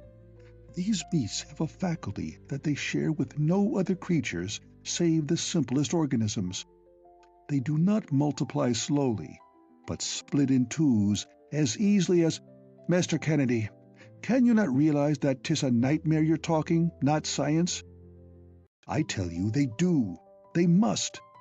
I admitted that I hadn't traced that phase of the experiment yet, but in no other way can their extraordinarily rapid multiplication be accounted for. And the queerest part is, they don't split into twos of the same kind. The gatekeeper now, the shining leechworm. I never made him. He was draped round the neck of that statue when I came down one morning. I knew at once that he had crawled up there from the swamp, looking for food. But I'll admit that the thing gave even me rather a start. It was so different from anything I had even thought of making. But obedience is the test. When I found he obeyed even better and more intelligently than the rest, I knew him for the child of my children. I named him Gatekeeper and hid him in the lodge. The last owner hanged himself there, and there are some remarkably silly stories current about it. I generally leave the gates unlocked at night now. Anyone who comes prying through them will find a gatekeeper to tell a real story about, if he survives. Isn't that an amusing idea? The first night you came here, I rather expected him to get you as you went out, but I suppose, having seen you admitted, he regarded you as under protection." "Very like," agreed Cullen dryly. It was characteristic of both men that neither had made reference to any reason why Kennedy, whatever horrors he kept for the rest of the world, should have refrained from loosing them on Cullen. The debt of life one man owed the other had been easily cancelled on Kennedy's side for the sake of a fancied grievance. For Cullen, what was done with. If he had nearly sacrificed his own life, not once, but twice, to preserve a creature so contemptible, why, so much the worse for him. "I suppose," he continued, "that it was this gatekeeper pet of yours that wandered into my veranda a few weeks ago, and ran again, poor cowardly worm, for the silly noise of some pots and pans." The Lord of Fear started and frowned. "No," he said shortly, "I never sent him to the bungalow." "Then it must have strayed like the others. Wasn't it an odd coincidence now that Genghis Khan, who never got inside the house, was the only one of the lot that didn't manage to do a bit of damage to a certain little statue I owned? Quetzalcoatl it was, the same that yourself introduced me to when we were together at Bjornson's hacienda." Watching closely, Cullen thought that a reminiscence of that odd, dazed appearance shadowed the other's face. Then the man shook it off and scowled. "I know nothing of it. If it happened, it was a coincidence, and I can see nothing particularly strange about it. Till last night, I never sent or guided any of my beasts outside these grounds. I tell you, I am not yet ready. If you hadn't come prying, I would probably have never bothered with you at all. Do you think that I am a man to go out of my way for the sake of anything so trivial as you, unless driven to it? As for the image, I read in one reporter's account that you had brought it from Mexico. Did you really find time and courage to go back at last? I waited for you long enough, hoping against hope that you'd cross the desert alive somehow and return with help." "There," said Cullen gravely, "I owe you an apology, Mr. Kennedy. If I'd guessed you were still living, I'd have gone earlier, but it's done with now. Along with a number of other things, including Tlapallan and yourself." He grinned. "You'll see the point of that shortly. To return to my gatekeeper, I don't believe he ever went near the bungalow. I told you he was more intelligent and obedient than the rest. But for that matter, save for one or two unimportant lapses, they are all obedient. As they grow larger, I may find a use for the fenced enclosures I supposed would be necessary. But now, well, you can see for yourself. Look into their eyes. Can you see a hunger there?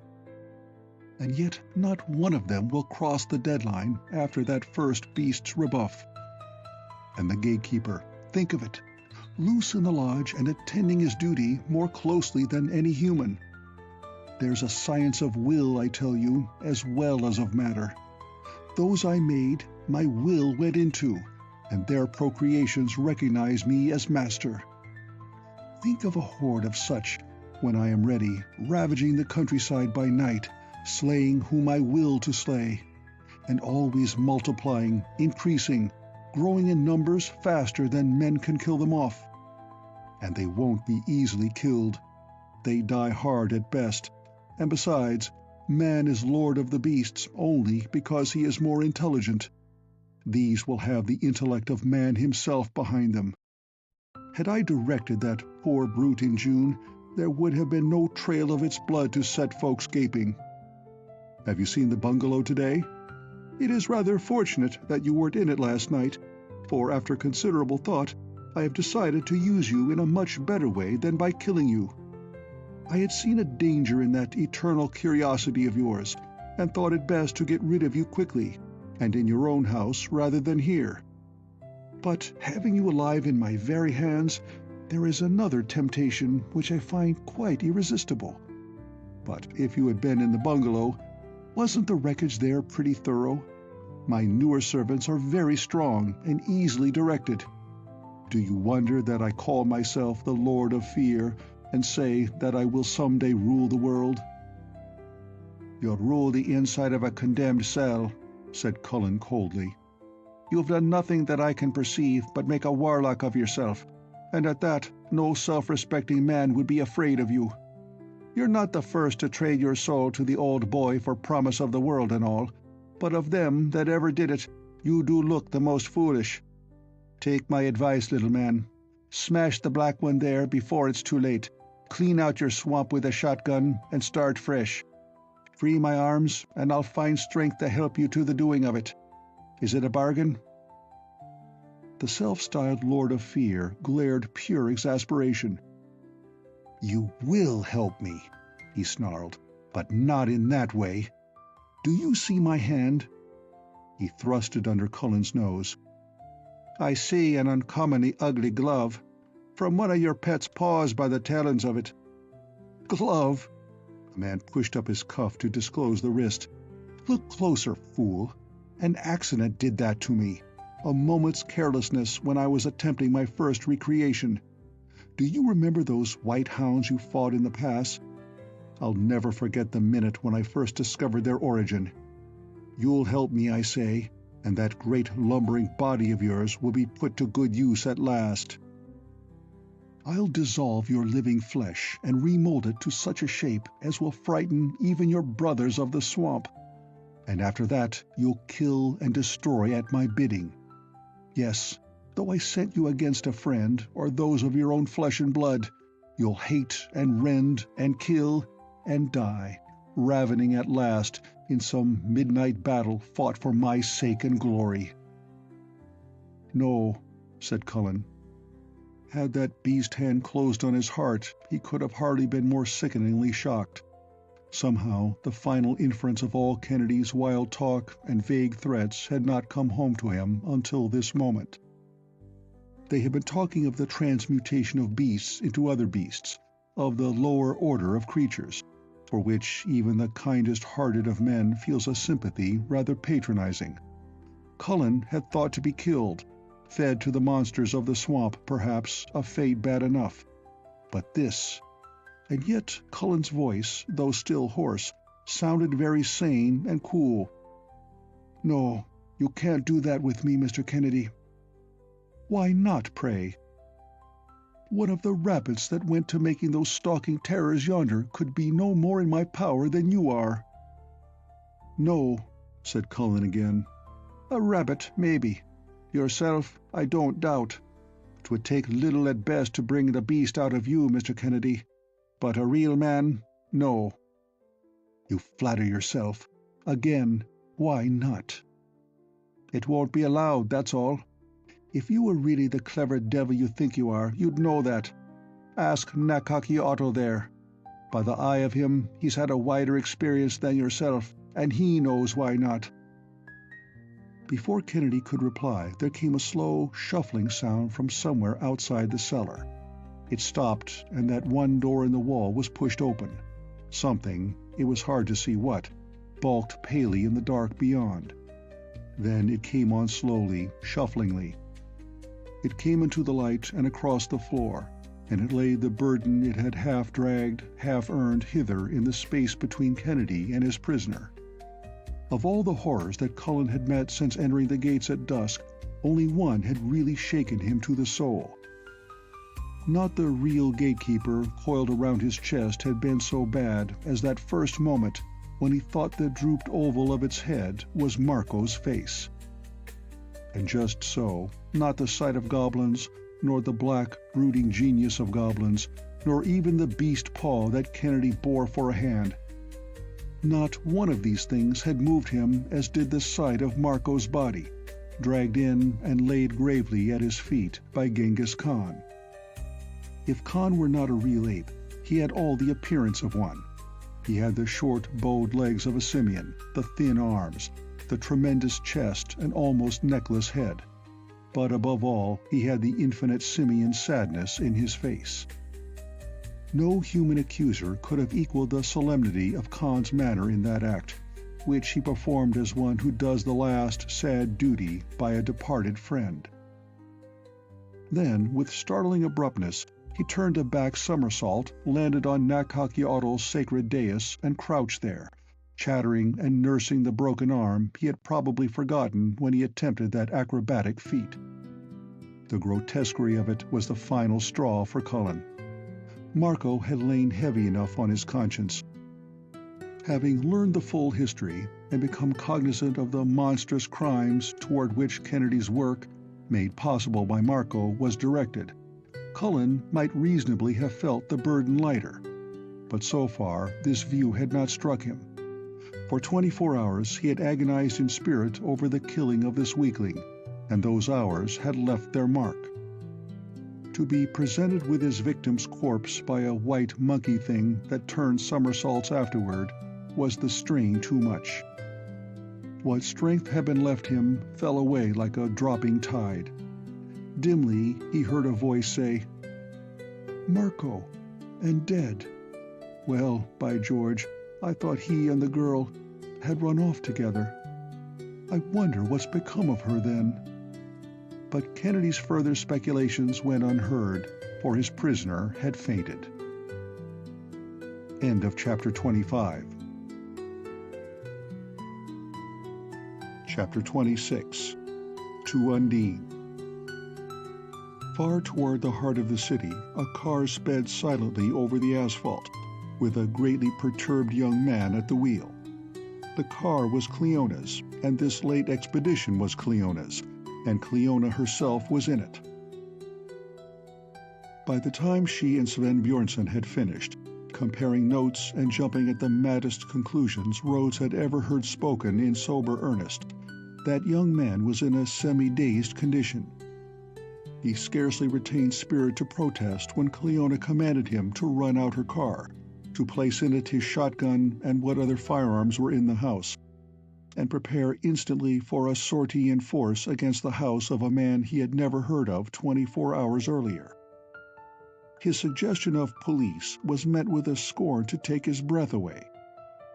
But here, having learned that a man high in the city detective force was already working on the case, Bjornson seconded Rhodes' demand that the law be called into alliance. "No need to explain fully," he asserted. "Keep the story within their comprehension. The bungalow affair is a lever to move them which I should have lacked, working alone. Begin by telephoning this McClellan that O'Hara had reason to suspect the owner of the Undine place of keeping dangerous wild beasts in an insecure manner, and went there this afternoon or evening alone. Tell him that O'Hara was not returned here, though he agreed to do so, and that a man, myself of course, has brought you information about Kennedy, alias Reed, which proves him a very dangerous criminal. Tell him that you and I will run downtown and join him, that I will then make known to him facts that justify Kennedy's instant arrest, and that for good reasons he had best have a detail of several men ready to go out there with us. I believe the charge that Kennedy kidnapped my daughter is serious enough. We shan't need to venture on the more, improbable part. What we shall certainly find in his house will speak for itself, I think. There might be delay in swearing out a warrant on the kidnapping charge, so in phoning, be sure and emphasize the fact we believe O'Hara's life to be in serious peril." Somewhat reluctantly, Rhodes undertook the task set for him. His disbelief in Bjornson's story as a whole was not voluntary. He couldn't believe it. But on the other hand, that story, in combination with Cullen's strange experience with the giant ape, had brought him to a kind of incredulous uneasiness of mind about it all, and to have the place investigated by lawful authorities would cut the knot of doubt in a very satisfactory manner. He called the Detective Bureau at City Hall, and by luck caught McClellan just as the latter was about to lay off and go home early. The life of a city detective being both strenuous and irregular, he accomplished this feat about 1 day in 30, and, being human as well as stolid, he sometimes got very tired. He was tired tonight. Rhodes, of course, could not know this. Neither could he know that, in the light of their last parting, sympathetic concern for Cullen O'Hara's life or limb had no share in McClellan's feeling for him. But Rhodes did know that the ensuing conversation was so highly unsatisfactory that he suddenly hung up the receiver very forcibly and turned a flushed, indignant face to the other two. He says that Cullen told him to drop the bungalow case, and when he reported, his chief took him off the assignment. He says that if you will come down and make your complaint in person, Mr. Bjornson, the matter of Reed will be investigated, but they cannot make a night raid on a respectable householder unless the person demanding it presents convincing proof and good credentials of his own.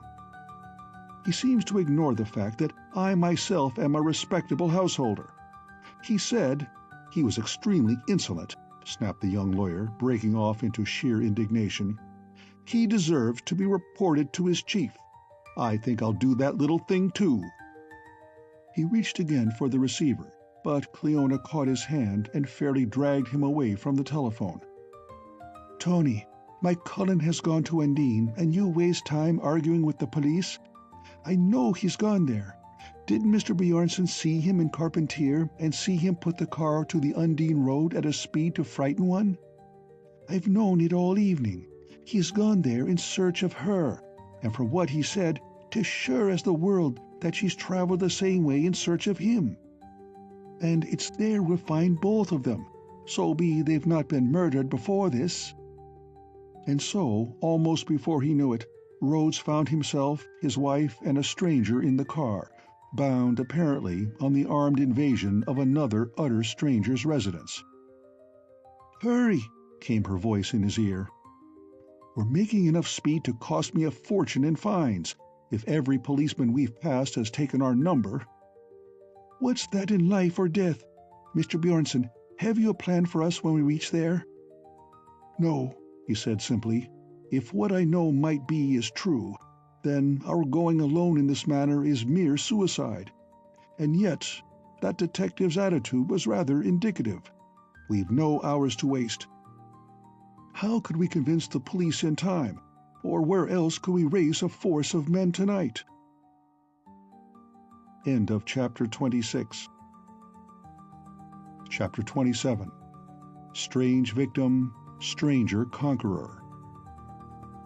Though invisible from the road, in the gate lodge its keeper still pulsed with a faint, excited glowing. The flat length lay in a loose coil, the head with its speck-like eyes at rest on the threshold of the lodge. Suddenly the head lifted.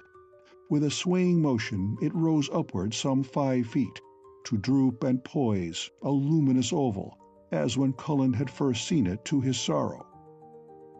By some sense, whether of hearing or vibration, it had become aware that the gate was softly opening, that someone had entered and was advancing along the drive.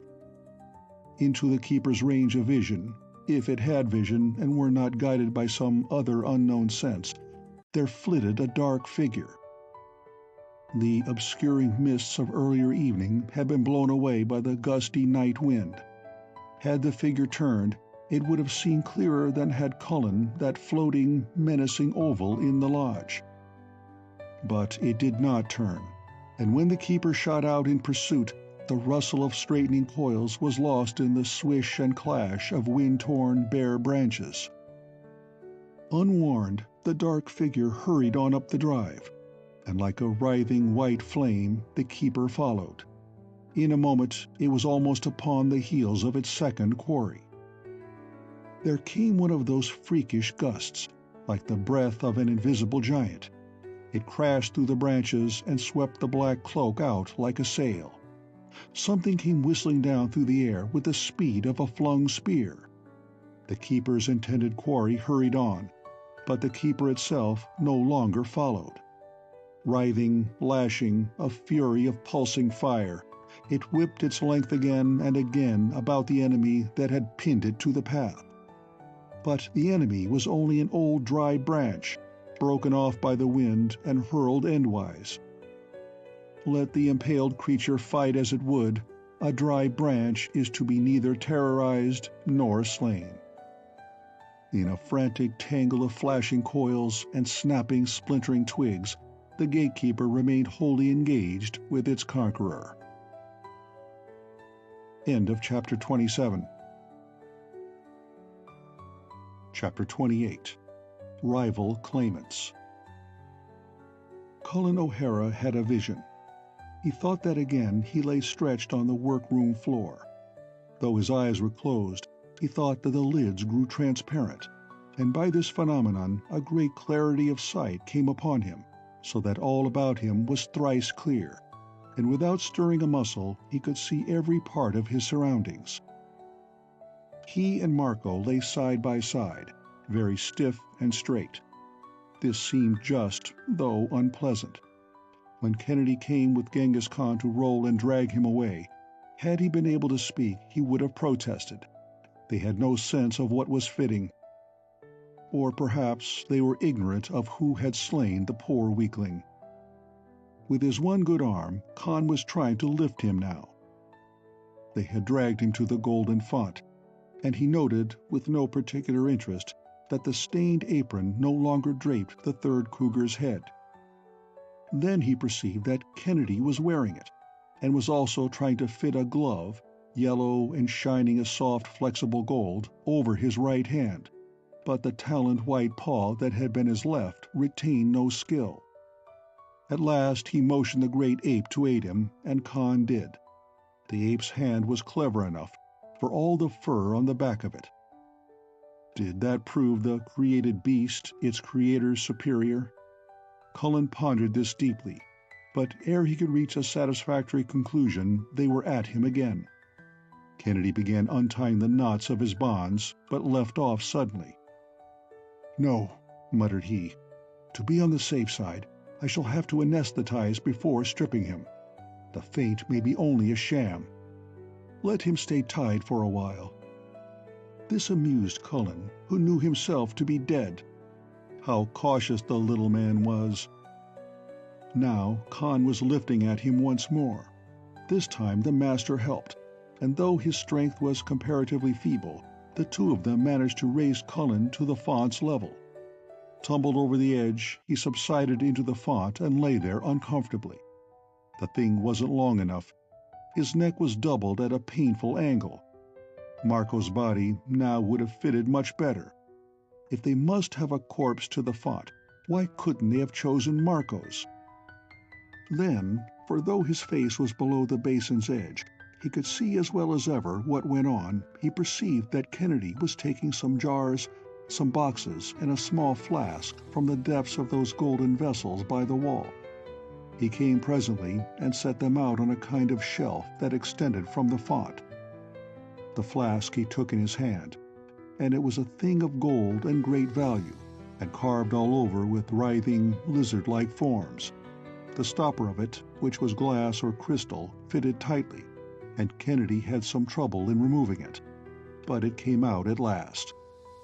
He sniffed, as if testing the freshness of the stuff it contained, smiled in unpleasant satisfaction, replaced the stopper, and set it down again. Then he stooped, and from the floor behind the font lifted a more commonplace receptacle, a large glass bottle, half filled with some kind of colorless fluid.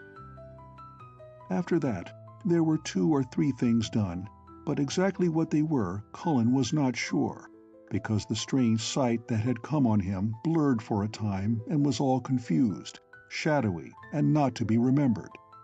Something was put over his face, he thought, and after a time taken away again. A sickish sweet odor oppressed him, hands fumbled about his body, and somewhere, very far away, a bell rang constantly. Then, clearer if possible than before, the sight returned. There was Kennedy still, but he had done with the bottle, and now he was for opening one of the small olden jars. As he did it, he looked at Cullen, and behind his beard the thin red lips grew to a smile that was ugly as a toad's without its honesty. Suddenly, with no moment's interim of thought or doubt, Cullen knew the meaning and the end of these preparations, and he knew that he was not dead, but only helpless, and that the slit-like, watchful eyes behind those round glasses were no longer Kennedy's, but the eyes of Nakaki-Atl, maker of goblins. With that, he who had been Archer Kennedy faded to nothing, and in his place stood the naked evil that had squatted on the dais. Smiling, it leaned to pass treacherous, caressing fingers across the victim's face. Cullen's spirit shivered, but all that was great in him rose to fierce rebellion. Never, never! What claim had that dark vileness upon him? But he could not even speak to protest, for his body slept. Then somewhere a low, clear voice was sounding. "Wait," it said softly.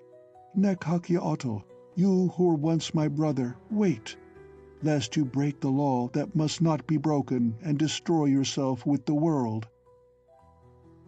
Cullen had thought the voice that of his dusk lady, but surely the demon had never been a brother of hers. His attention, which had been fixed on what hung over him, widened. The speaker, he discovered, was a tall youth, very slender, who stood before the font facing Nekhakiotl across Cullen's body. In one hand he grasped a staff, its serpent head curving out of a circlet of quail feathers. Of the speckled quail feathers was his cloak, and the round shield he bore on his left arm was rimmed with them. His face was very bright and beautiful, a kindly face too, with patient, smiling lips. But in the eyes a spirit lurked that made less incongruous the gaping, intolerant jaws of the serpent crest above it. And every plume about him flickered, wavering, as if in some draught that blew on him alone, for the air in the place was still. Looking beyond him, Cullen perceived that the floored space beneath the shaft had filled with thronging people. Very strange folk they were, and at the same time extraordinarily familiar. Like old friends in masqueraders' robes, he knew each one, and recalled the names of them in different lands. There was him whose flowing robes were woven of the beaded gray rain. White foam was his beard, and his eyes were like blue ice caverns. Tlaloc was he, Neptune, and Manannan, son of that great one who dwells forever invisible in the Slieve Fuad. But his robes were not all gray. At one side they were struck through to rainbow hues by another who stood behind him. That was Luch, the Shining One, Tonathiu, the Fiery One, Amen-Ra of the Egyptians, Apollo of the Greeks. Mestli, with his paler fire, was there, Sentiotl, who is Ceres and also Dana, mother of gods, Tlapallan with their flasks of healing, and Tezcatlipoca, merry of face and wreathed like Bacchus. They and many others of friendly appearance stood behind their spokesman, but a demon leered across Cullen's body, and the mouth of him was wide and cruel. "Shall I wait?" said Nekhakiotl. "Yes, for the man is mine, but yesterday he was claimed for me in Tlapallan."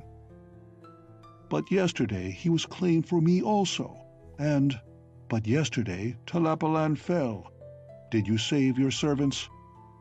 "Tlapallan's time was ended, and I might not save them. But death is little. I have fought for you for this man's life because I love him, but slay him now if you will, for my children do not fear death. Slay him and spare this other deed which is forbidden." "Did you forbid it when my white hounds roamed the hills?" "Your hounds served a sacred use, to guard Tlapallan. Moreover, in their making, only your power, not your spirit, went into them. Their violence was the clean violence that fights, but not for malice. For the sake of their origin, those hounds stood equal with the mighty guardians. But the hounds you send forth today are fouler than foul. Evil is their service, and their nature an infinite degradation." "They are as I wish them." "Then degrade beasts only, or such beasts as are human only in form. Claim service of your own, Black One, but this is my child. I have followed him through many lands, and I know him well.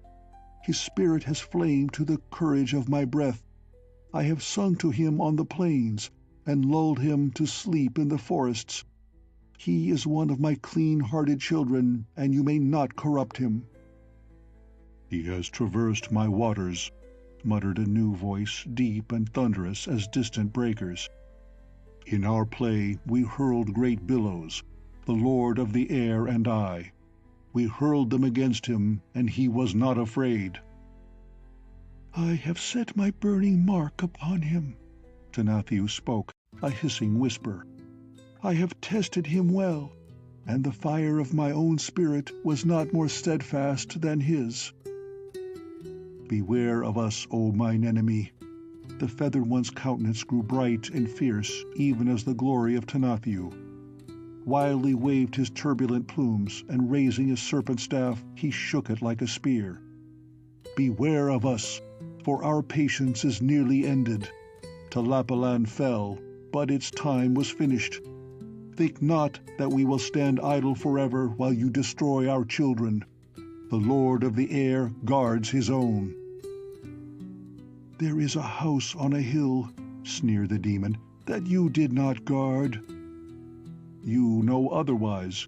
Not against me did you send your emissaries, but against this man, who had been claimed for me, and against his loved one, knowing that your own claim on him was false." "Not so false now as then," murmured Nakak-Yaotl.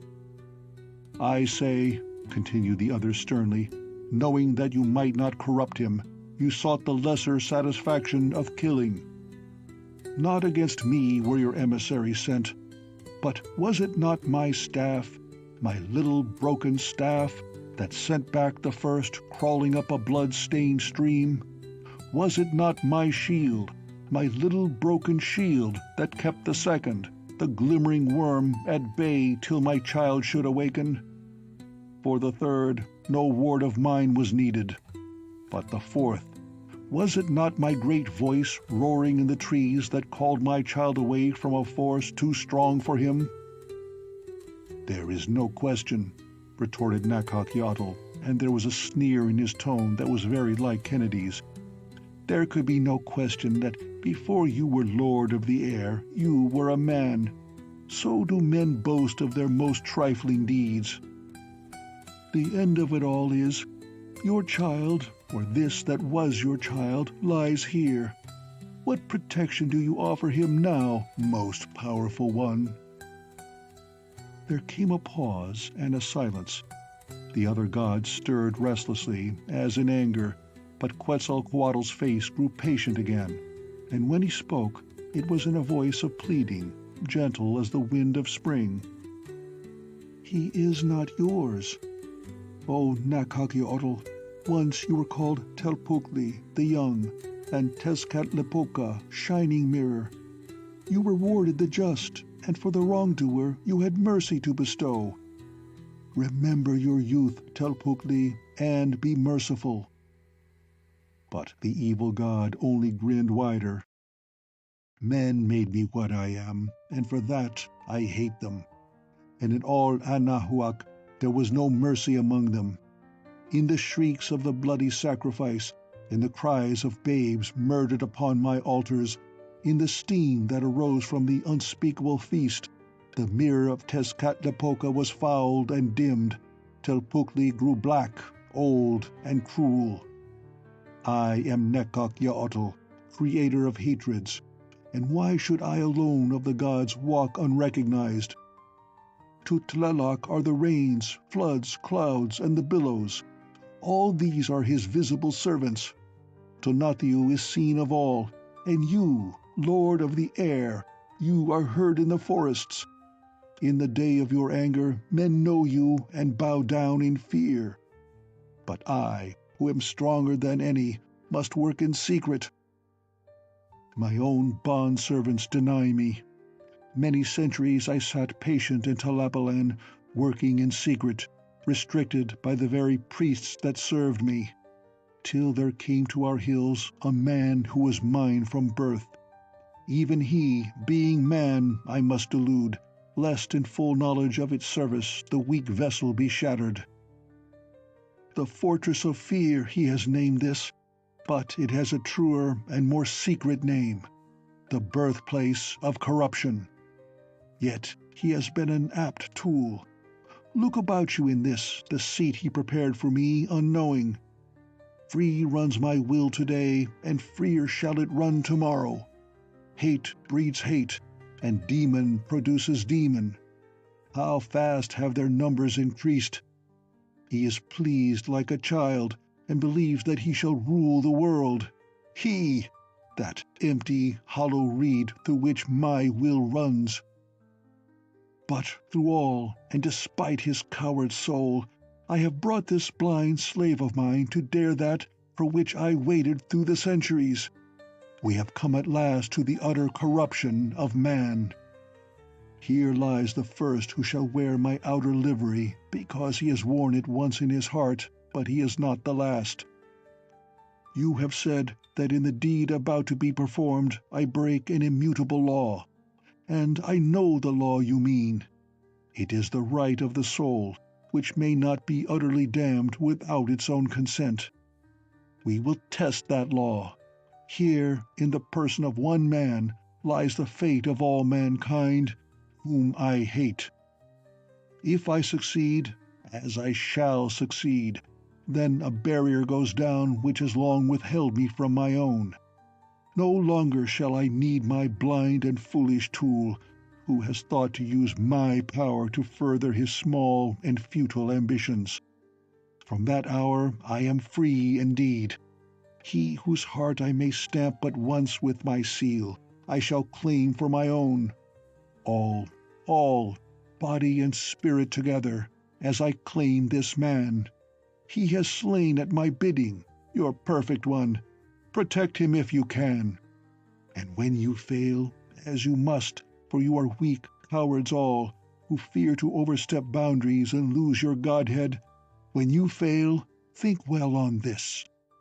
In the day of the full corruption, and when each hater shall wear the foul outer form of his hatred, who, think you, will be best worshipped of the gods? There was silence. Then the dull, distant breakers roared again. I am Tlaloc. I bear the ships of man. My rains water his fields. Shall I serve a race of demons? It may not be. Tenathiu went ruddy, as if he peered through storm mists. Shall I behold only devils as the world turns under me? It may not be! It may not be! The cry was echoed by the lesser gods, till one voice sang clear above the rest, the wind's voice, chanting forever round the world. It shall not be! Beware of me, O mine enemy! I am the lord of the air, without whom no thing lives. Fire, the pure, is my playfellow, and the whelming flood my friend. But ere ever I was a god, I was a man. Man is my brother. Better than all I love him. I am the song of his heart and the strength of his spirit. Courage am I, and hope, and the breath of the wild, sweet places. It is you who have flung down the challenge. It is I who take it up. Beware of me, O mine enemy, for the day of my patience is ended. The singing checked abruptly, and the god's face, bright and fierce even as Tenathiu's, darkened, grew dimmer. About him and all of them the mist closed in, obscuring the clearness of Cullen's vision. Like a premonition of evil, the dark mist closed and thickened. When the feathered one spoke again, it was in a mere whisper. Cullen could not be sure if he heard with his ears, or if the whisper and faint answering voice were equally in the bounds of his own brain. Claim your own, Nakakiotl, but not this man. It is forbidden. You cannot do it. Why not, pray? One of the rabbits that went to make the stalking terrors behind you could have been no more in my power than he is. No, retorted that dim voice. A rabbit, perhaps. Yourself, by all means. But a real man, no. You flatter him. Again, why not? It won't be allowed, that's all. Were you really the clever devil you think you are, you'd know it. The conversation had taken on a reminiscent tang that puzzled Cullen, and at the same time deeply depressed him. He had an idea, too, that just here someone should come in, and, yes, there lurched Genghis Khan down a lane open for him between the now barely visible ranks of the gods. Again he was dragging that unlucky and persistent corpse. Having laid it solemnly before the font, he somersaulted off like a black Catherine wheel to vanish in the mist. "Marco, and dead," said Nakaki-Atl. At the words, a soft, murmurous sound swept the mist, ice-mined mourning through a forest. "Dead," continued the demon, "by the angry hand of my servant." "By the just hand of mine," murmured Cullen's defender. "No, for he knew no reason to kill. I rose up in his heart suddenly, and lo, he obeyed me. Obedience is the test. Why should I not give my servant what form I choose?" Again there was silence. Cullen began to think that to the last question no answer would be vouchsafed, and his depression increased. He would have liked to hear it answered in some definite, satisfactory way that would have convinced himself as well as the demon. But now the vapors had swallowed all the friendly gods save the Lord of the Air, and his face changed yet more, changed and humanized, till suddenly Cullen knew it for the face of Maxatla, that young captain preferred by the Moth Girl on Tlapallan Lake. Striding forward, he laid a hand on Cullen's shoulder. "I claim this man," he cried in a stern, sweet voice that was unmistakably human. "I claim him in the name of the feathered serpent. Let any servant of Nakaki-Atl lay hand on him at his peril." And Nakaki-Atl answered, "You little fool! Unless you wish to lie in his place, go away. I am tired of having my work broken in on by a silly, superstitious girl. Now, for God's sake, if you know what's good for you, clear out of here and stay out." End of Chapter 28. Chapter 29. A Golden Flask. The Black God's reply to Maxatla struck Cullen as highly incongruous. He wondered what the young captain would say to it, and so wondering, opened his eyes. With the suddenness of a blow, the basin, that had been so obligingly transparent as his eyelids, shut in solid around him. The demon face above flashed back into Kennedy's, with its sneer and its enormous glasses. It occurred to Cullen that he had been dreaming. But he did actually lie in that golden basin, and there was actually a hand on his shoulder. By twisting his cramped neck a little, he could see it. If it were Maxatla's, however, that young warrior possessed marvelously delicate fingers. Desiring above everything to identify the owner of that hand, Cullen tried to raise himself.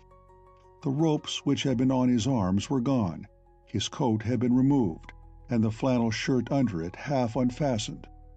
But though free of bonds, he was so weak that the Lord of Fear easily pushed him back and held him there. "Anesthetic wearing off," he heard Kennedy mutter, and then Maxatla spoke again. "I shall not go, not without my lord. Between us there is the golden thread that may not be broken." "What on earth are you raving about now?" "You are as discourteous as evil," she retorted quite calmly.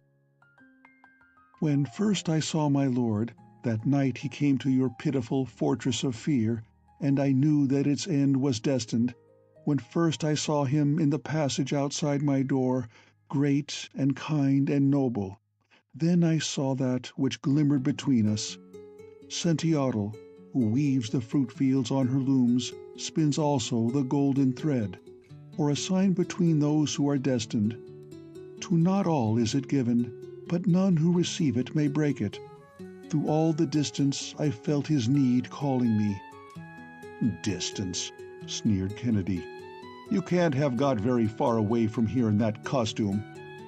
"I have been far," was the retort, given with placid dignity that nothing could shake. "For my dress it was woven for me by the Lady Astrid. my own dear mother, ere she was taken home by the gods. Into it she wove many charms of love, and because of those charms, while I wear it, no great harm may befall me."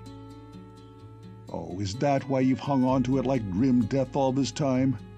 Lord, I never find out anything about your actions without uncovering a new superstition. You'd be an interesting study, if I had time for it. Now, before you clear out of here, tell me in 3 words where you have been. And, by Jove, you know what killed Marco.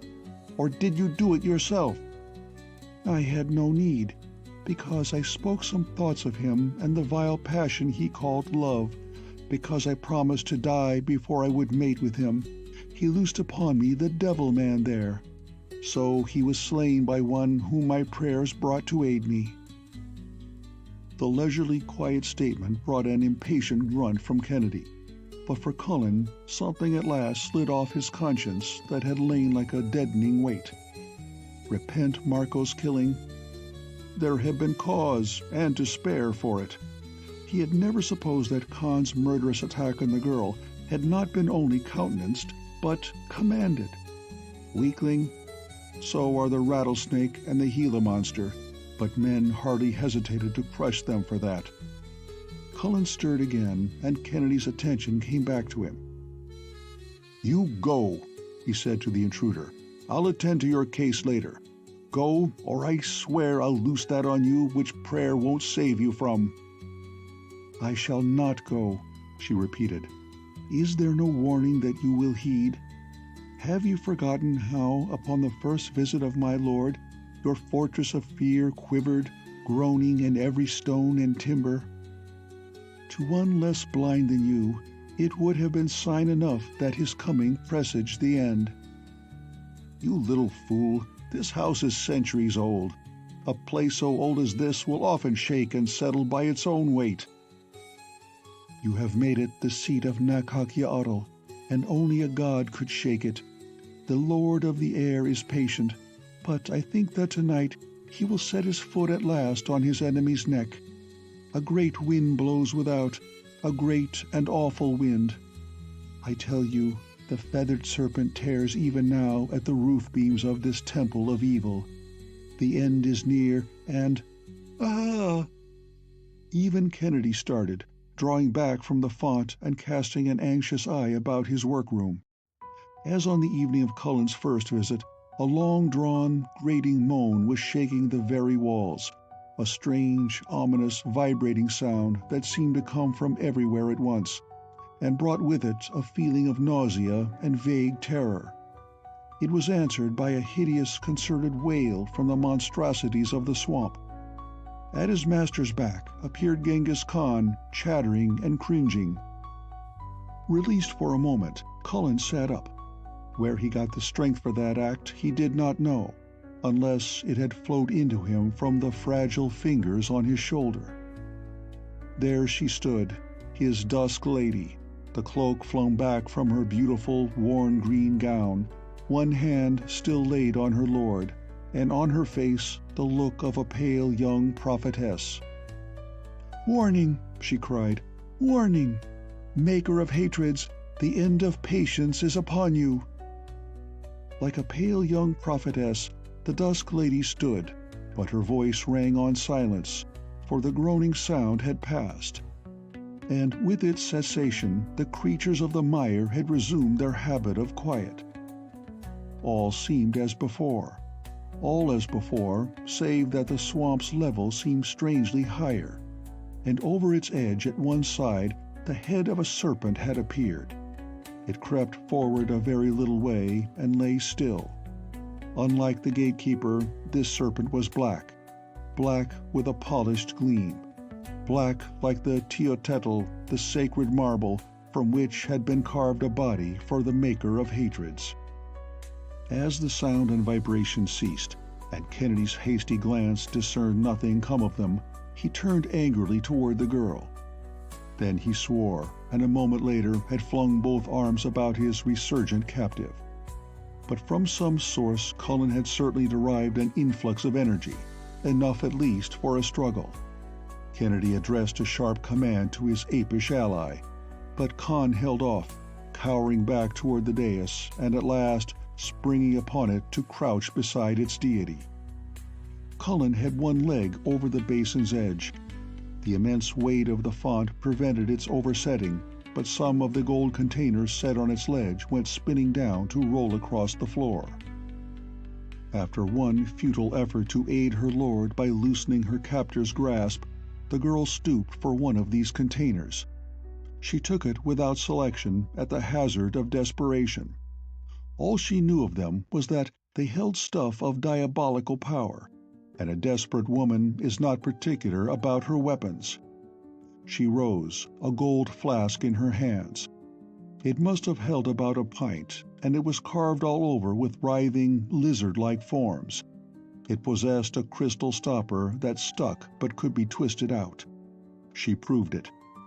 Meantime, the Lord of Fear recalled that he had other servants than Khan, and raised his head, mouth open for command.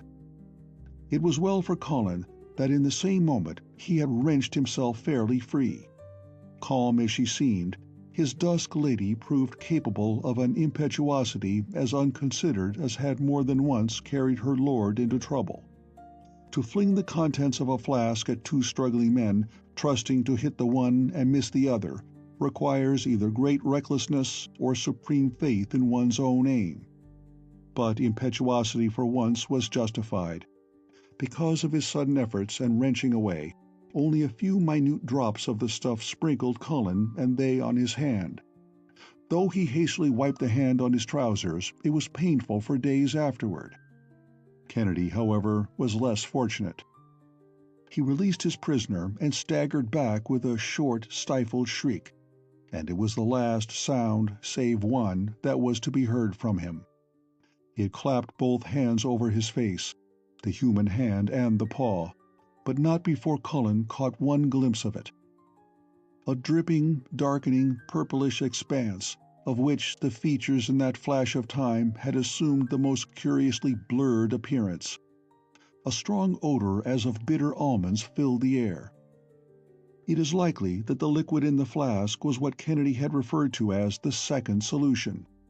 Very probably the application of it in this wholly unscientific manner would not have produced the beautiful results that he so much admired. The question, however, is theoretic, for as a subject of this variation of process, he did not last long enough to be termed a decisive experiment.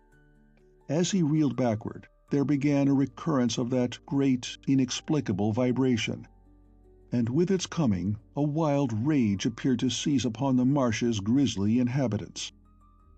Transmuted or not, they retained the instinct of beasts to sense disaster, and if they had any share in the intellect of man, they displayed it now by behaving as man does in a panic. The rage that gripped them was of fear, not malice.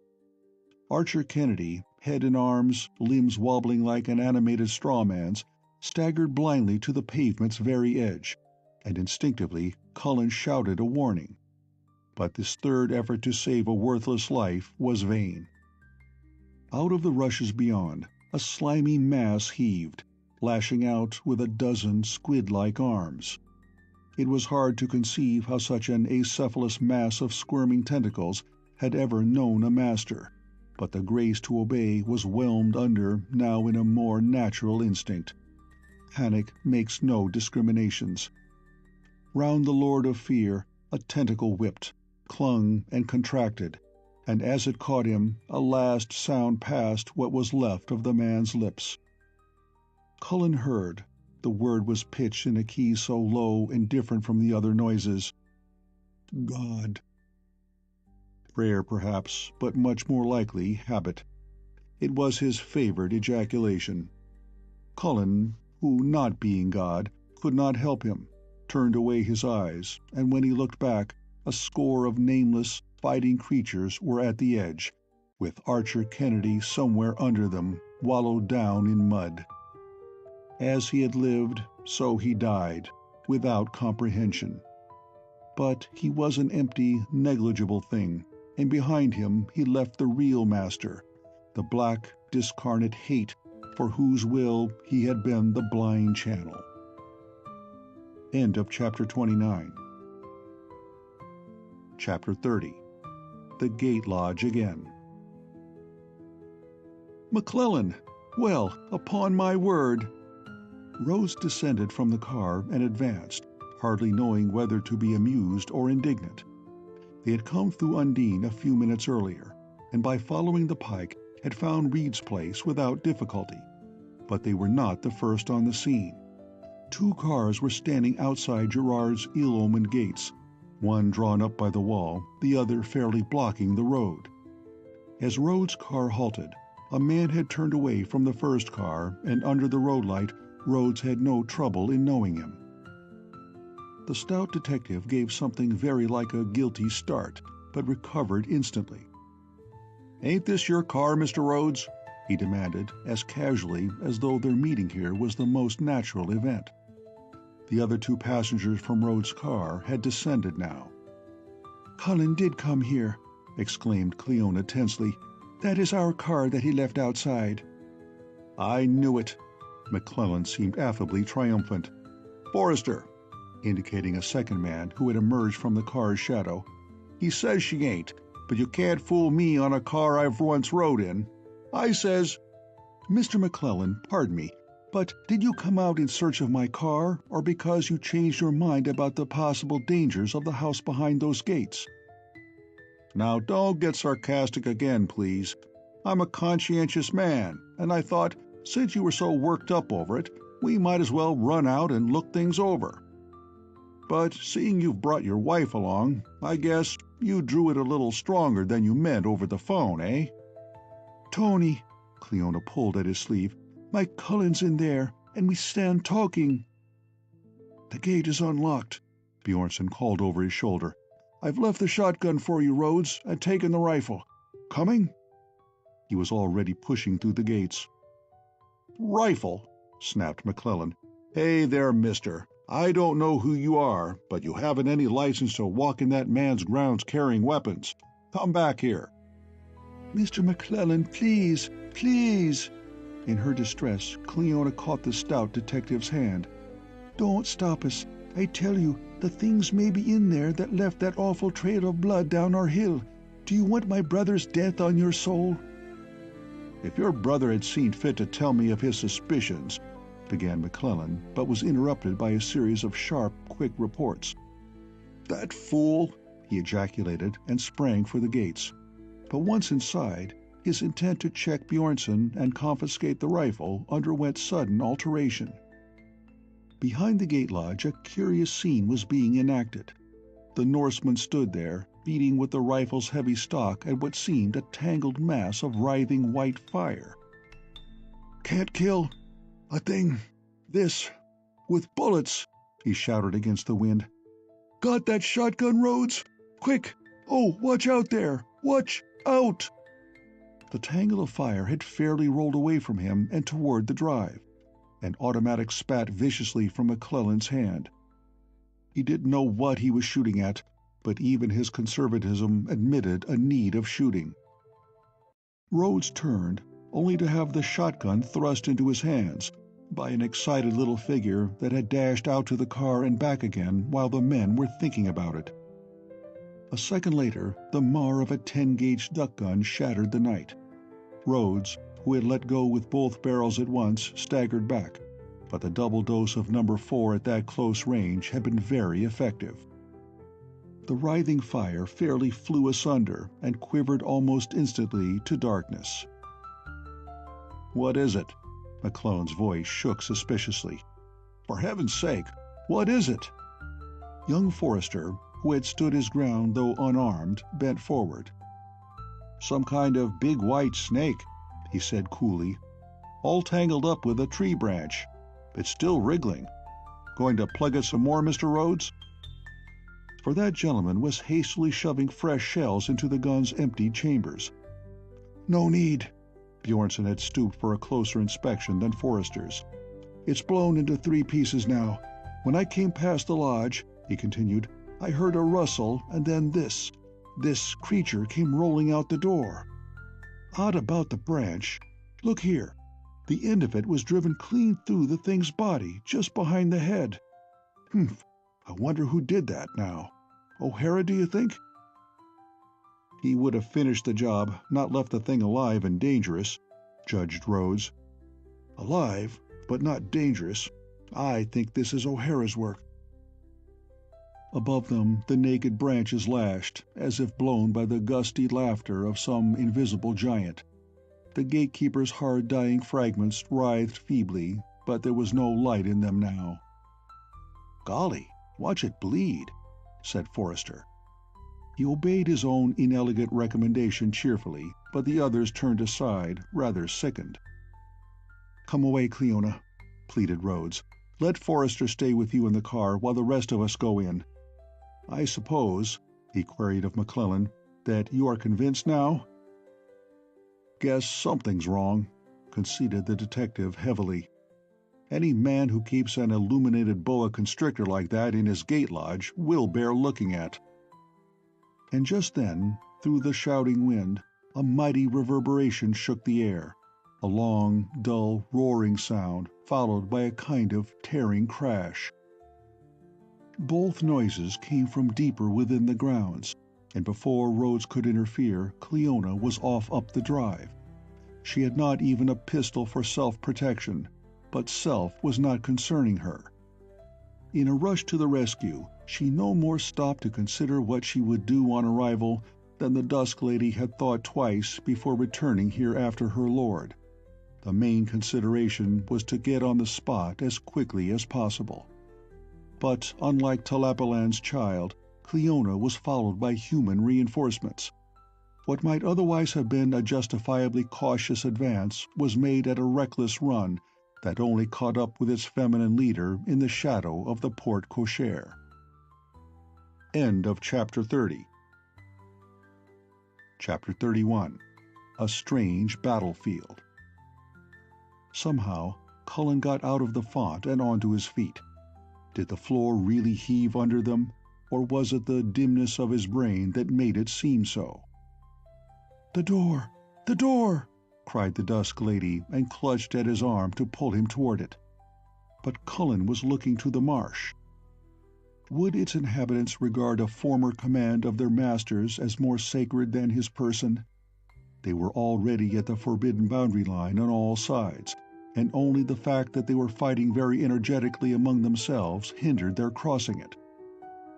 The idea of weaponless flight with such pursuers at their heels was unattractive to Cullen. His eye fell on the spade lying in the golden chest. It was leaf-shaped, pointed, and looked heavy. Rather unsteadily, he made for the only weapon in sight, and in the act perceived a new development. Out of the marsh, not one black serpent but a dozen were invading the solid pavement.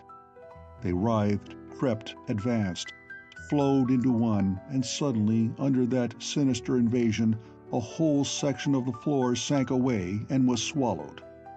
Cullen cried out wildly, "The marsh! 'Tis the devilish marsh itself coming in!" But he was wrong. Not the marsh, but what had flooded the marsh was carrying its mire across the floor. The ooze was no longer taking the form of exploring serpents, but coming on in long ripples, like water over breaking ice. And not the floor alone was affected.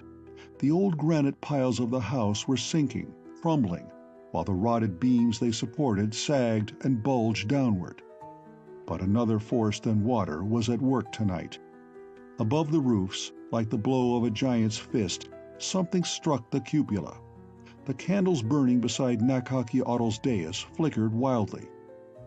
Cullen felt a great blast on his cheek and looked up to see night sky roofing the shaft, stars obscured by scudding vapors of cloud.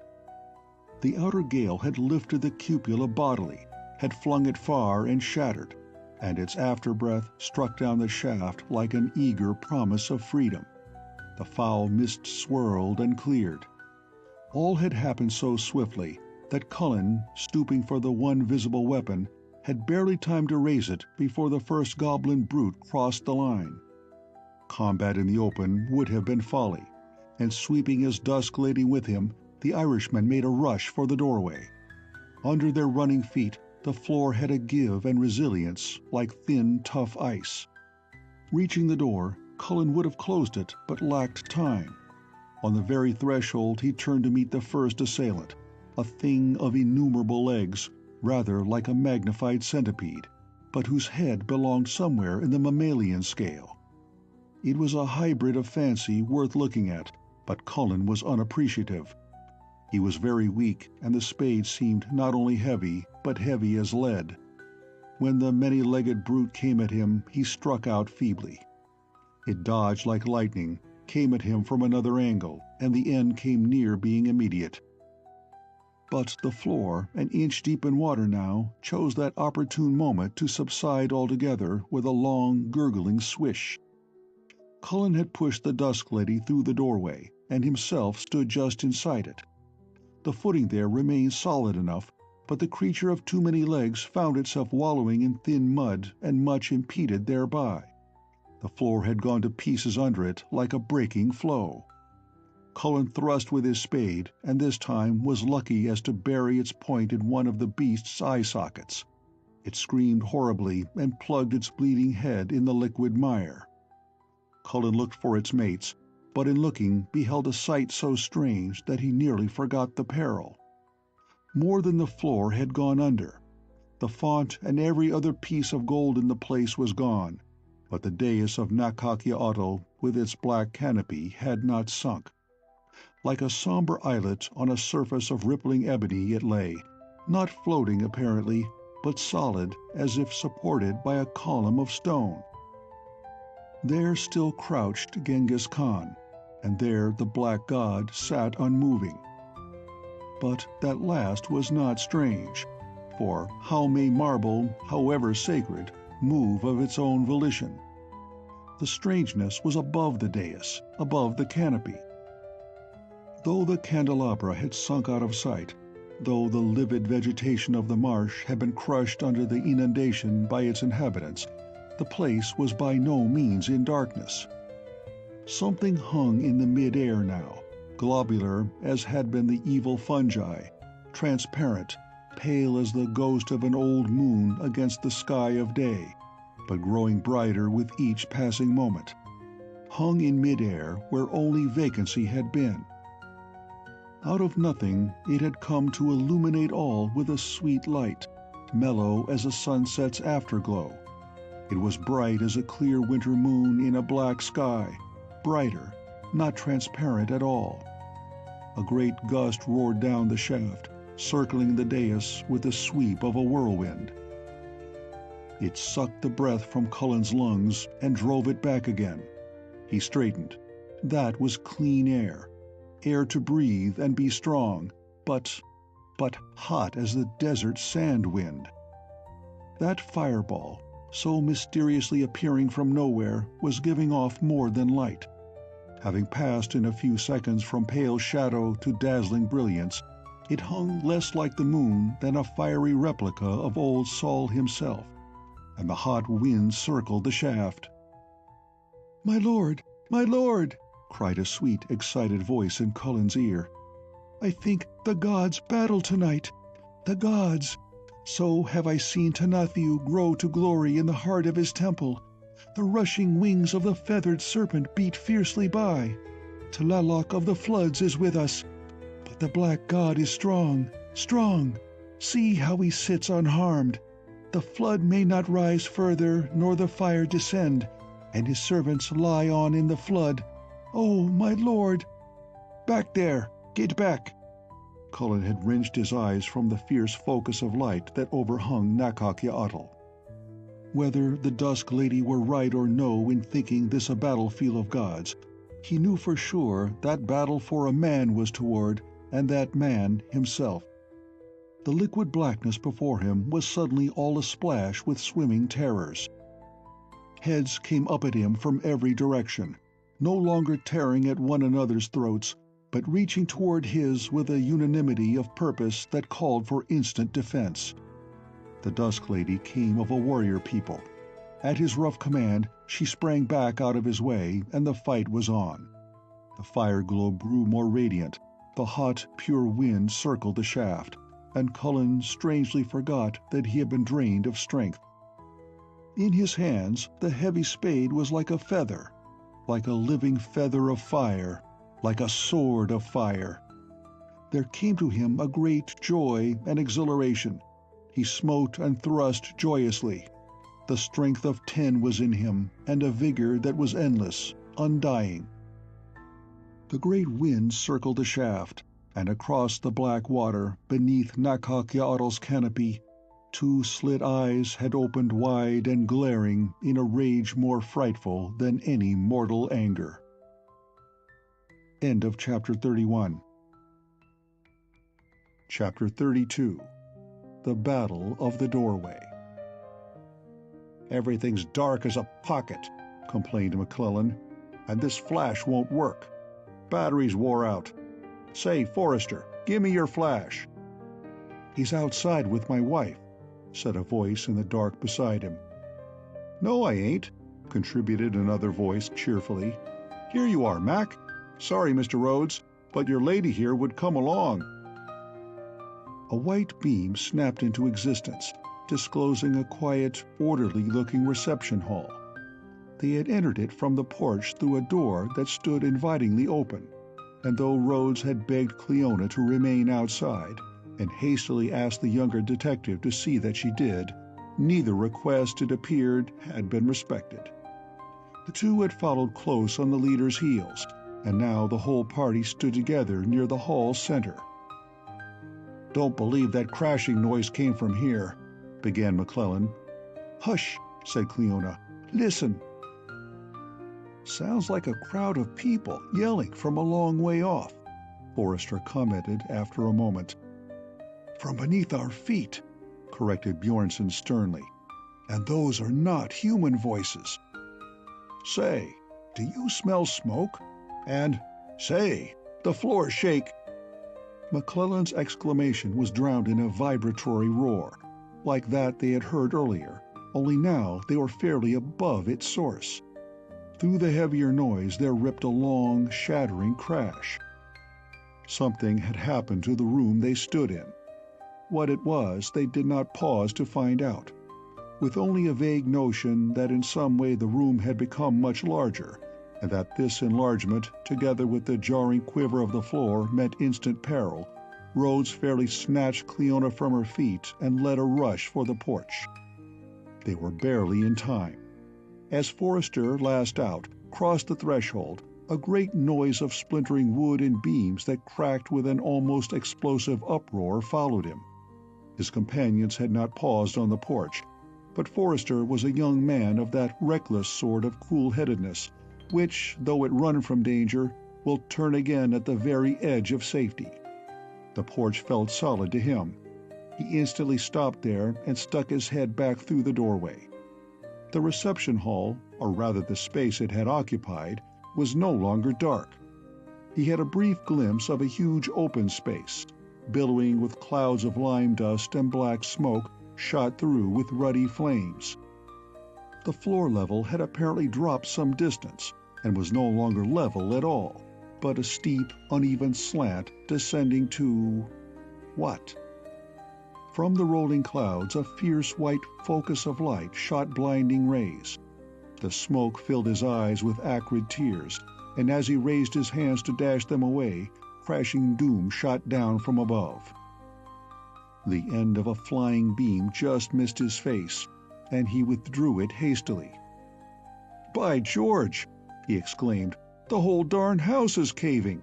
and thrust his head forward for further news. Then a heavy hand jerked him away from the door and off the porch. "Come away from there, you fool!" yelled McClellan in his ear. "That wall will go in a minute! Don't you know enough to stand from under when a house falls in?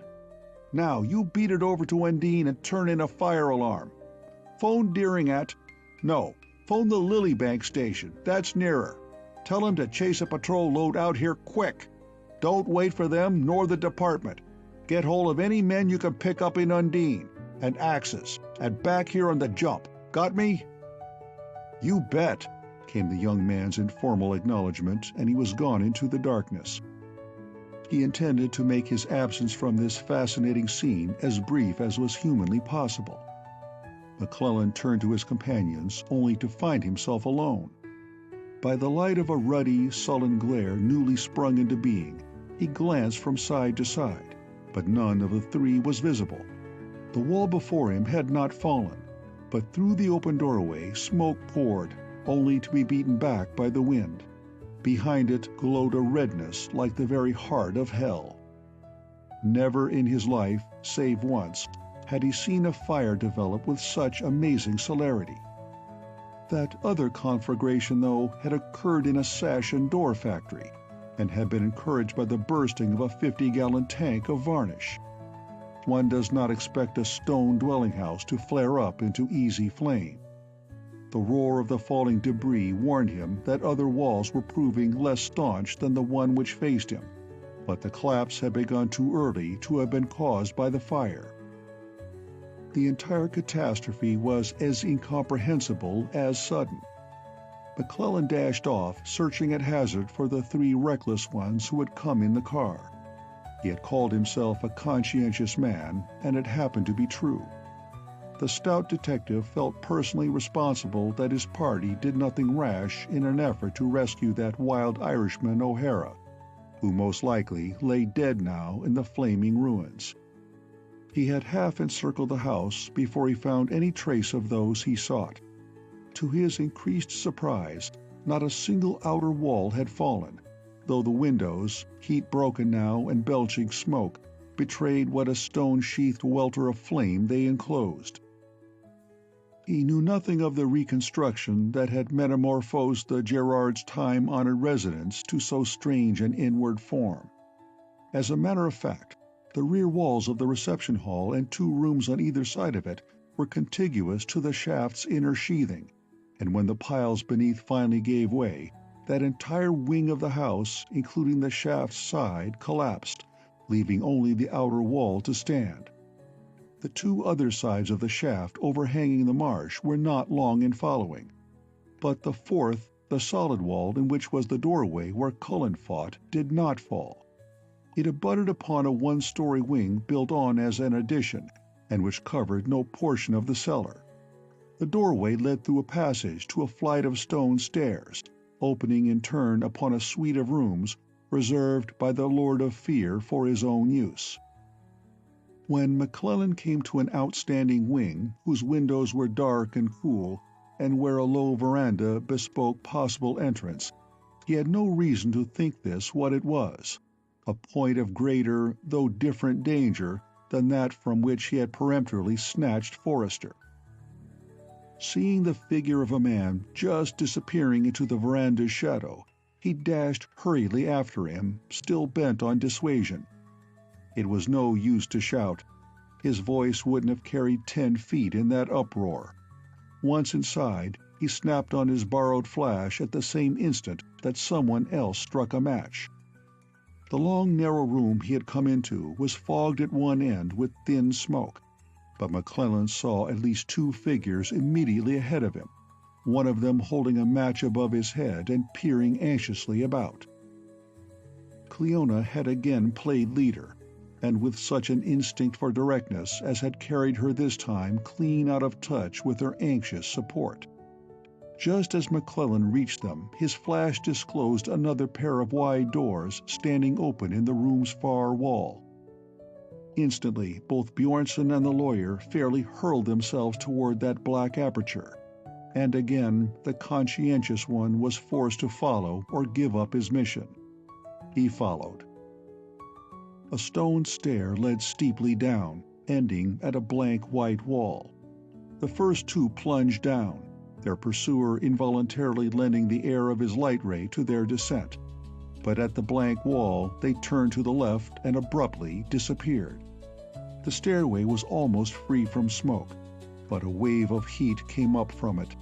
It occurred to McClellan that he was quite possibly about to immolate himself at the altar of other people's recklessness. He hesitated. The air shook to a heavy concussion.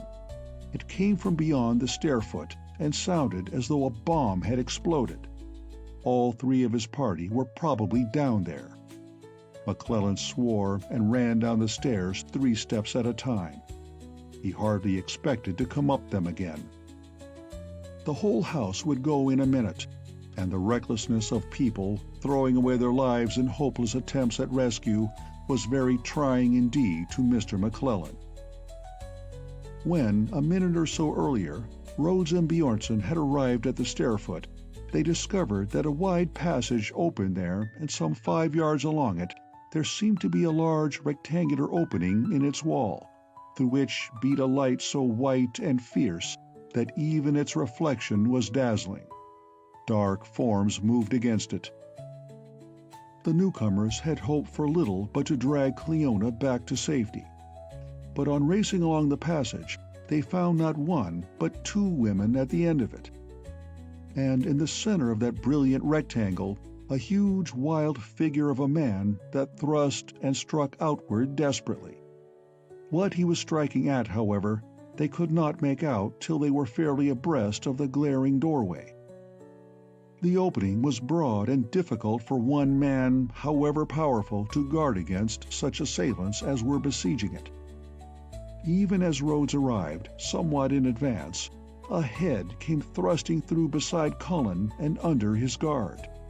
It was a frightful thing, that head, slimy and dripping, large as a lion's and hideous as a gargoyle's.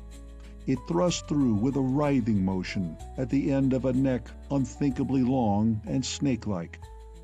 The once skeptical lawyer didn't stop to consider whether what he saw was possible. Again, both barrels of the duck gun spoke together. That explosion was what McClellan had heard, re-echoed by the walls of the passage, and it announced quietus for at least one more of Kennedy's recreations. Hard dying they no doubt were, but the charge of a double-barreled shotgun at a range of an inch or so is a mighty queller. The neck, with what was left of the head trailing, slid laxly back. Cullen thought the passage was falling behind him and turned, but as Bjornson shouted, "All right, we're with you!" he lunged forward again, content to accept reinforcements without stopping to ask why or whence. Bjornson sprang to one side of him and Rhodes to the other. Shoulder to shoulder, they stood across the doorway. The light was blinding and the heat terrific. Half seeing, they shot and hacked at swimming enemies whose diverse loathsomeness was only equaled by their ferocious determination to pass that doorway. Beyond a 12-foot wide area of hot black water, where the recreations thronged, towered a heap of blazing debris that sent its roaring flames and smoke to the very height of the fortress, sucked up by the rushing wind. At the center of the heap was that fierce white focus of light which Forrester had observed and which it seemed no smoke could obscure. Below that again, it was terribly hard to see anything, but Rhodes thought a darkness was there, as if in falling the beams and walls had made a sort of recess of cavern beneath themselves. And even in the midst of battle, the young lawyer became gradually conscious of a dread worse 100 times than the facing of all the racing beastliness they fought. The fancy came on him that something hid in the sheltered darkness, something living but that had no right to life, something vague in his thought of a smoke cloud and definite in terror as the bogies of childhood days. Bjornson shared the impression, but with a difference. He knew that the darkness was a recess, and the recess a lair, and that what peered forth from it lived without the grace of flesh and blood, which made even its distorted creatures endurable to think of. But if there is an evil which is not only of the flesh, so also there is a courage. Knowing, he fought on. Ammunition quickly exhausted, the weapons of Cullen's allies were soon less efficient than his spade. There was little room to swing a gunstock, but now the attack began to seem less vigorous. The black water steamed hot vapor. One or two of the monsters that had been neither shot nor smitten disappeared to rise no more. With scorching face, Rhodes thanked God for the heat, if it were weakening the enemy more than himself. Probably it was because they were in the water and the doorway on a higher level. No, that was absurd. Heat rose upward. The shotgun stock landed fairly on the forehead of a neckless, fat-faced abnormality, with the tusks of a wild boar and a frontal carapace that should have been impregnable. It crushed in with ridiculous ease, and the stock flew in a dozen pieces. Rhodes laughed. He had not struck very hard. The heat was terrific. It had softened the beast's skull, no doubt, and the walnut stock of his gun. With the barrels he foiled a clever, monkey-armed fiend reaching for Cullen's ankle to pull him down. The barrels, too, bent in shattering that arm. The heat, of course. How lucky it was that he himself did not feel at all weakened, any more than his companions.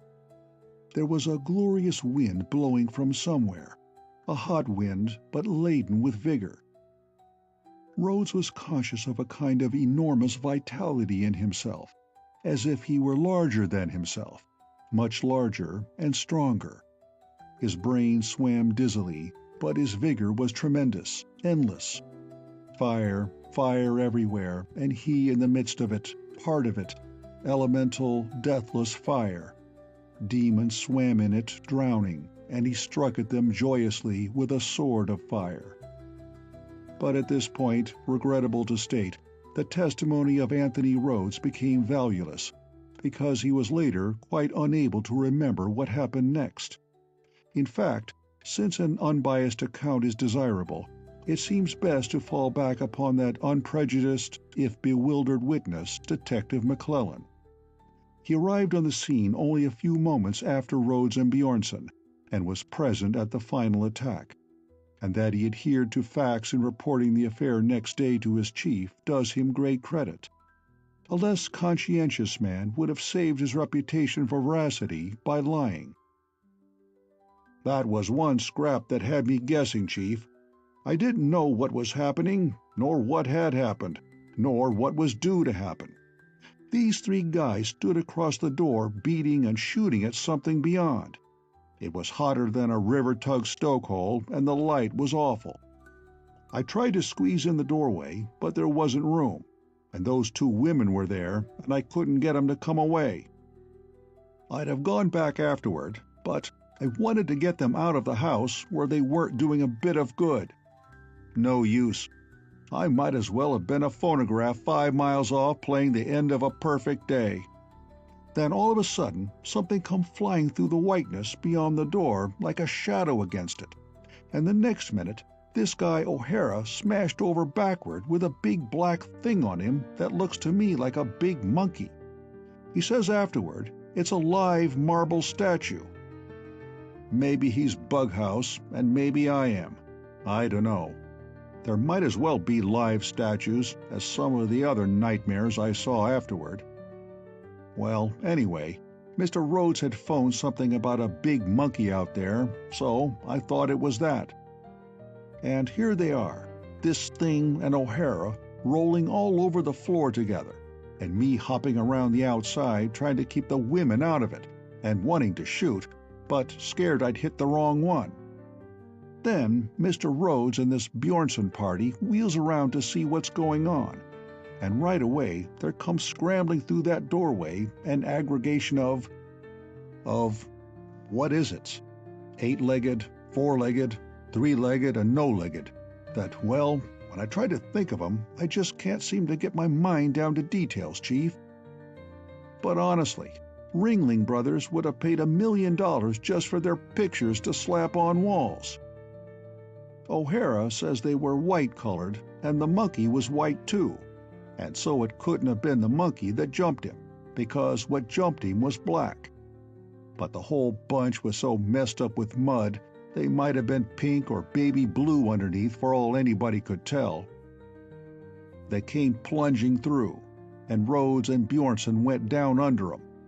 I was clean at the passage, understand, trying to keep those two women out of it, and we just missed being trampled under. For a fact, the brutes didn't pay any attention at all to us, They weren't fighting mad, they were fear mad, with the fire behind them. I don't know how many there was. There might have been a dozen, or there might have been more. The last one, it was a thing like a kind of spidery cat, and big as any tiger. It jumped clean over the fellows on the floor, and the rash was over. But I could hear the brutes yelling and tearing each other up the stairs, even over all the other racket. I'd emptied my gun as they went, but it might just as well have been a bean shooter for all the good it did. I didn't reckon to see any of those 3 guys that had been tramped under get up again. But when I looked, darned if the Irishman and whatever it was he was scrapping with weren't tumbling around just the same as before. Too busy to know they'd been run over, I guess. And this Bjornson, who I must say is one of the gamest old guys I ever met, he was just scrambling up. But Rhodes didn't get up, because he's got a busted leg. Bjornson, he looks around kind of wild, with the blood streaming over his face. And then darned if the old whitehead don't jump into that fight to a finish between O'Hara and whatever it was. I'd shoved a fresh clip in my gun and was willing enough to take a shot. But, say, Chief, if you'd seen that scrap, you'd know why I hated to mix in personally. If I'd see a man scrapping with a full-grown gorilla, and maybe that's what it was, I'd pot the gorilla if I could, but I'll be darned if I do what Bjornson did. As I says before, he jumps right in and grabs the thing around the neck, trying to jerk its head back. He lasts about 5 seconds and then got his. At the time, I couldn't tell just what had happened, but it seems the brute had its teeth comfortably clamped on O'Hara's shoulder and didn't take kindly to interference. It let go, and its head came back all right, and the same minute, it gave Bjornson a left-handed sideswipe that landed the poor guy about 10 feet away. Then it got back to business. But just that few seconds had given O'Hara his chance.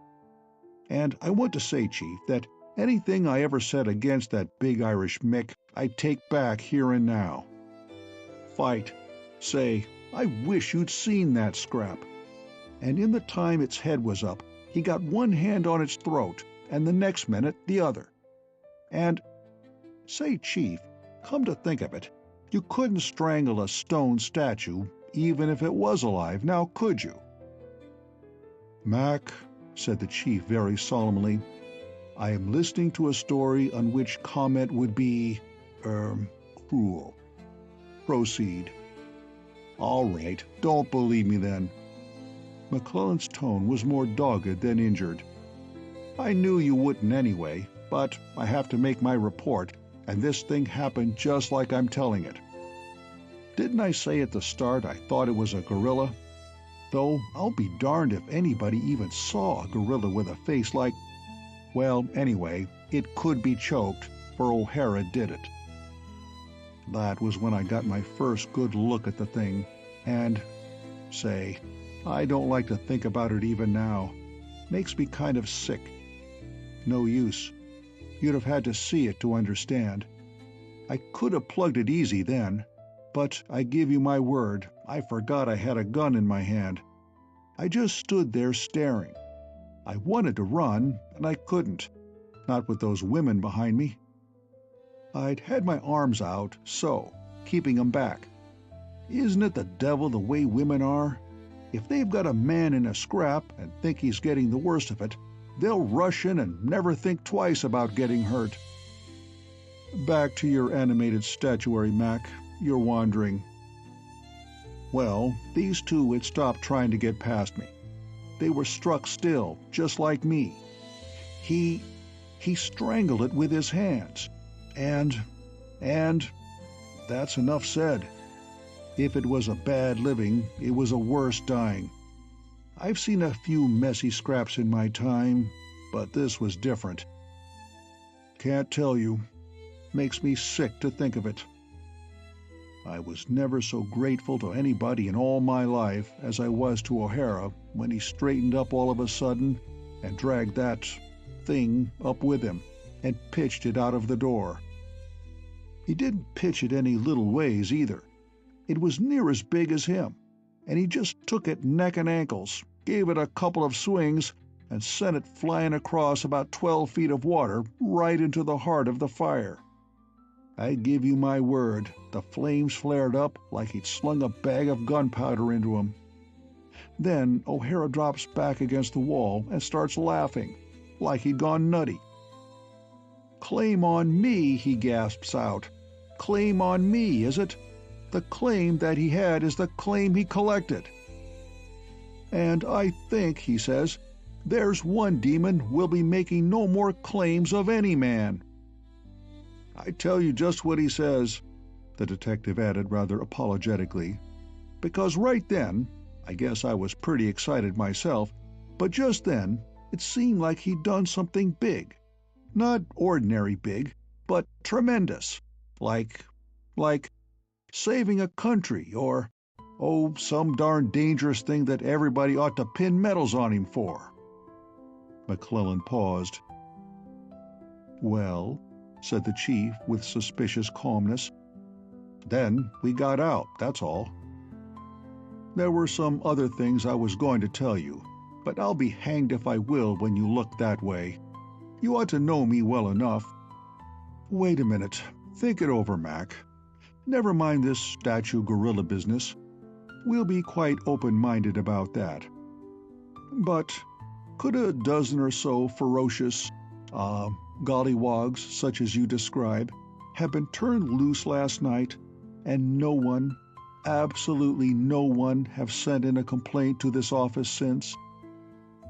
"I didn't say turned loose," retorted McClellan gloomily. "Oh, not turned loose. Adopted as pets, perhaps, by the neighbors? Chief, I'm done. I knew how it would be, but I'm a conscientious man. You ought to know that." "You haven't answered my question."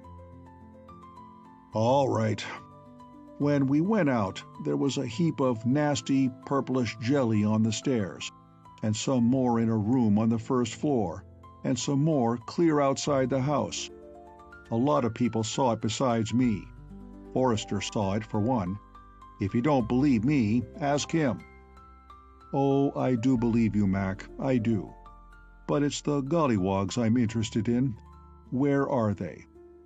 "All right, I'll tell the rest then. The fire flared up, like I said, and that passage was no place to stop and chin in. O'Hara and me and these two girls, who sure are plucky ones, we carried out the wounded between us. Funny, that was a regular reunion down there in the middle of the fire, but nobody had time to be sentimental then. I told you already that this Mr. Bjornson claims to be the father of the girl everybody round Undine had thought was Miss Reed and crazy.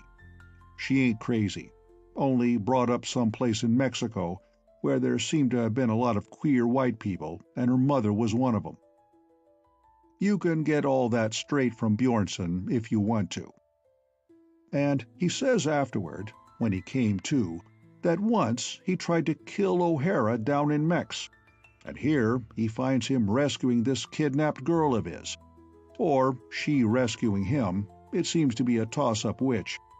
And O'Hara says he don't care a whoop what happened 15 years ago, just so he gets old Bjornson for a father-in-law now.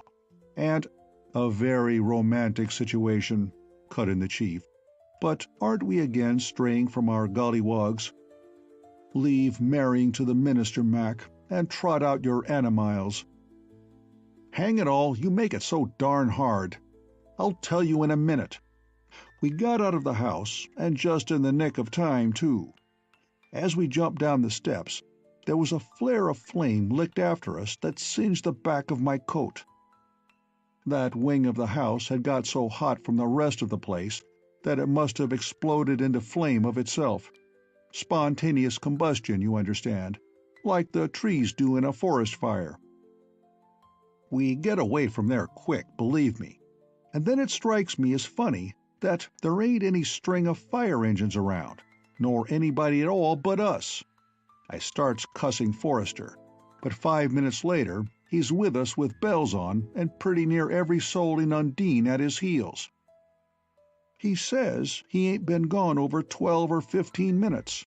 He was right, too, but it had seemed more like 15 hours to me, straight. Of course, they couldn't do much with the fire, even when the department got there. Besides the start it had, a water main had busted, and they couldn't get any water till they hitched up hose clear into Undine. Well, O'Hara was all messed up, and his shoulder in awful shape, and Mr. Rhodes with a busted leg, and poor old Bjornson so shaken up he couldn't walk. There was a doctor came over from Undine with the crowd, and he fixed him up temporary, and having 3 cars handy, it was no trouble to get him home. I says hospital, but they were all set on going to Rhodes' place, so of course the doctor and me gave in. I wanted answers to a few questions, so I went along, and just as we pulled out, they got the water on the fire at last. But O'Hara says to me, they'd best let her burn out, and at that the ruins of it should assay 50-50 pure gold and devilishness. I wish joy to him that gets it. I says, I'm proud to have known you, Mr. O'Hara, but I wouldn't want any gold that came out of that cellar. And he says, you're a man after my own heart, McClellan, or you'd never have been in at the finish like you was. It wasn't gold that drew you, he says, and I know fear didn't drive you. And as the same may be said of all of us, I'm thinking Mr. Kennedy was mistaken. For a man to judge the whole world by himself is a dangerous matter. But, he says, the Black God was another matter entirely.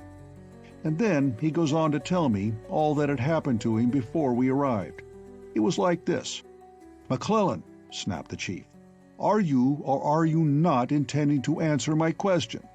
What became of the animals you say escaped ahead of you from the cellar? The stolid detective clenched his teeth despairingly, but dared evade no longer. When Bjornson came to, he muttered, after we got him out, he says those heaps of jelly we passed on the stairs and round were the gollywogs, as you call 'em. O'Hara, he talked to the fellow that was killed, one of the 2 fellows, Kennedy alias Reed, and claims they've been turning common harmless rabbits and cats and such into jelly life and then making 'em over into these regular hellions of brutes. And Bjornson figured that when O'Hara choked the life out of Nakok Yotl, or some darn name they teed the statue by, the beast all slumped back into jelly again. I tell you, I don't say anything's true, but just what I saw with my eyes. Exactly, and now I no longer blame you, Mac, for darkly concealing the gollywog's sad fate. So you go home and go to bed. End of Chapter 32. Chapter 33. As One Triumphant. And here, rightfully, the story ends, with the end of what was either a very singular biological experiment or the most extraordinary and sinister invasion by which the race of man was ever threatened. The rest is all surmise, conjecture, the muddling work of many divergent minds. The burning of the old Gerard place, together with what was later found in its ruins, and the strange story of the fire survivors, caused considerable excitement at the time and started some controversies of which the ripples have not yet quite subsided. The unpleasant heaps of purplish jelly outside the house had rotted clean away by morning, and had been absorbed by the earth past analyzing. It seemed probable to the world at large that the jelly, if it had ever existed, had no connection with the beasts, admitting that they had existed, and that the latter had perished in the fire and been utterly consumed, even to their equally problematical bones. The fact that 2 alleged human corpses had also vanished could not, however, be explained in this manner. O'Hara testified that the bodies of both Marcozuma, alias Marco, and Archer Kennedy, alias Chester T. Reed, had sunk in the flood, one having been already lifeless and the other perishing beneath the fury of his own handiwork. It seems to reason that bodies immersed in mud or muddy water would be safe from the incineration. A number of other things were found in said mud, but no bodies. Ergo, Mr. O'Hara was mistaken. No bodies had ever been there. By part of his own testimony, he had spent at least a portion of his evening's captivity in a dreamy and semi-conscious condition. No doubt this accounted for much that was, well, slightly incredible in the Irish gentleman's testimony. The lady from Mexico, too, was no doubt pardonably mistaken. In moments of excitement, delusion is easy. The Irish gentleman, for instance, believed that he had broken Marco's neck 24 hours previous to the fire. No doctor was present. He merely assumed that the man was dead on the strength of his own unprofessional judgment. What more likely than that? O'Hara's back turned, Marco rose and walked away. And Kennedy, in all probability, escaped from the burning house alive and comparatively uninjured. Quite likely, master and man were now in hiding together, and it was recommended that the police bestir themselves and rout them out. Sven Bjornson, however, disagreed with the world, though he confided his opinion to none but sympathetic ears. He based it on the fact that every one of the jars, boxes, and other golden vessels dug out of the mud were found open. Even he declined to surmise what force had opened them, and thus destroyed every particle of their diabolical contents. But for a time at least, the flooded cellar must have been highly charged with this stuff. He knew for a certainty that, exposed to air or impurities, it lost power quickly. The men who dug in those ruins were safe enough, but to Bjornson it was not strange at all that no bodies were found there. They were present, but dissolved as utterly as though the mire had been a kind of temporary quicklime. There being no corpus delicti, Cullen was spared a trial for manslaughter, justifiable or otherwise, and it cannot be truthfully said that he was sorry. He and his dusk lady were really very much in love, and it is a pity to be wasting time in jail or law courts when one wishes to be on one's honeymoon. As it was, the investigation was tiresome enough. It ended at last in clouds of doubt, with a few bright spots of definite decision. A burst water main was found to have caused the flood. That, together with the weakening nature of the building's reconstruction, had brought on its sudden collapse. And the insurance people, after deep pondering, set down the fire as resulting from faulty insulation and crossed wires, a favorite explanation for otherwise inexplicable conflagrations.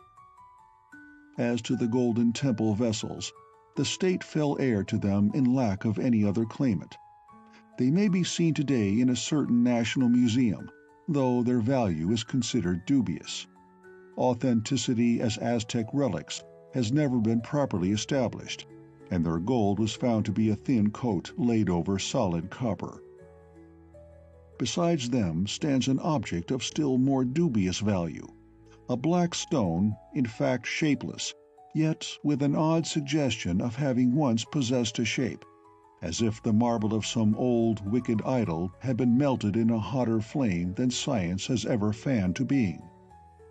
But there is nothing terrible about it now. It is just a black stone.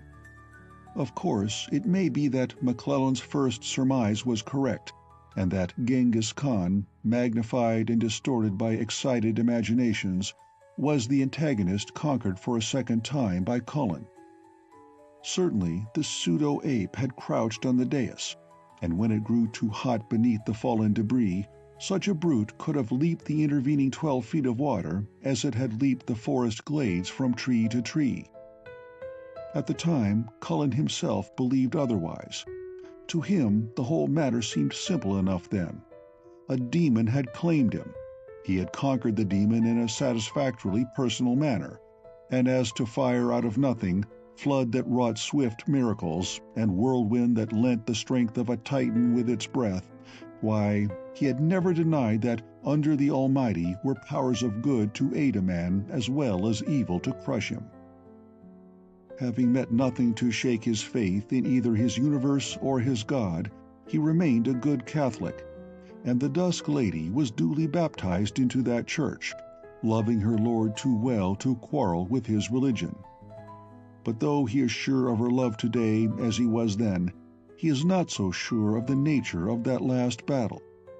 After meeting the 1,001 contemptuous arguments hurled at their heads, he and his companions became at last sure of nothing about it except that he strangled something and flung it into some kind of fire. And so, of the most somber actor in a very strange drama, little remains but a shapeless stone and an uncertain memory, and that ever growing more dreamlike as it recedes into the past. But on that night of nights it was not like a dream at all. It was clear and bright-like, as had been the sight of Tlapallan to Cullen. And when those six first emerged from the burning fortress of fear, they had no more doubt of their adventure's sinister nature or of its reality than they had a few moments later of the last strange sight of all, though that was more glorious than sinister. It was a vision all shared, from McClellan starting on an angry mission in search of Forrester, to Bjornson just opening his eyes, safe and with his daughter's arms about him. They were among the trees then, some distance from the house. Rhodes lay groaning with the pain of his broken leg, and Cleona had his head in her lap. Cullen, very sick and dizzy, with a mangled shoulder and various other wounds, was leaning against a tree and wondering how a man could have the strength of 10 one minute and be weak as a kitten the next. And then it was that McClellan stopped in his tracks with a sharp cry of amazement. The others looked where he pointed. Above the fortress of fear the fumes roared high.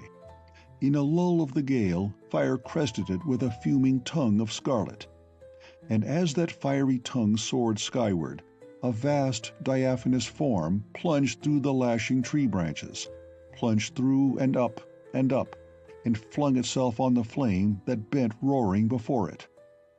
A vast, impetuous shouting form, of turbulent plumes and a face of undying youth. Quetzalcoatl, Lord of the air, the wind, the victorious wind. Ah, that pure and violent one, gently,